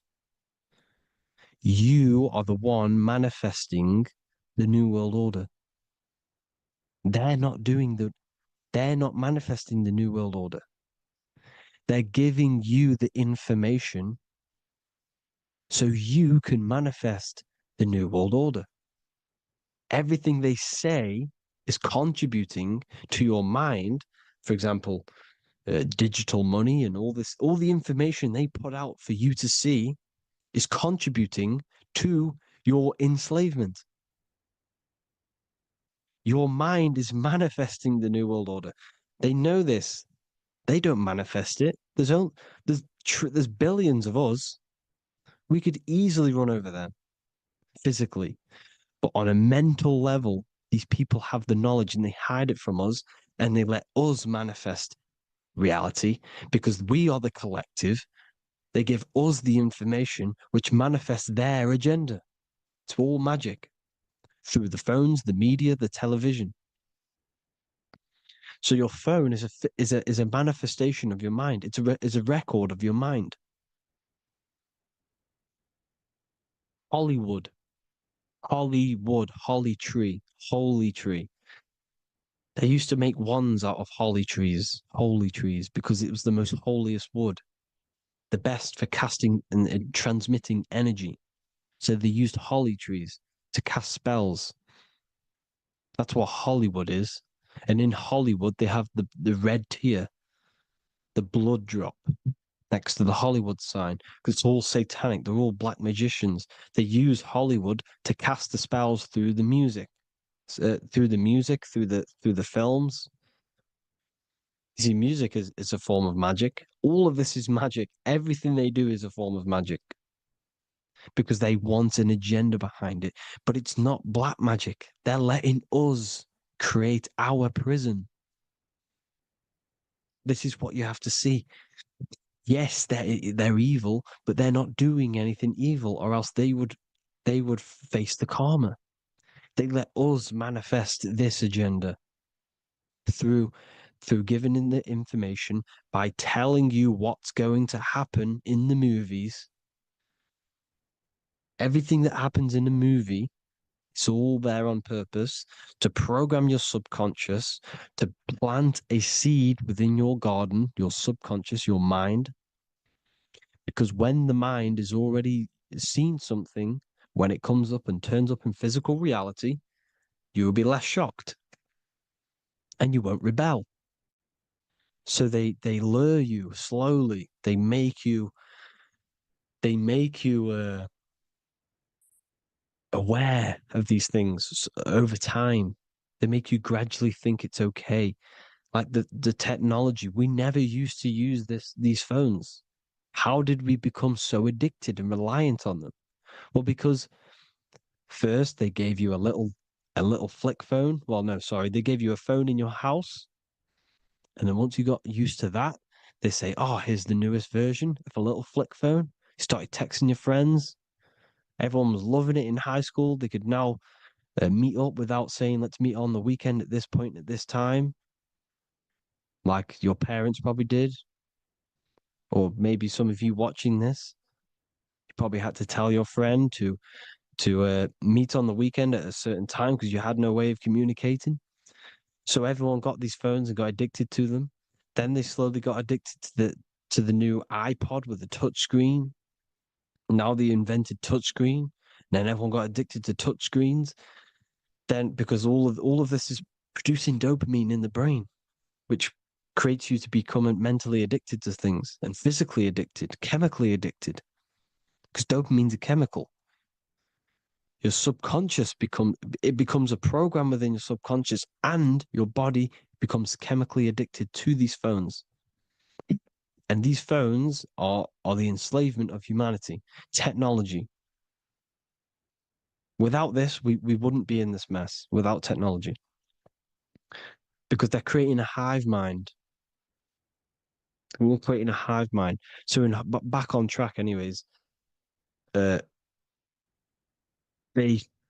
program you. Look at the films, 9/11, 9/11, all produced by Hollywood. Here's the 11, like I said at the beginning, the two pillars which reflect reality. What happens in the mind happens in the physical. What happens in the astral happens in the physical. Okay, what happens in the physical happens in the mind. It's the two pillars, the mirrors. 9/11. 9 plus 1 plus 1 is 11. Flight 11 was hijacked. New York is the 11th state. New York adds up to 111. This is not a coincidence. It's all a form of magic. It's a ritual, energy harvesting ritual, because your mind produces energy. Your mental attention produces energy. And they're feeding off this energy in the astral plane, these demons. Music is the most powerful. Personally, I think the music is one of the most powerful forms of magic they're using. Okay. Music is hypnosis. It puts your brain in a hypnotic state. It influences your electromagnetic field through vibrational energy. It reprograms your subconscious mind. Why do you think you remember the lyrics? You see, your subconscious stores all of the memories. Remember, the subconscious manifests 90% of your behavior. So therefore, the music you're listening to is manifesting your behavior. You wondered why some people wonder why they have drug addictions and they can't get out of violence and they can't get out of all this negative mind space. It's because the music they're listening to is creating a negative mind space. The words you listen to have plant seeds within your mind. So the reason you remember the lyrics is because that song created a program within your subconscious. Yes, that is what happens. You can use magic to reprogram your mind, but you can use music to reprogram your mind because it's all forms of magic. It's using natural mental energy forces to manipulate the physical reality. You manipulate your mind, you manipulate reality, physical reality. Okay. So the music, another very, very big one. When you turn on the radio, it's just all talks about alcohol, drugs, and sex because they want you down in the lower three chakras. They want your mind attached to matter when it's mind over matter. Your mind's not physical. You see, the word spirituality is the new trend. It's not about your spirit. It's not about your spirit. It's about your mind. It's not about, you know, uh, spirituality and looking after your spirit. And they've got you focused on your spirit. Why? Because they hide your mind from you. You see, a lot of people think their mind is their brain, but the mind is everything. There is no physical reality without mind. You can have a brain. Imagine if you had no mind but a brain. It wouldn't work. The mind is everything. The mind controls your avatar. It begins in the mind before it happens in the brain. Then the brain manifests through the body. The brain's just an electrical computer. So that, you know, they've got people scared, or do I have a soul or not, and all this stuff. Listen, if you have a mind, you have a soul, because you are not the mind. This is why everything is sort of an illusion, because beyond the mind is your soul. But what is the soul without a mind? You can't have a soul without the mind. But if the mind didn't exist, the soul doesn't exist. You are the person listening to your mind. I shouldn't say person, because you're not the body. You're the entity behind the mind. But if you didn't have that mind, you couldn't understand what you even were. You would just be an observer who couldn't think. So yes, we all have a soul. If you have a mind, you have a soul. Everything is mind. Everything has mind. Mind creates everything. God is mind. And then manipulating your mind through TV, your phone, every little thing, the school, it's all about the mind, people. Control your mind, you control your reality. Just the last thing, here you go. Aleister Crowley, the dark magician, Kanye West doing the exact same thing because they're implementing magic in the music. Here's the Beatles with Aleister Crowley in the background. Bet you never noticed that. Aleister Crowley was influencing music and placing magic within the music to influence the subconscious.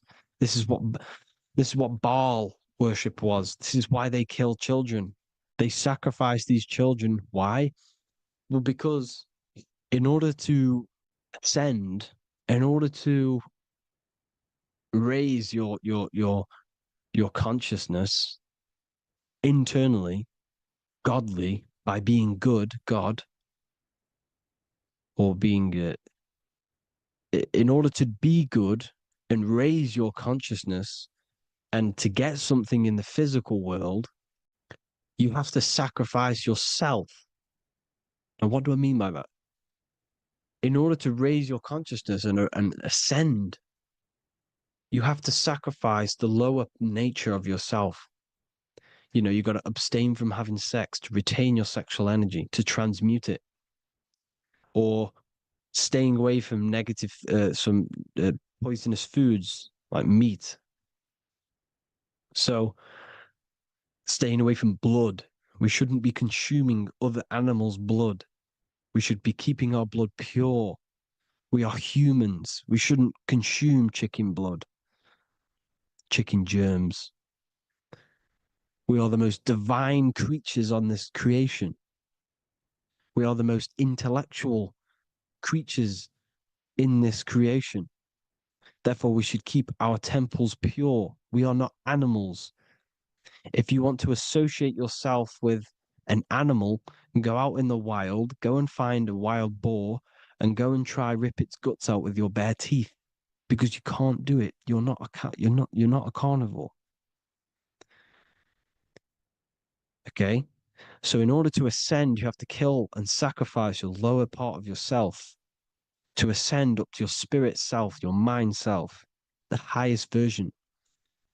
And the elites don't want to do this. So they sacrifice other things like babies to kill them, to exchange their life over to the astral plane, so these demigods in the astral plane can give them something in return in physical.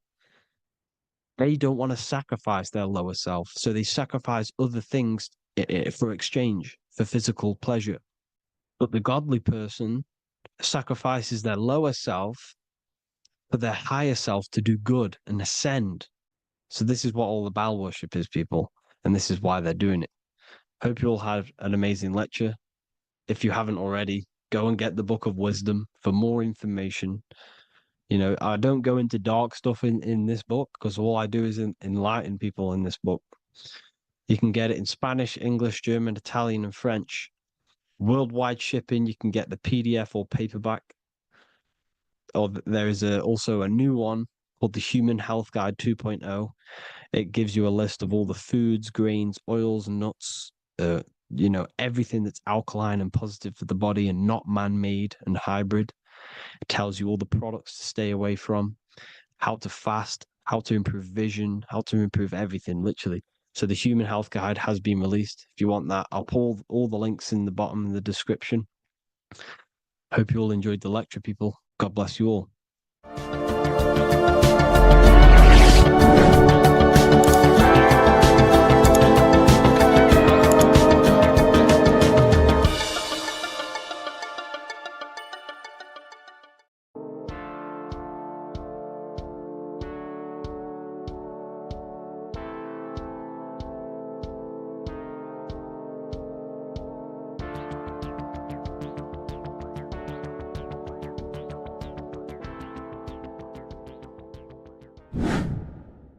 Hello and welcome to another video, people. Before we start, please like, comment, and subscribe if you wish to see more content. Today we're going to be talking about the mental universe and how everything is mental. This is the number one law on the Kabbalion. If you've never read that book, it's called The Kabbalion. A very good book. It's the first law because this is the most important thing you need to understand. Is how everything exists within the mind. Behind every single one of these eyes is the same consciousness expressed in different bodies.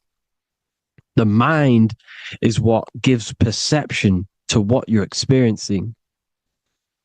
Behind every single one of these eyes is the exact same consciousness, but the brain that they inhabit is giving them a different perception, a different being, a different body. Now, this is the difference between humans and animals. Humans possess a advanced consciousness, an advanced mind that gives us the ability to be aware of ourselves mentally, physically, and spiritually. We can reflect on ourselves. When a dog looks in the mirror or an animal looks in the mirror, it doesn't know what it's looking at. It doesn't realize it has a consciousness. It can't reflect on itself. It can't say, I want to improve in this area. It doesn't have that consciousness. We have a divine consciousness. Take away the N for divine, and you get with a D, put it with a D, you get divide, because we have a divided two-way consciousness. An animal only has one. However, it's still the same mind. We're all mind. We're all mental. We all exist within the mental plane. Look at this person walking. The body, the brain is sending electrical signals through the 12 cranial nerves, which the 12 disciples that spread the gospel of Jesus, right? You have 12 cranial nerves in your brain. There are 12 disciples which spread the gospel of Jesus. Jesus represents the mind, the intelligence, the invisible intelligence that we all are, the same intelligence, the same exact consciousness, which then sends a command into the brain. Then the brain sends these 12 electrical signals through the 12 cranial nerves to control the rest of the body through the nervous system. This person walking is not, the body is not walking. The mind is telling it to walk. And the brain is it's a supercomputer which is decoding these demands given to it by the mind. Because the pineal gland will have something to do with the ether, because the ether is physical and non-physical. The mind is sending the commands through the ether to the pineal gland, which is then getting broken down into electrical codes within the brain and sent throughout the nervous system to control the body. And this is why in the Sims simulation, because the body's the simulation, it's a false reality. It's the fake reality. It's not the real you. You are formless. There is no form. But the third dimension is a dimension within your mind. Matter, mind, light is all a product of your mind. It's all in the mind. Now, this is why the Sims has this green little diamond on top of the head. Because this is you. This is your invisible intelligence controlling the character. Okay? It's controlling the character. And this character is in the world. Your consciousness isn't in the world. The world exists within you, but the body is a vehicle for that realm that you land in. When you have a dream, your mind transcends this body into another body, duplicates your body into another universe, unite. Unite is one. We're all one. It's all one universe, expressed in many different ways, infinitely. And the vehicle that you land in is the body to operate in that realm. This is the all-seeing eye, as you see here. The eye, this is all the intelligence. This is the ball of consciousness, God, expressed in different bodies. We're all this same one in different bodies, as you can see here. And this intelligence is expressing infinitely throughout the universe, an infinite universe. There's no beginning, no end. There was no beginning of the universe. There is no end. It's infinite, always has and always will. But the mind is what gives you the ability to explore the universe, to make perception of it. We are God in disguise. We are God in disguise. We are God in flesh. But the body can become attached to the mind, can become attached to the body if the mind is not aware of itself. When the mind is that blinded by matter,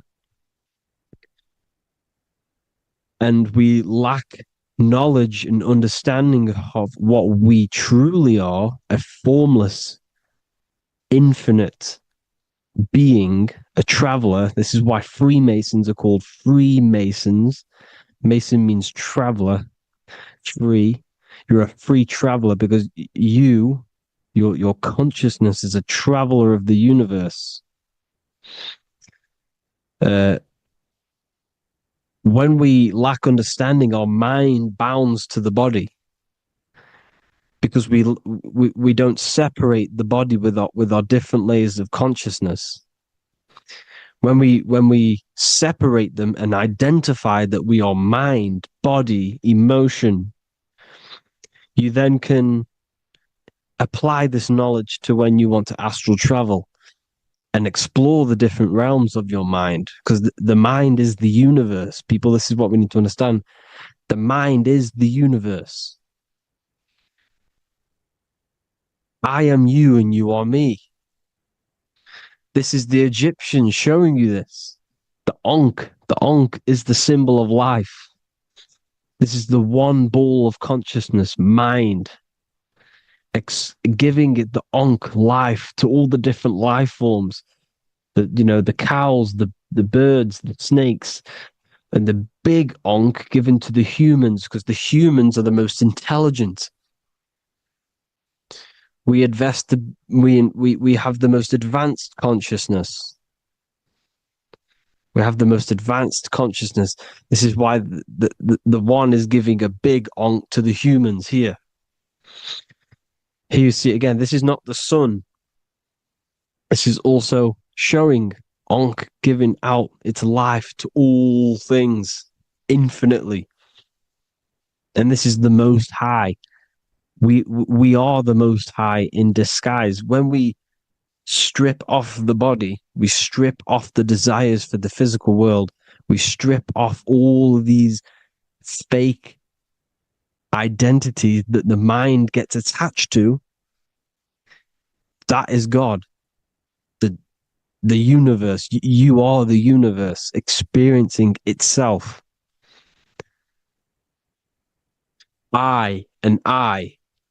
The letter I and the number 1 is just one line. The letter I is the number 1.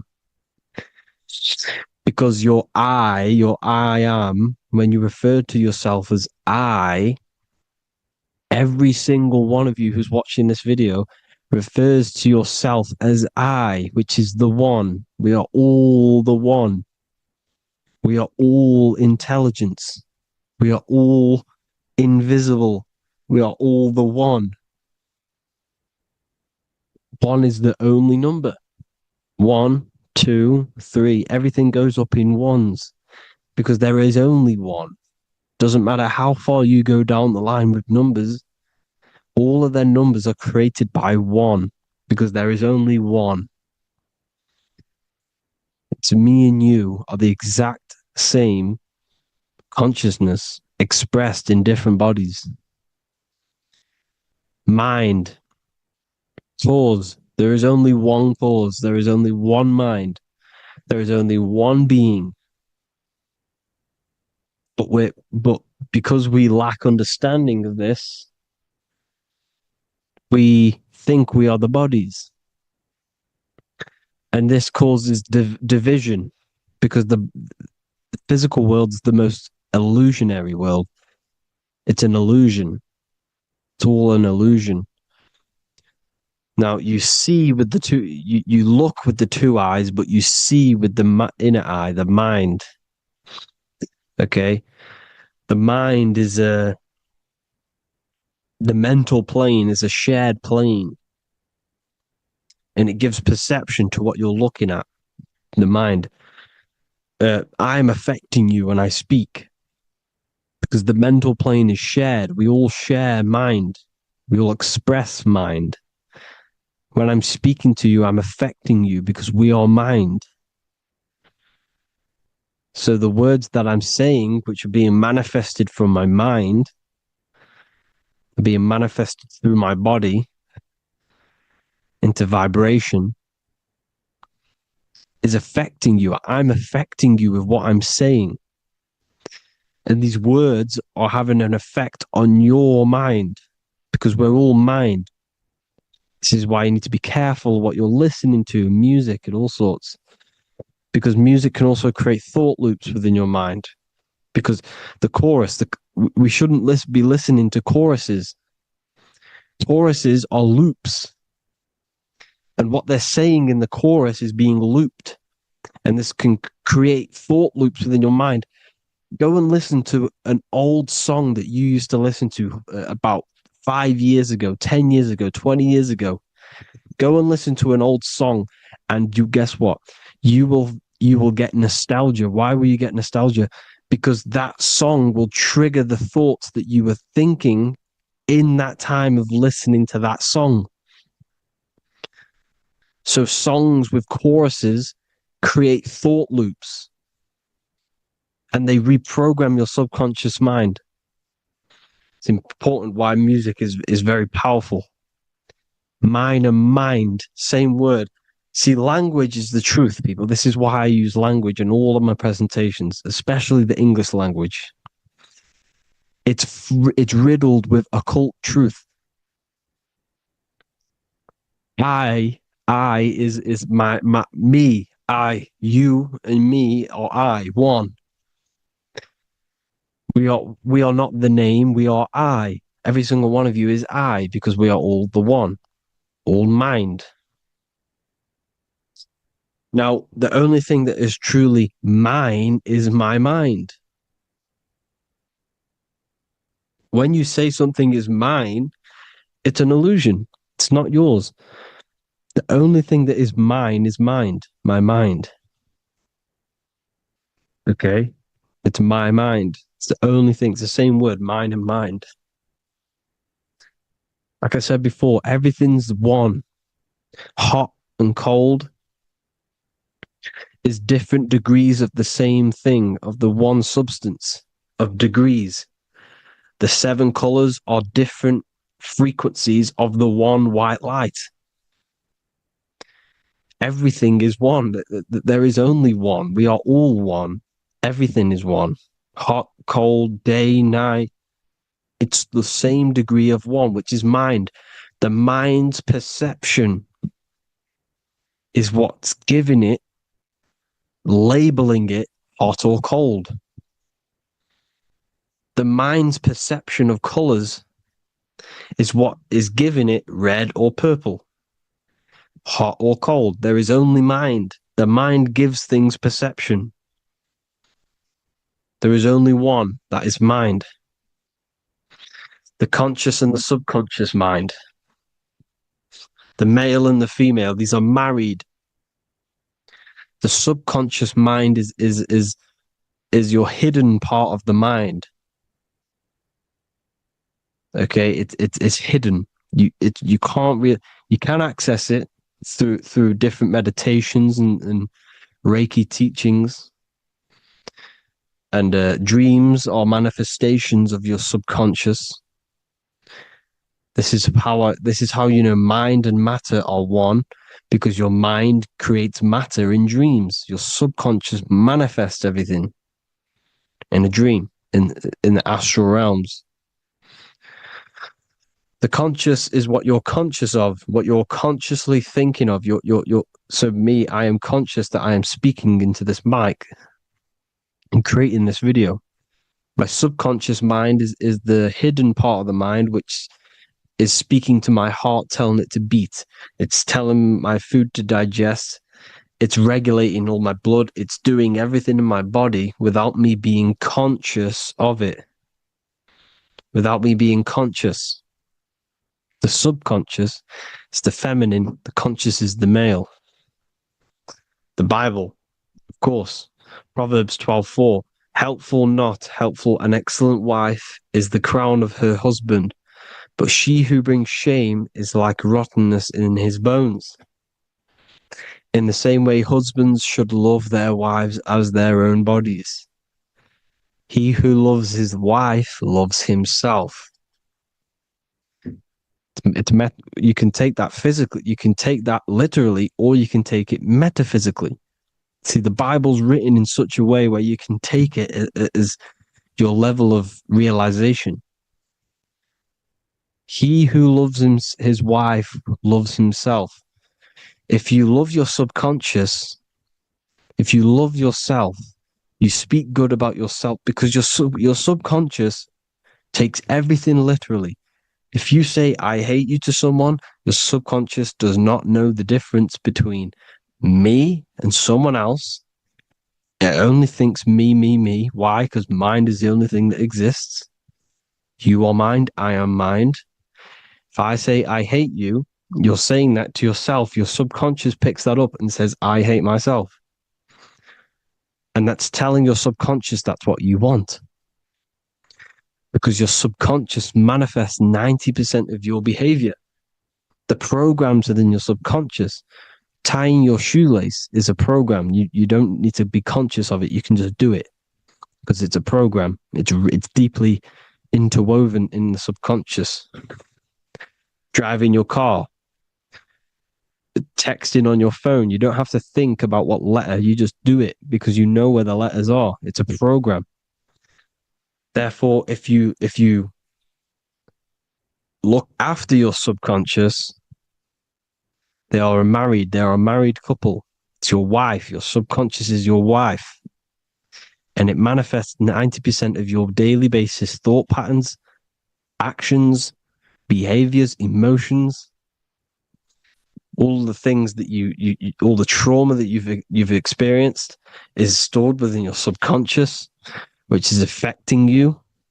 So let's say you were in a car crash 10 years ago and you had a really traumatic event, you really hurt yourself, and you had a very, very, very strong emotion that you felt of pain.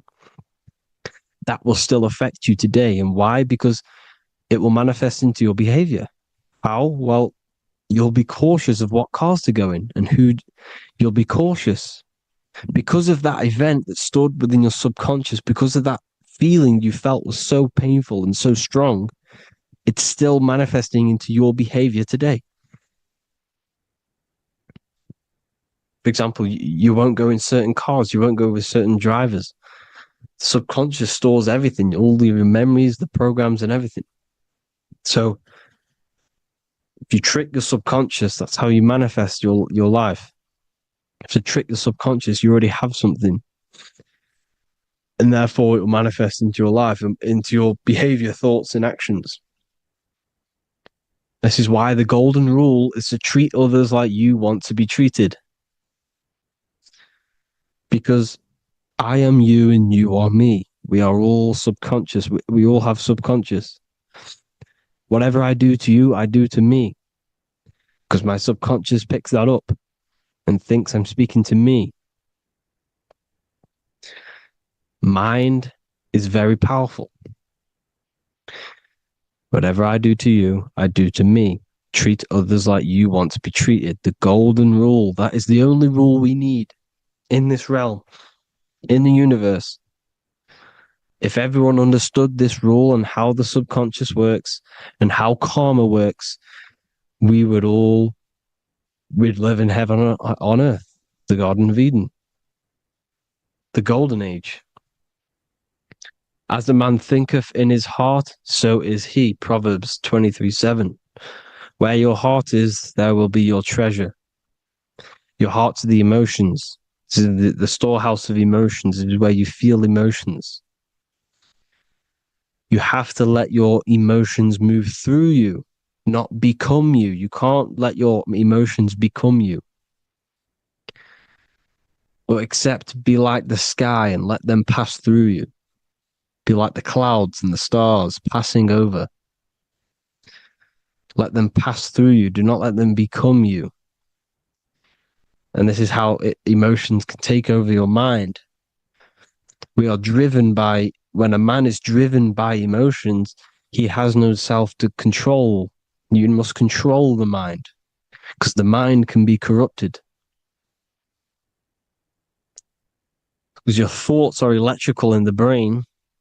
Your thoughts come from the mental plane. So how the mind works is that you place your attentions on something in the mind, and infinite information just flows in. Think about it. When you think of a certain topic, as soon as you think of that topic, information comes flying into your mind. Different ideas, ping, ping, ping. It's all connected. It's why we call it a mindset, because your mind sets itself to frequencies. And when we think of something, we tap into that frequency, and just the universe, the mind, the mental plane just flows in information based on that frequency and that thought. The universe is just information. All of the information out there, nothing is new. It's all there. You just have to tap into it. You can tap into these different thoughts, and it's all there. Everything already exists within the mental plane. You don't think anything. You receive thoughts. We all share the mental plane. We affect each other. I'm affecting you. Listening to me is affecting your mental plane, your mind. The physical plane is the lowest plane. It's the world of effect. Everything you see in the physical plane is the effect of mind. Like I said, the person walking is the effect of their mind telling the body to walk. The physical plane is the lowest dimension of your mind.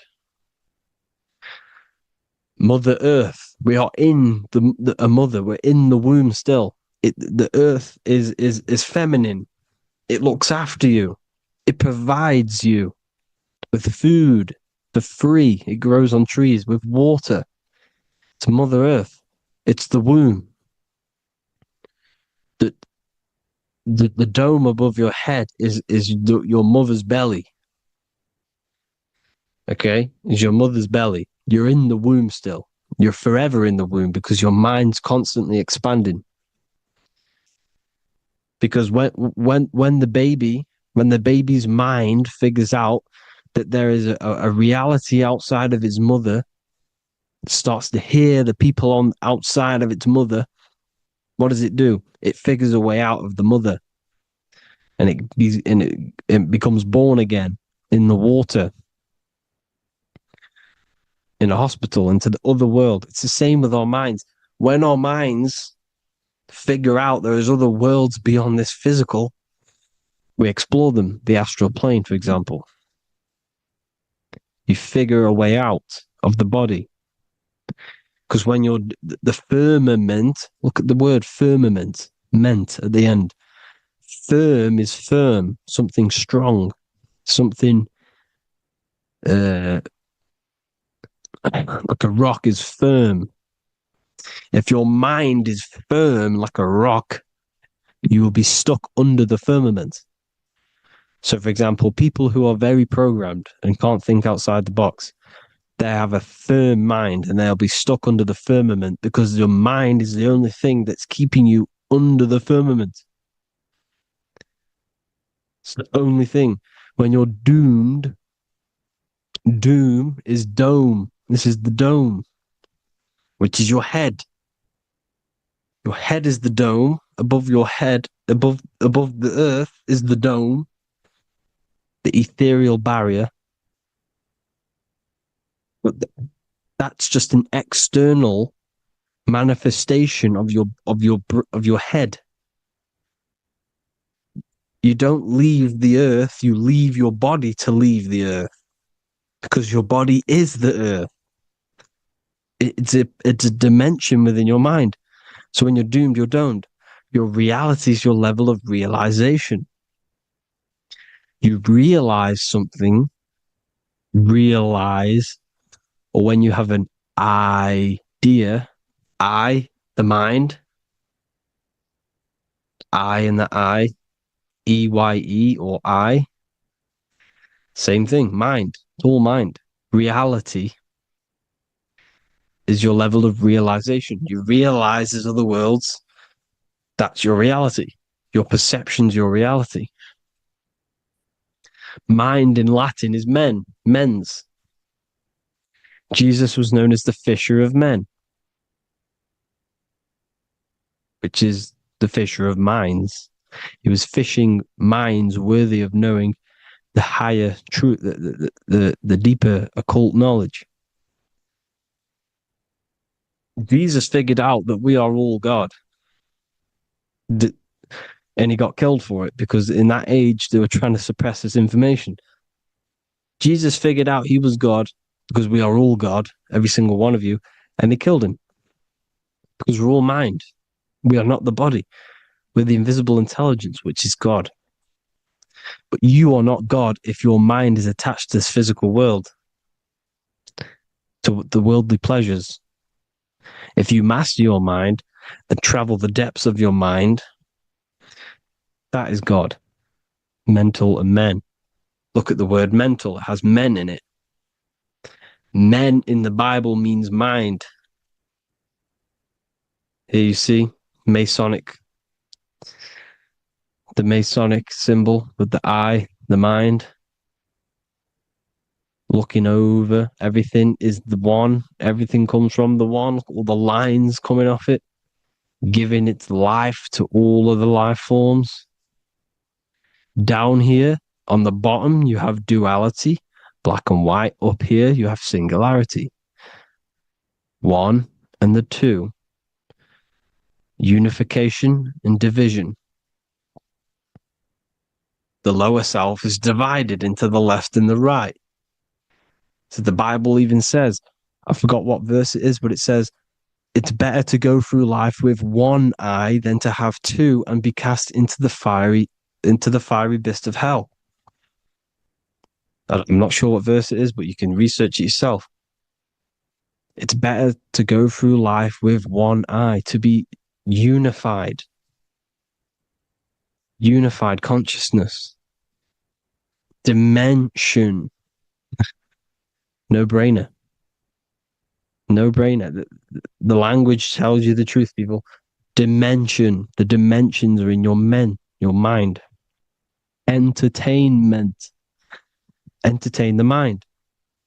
Disappointment, it's all in the mind. Environment, the environment that you are in is a product of your mind. Within, rearrange spells high twin. Within is your mind, and your external world is mirrored from the decisions you make in your mind. Advertisement, commitment, it's all meant, it's all mind. Everything is mind. Everything. So, this is important. The collective thoughts and collective beliefs. The collective, because we all share the mental plane. And because of this is why we are in a weakened state of consciousness at the moment. Because the collective thoughts and the collective minds overall are asleep. And they don't believe in anything. You see, everything is true within the mind. You think of something, it is there instantly. You think of a chair, it's there in your mind. You think of anything, it's there instantly. So everything's true within the mind. Anything can happen in the mind. Anything can happen on the physical plane if the collective consciousness, the collective minds, believe it to be true. This is why back in the days, in the ancient days, you look at all the old world stuff, you see all this crazy technology, and it's because as a collective, as humanity back then, they believed that they had much more open minds. Therefore, the things manifested in the physical world were a lot more out of the box, so to say, compared to today. For example, magic is not as powerful today because the masses don't believe in it. It's still powerful, don't get me wrong, but if the masses believed, or if everyone knew magic could be real, because it is, anything's real in the mind, it would be a lot more powerful. You see? So and what they're trying to do is create a hive mind worldwide. They're trying to make one religion, an external god. What happens when you worship something external? You give energy to it, because where attention goes, energy flows. Where your mind gives attention to, energy goes there. And when we all believe in external gods and give our worship and our power to these external things, we all give energy to it, which will manifest as a demon in the astral planes. It's a hive mind. They're trying to make a hive mind to summon our energy. Trying to summon our energy. And it through mind, through collective thoughts, the hive mind. They want one religion, one government, one currency, one belief system. And that will create a hive mind, which will limit our consciousness, which will limit what we can do in the physical world. Because if everyone doesn't believe in certain things, it cannot happen, because it's all in mind. Mind is so powerful. I am you and you are me. I hope you all enjoyed this video, people. If you haven't already, join the Wisdom Academy. The Wisdom Academy, we have many occult lectures just like this one. Also, we have just launched Mindwave Hub. If you want genuine frequencies, genuine binaural beats, because the ones on YouTube, the ones on Spotify, Apple Music, they're all tuned to A440 hertz, which shuts down the right hemisphere of the brain. If you want to gain access to your true consciousness, your mind, you need to balance the two hemispheres and balance the chakras. You can do that externally by listening to binaural beats. If you want true frequencies, true binaural beats to hemisync the chakras, hemisync the brain, to gain access to the different dimensions of your mind, well, you can gain access anyway, but it's going to help you if you're trying to learn this. Join Mindwave Hub. The link will be in the description. Listen to the binaural beats, meditate to them, listen to when you go to sleep. They'll massively benefit you. Thank you all, people. Hope you had an amazing, lesson. Hope you learned a lot. And please subscribe. God bless you all.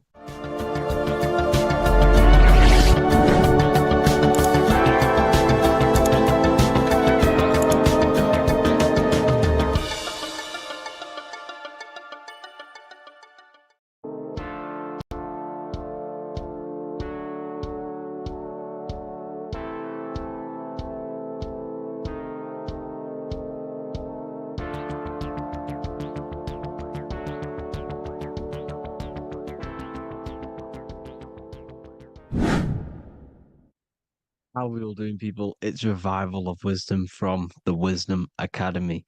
Today we're going to be breaking down God, consciousness, and the higher and the lower self, and how to overcome the lower self. Now, the first thing you need to understand is that you are the invisible intelligence within the brain, within the body. This invisible intelligence is known as the mind. But you are not the mind. You are the observer of the mind, which is the soul, the invisible entity. The mind is your intellect, your intelligence. Now, the mind is, it's hard to put this in words, but the mind is something that gives you the ability to explore the universe. And this inner self is the I am. It's the quiet, the inner self, the voice you see in you hear in your head. This is why within spells high twin, inside, internal. The I is also the number one, which is one line. Because the one and only, is the inner self, which is the I am. This is why you say, my name is Harry. You are not Harry, you are the I, the inner self, the intelligence. Okay, this is why Jesus in French is I am. You look with the two eyes and you see with the inner eye. I and I, the same thing. Okay, because the I inside is what gives you the perception of what you're looking at. So when someone's trying to explain something and then you catch on saying, I see now, it's because you're seeing with your inner eye, the one that gives you perception, gives you intelligence, gives you the ability to understand things. This is the internal I, the invisible self, which the physical body is nowhere near as complicated as this inner self. It's in infinite potential, infinite potential. God, G-O-D, generator, operator, destroyer, soul, mind, and body. Brahma, Vishnu, Shiva, the Father, the Holy Spirit, and the Son. They're all, the reason why you see God is always a triad is because it represents yourself. Your invisible intelligence is God. Me and you are the same invisible intelligence. We are the invisible intelligence experiencing the program being ran by the central nervous system and the brain. I always say this in my videos, but I have to, in order for you to understand the things that I'm going to say later on in the video, you need to understand this concept, is that you are the consciousness experiencing the nervous system, the tree of knowledge of good and evil, which is you here. You would be in this invisible intelligence right here in the center of the brain. Now, this is why the ancient Christians show God is in the brain. This is the brain stem. This is the brain. This is also the brain stem and the brain. The brain stem and the brain. It's all depictions of the brain because the brain's the computer, the electromagnetic computer, which decodes the demands created by the invisible intelligence, the I, the inner self, you. your true self. The person moving, if you observe what someone moving, this is going to sound, but if you observe someone walking, it's not the body. The body is moving, but the thing telling it to move is the invisible intelligence. Before you kick a football, a decision is made within your invisible intelligence, your mind.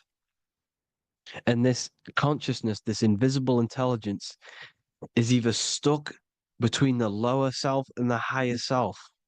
Okay?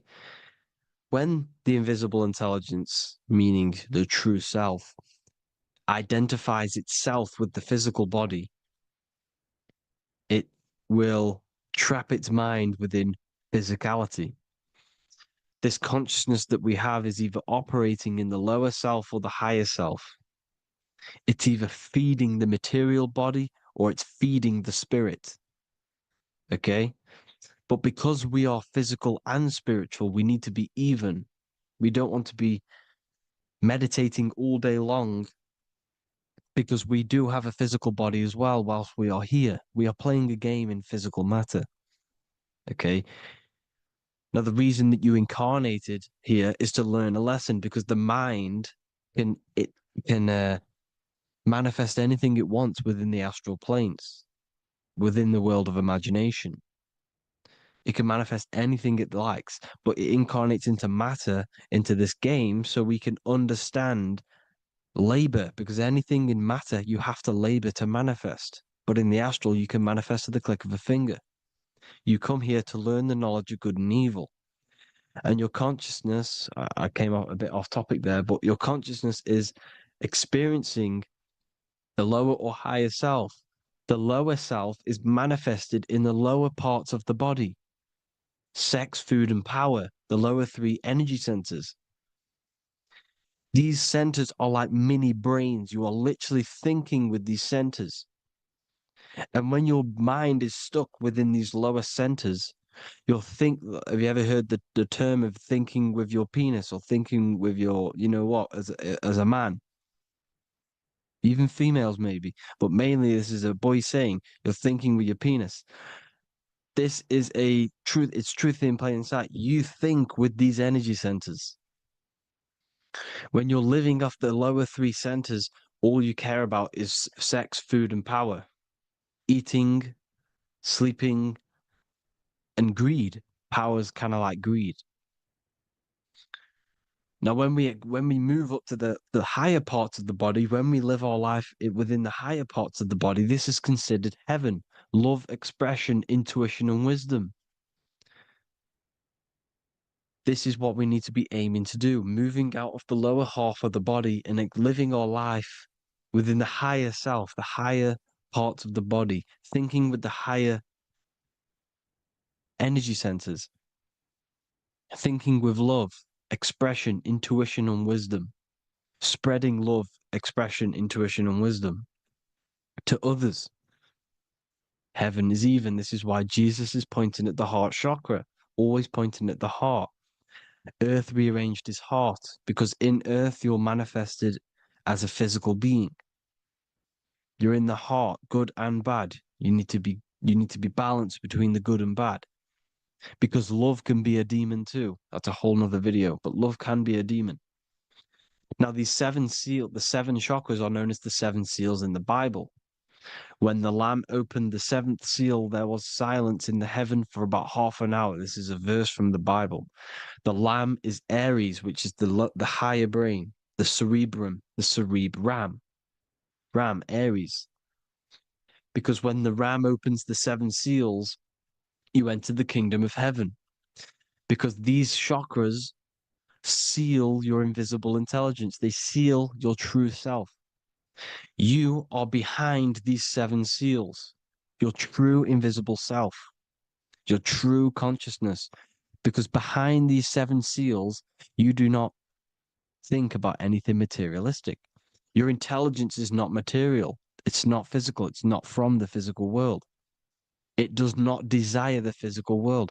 The body is the beast. The body's the animal, the lower self, which can corrupt our intelligence. It can corrupt the intelligence. Okay? Now, we need to balance these chakras so that we gain a deeper connection between this intelligence and the brain. Because when there's a strong connection between the brain and the intelligence, your body and the intelligence, you have a strong connection. Therefore, you can manifest what the intelligence is saying at all times. Meaning, when, for example, your higher self, this is intelligence, the higher intelligence is always speaking to you. It's always guiding you. It's always telling you the right thing to do. You can feel it when you're doing something wrong. You can feel that you're doing something wrong because this higher self, this intelligence knows what it needs to do here. And when there's no connection between the body and our intelligence, our true self, when we strip away, when you close your eyes for long periods of time, you will figure out you are this invisible, infinite, creative being. There's no words that I can't describe what it is, but it's the voice inside of your head that you can feel when you close your eyes. You are this being inside of the heaven, because this is heaven, this intelligence. And when there's a strong connection between the body, you can manifest everything it's saying. When everything is balanced, when you're no longer thinking with the lower centers, when they're all balanced, you're not thinking in particular with every center, you balance them all, you can manifest everything it says. Your body will act out what the intelligence is always saying. This is God in the brain, the intelligence, trying to touch Adam, representing the lower self. This is why they're not touching. Notice how Adam is resting, but the intelligence is always reaching out, stretching, symbolizing metaphorically saying it's guiding. I'm always reaching out. The intelligence, your intelligence is always guiding you. It's always reaching out to you. But Adam is ignorant of it. The lower self is ignorant of it. And that's why he's so relaxed and God is so stretching out. Because at our highest self, that when you think of when you want to better your life, that highest true version of yourself is God. When you're manifesting this, your highest self, this is God. Your truest form, your most perfect form, that is God. Your highest version of yourself, that is God. Emotions are not what you've been taught. Emotions are not something that should be reactive, okay? You should not let the emotion be you, except that you should experience them instead of letting them become you. You need to understand there's a separation in our consciousness. You have the soul, which is the person who is observing your thoughts. When you think a thought, who's the one observing that thought?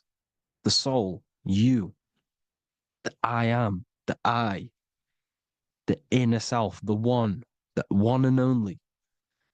And inside of every single body, inside of me, inside of you watching this video, there is this same intelligence that is inside of me, inside of you. And it's the exact same intelligence, experiencing a different body. And this is what we mean by the universe is mental. We are all sharing the same ball of consciousness in a different body. The animals, the fish, the cells, all expressing this one consciousness.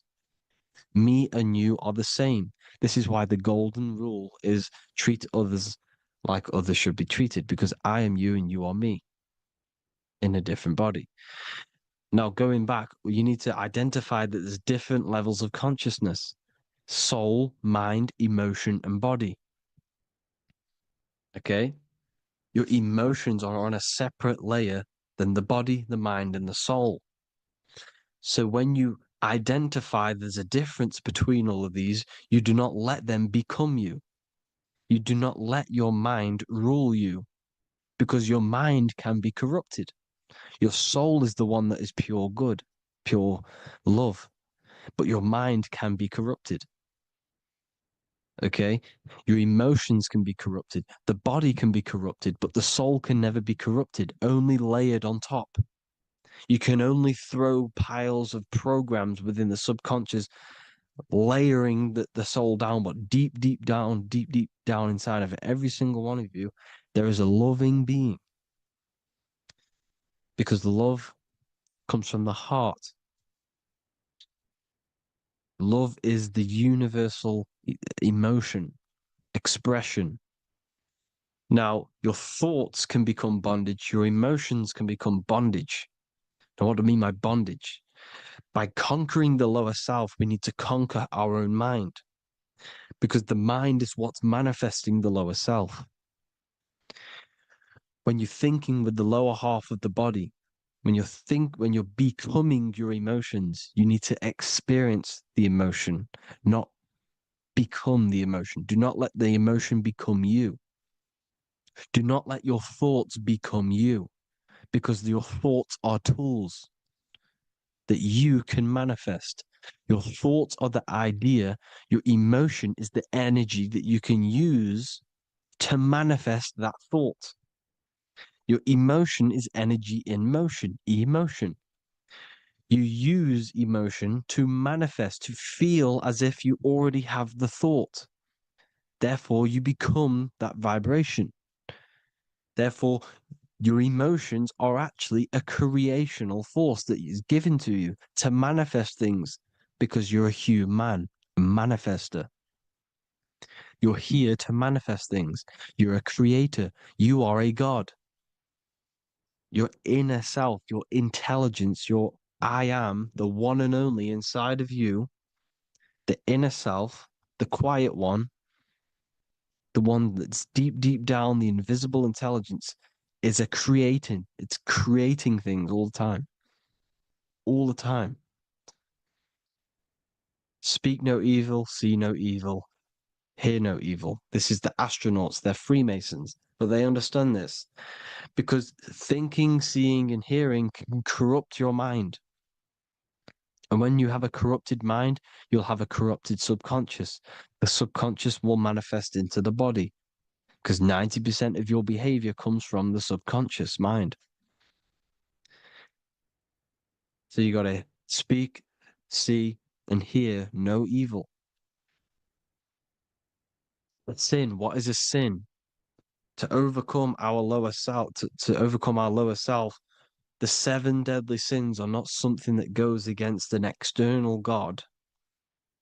A sin is something that goes against your inner guide, your inner conscience, the inner self that is always speaking to you. It's always telling you the right thing to do. A sin is something that goes against this inner guide. And this is why you can feel something where you can feel you're doing something wrong, because the inner guide is speaking constantly. And when you commit these 7 deadly sins, which are 7 internal states which keep your invisible intelligence bound to your physical body. Because evil, right? Evil love bondage. This is why they stay in this realm and they control this realm, because they love the bondage of the body. They like matter. They want to stay in matter for eternal life. They don't want to ascend back into the heavenly realms where you do not have a physical body. You can explore the universe within the astral planes.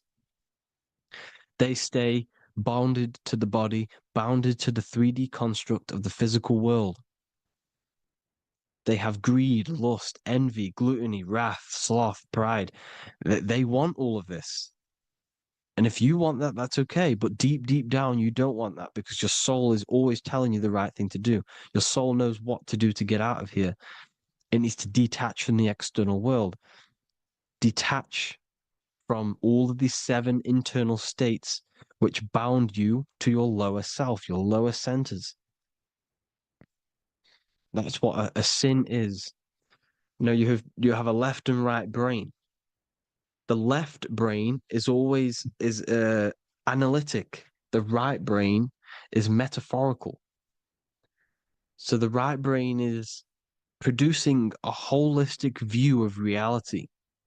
Now, what do I mean? And not view, perception. When you see, because your eyes are parts of the brain, so when you look at something and you look, that image is produced in the back of the brain in the visual cortex. And then the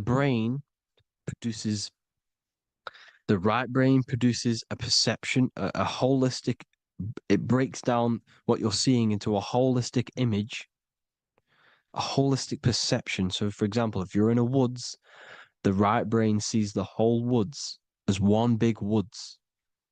The left brain is breaking that perception down into individual trees, branches, and leaves. So the left brain's to do with duality, the right brain's to do with wholeness, unified. The left brain's dualistic, analytic. This is necessary so that we can pick things up and manipulate them and break things down. We need the left brain, we need the right brain. I'm not saying any of them's bad, but the left brain, sinister in Latin, means left. Because when you're left-brained, you see everything in dualistic. You see everything is dual, when everything's actually one. We need to be focusing and strengthening our right hemisphere. I'm not saying sit in the right hemisphere all the time, but we need to be strengthening our right hemisphere. And this is why left is sin and right is right. Because when you focus on the right hemisphere, you see the holistic perception of creation. The right hemisphere sees humanity as one unified consciousness. The left hemisphere sees everyone as individual persons and egos. Because the left hemisphere is dualistic. And this is why the Bible says, cast the net onto the right side of the ship and ye shall find. John 21:6. What does that mean? Cast your energy, cast your perception into the right hemisphere of the brain, and ye shall find unified consciousness. You shall find your higher self, the one and only. If then you have been raised with Christ, seek the things that are above, where Christ is seated at the right hand of God. Wow. Powerful. What does this mean? Seek the things that are above, where the Christ is seated at the right hand of God. God is your consciousness, your invisible intelligence between the 2 hemispheres. The right hand of God is the right hemisphere. Seek the things that are above the heart. Love, intuition, expression, and wisdom. Seek the things that are above the heart, the higher self, the higher part of the body. Because when you seek the things of love, expression, intuition, and wisdom, you create a strong aura. You attract the same frequency. And this frequency is heaven, God. This is the Sumerian artwork showing the lamb. This is a step symbolizing stepping upwards, raising up. He's stepping over the lamb up to the bird. His hand is going to the bird. The lamb symbolizes the lower self. Okay?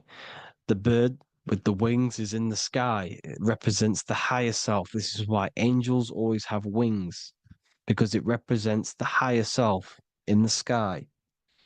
The lamb is a ground animal, symbolizing the lower self. He's stepping over the lamb to the bird, his higher self, his invisible intelligence. Horus and Set, Jesus and Satan. Look, Horus has an evil brother, Set, just like Jesus and Satan. Horus is a bird, higher self. Set is a ground animal, lower self, which is the devil and the angel on your shoulder. You see? The right and the left hemisphere, the two wings. So the devil and angels always speaking to you. The higher and the lower self. It's the battle between the higher and the lower self, between the invisible intelligence and the physical body, because the body's the one that wants the sugar, it wants the pleasure, it wants the sex, it wants the porn, it wants all of the materialistic things, it wants the seven deadly things. Okay, it wants this. There's a battle between the higher and the lower self, your intelligence and the body. This is why you need to become balanced, so that there's a deep connection between the body and the invisible intelligence, that I am. You need to master your mind with discipline, and you gain a connection between the brain, the body and the intelligence. Resurrection, transmuting sexual energy. Okay, this is important. Res is resh, which is Hebrew. The early Hebrew resh symbol is the head. This is the head. Resh, erection. Erection is a sexual stimulation. Resurrection is rise erection. You got to raise your sexual energy up the base from the spine to the head. This is the Christ, the Christos. Because there's a psychophysical germ, psychophysical oil produced in the brain every month. Go and watch my other video on raising the chrism. Okay? And every month there's this fluid produced in the brain, which takes 2 trips, because one's produced by the pituitary, one's produced by the pineal, magnetic female, magnetic and electric charge. And it takes 2 trips down the spine to the solar plexus, the bread of life in the Bible, or Bethlehem in the Bible, because the River Jordan's your spine. Goes down to Bethlehem. It gets born in Bethlehem, just like Jesus. Because when this oil travels to the solar plexus, it creates the seed, the seed of life, and it feeds the body, all the central nervous system, all the cells. It regulates the blood, does all sorts of good things for the body, this oil. Now, when you save your sexual energy and you raise your resurrection, you awake the Christ, you raise it from the solar plexus or the sacrum bone up to the brain, you activate 100% of the brain, and this is the true resurrection of Christ. Instead of wasting the energy and giving away your sexual fluids, because behind the fluids is the energy. So when you release that fluid, the energy is out there. You've released the energy. Your sexual energy is the most potent emotional force a human could possibly feel. Same with any animal or anything. The sexual urge, the sexual emotion is the most powerful, potent emotion that you can feel. It takes over the whole body. When you feel sexually aroused, it takes over everything because it's so potent. And when you fight the serpent, when you fight the sexual energy, which is shown here in the Egyptians, the cat cutting off the head of the serpent, or Hercules fighting the serpent, or in the Greek mythology fighting the 7-headed dragon, the 7 chakras. The serpent is your sexual energy because it symbolizes your kundalini. When you fight it and you transmute this energy, instead of releasing it, instead of acting sexually on it, you can transmute the energy, transfer it from the solar plexus up to the brain. You can also do this with other tasks. Instead of releasing it, instead of raising it from the solar plexus to the brain, you can use it for other things. So, for example, you want to think critically. You can use it for critical thinking. You can use it for going to do exercise. You can transmute sexual energy into anything. But you can do this. You can raise the sexual energy, and you can use this energy to push the cerebrospinal fluid from the from the solar plexus up through the spine, up the 33 vertebrae to the brain, and it'll activate 100% of the brain. And this is the resurrection of Christ. Jesus was never dead. Jesus was never rose from the dead. It symbolizes the Christ, Jesus Christ. Christ is Christos, which means oil in Greek. The resurrection of the Christ, the Christos, the oil. When it activates 100% of the brain when it's raised, and it can regulate all the systems, it can regulate all the blood, it can regenerate the body.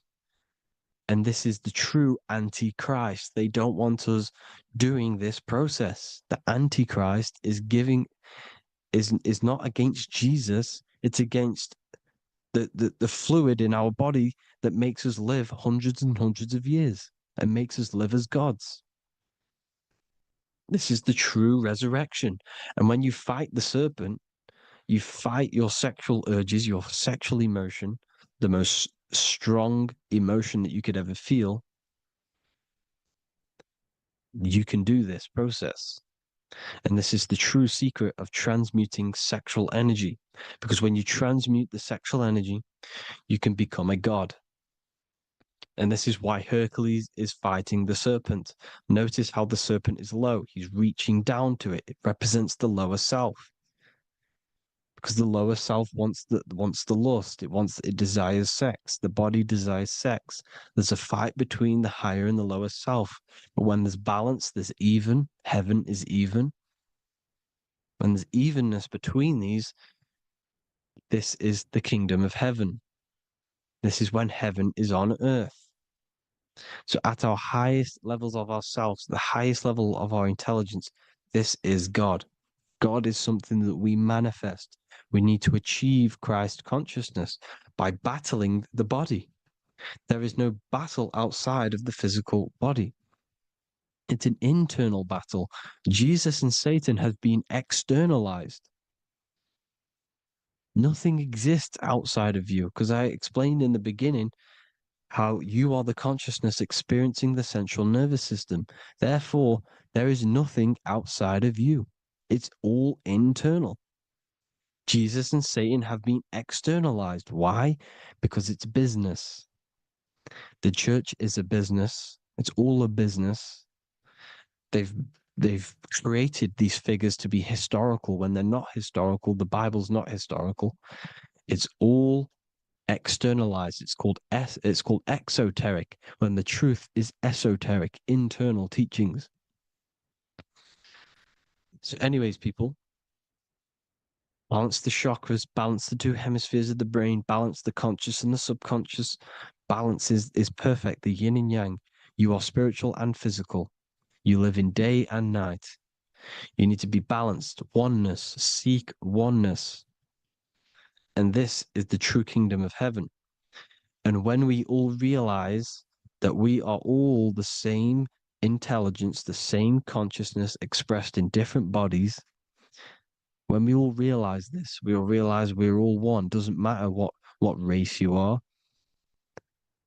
It doesn't matter what race you are, where you're from, your nationality, because none of you are actually from here. None of you are from the physical world.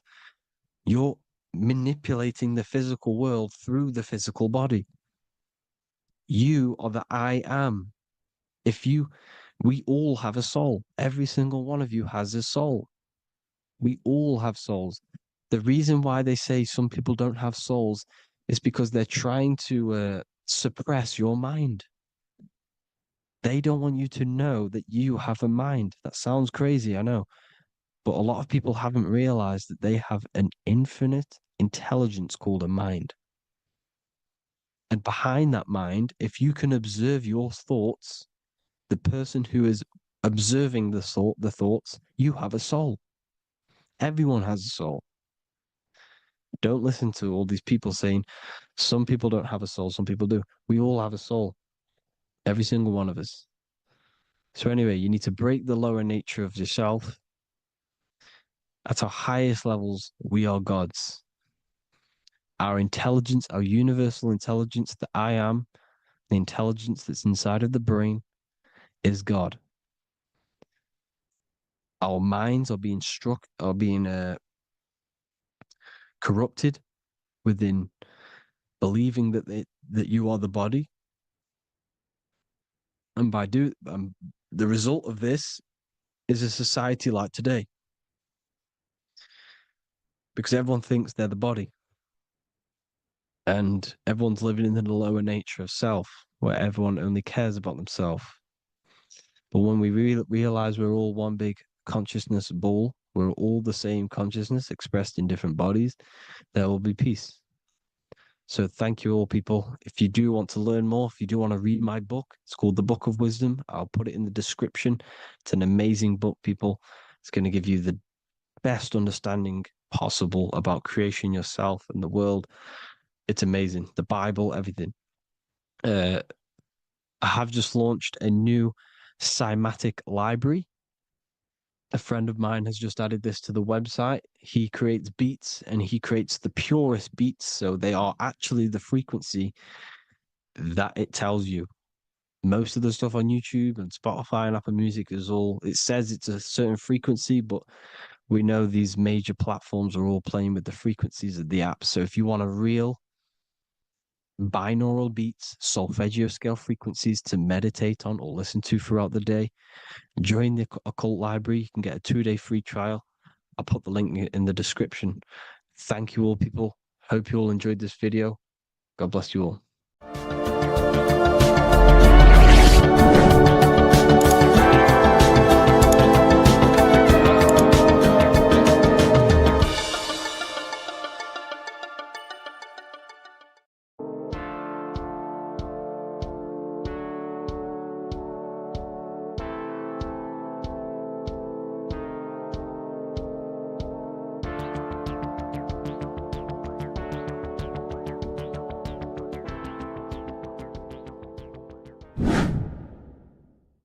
Earth has become a realm in order to trap souls within so that they can harness our electricity, our energy.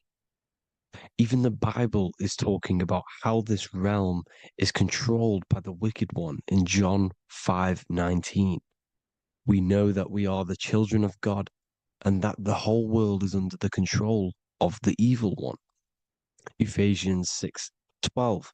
For our struggle is not against flesh and blood, but against the rulers, against the authorities, against the powers of this dark world, and against the spiritual forces of evil in the heavenly realms.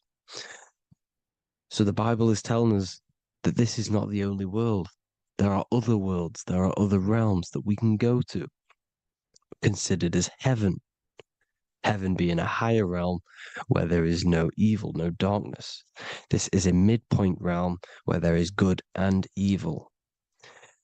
Now, we're going to explain how the soul trap is how it's working, and how your soul is being harnessed for its energy, and how you are tricked to come back to this realm after death.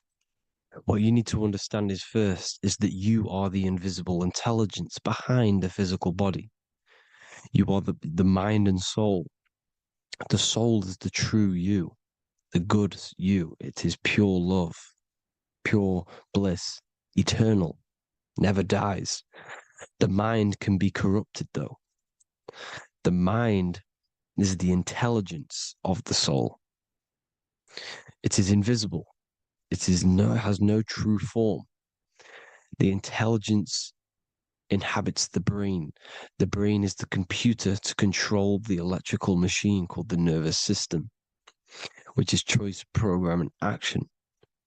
You are the invisible intelligence behind the body, and this will prove it even more. You do not even see into the external world. You are seeing an image produced by the brain, because the light is being sucked through the retinas of the eyes. The image is produced in the visual cortex at the back of the brain. What does this mean? This means that we are the consciousness in the center of the brain, in the pineal gland, that is experiencing the program being ran by the central nervous system in the brain. This is the sigil of Lucifer. Lucifer in Latin is Lucy. Lucy is light in Latin. Lucifer is known as the light bearer. This is how the eyes work, people. It's not a demon or a devil. The sigil for Lucifer is how the eyes work, and how the left eye is controlled by the right brain. The right eye is controlled by the left brain. There is a crossover. It's the same with the body. The left side of the body is controlled by the right brain. The right side of the body is controlled by the left brain. There's a crossover with our hemispheres in the brain. Now, this empty chamber in the center of the brain is where this universal cosmic intelligence is held, known as the most holy place in the Bible, the throne of God. Okay? This is above the 33 vertebrae on the spine. As you can see here, you are the being in the center of this point. All of the nerves are being sent back to this one particular point, which is the seat of our invisible intelligence. You can see it's an empty chamber.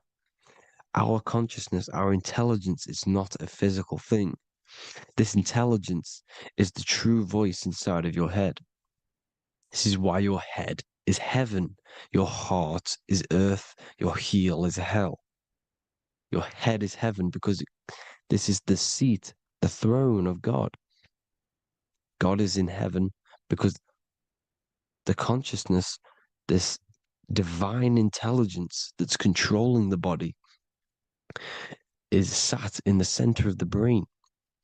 The brain is taking commands of this invisible intelligence. When you close your eyes, you can feel your awareness, your consciousness, your intelligence is all in the brain. Your awareness is not in the feet, the heart, the legs, the arms. It's all in the center of the brain. Now, if you meditate deeply, you will find that you are beyond the mind. You are the being observing the thoughts. You are the soul observing the thoughts.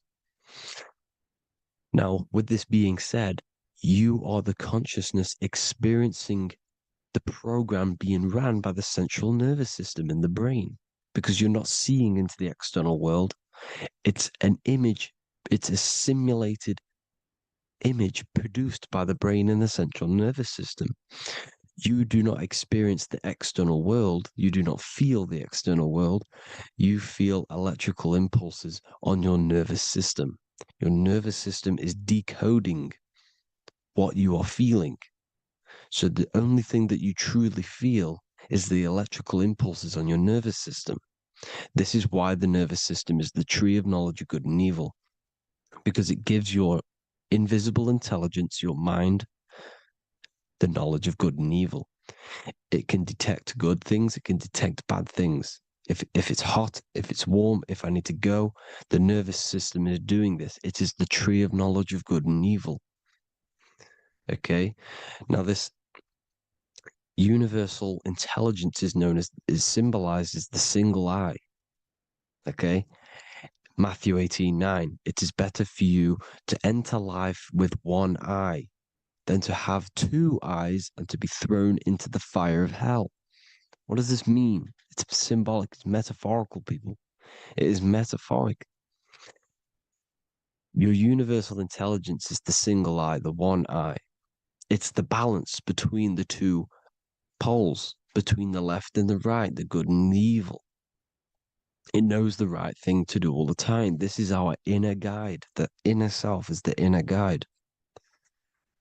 And when you are operating your life off duality, using your two eyes, you'll be thrown into the fire of hell, lower states of consciousness.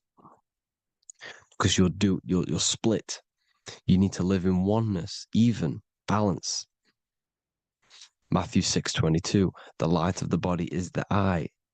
The light of the whole body is the eye. You are a light being. Human. Hue means an attribute of a color. Man is the word manifested. We are light manifested into physical form. depending on your vibration, is depending on what color that you are vibrating on, which is a hue, a human. If therefore thine eye be single, thy whole body should be full of light. Again, it's talking about the single eye, oneness, completeness. When you balance the hemispheres of the brain, we'll go over that later. But anyways, the body is the earth. This is what we need to understand, people. The body is running the simulation, the program that our consciousness is experiencing. So when we leave the body during death and astral projection, we leave the earth. This is how it works. The body is the vehicle for the earth, for this realm. Everything exists within our mind. You have the soul, mind, and body. The soul is the observer, the watcher, the true being. This is why she has many different heads, because the soul inhabits different bodies. This is the serpent, which means knowledge, which is the mind, wisdom. And this is the body, soul, mind, and body, Brahma, Vishnu, Shiva. The mind is the bridge between the soul and the body. So what do I mean? When you astral project, you are using your mind to project your awareness, your observing consciousness outside of the physical body. The mind is the projector, projecting consciousness. By using your mind, you can project your consciousness outside of the body, which is known as the astral realms, which is known as walking on water. Jesus was never walking on physical water, people. It's metaphorical. Believing the physical body. The water is the ether, which is the veil between the physical and the astral realm. It's a fluid substance. It's on either side. It's physical and astral. The ether is the fifth element that they hide from us. Why? Because they're trapping you in the physical. They are hiding all of these realms. Etheric, astral, and mental. People think their mind is their brain. It's two separate dimensions. These are completely different dimensions. The mind is way more intelligent. The mind is formless. There is no form to the mind. You can think anything you want. You can manifest anything you want within your mind. It is not a physical object. The physical realm is being controlled by the mind. Everything's being controlled by the mind. Everything exists within the mind. This is why the Egyptian says the universe is mental. So when we project our consciousness outside of the physical, we go to the astral. The ether is the water that Jesus is walking on. This is the veil between the physical and the astral world. The word together has ether within it because it joins the two worlds together, together, the astral and the physical. The word either is ether because the ether is on either side, physical and astral, physical and spiritual, physical and non-physical. In the astral realm, the mind can manifest anything we want. We incarnate to restrict our minds. This is why Saturn, if you go and watch my video on Saturn, how Saturn is this simulation, okay? Our minds can manifest anything we want in the astral plane in the click of a finger. However, when we incarnate in matter, we now have to labor for our manifestations. This is why Saturn's known as the great teacher in astrology, because he teaches you a lesson. When your mind incarnates into matter, it's teaching your mind a lesson, the knowledge of good and evil.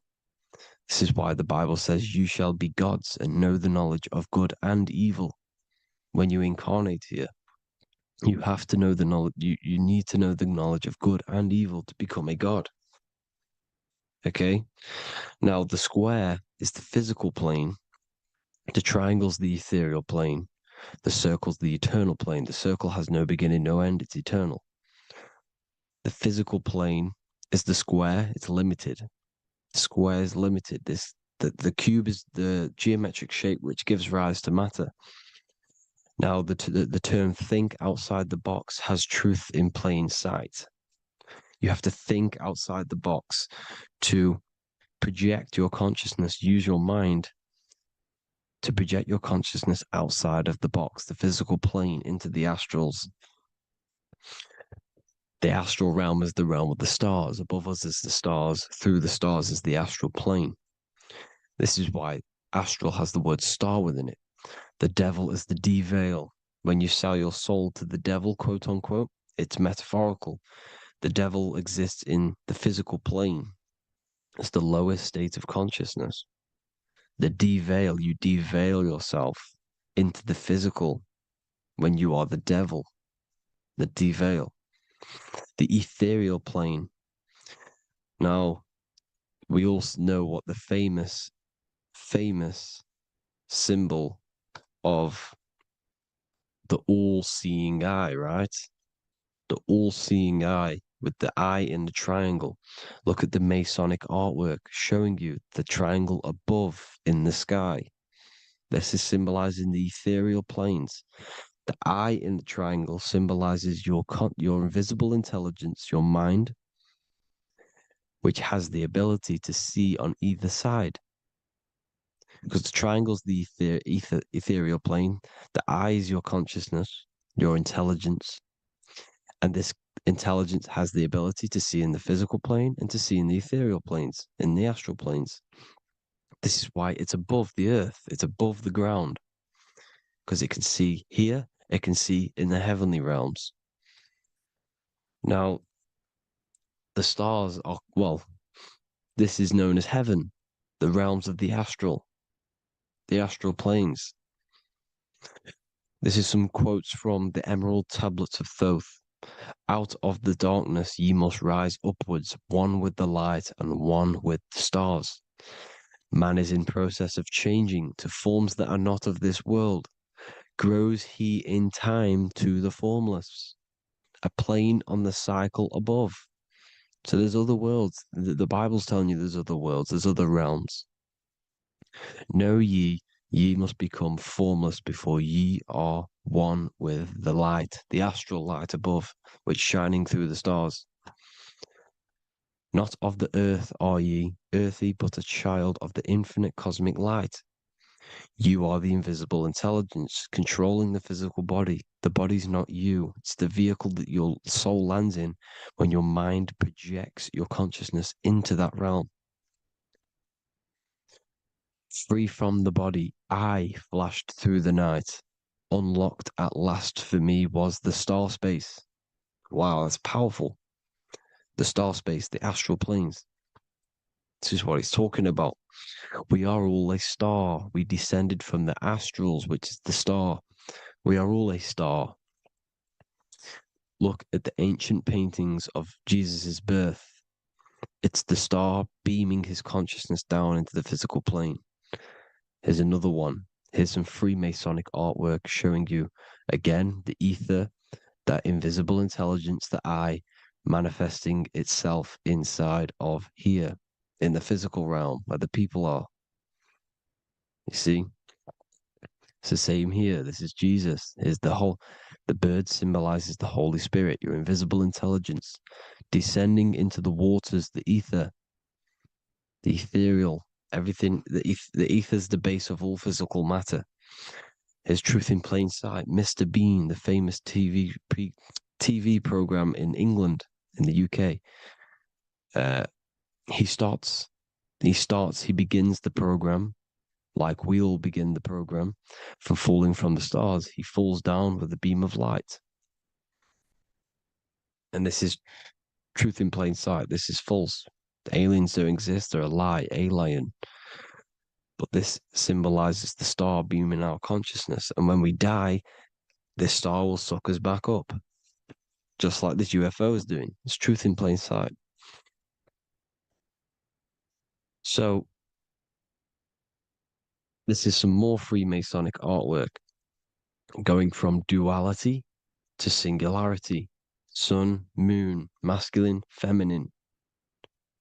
Right hemisphere, feminine, left hemisphere, masculine, the consciousness in the center, the balance point. Here's another more Freemasonic artwork. The two pillars, left and right hemispheres, and the invisible intelligence between the left and right hemispheres, the light of the body. This is why light's coming off it. Because it's light, it's pure light. The blazing star. The stairs go from the checkered board, the duality, up to oneness, in between the sun and the moon, the masculine and the feminine. This is symbolizing going into oneness. What did the Emerald Tablet say? You've got to become one with the stars, one with the one with the self. Balancing the two hemispheres so that you can gain, because when the two hemispheres are balanced, you can gain a more deeper connection with your invisible intelligence. Same with the chakras. When the chakras, the 7 seals in the Bible, these are 7 seals because when you conquer the 7 chakras, when you balance the 7 chakras, you then gain a more deeper connection with your internal self because your mind is not filled, it's not being ran, it's not being dominated by these 7 deadly sins, the 7 seals, the 7 chakras. These are 7 energy centers which are concealing our true form. Balance makes us have a stronger connection with our true cosmic intelligence. Heaven is even. This is why Jesus is pointing at the heart. The even point is the heart. You got to balance the chakras and live from the heart because the heart is the earth.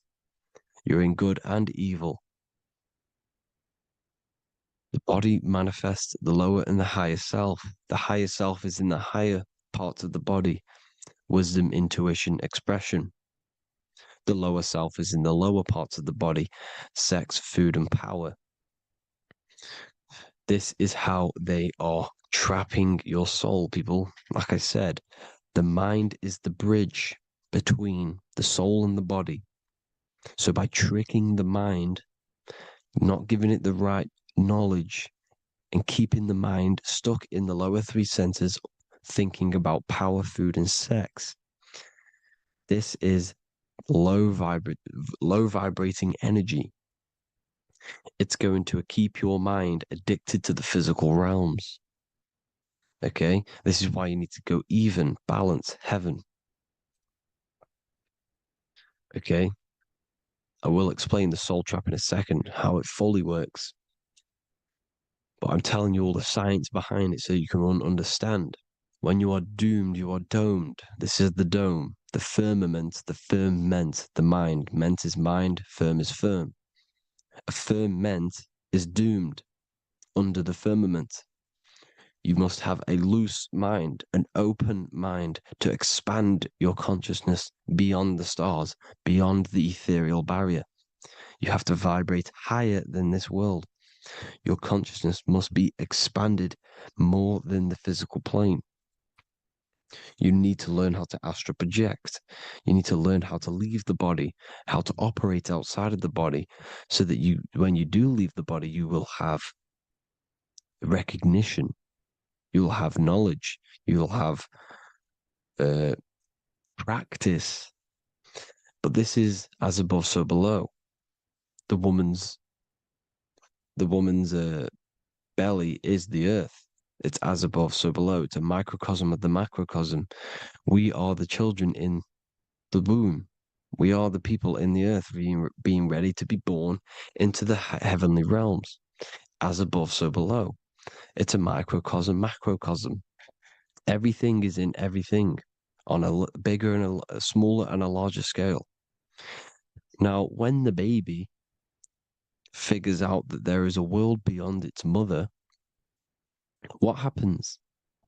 The baby starts to move around and tries to get out of the mother. Because once it starts to hear the external world, starts to hear people, it's going to wonder, what's outside of why am I in here? What's outside?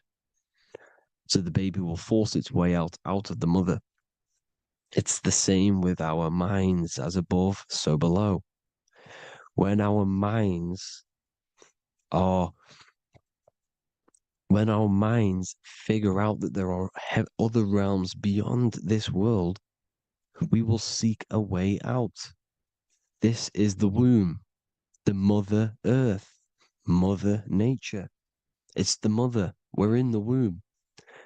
We can be born out of this world, which is being born again in the Bible.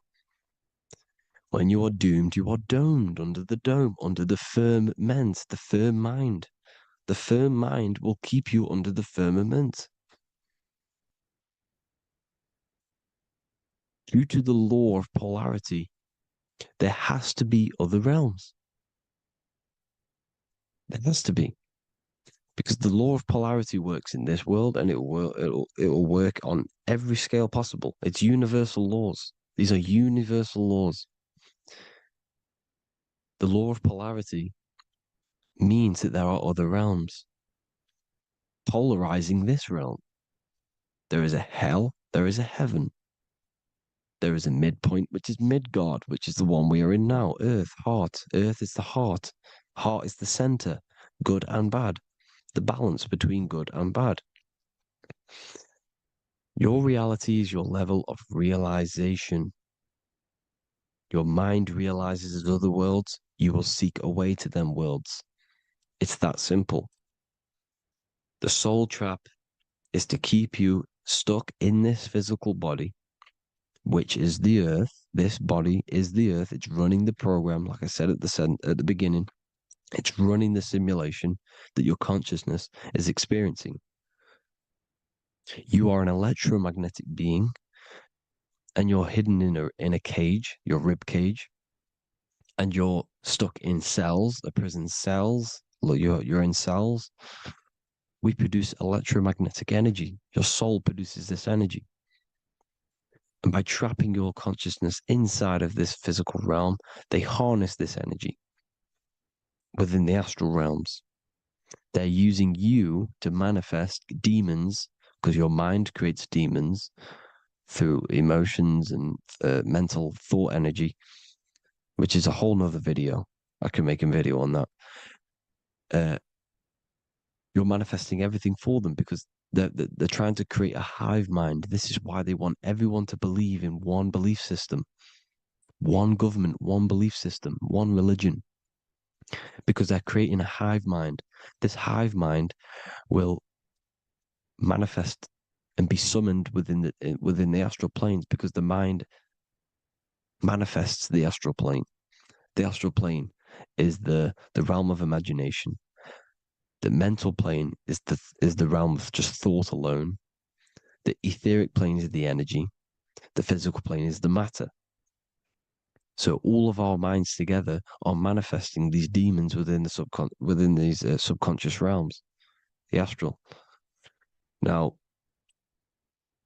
how are they keeping you stuck to this realm? Well, when you die and you're stuck in your lower three chakras, okay, when your mind and soul detaches from the body, which is the earth, when you leave the earth, you're still going to have these mental addictions to the food, the sex, the materialism, the phone, the cigarettes, everything.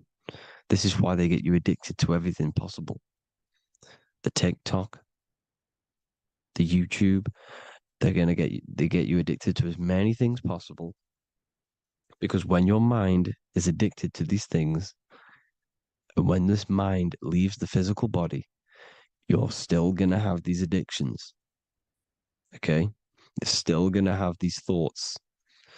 And you will be manifested into the lower astral realms because you're thinking materialistic, you're thinking negative, because your level of realization was your reality. You were manifesting hell on the earth. When you leave the body, you're going to manifest hell in the astral planes, which means you'll be vibrating on the very low, which will put you in the lower astral realms. So guess what? You're going to come back. You're going to come back into materialism. You're going to reincarnate. Because you haven't prepared for life after death. You must detach from the external world. Okay? Moon is mind. The sun is the soul. The earth is the body. The moon is the mind. This is why we say lunatic In your mind, you have a specific moon. Money, M-O-N, is the moon. Money exists in the mind. They get you addicted to the money. The Bible's telling you this. Do not conform to the pattern of this world, but be transformed by the renewing of your mind. It's telling you. Of this world, but be transformed by the renewing of your mind. Who knew that the Bible was this deep?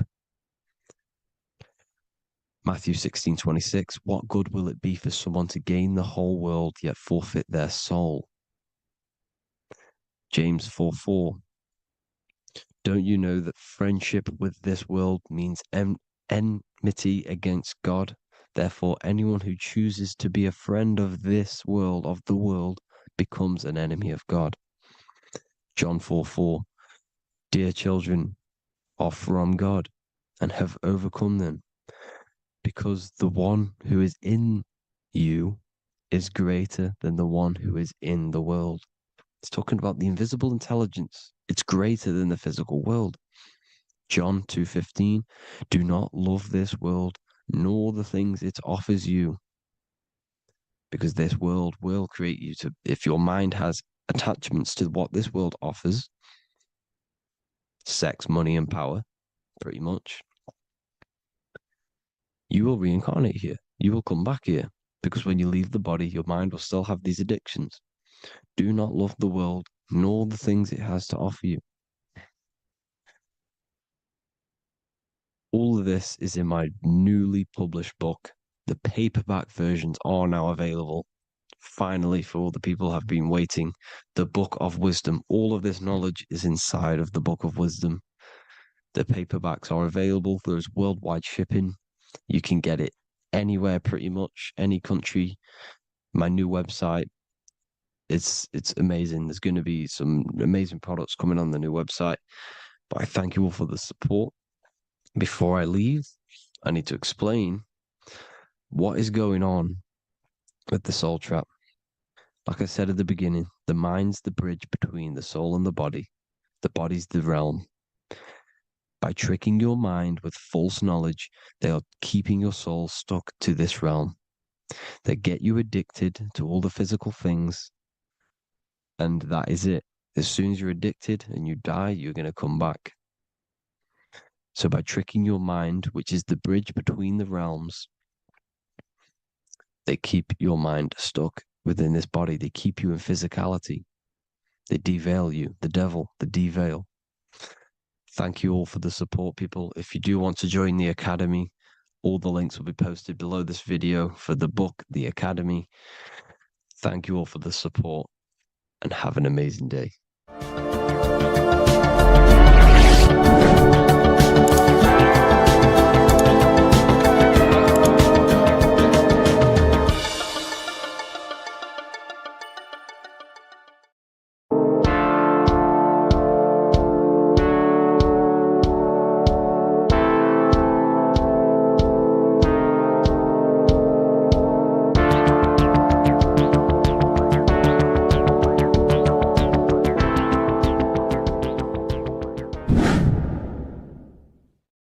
What is good, people? It's Revival of Wisdom. I hope you're all doing well. And this video is how to raise your holy oil or your kundalini. Let's get straight into this. So this is a monthly cycle. Every month, when the moon is in your zodiac sign, this oil is released. Now, the moon is in control of monthly cycles. For women, it's the menstrual cycle, and as well, this holy oil cycle. The moon changes sign every 2.5 days and passes through the zodiac signs in 27 days. So the moon tells the day, the sun tells the time, the stars tell the month. This reality is a massive clock, if you like to say. It's a cycle. Okay.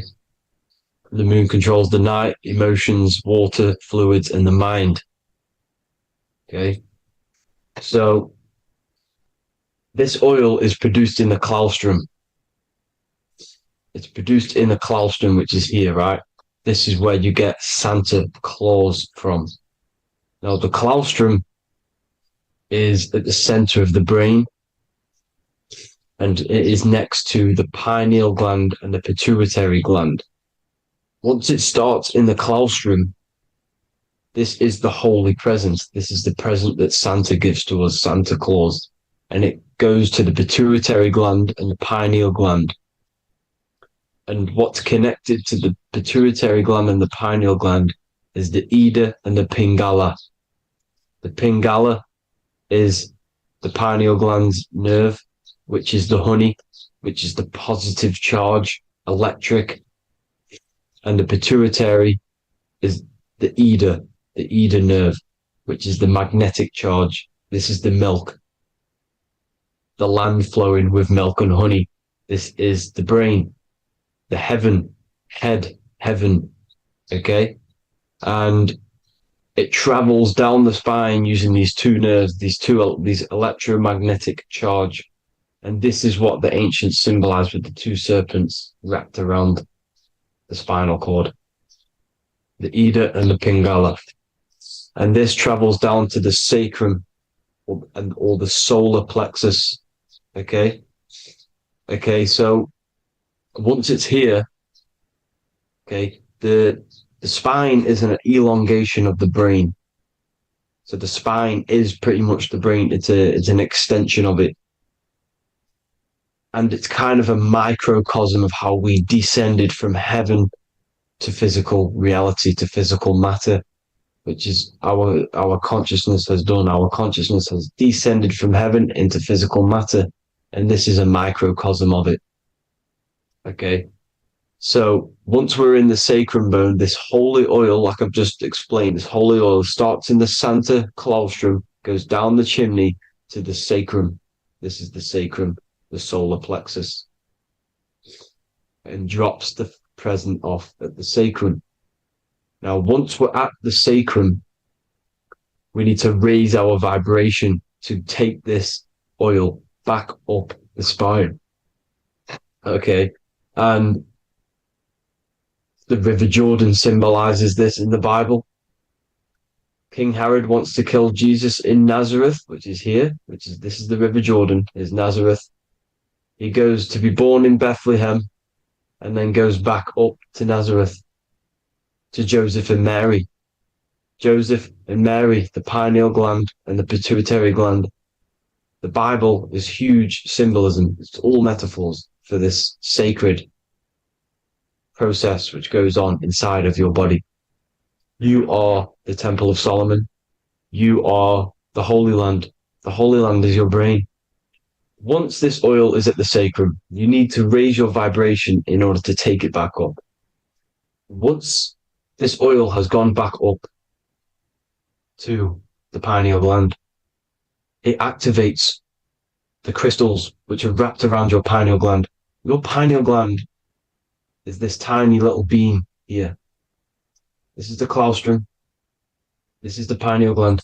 And it's wrapped in crystals. And when this oil travels back up the spine by raising your vibration, back to the upper room where Jesus met the 12 disciples, or the 12 cranial nerves in the brain, and it activates and it turns on this pineal gland. And once it's turned on, it illuminates all the cells and the nerves in your brain and turns them all on and activates the higher God man, the God consciousness, Christ consciousness. And it regenerates the whole body. This is the secret to regeneration. It regenerates all the cells in the body.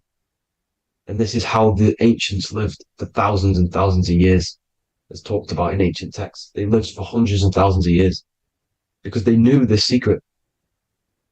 And this fluid, this brain fluid, the secretion, or the Christos in Greek, which means gold, because this is the alchemical process from turning lead to gold. Your body is the alchemical furnace. Now, the ancients knew about this center of the brain because they symboled it. This is the Eye of Ra, and it's the brain. And this is what's wrapped around our consciousness. Our consciousness isn't wrapped around the brain. The brain is built around the consciousness. We are the consciousness. You don't have a soul, you are the soul. Okay? Now, the head, heaven, hell, heel at the bottom of your foot, that's hell. Head is heaven and hell. Simple. Now, the pineal gland produces DMT, which is dimethyltryptamine, which is known as the spirit molecule. So, let's move on. Now, when this oil travels up, back, the spine, the chimney, it crucifies at the top, which is called the vagus nerve. So when it reaches here, the optic thalamus, it crosses and crucifies once it's raised back up. And this is why Jesus dies at 33. He was crucified at 33. Because you have 33 vertebrae on the back of the spine. And then it's crucified by the cross of the vagus nerve. When this oil crosses the vagus nerve, this is the crucifixion at 33. And it symbolizes the death of the physical consciousness. You then become spirit. You then become God consciousness, activating the Kundalini, regenerating the body and the mind. Okay. The Garden of Eden. You are the Garden of Eden. The land of milk and honey is upstairs. The pituitary, which is the milk, the pineal gland, which is the honey, which is DMT. It even says this in the Bible. As he brought us into the place, and he has given us this land, a land flowing with milk and honey, which is also symbolized as the sun and the moon. The Bible also says, the light of the body is the eye, not the eyes, the eye. If therefore thine eye be single, thy whole body shall be full of light. This is the activation of the pineal gland by raising this oil back up to the pineal gland, to the center of the brain. Neither shall they say, see that here, or see there, for behold, the kingdom of God is within you. So he's saying, don't look out there. Nothing is out there. It's all inside of you. Everything's inside of you. You're the universe. Now, how to raise this oil back up to the pineal gland? Every month, like I said, the moon controls the cycle. The moon controls monthly cycles.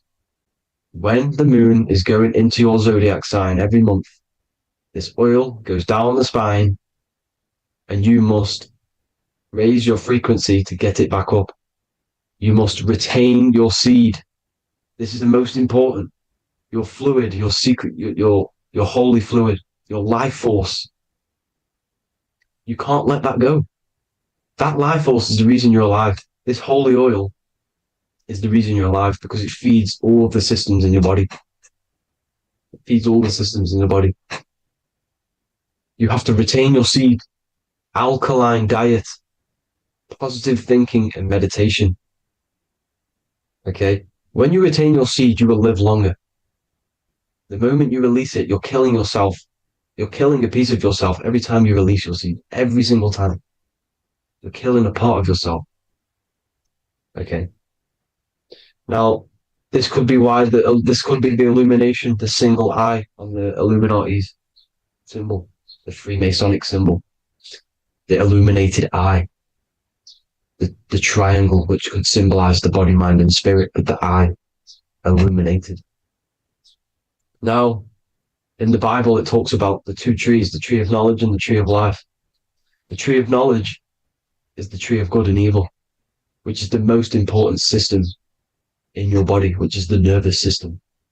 The nervous system, the most important. The tree of good and evil. And the tree of life, which is the cardiovascular system. Now, this oil, when it's released every month, feeds these two systems, and these two systems feed everything. Now, it's important you understand that. Okay? The ancients knew all of this knowledge. The Bible's telling you this knowledge.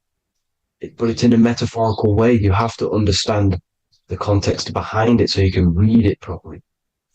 Now, eating of the tree of life, which is when it talks about in the Bible, eating from the tree of life is actually symbolizing a bad diet, ejaculation, because you're eating from these two systems. You're killing yourself with a bad diet. You're killing yourself with an ejaculation. Okay? So that's important to understand. Now, this is Jacob's ladder in the Freemasons. Jacob's ladder, which is the spinal cord, it's the stairway to heaven. And this is Jack and the Beanstalk when he goes up the beanstalk and finds the golden egg in the grey clouds. The grey clouds symbolize the grey matter in your brain. Now, the Garden of Eden talks about the 4 different rivers in Garden of Eden. As we see here, the North Pole map, the ancient North Pole map, because the center of the earth is the center of the torus field. Everything's the torus field. Atoms are torus fields. Everything's torus fields. You are the universe.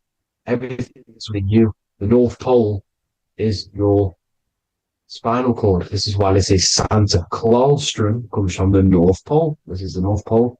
And the Santa Claustrum is the center of your brain. Now, there's 4 rivers which come from the Garden of Eden. There's the blood, the Christ oil, which is the oil we're talking about, urine, and saliva. These are the 4 sacred oil, 4 sacred fluids in your body. And these are constantly abused in today's society. These secret societies are targeting these fluids. Okay? This is why porn is free. They sexualize society through Disney. Go and look at some of the Disney movies. There's so many subliminal messages which sexualize these children because they want you sexualized. So you release your seed, which is one of the holy fluids in your body, especially your semen, your sexual energy. So important you retain this. So important because it's your life force. It keeps you alive. Okay. Now, let's recap on this. If you want to raise your oil every month, you can't just retain your seed for the month. You have to retain your seed forever. Don't just do it for a couple of days. You have to do it. It's a lifestyle. You want to become God consciousness, you got to do what it takes. It's hard in this society because this society is it's designed to kill you pretty much. It's designed to keep you in these lower states of consciousness with all the bad food, the chemicals in the food, the chemicals in the water, the sexualized TV programs, sexualized adverts, sexualized TikTok and apps, videos, subliminally stimulating you. Because that is your weakness, sex. It's your weakness. Now, you have to retain your seed, meditation, and an alkaline diet. Why alkaline? Because acidic is low vibrational. This is the color spectrum. And what's the highest vibrational color? Violet. It's the lowest, red. You have to have an alkaline body in order to raise this oil. When you drink, when you have a bad diet, when you drink alcohol, when you smoke, this destroys the oil. It destroys the oil in your sacrum, and it can't be raised again, can't be raised up. This is why it's so important. Without that oil, you don't live. That oil makes you live. It feeds everything in your body. It's crazy how we're not taught this. It's insane. But that is how you raise the oil, people. I hope you all gain some knowledge out of this video. And I hope this assists you on your journey, your spiritual journey. And please like and share this video. We need this knowledge out to the public to wake up humanity. Thank you all, people. God bless.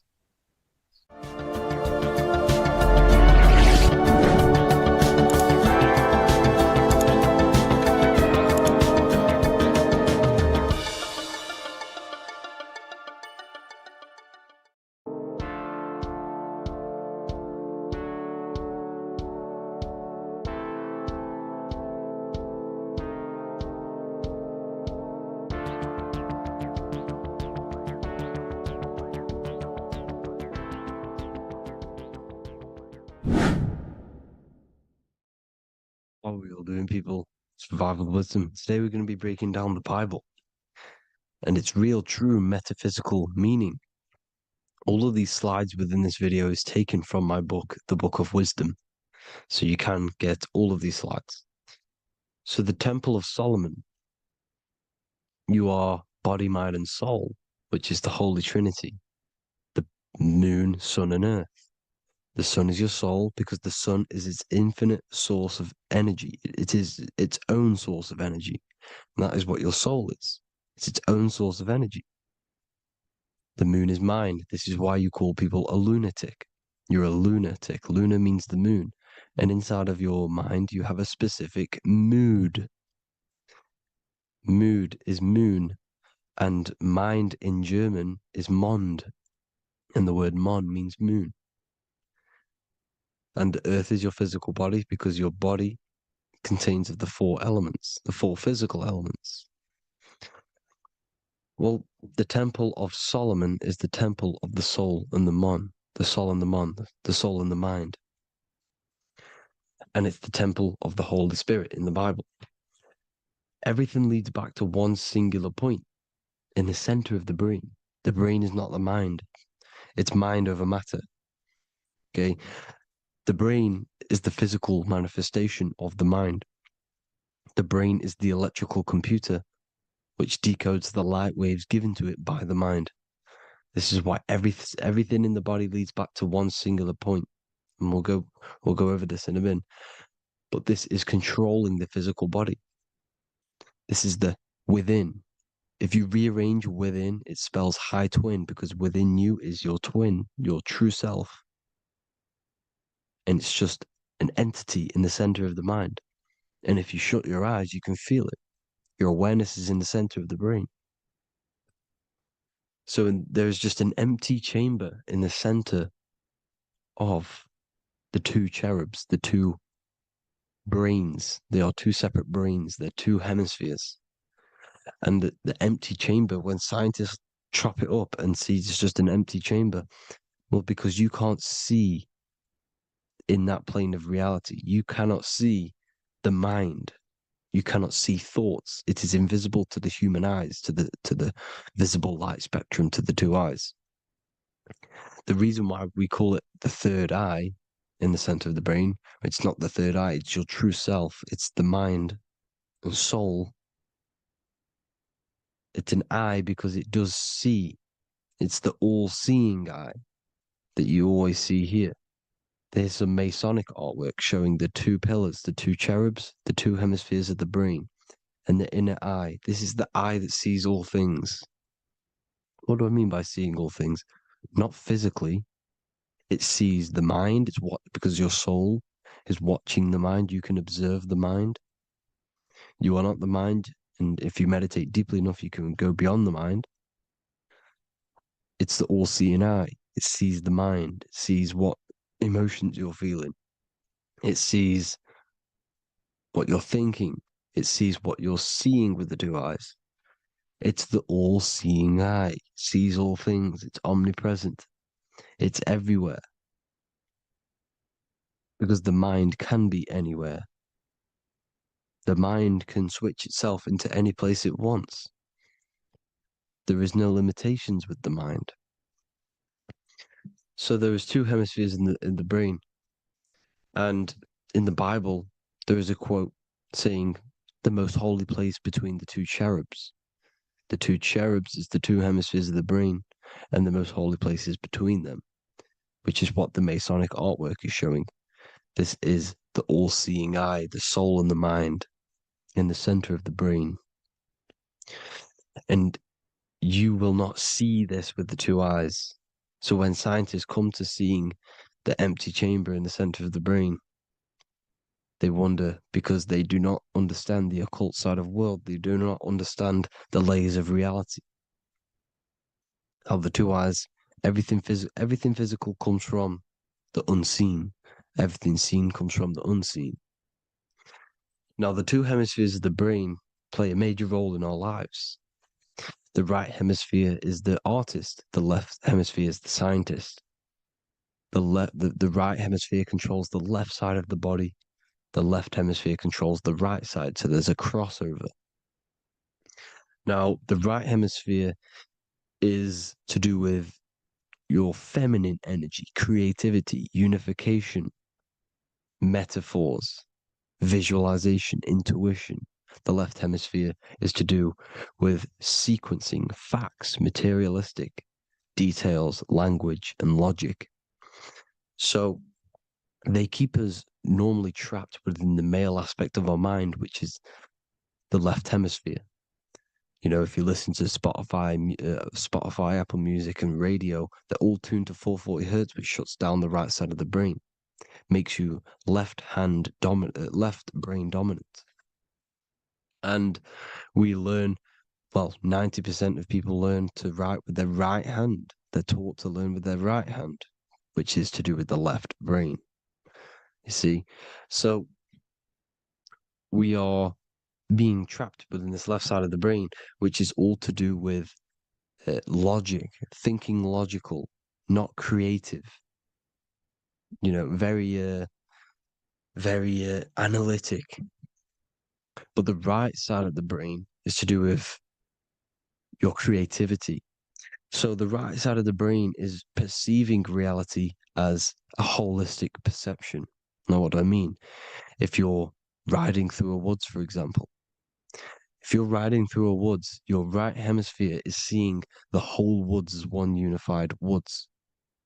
The left hemisphere's job is to break down the perception given to it by the right hemisphere and break it down into individual trees.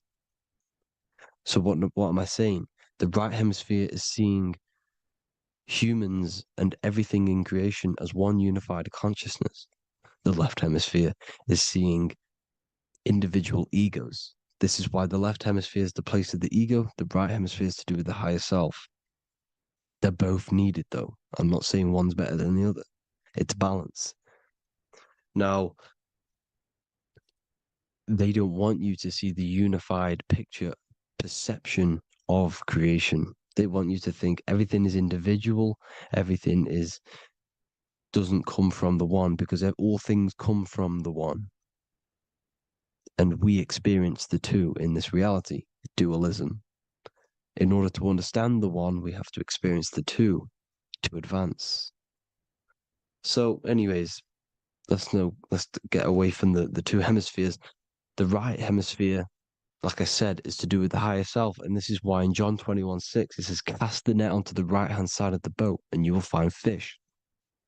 Meaning, cast your energy, cast your perception into the right hemisphere of the brain, and you will find God, unification, and higher self. You will see things from a unified perspective. How we are all one, because we are all the same consciousness. The same spark that is in me is in you. This is why I am you and you are me. We are all the all-seeing eyes of God, just split up into individual bodies. We are all made up of the same essence, consciousness. And that consciousness, that mind and soul, is in the center of the brain. You are just in different avatars. And until we see this, we'll forever be divided and conquered. Until we figure this out as a collective consciousness, we will forever be divided and conquered and ruled over. This is why the Bible says, ye are gods. You are the sons of the Most High, because we are. We are the Word made flesh. We are God made flesh. Mark 16:19. So then after the Lord had spoken unto them, he was received up into heaven, head is heaven, H-E-A, and sat on the right hand of God. God is the consciousness in the center of the brain. Heaven is the head, and the right hand of God is the right hemisphere of the brain, meaning he sees things in unification, creativity, intuition, the higher mind, the higher brain. When Moses crosses the Red Sea is the corpus callosum, moving from the left to the right hemisphere of the brain to see unified perception of reality. Head, H-E-A, heaven, same root word. This is why the ancients always depict God in the center of the brain. Here you see ancient Christian artwork showing God in the center of the brain, the light. Here you see it here. Here you see Ganesh, an Indian god, which is the brain. Here you see the Father, the Son, and the Holy Spirit in the dome, the brain. This is the brain, because you are God made flesh. That's what consciousness is. The upper room where Jesus meets the 12 disciples. It's the upper brain on the upper room. The upper room is the chamber, the empty chamber in the center of the brain. That's the room. And the 12 disciples are the 12 cranial nerves in the brain, which pretty much rule the body, all the cranial nerves.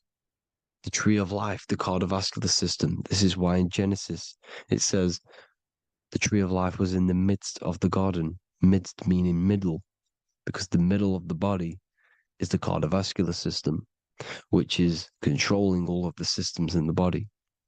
The tree of knowledge of good and evil is the nervous system. It's the spine and brain. This is what's detecting good and evil. The brain is the electrical computer with the left and the right hemisphere, decoding the dualistic world, decoding the light waves given to it by the external world. It is an electromagnetic computer. It is artificial intelligence. It is very intelligent, the brain and the nervous system, the human body as a whole.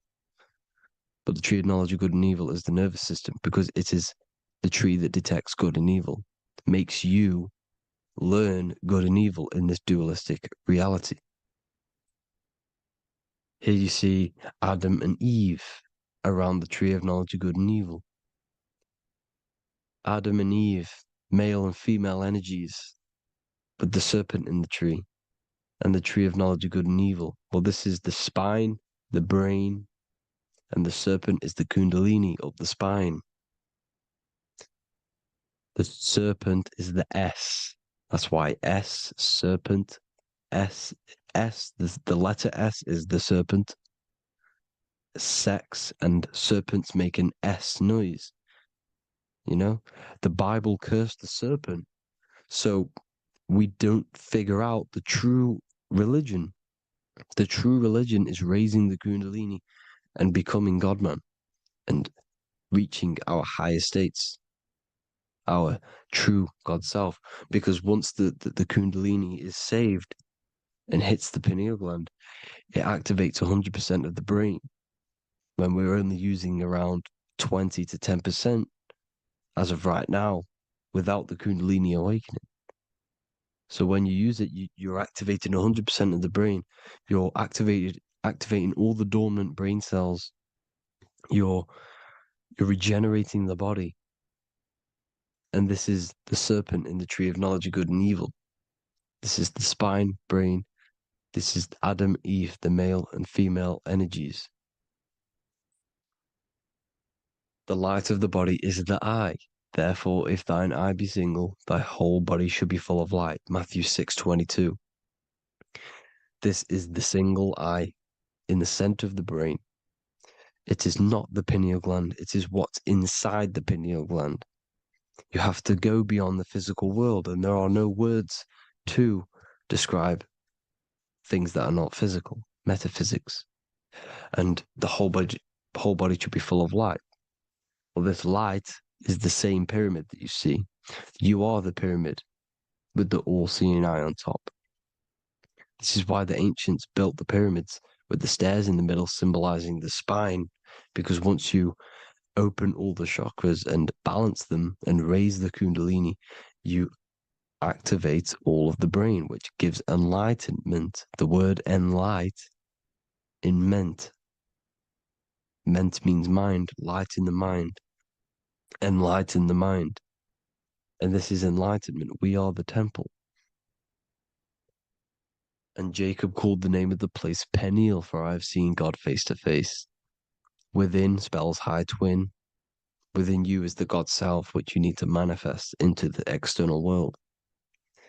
And he's seen God in Peniel, the consciousness. He's seen his true self consciousness in the pineal gland. Genesis 28:10, Jacob's ladder. Jacob, he took a rock there and laid his head on it to sleep. Jacob had a dream. He dreamed there was a ladder that was on the ground and reached up into heaven. Head is heaven.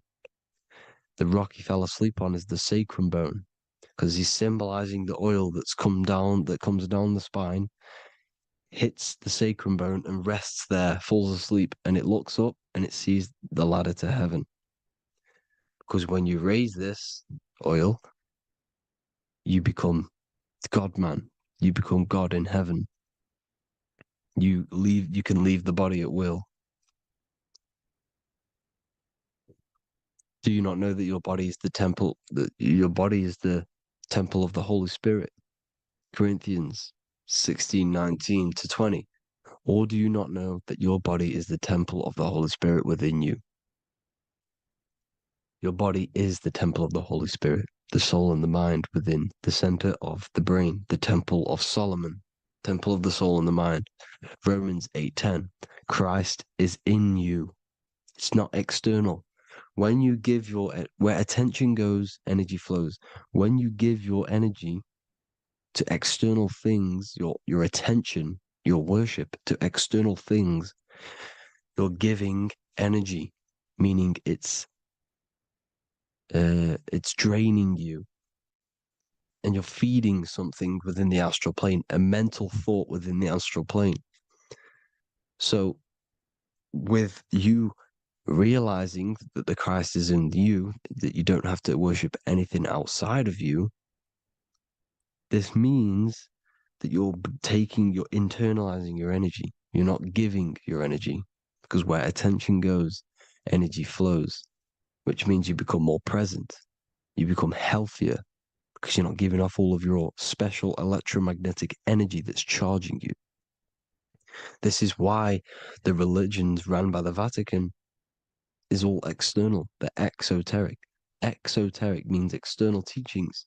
The esoteric is the internal, the hidden teachings. In Psalms 82, I have said, ye are gods, and all of you are children of the Most High, because we are the Most High, split up into individual bodies. That's what consciousness is. Consciousness is the Most High, and we have to raise ourselves to the Most High. Brahma, Vishnu, Shiva, the Father, the Son, and the Holy Spirit. Why is it always a trio? It's a trio because it symbolizes us, the soul, mind, and body. The mind is the bridge for the soul to be in the body. What is the soul? It's the life force. It's the watcher. It's the all-seeing eye. The soul sees into different realities, and it gives life to the body of every reality it goes in. This is why you always see light around the all-seeing eye, because it is the energy, the life force, the light, life, L-I. Life is light, and it's the eye because it sees into the different realities. It sees into the dream world. When you're going to sleep at night and you dream, it's not a dream. It's another reality. You're a multi-dimensional creature. We live in a multiverse. There's infinite amount of yous. And there is a version of you which is the highest self in a reality somewhere. And this eye has the ability to switch realities, which is exactly what astral travel is. Astral travel is the ability to switch reality beyond the 3D construct of this world. The Father, the Son, and the Holy Spirit, Brahma, Vishnu, Shiva. Brahma, the soul, inhabits different bodies. This is why they have different heads. Vishnu, the mind, symbolizing gnosis, meaning knowledge. This is the serpent. The serpent symbolized knowledge. Shiva, the body. Father, the Son, and the Holy Spirit. The bird, the soul, because the bird symbolizes the soul. This is why you have here the Egyptians showing you the soul leaving the body. Here you see here with the twin head, the same head, and it's a bird. This is the soul self. This is the ego self. The Egyptians knew this. They knew all of this. Of course they did. Now, the whole story of Jesus is all metaphorical for the process which goes on within your body. Your neck and head is the Holy Grail, which the sun and the moon creates. Sorry, the sun and the moon creates the fluid within the Holy Grail, the brain, the skull. And the moon creates the milk. Sorry, the moon makes the milk. The sun makes the honey, the land flowing with milk and honey in the Bible. The land flowing with milk and honey is the center of the brain in the Holy Grail. Here you see the Masonic artwork showing you the sun and the moon creating the fluid in the spine. Here's the serpent. Serpent symbolizing the two Kundalini channels, the Ida Pingala up the spine.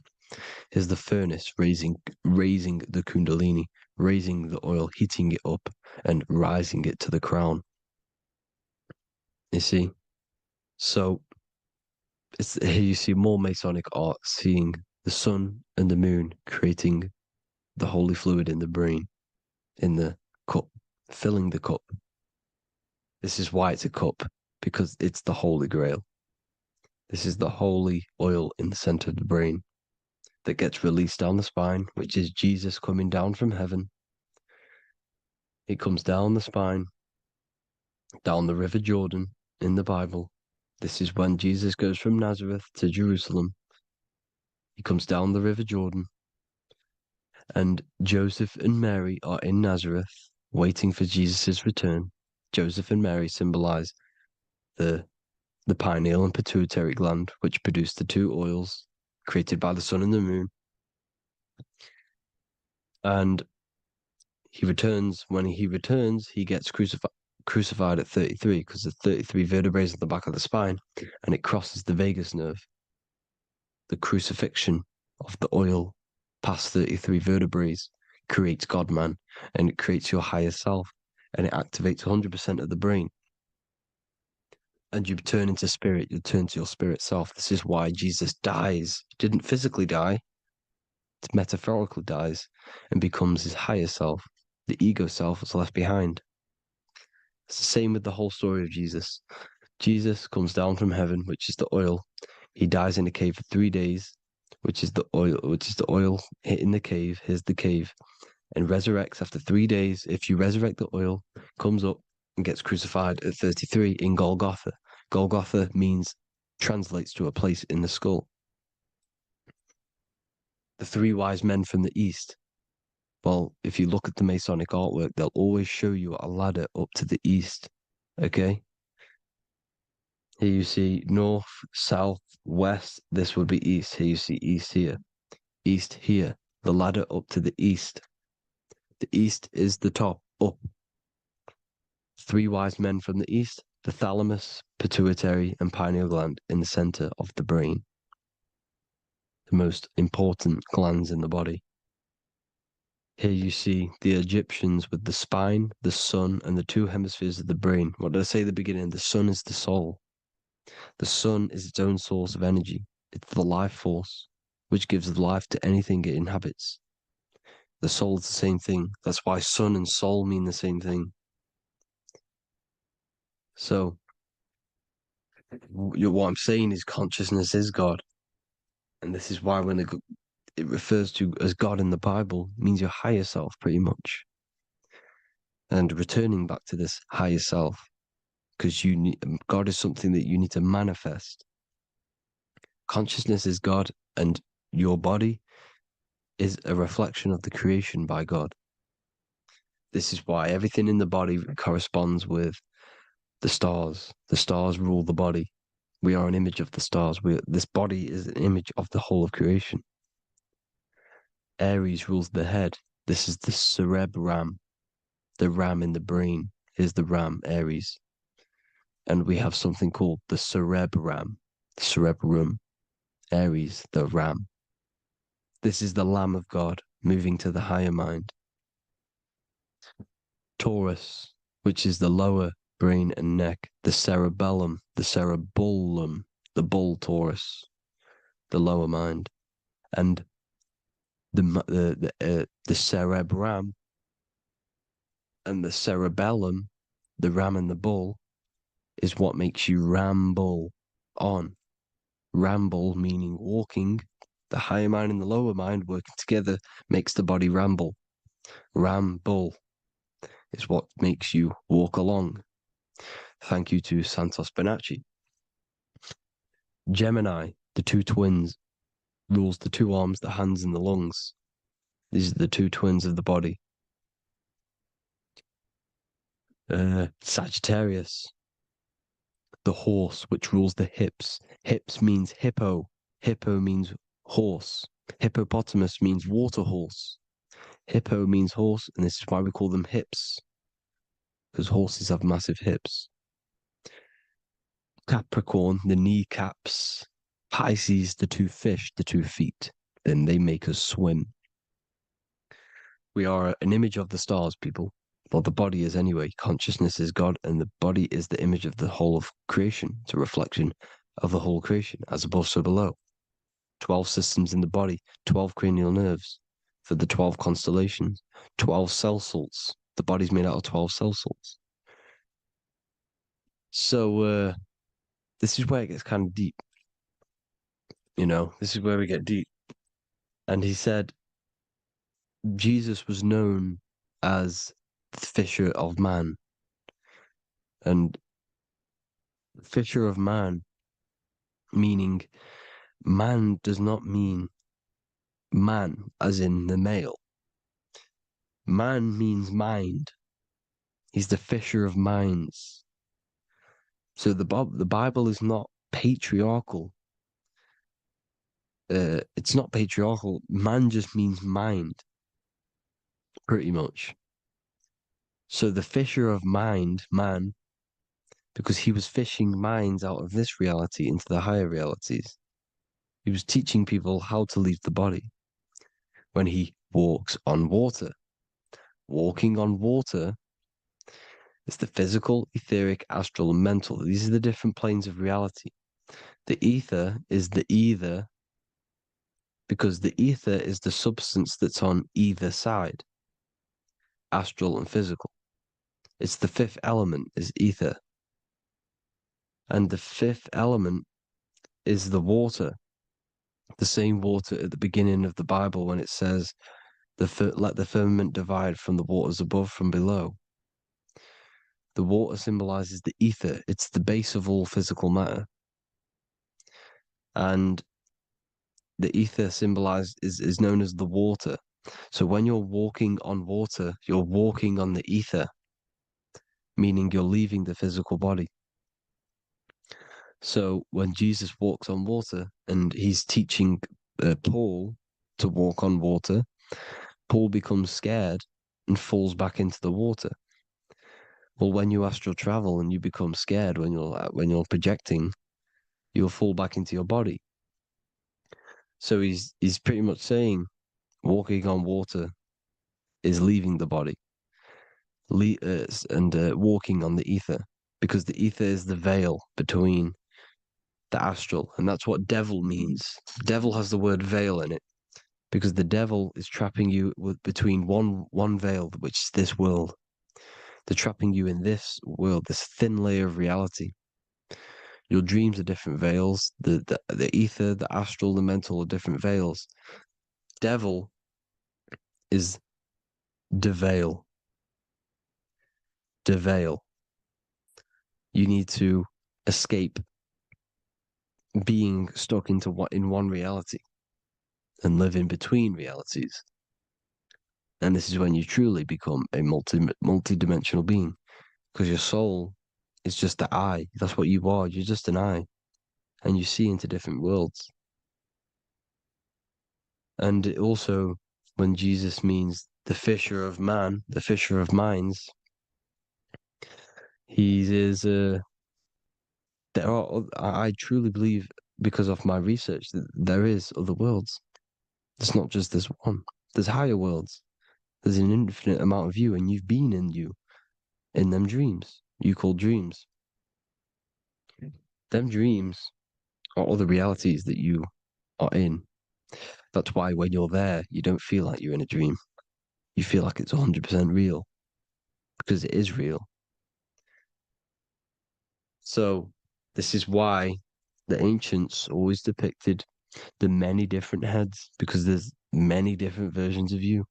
And this I, the soul, the watcher, is switching itself into different bodies at all times. Well, when you sleep, when you astral project. And this is what the ancients were doing. They understood the multiverse, and they could switch bodies at will. And this is what the 7 seals are in the Bible, also known as the 7 chakras. These are literally portals within us to these different worlds. We're in the heart at the moment. Earth rearranged spells heart, meaning middle. This is where good and evil exist. It's the middle point, the midpoint of realities. So, I hope you all enjoyed the video. All of this knowledge that I've give you in this video is inside of my book, the Book of Wisdom. The Book of Wisdom gets updated every single month with new pages. It's a one-time payment for a lifetime worth of research and knowledge by me. So if you do want to get it, the link will be in the description. But I hope you will gain some amazing insight. Please like, comment, and share to help the algorithm, and drop a subscription. And for more lectures, every 2 days, I drop lectures and knowledge within the Patreon. If you want to support the channel, join the Patreon. Everything's in the description, because we are not monetized on YouTube. Thank you all. Have an amazing day.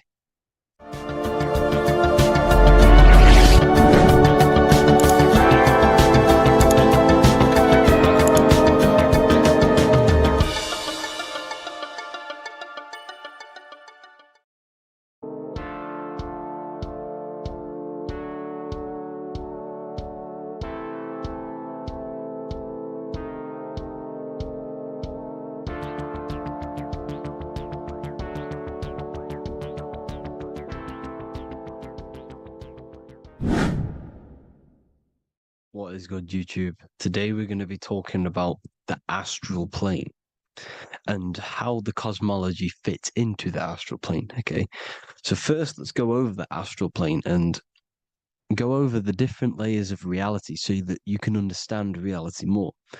You are a multi-dimensional being. You are not in these, you are in all of these realities at the same time. They all interweave into one big reality. But there are different planes. They are different vibrational dimensions. There are different dimensions of reality. The mind is the root cause of reality. We're living in the mind of God. Everything is being thought into existence from the root cause, from the universal mind. This is why the ancient Egyptians said, all is mind. We're living in the mind of God. And we are a microcosm of this mind. This is why we all have the same mind. This mind is the world of thoughts.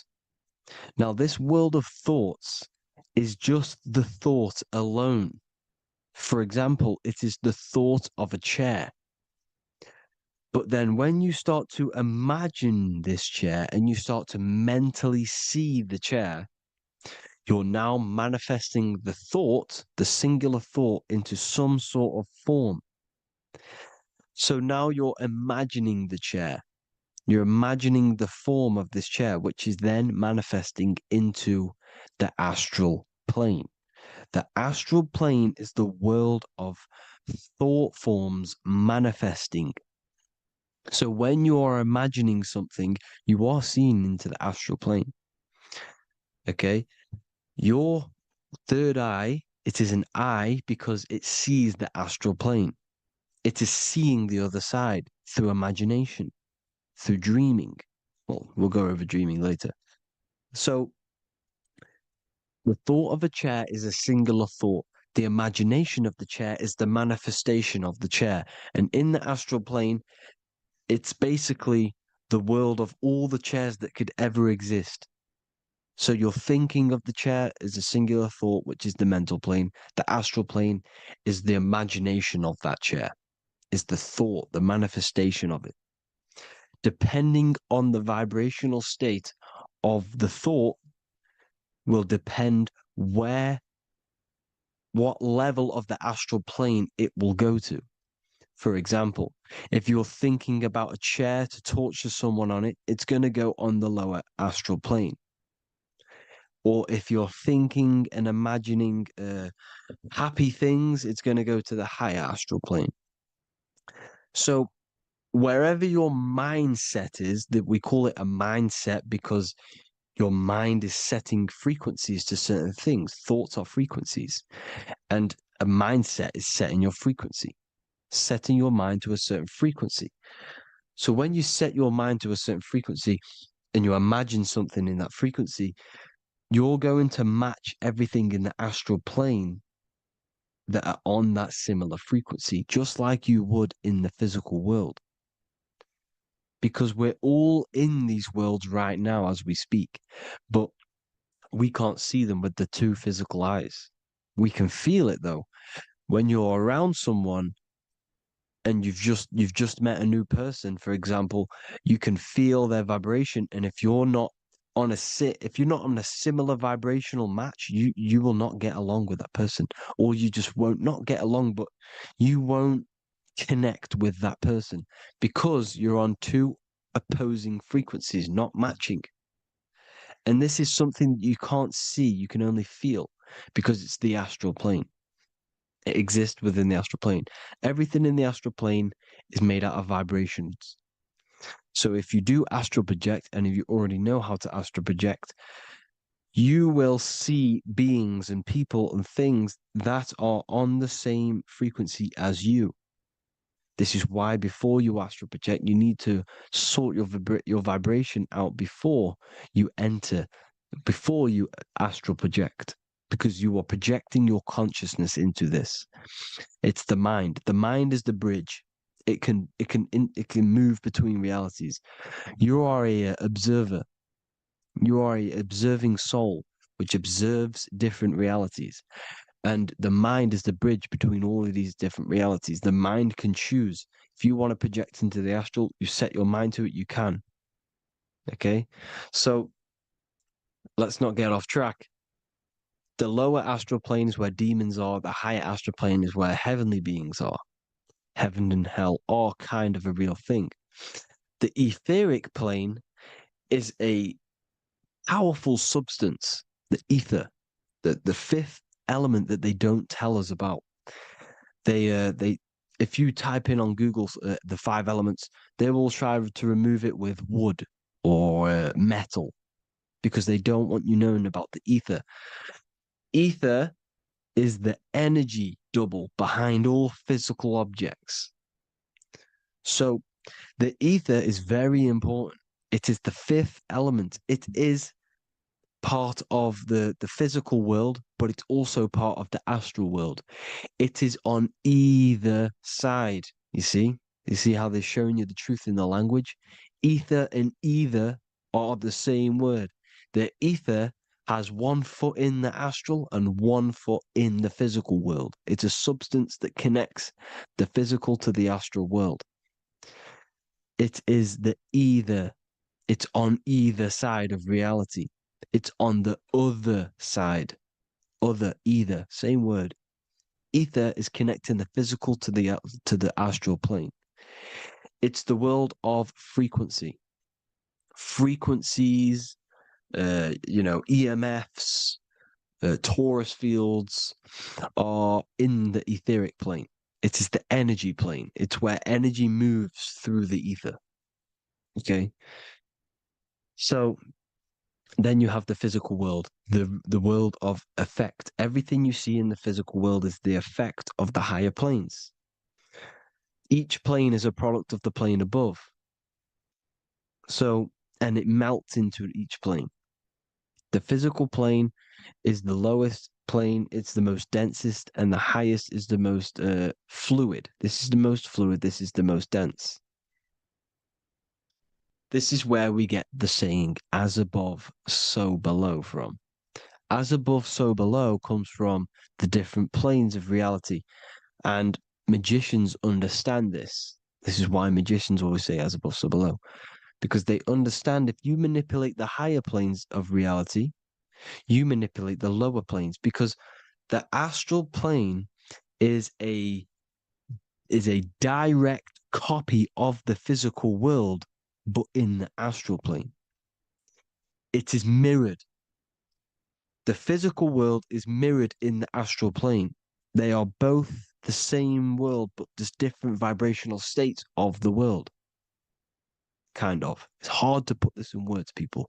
So just try and understand. The astral plane is the double.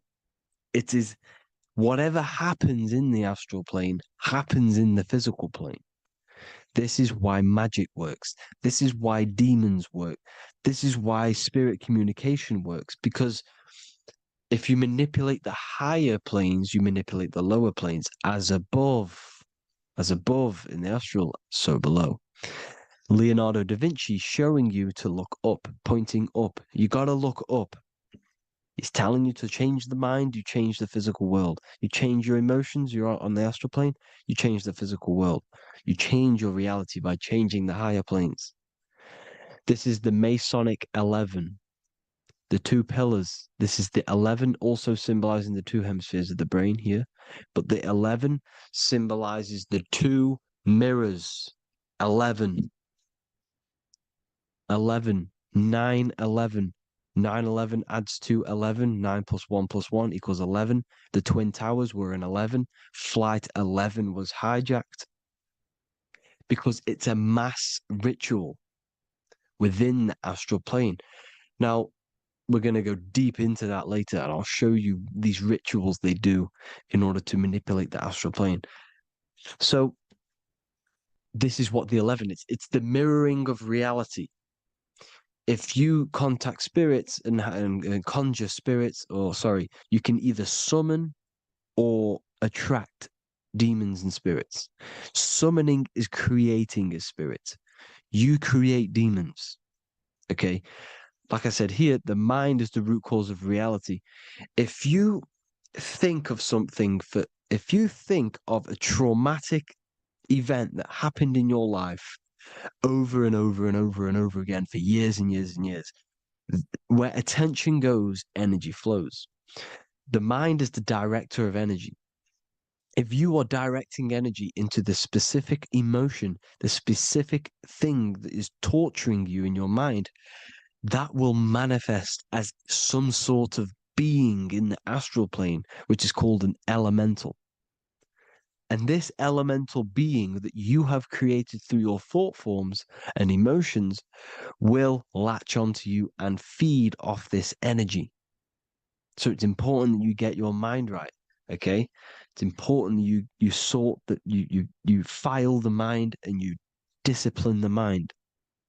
Make sure it's only entertaining positive things, because you are quite literally creating your own demons.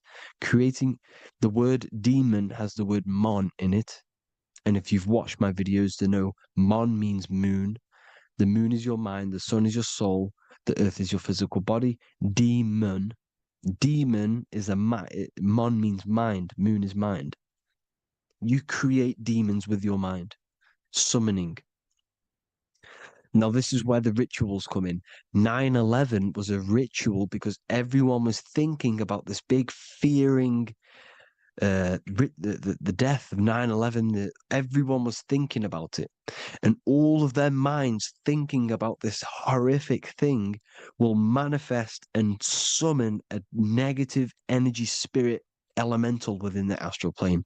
That's how all of this works. This is why it was a mass ritual. Okay, Chris Brown, new album name 11/11, release date on the 11/11. This will be my 11th album and contain 11 songs. All of these people know the occult. This is Hermes Trismegistus with the star of Saturn, the six-pointed star, as above, so below. The mirroring of reality, physical and astral. The two Masonic pillars. So as above, so below. What's above us? The stars. The stars are connected to the astral plane. This is why we call them stargates. When we dream, we are experiencing these different realities. And what are stars? They tell in the Bible, it says Genesis 1:14. And God said, "Let there be lights in the firmament of the heaven to divide the day from the night, and let them be for signs." Signs translates to things to come. Why things to come? The stars tell the future. Why? And why do we say as above, so below? As above us is the astral plane and the etheric plane. As above, so below. Whatever happens in the stars happens on Earth. The stars are connected to the astral plane. Above us is the astral plane. We are a star in a physical body. This is why we say Mr., sister, stir equals star. The E and the A are interchangeable.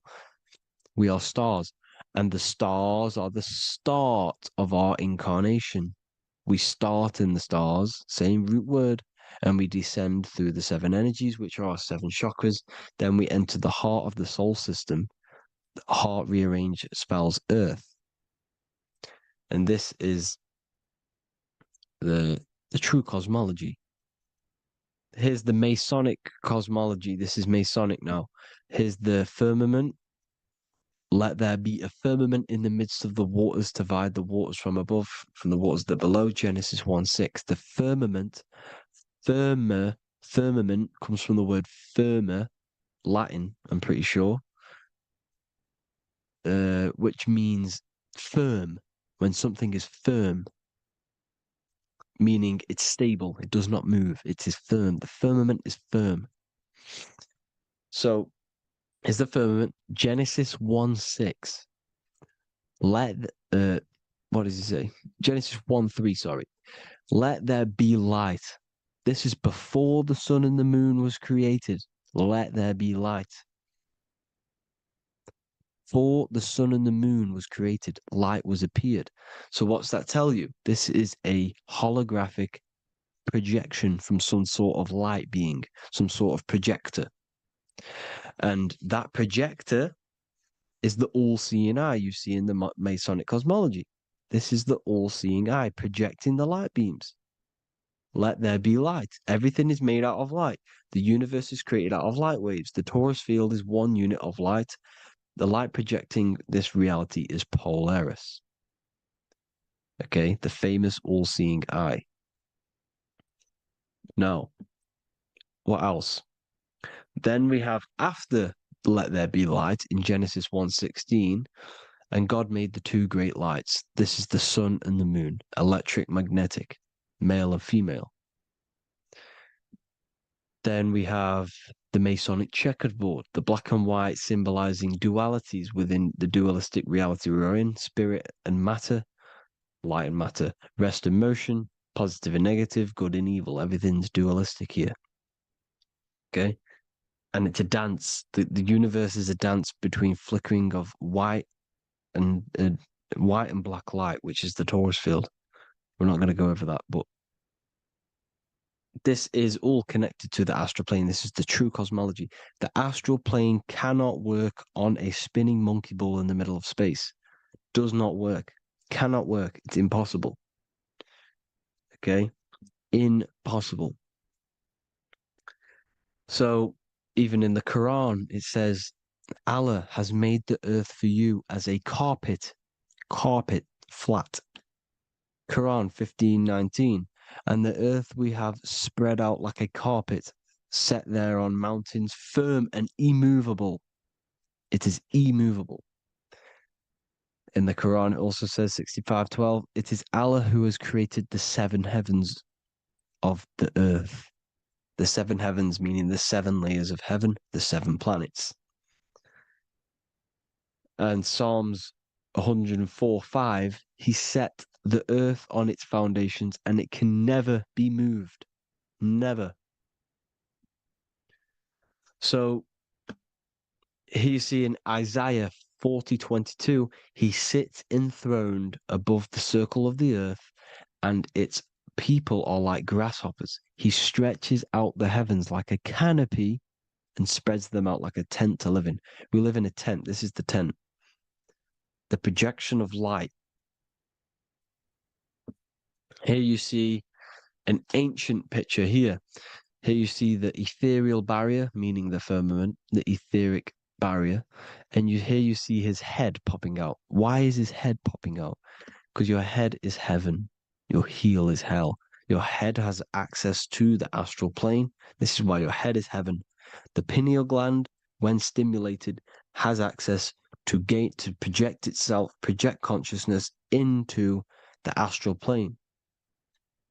Here you see another ancient picture here with the Masonic Royal Arch, with the zodiac here, the zodiac on the top, arching, because there's a firmament above us. Here's God in the brain. Consciousness is God. Here you see the Masonic Royal Arch, symbolizing the firmament.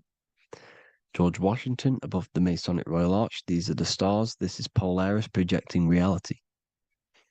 Here's ancient churches with the dome. Polaris projecting reality with Jesus. Disney World is under the dome. The seven layers of heaven, ancient paintings, all depict if you go and look at the ancient paintings, they'll all depict the firmament, the arch above us. This is where we get interesting.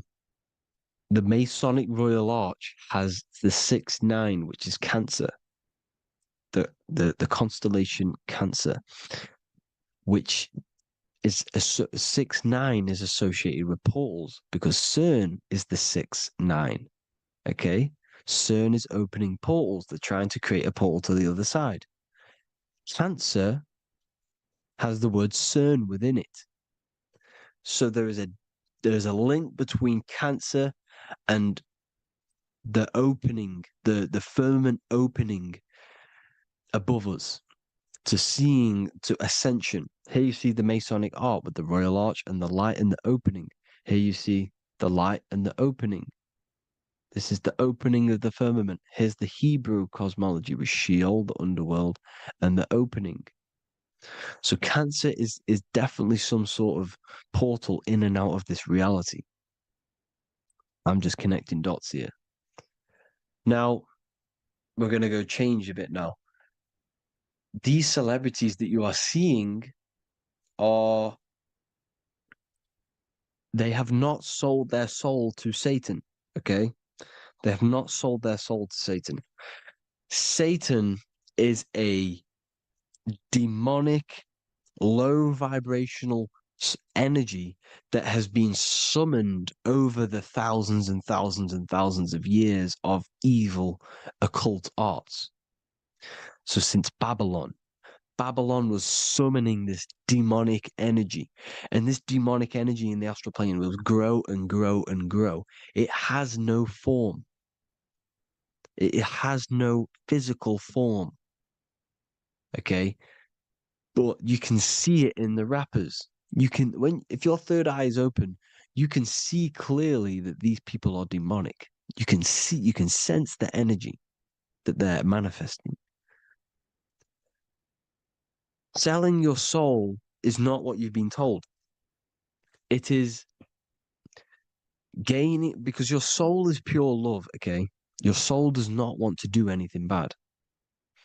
So when you sell your soul, you're gaining physical gain. You're gaining physical wealth, for example, like for these rappers. They will be given millions of pounds because the people in control of the music industry, which is the dark occultists trying to brainwash the masses, the people in charge, they're dark occultists. They understand Satan and the energy. They are satanic energy, which has been summoned in the astral plane.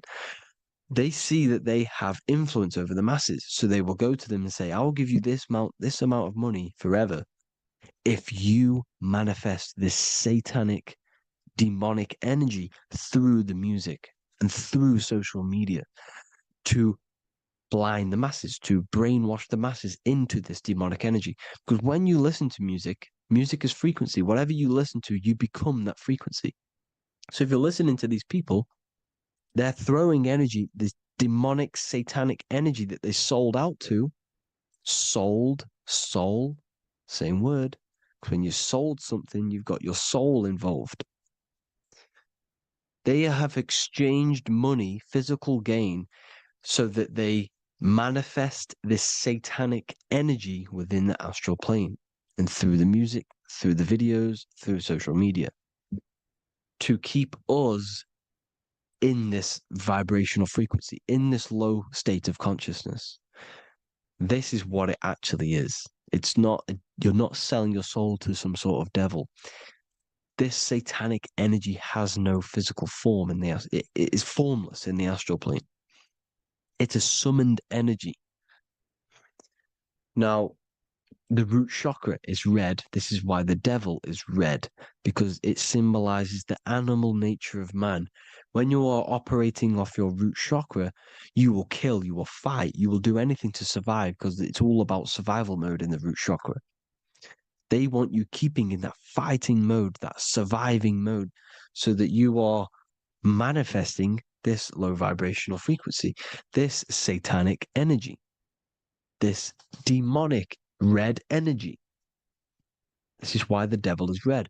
And the devil has a tail with the red arrow pointing down because it symbolizes your light body. This is your Merkaba. Your Merkaba is your light body. Mer equals light, Ka equals spirit, Ba equals body. Merkaba, this is the devil's tail pointing down, the descension, your heel, up to your heel, hell. Ascension to heaven, head. You see, this is the all-seeing eye with the illumination coming off it, your head, when you're illuminated. The Merkaba is your celestial sphere to portray different planes of reality. It is the vehicle of ascension. It's your light body. It's in the word Kabbalah, Kabbalah, Ka, spirit, Ba, body, La, light. Same thing, Kabbalah, Merkaba. Same thing. It's all about the light body. This light body sees different realities. So when you see the goat in the music industry, it's this satanic summoned energy that's been summoning for thousands of years within the astral plane. When it becomes to the physical plane, it will manifest through different things. A goat, an owl, Satan, Moloch, Baal, same deity, same demonic energy that's been summoning in the astral plane. And this is why the Baphomet has a goat head. Drake's new album is the goat. The Polo G, the Masonic G, with the goat. And here's Rilo Rodriguez in the mirror with the goat in the mirror and him in his physical body.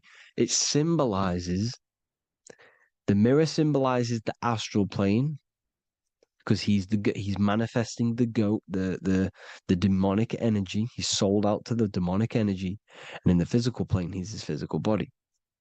The mirroring, the Masonic 11, the mirroring of reality, the astral and the physical. And what do you call them when they're an amazing rapper, the best rapper? You call them the goat, because you're the goat because you're manifesting the goat energy, this satanic, demonic energy within the astral plane. So Baal, Moloch, all the same thing. Because in the astral plane, if you want to gain spirits to come to you and communicate you in the physical world, if you want to communicate with spirits, you have to gain their attention. You can either gain their attention or come together and agree to create some sort of being, which is Satan. Okay. You can, like I said earlier, you can create these beings, you can summon them or attract them. One way to attract them is sacrificing. In order for you to become God, man, to turn to God, you have to sacrifice your life. You have to sacrifice, not drinking, not doing things, not doing anything demonic, not doing anything bad, not eating meat. You have to sacrifice yourself to become the light. However, if you want quick, instant gains in the physical world, you can sacrifice something else to communicate with these spirits, because these demonic energies feed off demonic energy, your demonic energy. So these dark occultists will give away babies, they will sacrifice, torture babies so that they gain, so that they can communicate with these spirits for physical exchange. Yes, you can do this. These powerful spirits, these powerful demons can give you powers. They can give you certain things. And this is what they are doing. They're summoning and attracting these demonic energy. This is why, trafficking is one of the most, Balenciaga. Baal is the demonic energy in the astral plane, which requires child sacrifice for his presence. Balenciaga, and they were trafficking children. They were trafficking, killing them, and offering them to the spirits. This is what they are doing. Balenciaga. It's in the name. Here you can see here a stick man with two horns. The goat, obviously, it's all the same deity. Baal, the goat, Moloch. Here's Moloch, the owl, the Egyptian owl, because it comes from the owl of Moloch, which is Baal, which is Satan, all the same demonic energy. And it's on the dollar bill, a tiny dollar bill, on the $1 bill. All the same thing. Bohemian Grove, they worship the big owl, Moloch. It's all the same thing. It's all one big demonic energy which has been summoning in the astral plane.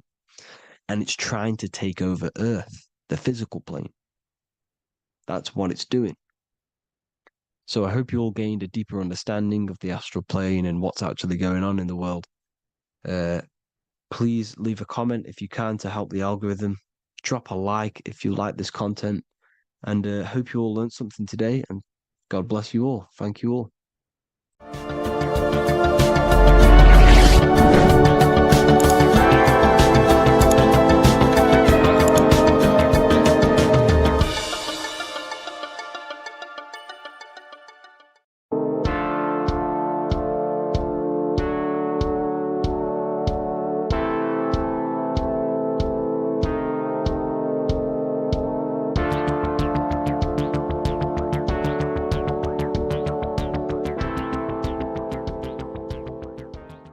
Welcome back everyone to another video. Today we're going to cover everything that you need to know about the mind, starting with the two aspects of the mind, the conscious and the subconscious. The male aspect of your mind is the conscious. This is the 10% of your mind. The conscious part of your mind is only aware of everything around you, your vision, your sight, your smell, your taste, your hearing, and your current state of emotion and thought. Every thought that you consciously think about has an emotion directly attached to it. That emotion is then impressed onto the subconscious part of the mind. The subconscious part of the mind is the female aspect of your mind. It is also a whopping 90% of your mind. Subconscious mind is controlling all of the subconscious processes which happen within your body. For example, your subconscious mind is controlling your heartbeat, your digestion of food, and all of the things that you do not have to tell the body to do. It is the hidden part of our mind which is controlling all of the hidden things. The subconscious mind is like a recording supercomputer. Everything that you have experienced in your life is all recorded and stored within the subconscious mind. One of the most important things about your subconscious mind is that it stores your mental programs. Everything in the subconscious mind manifests into behavior and actions within the body. Your daily basis routine and habits are all mental programs within your subconscious mind. These mental programs are created by mainly two ways. 1, repetition, and 2, emotional impact. The repetition is fairly simple to understand. The more you do something, the more it impresses onto your subconscious mind and becomes a program. That program will then manifest into your behavior. However, with the emotional programs, they work a bit different. The stronger that you feel an emotion, the stronger it is impressed onto the subconscious mind. And then that emotion becomes a program.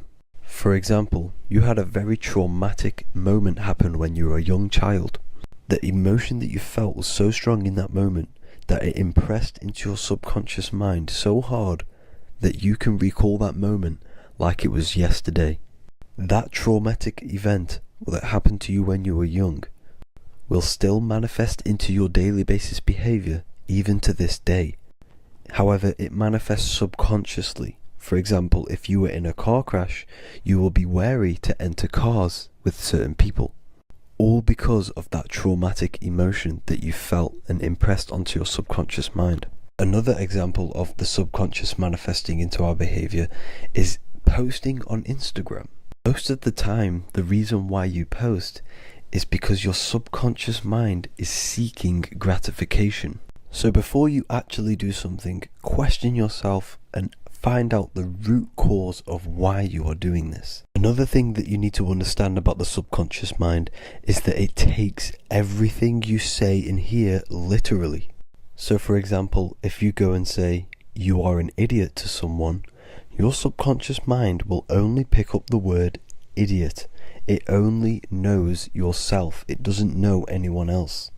You are casting a spell on yourself just by saying that to someone else. This is why the golden rule is to treat others like you'd like to be treated. Now, you can rewrite these programs which are already in your subconscious mind. However, it does take consistency. You have to change these programs which have been running for years. And by changing these programs, you change your behavior, because these programs manifest into your behavior.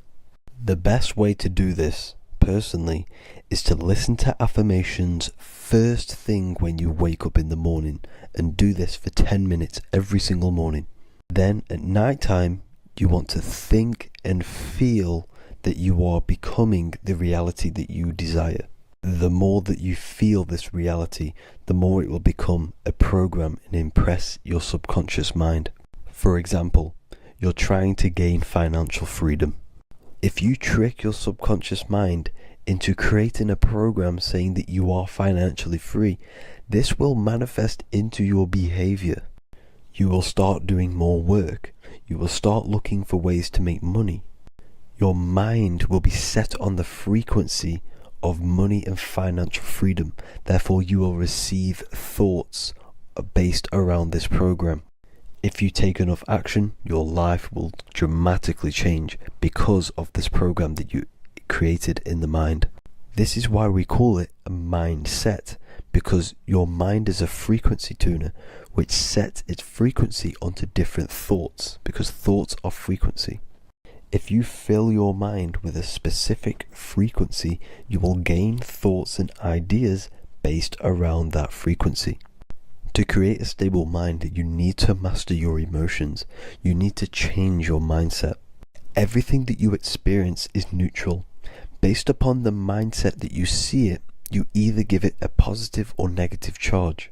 By understanding this deeply, you will then control your emotions. I hope you gained some wisdom and enjoyed this video.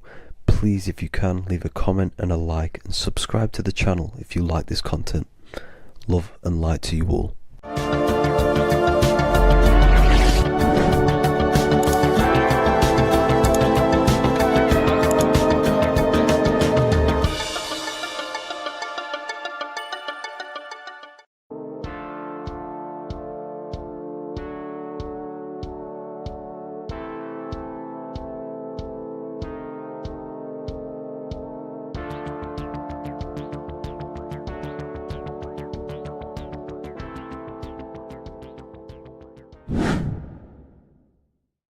What is good, people? It's Revival of Wisdom. Today we're going to be talking about Saturn.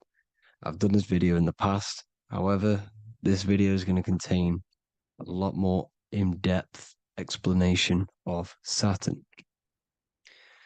So the 33rd degree Mason, Manly P. Hall, said, Saturn is the key to crystallization, physical matter. Light is matter, matter is light. They are interchangeable. Low vibrating light turns into matter, high vibrating matter turns into light. And Saturn is the god of this world, this physical world. He crystallizes light into matter. This is symbolized as the Masonic checkered board, matter and spirit, matter and light, light and matter. He's also the god of time, destruction, justice. He creates and destroys, because all things in time die. He creates and destroys you. So, because we live in this physical world, which is the electric world, this is why we say electricity, because it comes from the root word of El, Saturn. They used to call Saturn El, E-L. This is why we used to say Elohim is God. The real God of this world is Saturn, but it's being hid. This is being hid. Jesus is Saturn. All of this is Saturn. It's all Saturn worship. It's the real God of this world, So, physical matter is a result of two opposing forces equalized on the plane of inertia, because everything is created out of electromagnetic toroidal fields. And these two poles equalize on the plane of inertia, which gives you planet Earth, plane of inertia. The plane of inertia is what Saturn is. It's the ring around the center of the plane of inertia. Thank you to Walter Russell saying, physical matter is a result of two opposing forces on the plane of inertia. This is what Walter Russell says, so please check out his work. He's got many books, many books on light and electromagnetism and stuff like that. So I advise you to check him out. So the torus field gives you the binary code 0 and 1, the female vagina and the male phallus. This is the code for this world. Saturn crystallizes physical matter. Now Saturn is the most outermost layer of the 7 layers of heaven, where it says in the Quran, it says, Allah, it is He who created the 7 layers of heaven. Saturn is the outermost layer. He's the top. He's the most high. So when we say the most high, we're referring to Saturn. He's the most high before the firmament, before the stars. So Saturn is the god of this world. He's the Lord of the Rings. He wears the crown. The crown is the rings. Crown, Chronos. So the planets are luminaries. They are lights. They are beings. They are energy, conscious energy. And we're in the heart of the solar system. Saturn is the outermost layer. He is the one of this world. He's the god of this world. Now, on the North Pole of Saturn, you have the hexagon. Add up all the sides. It creates the 6-pointed star. Or it can be created as a cube. The cube is very important. The 6-pointed star is very important. 6 points, 6 triangles, 6 side, 6, 6, 6. Black cube adds up to 6 in gematria. Now, what did I say in the beginning? Saturn crystallizes the physical world. He creates physical things out of light. You are a light being. This is why we say human. Hue means the light spectrum. Hue, man, we are light manifested into physical forms, human.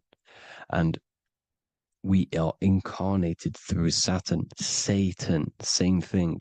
The number of the beast is 666, and the 666 comes from the 6 points, 6 triangles, 6 sides of Saturn, 666. We are all known as carbon-based life forms. Carbon, the atomic structure of carbon, is 666, 6 protons, 6 electrons, 6 neutrons. We are materialized into our physical bodies through Saturn, through the number of the beast.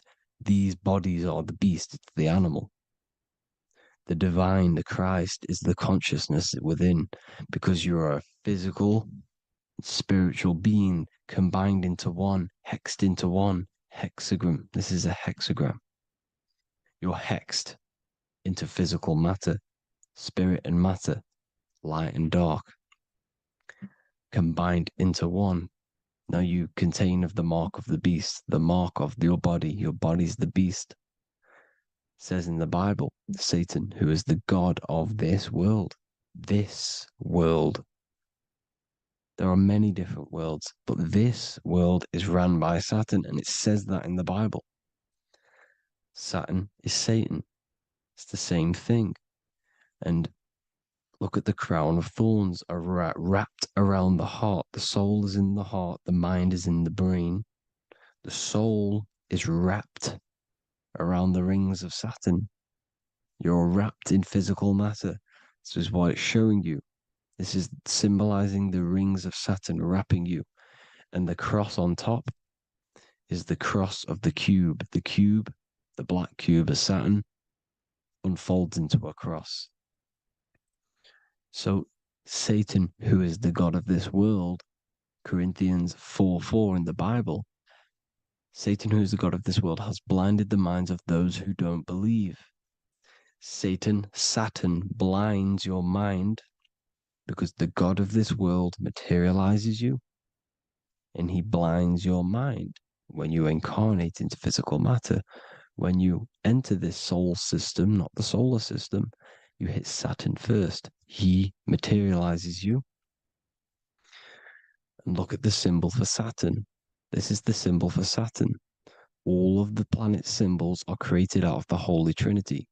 The Earth, Moon, and Sun. Body, mind, and soul. The Sun is your soul, the Moon is your mind, the Earth is your body. Your body's made out of the 5 elements. The Sun is your soul because the Sun is life force. Gives life to everything. Your Sun is a soul. Your soul is the sun of your body. The Moon is the mind. The Moon is the moon of your body, the mind of your body. Intelligence. So all of the symbols of the planets are created out of these. The Saturn symbol is created out of the Earth cross, matter, and the Moon crescent, moon, mind, matter over mind. This is why Satan, who is the god of this world, has blinded the minds of those who don't believe. He blinds your mind. Look at the symbol, it's showing you. The Saturn symbol is matter over mind when it should be mind over matter. So we descend into a soul system, into our 666 Saturn carbon suit bodies, and we are matter over mind. Then we have to move up the spine to go back up to spirit, to mind over matter, where you manipulate your own reality. Now look at this. It creates the number 5. 5 is the number of change. You're moving from this side of the number sequence over to the right side. You're moving from the spiritual into the physical world.